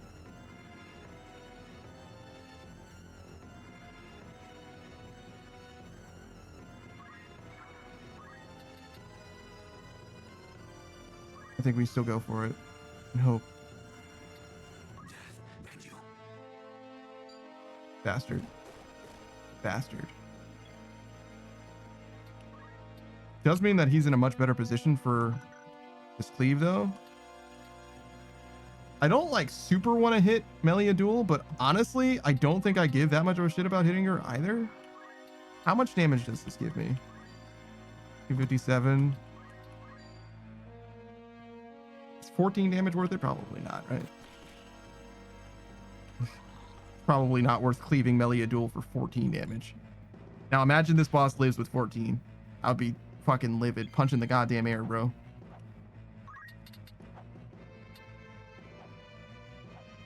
All right, I have no way of reviving. Who's this? Saku? But I'm very near the boss now.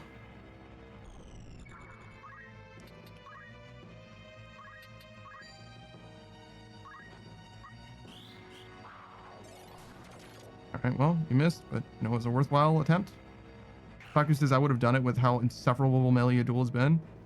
I mean, she's clearly trying to help, but like, she can't even subjugate these fucking 3 goblins. You know what I mean? Like, the least you could do is kill these 3 goblins, like, permanently dead, and she's just not doing it.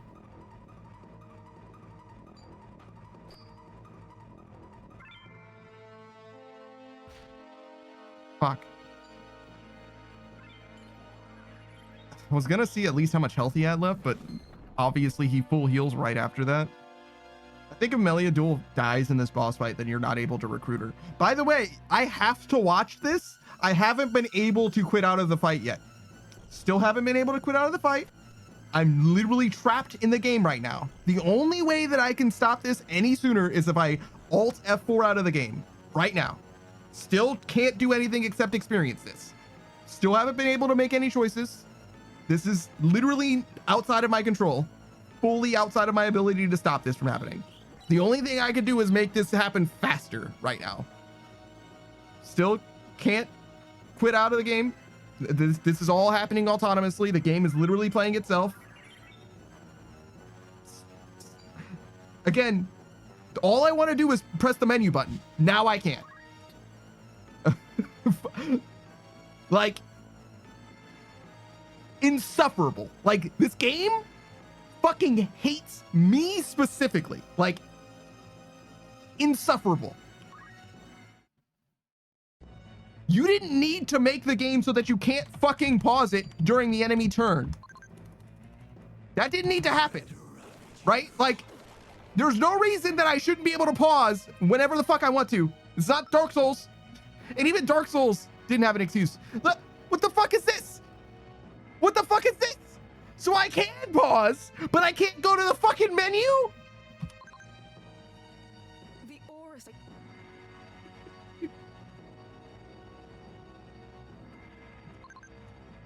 Preparing to pause? Preparing to pause. Fuck you. That's somehow worse. Whatever it takes.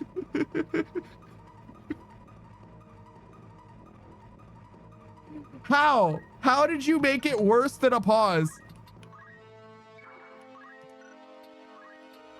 I don't know how they programmed this game. For all I know, like, it's literally impossible for the game to just hang for a second. But unfucking believable, dude.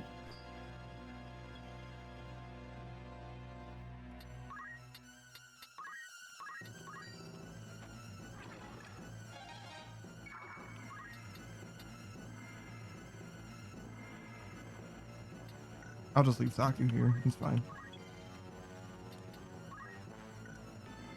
All right, so you're on Doom 2, so you might as well go forward, get this 3-way cleave.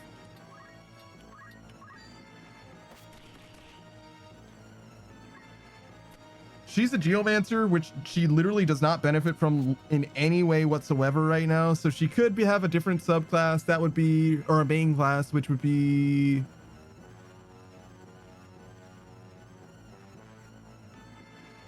Knight. What main class would she actually use abilities from? She wouldn't want to be a white mage, but she could be a squire so that she has access to her holy sword and have white mage stuff. Maybe that's a little bit better. Just another person that could potentially revive.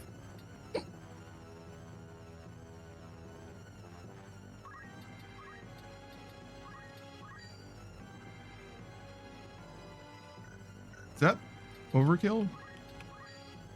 Nope. Sure isn't. I mean, it is overkill, but like, I don't have any other way of efficiently killing this guy.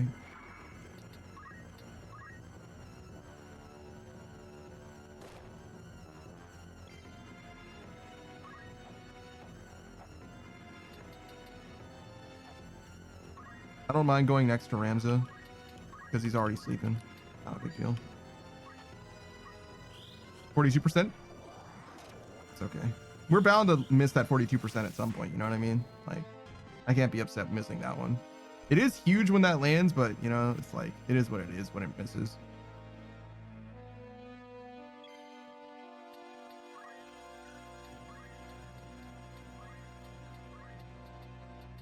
One, two, three. 2, 3. So I have to be like right up in there, but it is what it is. We need to do this damage. It's very, very important. Landing this 2 times like increases our chances of success by like fucking 80% or some shit, right? Landing it 1 time doesn't really do very much for us, but and landing it a 2nd time is like huge.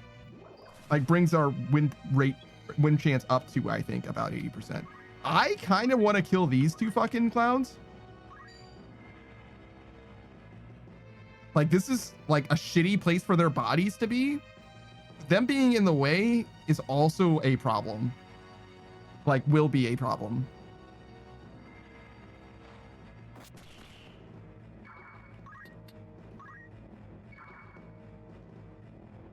I don't think I want her to be there. I think here's probably better. Well, let's just leave her here.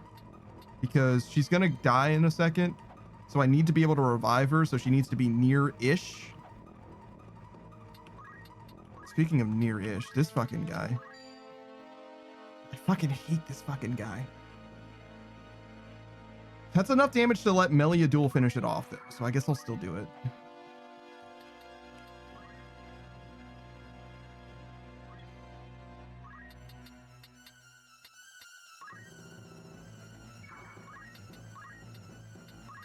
This is pretty unlikely to work, but just in case. Ramza. Shut the fuck up. Can I attack through Agrius? I think the answer to that is no, and that's why it's question marking me. That's fine. We can shout instead.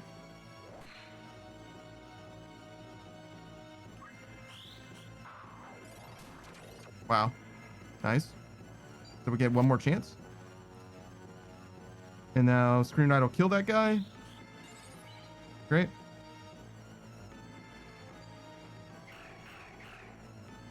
I don't even know who just got stopped. Meliadul, Saku, and the crony. Okay. Agrius just died. Screen Ride is still up, so we can revive Agrius. For now, we actually Mystic Arts here. We go for the 42% chance of 640 damage instead of going for the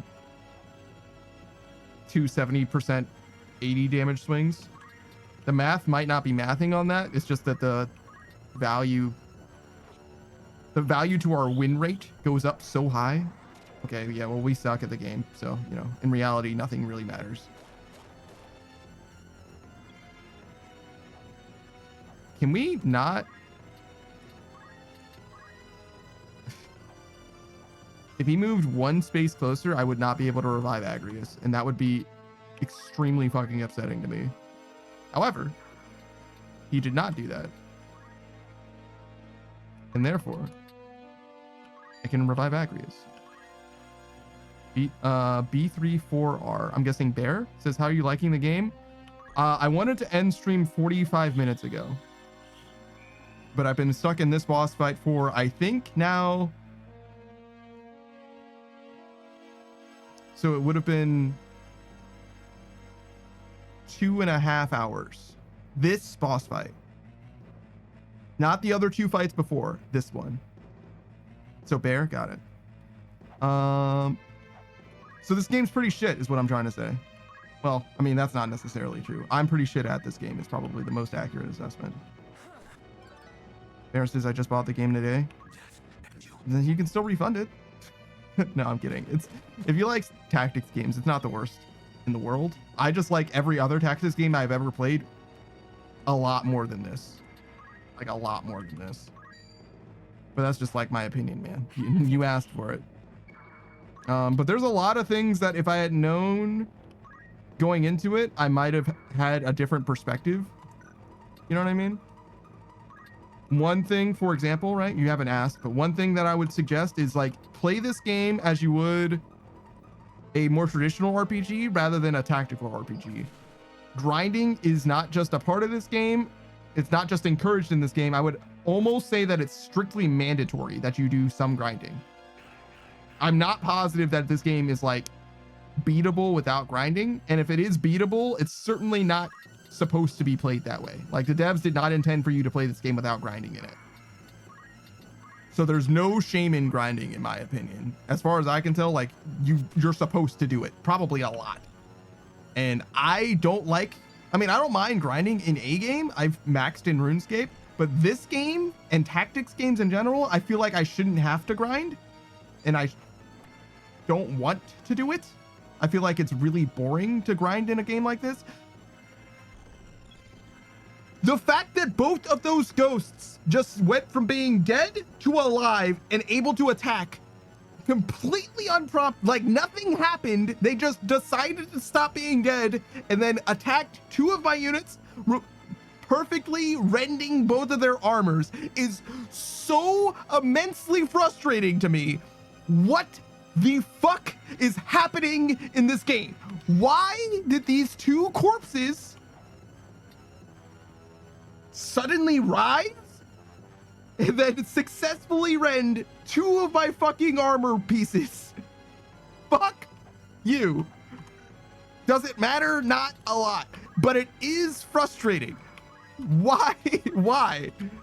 Please tell me that this is enough to kill this fucking guy. God fucking damn it.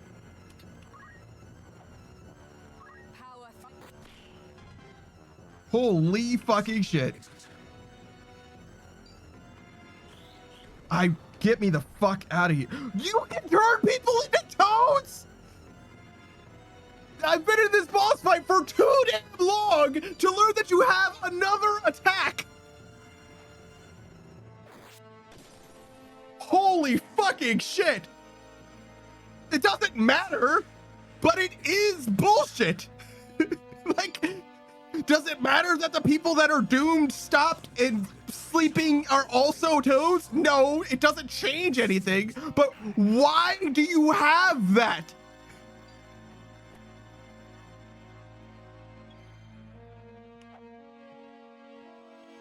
All right. This is the moment of truth. If this does not kill, then it's over. Let's just find out together if it kills. It doesn't. It's over. I would let it play out. I don't know. There's a chance that we'll let it play out. There's a chance that Meliadul can actually get into attack range and do something.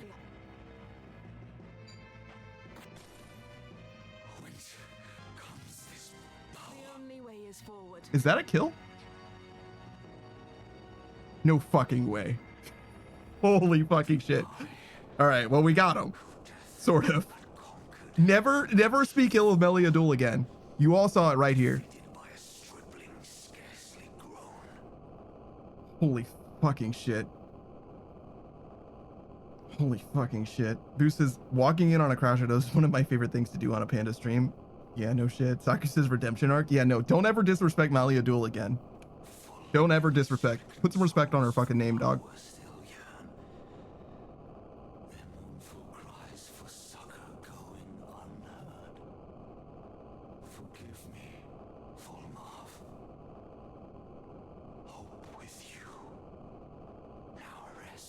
Do you think I would have been better off if I used that hollowed blade on the boss instead of those 2 ads?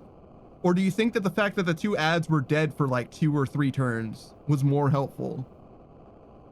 Because they ended up reviving anyway and then dying again. It's hard to say because the extra 200 damage on the boss obviously would have made a difference. But those 2 guys being around would have been a hindrance for sure. I just don't know in what way that manifests. It doesn't matter. Get me the fuck out, please. I do need to make sure that all of my units are alive. I think that they are. I think we're good. I mean, obviously, Gur's fucking snoozing right now, but I think that everybody's like fine. Yeah, no shit, Agrius is the greatest contributor. Oh yeah, this guy. Yeah, sure. Yeah, why not? Why the fuck not? Why not, bro? Sure, man, sure. My mind reels to think such terrible power lay concealed within this tiny crystal. I was led to believe that the church sought the stones solely to bring to life the legend of the Zodiac Braves. I mean, that is sort of true, but you will use that legend to like subjugate the people, I'm pretty sure as well. Yet the Marquis and others used their power to become Lucavi, and they thought it justified. The mere notion fills me with dread. These are not the miracles of legend, but the gravest evil. Well, unfortunately, the miracles of legend are also evil. There's like a whole secret book of the... basically a secret book of the Bible, if you will, in this game. Even Weegraf knew naught until he lay near death. Like as not, Lord Fulmarv bestows the stones without revealing their secret. It is only when the bearer has struck a pact and risen as a Lucavi that he brings them into the fold. Which leads me to wonder, how many have thus joined him? I mean, as far as we know, like, being that we get to see the enemy's POV as well, there's like literally no one else in his posse. It's literally him, the guy that we just killed, so obviously not him anymore, and then he just recruited one other guy. So there's 2 people that can become demons right now in the whole fucking world, as far as we know. What is it that they seek? That my father seeks? I cannot see their ends. If we are to judge from the massacre at Riovanes, they possess power enough already to drive an army to its knees. Yet still they do not use it, or even flaunt it openly. There must be a reason, and that reason is our answer. Surely they stay their hands for something. The tales depict the Lucavi as irrepressibly savage beings, who cannot be felled by men. Yeah, but that's obviously not true. The last part, I mean. Indeed. They do not appear to be the undying demons of which the legends speak. Legends are but stories, I suppose, embellished with each retelling. After centuries, who is to know how much has been changed? Lord Fulmarv refrains from using his power to wreak wanton destruction, instead preferring to operate in the shadows towards some unknown goal. And as he succumbed, Marquis Elmdor spoke as... Oh, sorry. I didn't mean to skip. What did I say? Salvation for those who use power. The self-same power of the Orisight. That which is the wield... wait. Hold on, let me go back. I can clip it and look. I'll read it in just a second. My bad. Oh, one more. My hand, I was just resting my hand on the fast forward button. As you do, as you know. Oh my god. It's like there for just a few frames. Oh wait, hold on.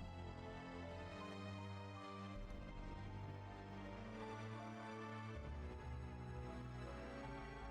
But what salvation could the Kavi possibly have to offer?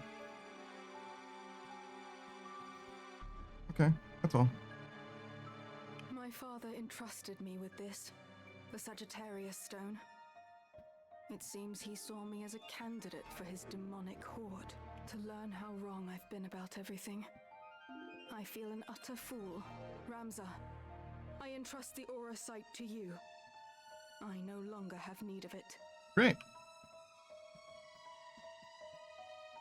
That means that we have like But in return, 9? I ask a favor. Take me with you. It is my duty to stop my father. Your aid would be most welcome, Meliador. Let us journey together. Wherever my father may be at present, he will eventually return to our headquarters in Molond. That is where we must go, but ere we set forth, there is something important I must mention. At my father's orders, the Capricorn Stone has been delivered to someone who I can only assume is another candidate. Your brother, Count Dicedog. What? My brother? We already knew that. Ramza's just finding out about that. But I presume that we're good? We're done now? Yeah, sure. I must find the truth.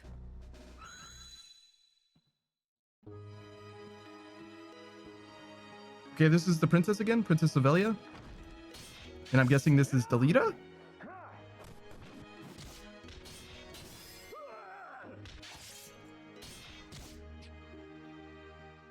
He disappeared. Search the Eastern Hall. He was injured when he sprung his cell. He couldn't have run far. Who broke out? Oh, Oren. What's up, dude?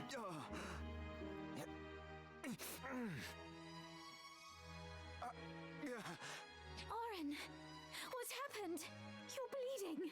Your Majesty, there is something I must tell you. You mustn't speak. I beg you, hear my words. 'Twas not Count Orlando who murdered Duke Goltana. The man found dead beside the Duke was an imposter planted to frame my father. We knew that already. I didn't know that Lady Ovelia even knew that. I don't know that she knew that Duke Goltana died, let alone that Orlando supposedly killed him. You know what I mean? I'm not sure how aware she is of anything that's happening. My father had been imprisoned here on charges of treason. But he fled with Ramza Beowulf ere the killing took place. He fights now to frustrate the High Confessor's plot. I did not think the Count a man who would plot up rebellion. The door won't open. Queen Avelia, are you safe? Please open the door, Your Majesty. But if not your father, then who? Why go to such lengths to frame him? It was... Your Majesty, has he harmed you? We found him! He's in here! Oh, Delita. Leave us. My lord, stand up, turn, and walk back through the door.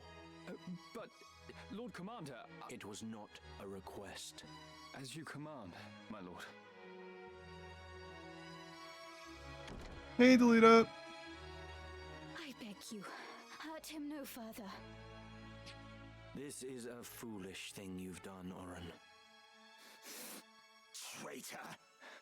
You have no right to speak to me! You act as though you did not wish for what I did. Look around you. Do you see any earnest tears? You were not alone in praying for the demise of that blustering oaf. Far more rejoiced than not, in fact. I even made your father out for dead. You should thank me. No one pursues a man known slain. I am in no mood for japes.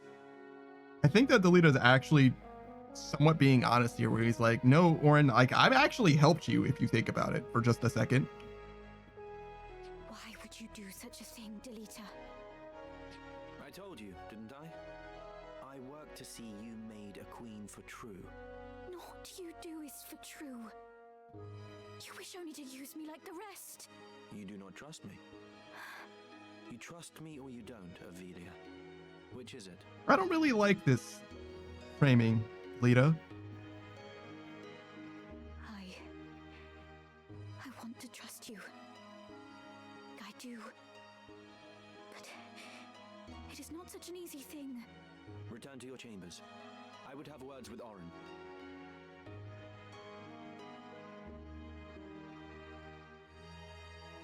Haku, brother, it might be time for bed.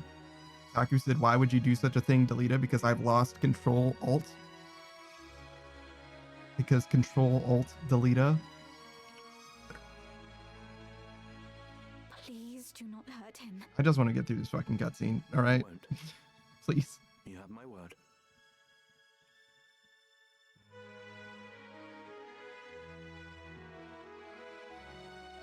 Are these not her chambers?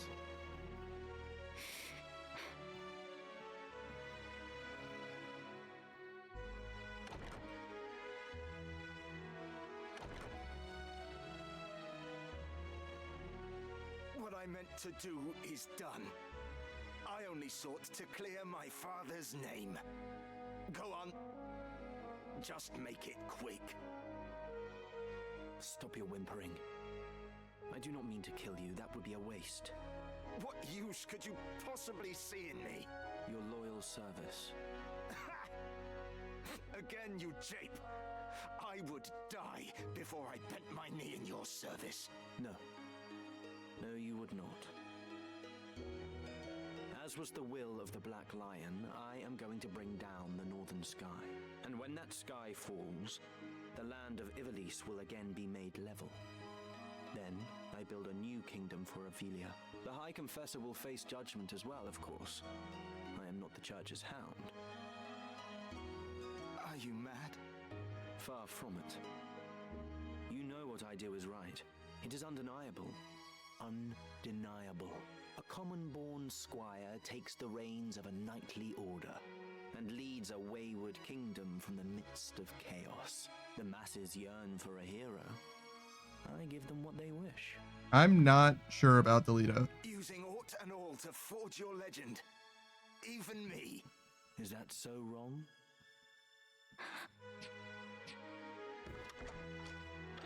What? Do you mean to kill me? I know full well the High Confessor himself sent you, Falmafra. Your orders are to kill me at the first sign of betrayal, no?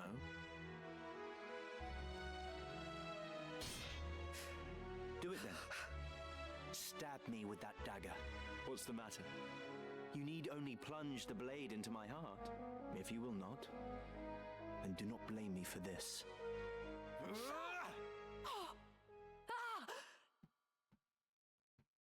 Interesting to cut away there. I think no one died there. It's just over here. Otherwise, we would have seen a death, you know? Beg pardons, my lord, I cannot keep your pace.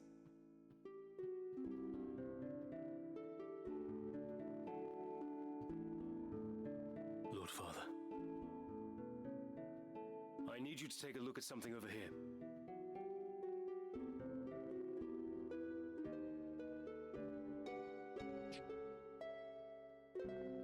Catch. Oh? Can you tell me the name of that mushroom? Of course. It's moss fungus, my lord. Poisonous stuff. Not the deadliest, but not something you'd want in your stew either. It gets you in the end. So I hear. Okay, so Zalbog knows that Dice Dark killed their father. Our father. Should you just throw that in the river? Do you think we should be getting back now, my lord? What has you so terrified? Don't you know, my lord? Moss fungus grows only on corpses. And, well, they say it's a bad omen to find it growing on a family grave. Yeah. The omen is that someone was murdered. The house falls as the cap rises, or so they say. On your way then. Oh. Huh. Kind thanks, my lord. Your fee is promised. The rest, Should help you forget what you've seen. Forget what?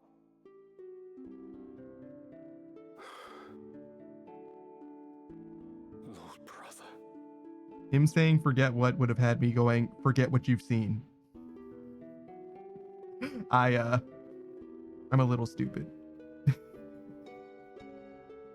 Like, you're supposed to forget. Oh, I see. Very good. Well done. Okay. We've done it.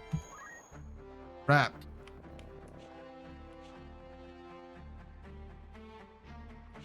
We have some level 35 units though, but we'll return to this next week.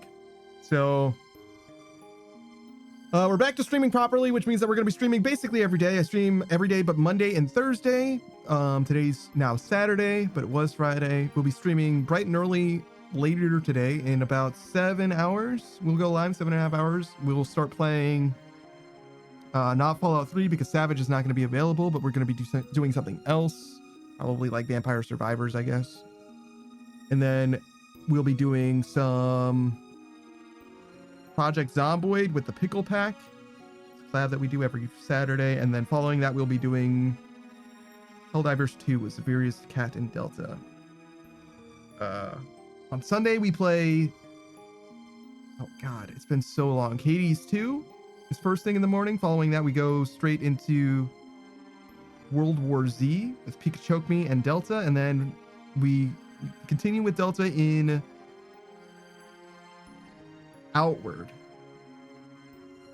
Like I said, we have Mondays off. On Tuesdays, we play Mass Effect Andromeda. And on Wednesdays, we play... No. On Tuesdays, we play Ost Libra. And on Wednesday, we play Mass Effect Andromeda. Thursdays, we have off. And then we'll be back on Friday here with Final Fantasy Tactics. That's the whole story. Lots of streaming. We stream from roughly 5 p.m. until midnight during the week. And on the weekends, we start bright and early, 9 a.m. and we end roughly at midnight. But we might end a little early here and there depending on when everybody else goes to sleep, because usually we have a collab going at the end of the day. But yeah, that's the story. I'm that Daft Punk Panda. I appreciate you guys for being here. I appreciate you for watching. I'm going to be raiding on out now. I appreciate you for stopping by and hanging out, especially since it's been so very, very long since we've actually streamed. But we're going to raid out to just anybody who's live. It's been so long. There's really no wrong answers. Oh, I'll tell you what. There's a streamer that I discovered. He's a live action streamer that I haven't been able to watch at all today because obviously I've been live. He's a smaller streamer, but he's very much passionate about it. He's been streaming very, very regularly. He's been playing a lot of Terraria, but he also plays some much older classic type games. He's playing through the entire Fear franchise, for example. I think he just finished the first one, but he's going to be playing Fear 2 and Fear 3 before long, maybe even the DLCs for the first one as well. His name is Anitsu-chan. I saw him playing Fire Emblem 7, which is one of my very favorite games of all time. I'm going to go back to playing that game sometime soon as well. But nonetheless, I'll leave you guys with him. He's playing some Outlast. It's a horror game where you play as it's very Blair Witch coded. You're constantly holding a camcorder or what have you. But yeah, it's vibes over there. He's got a lot of Kung Pao references. It's pretty funny. He's very chill, very comedic type of guy, very casual. Talk to him about whatever. So yeah, be on your best behavior. Have a good time. I'm going to be back bright and early. Like I said, not quite tomorrow, but like 7.5 hours, 8.5 hours from now. So look forward to that. I'll see you guys later. Goodbye, everybody. Goodbye.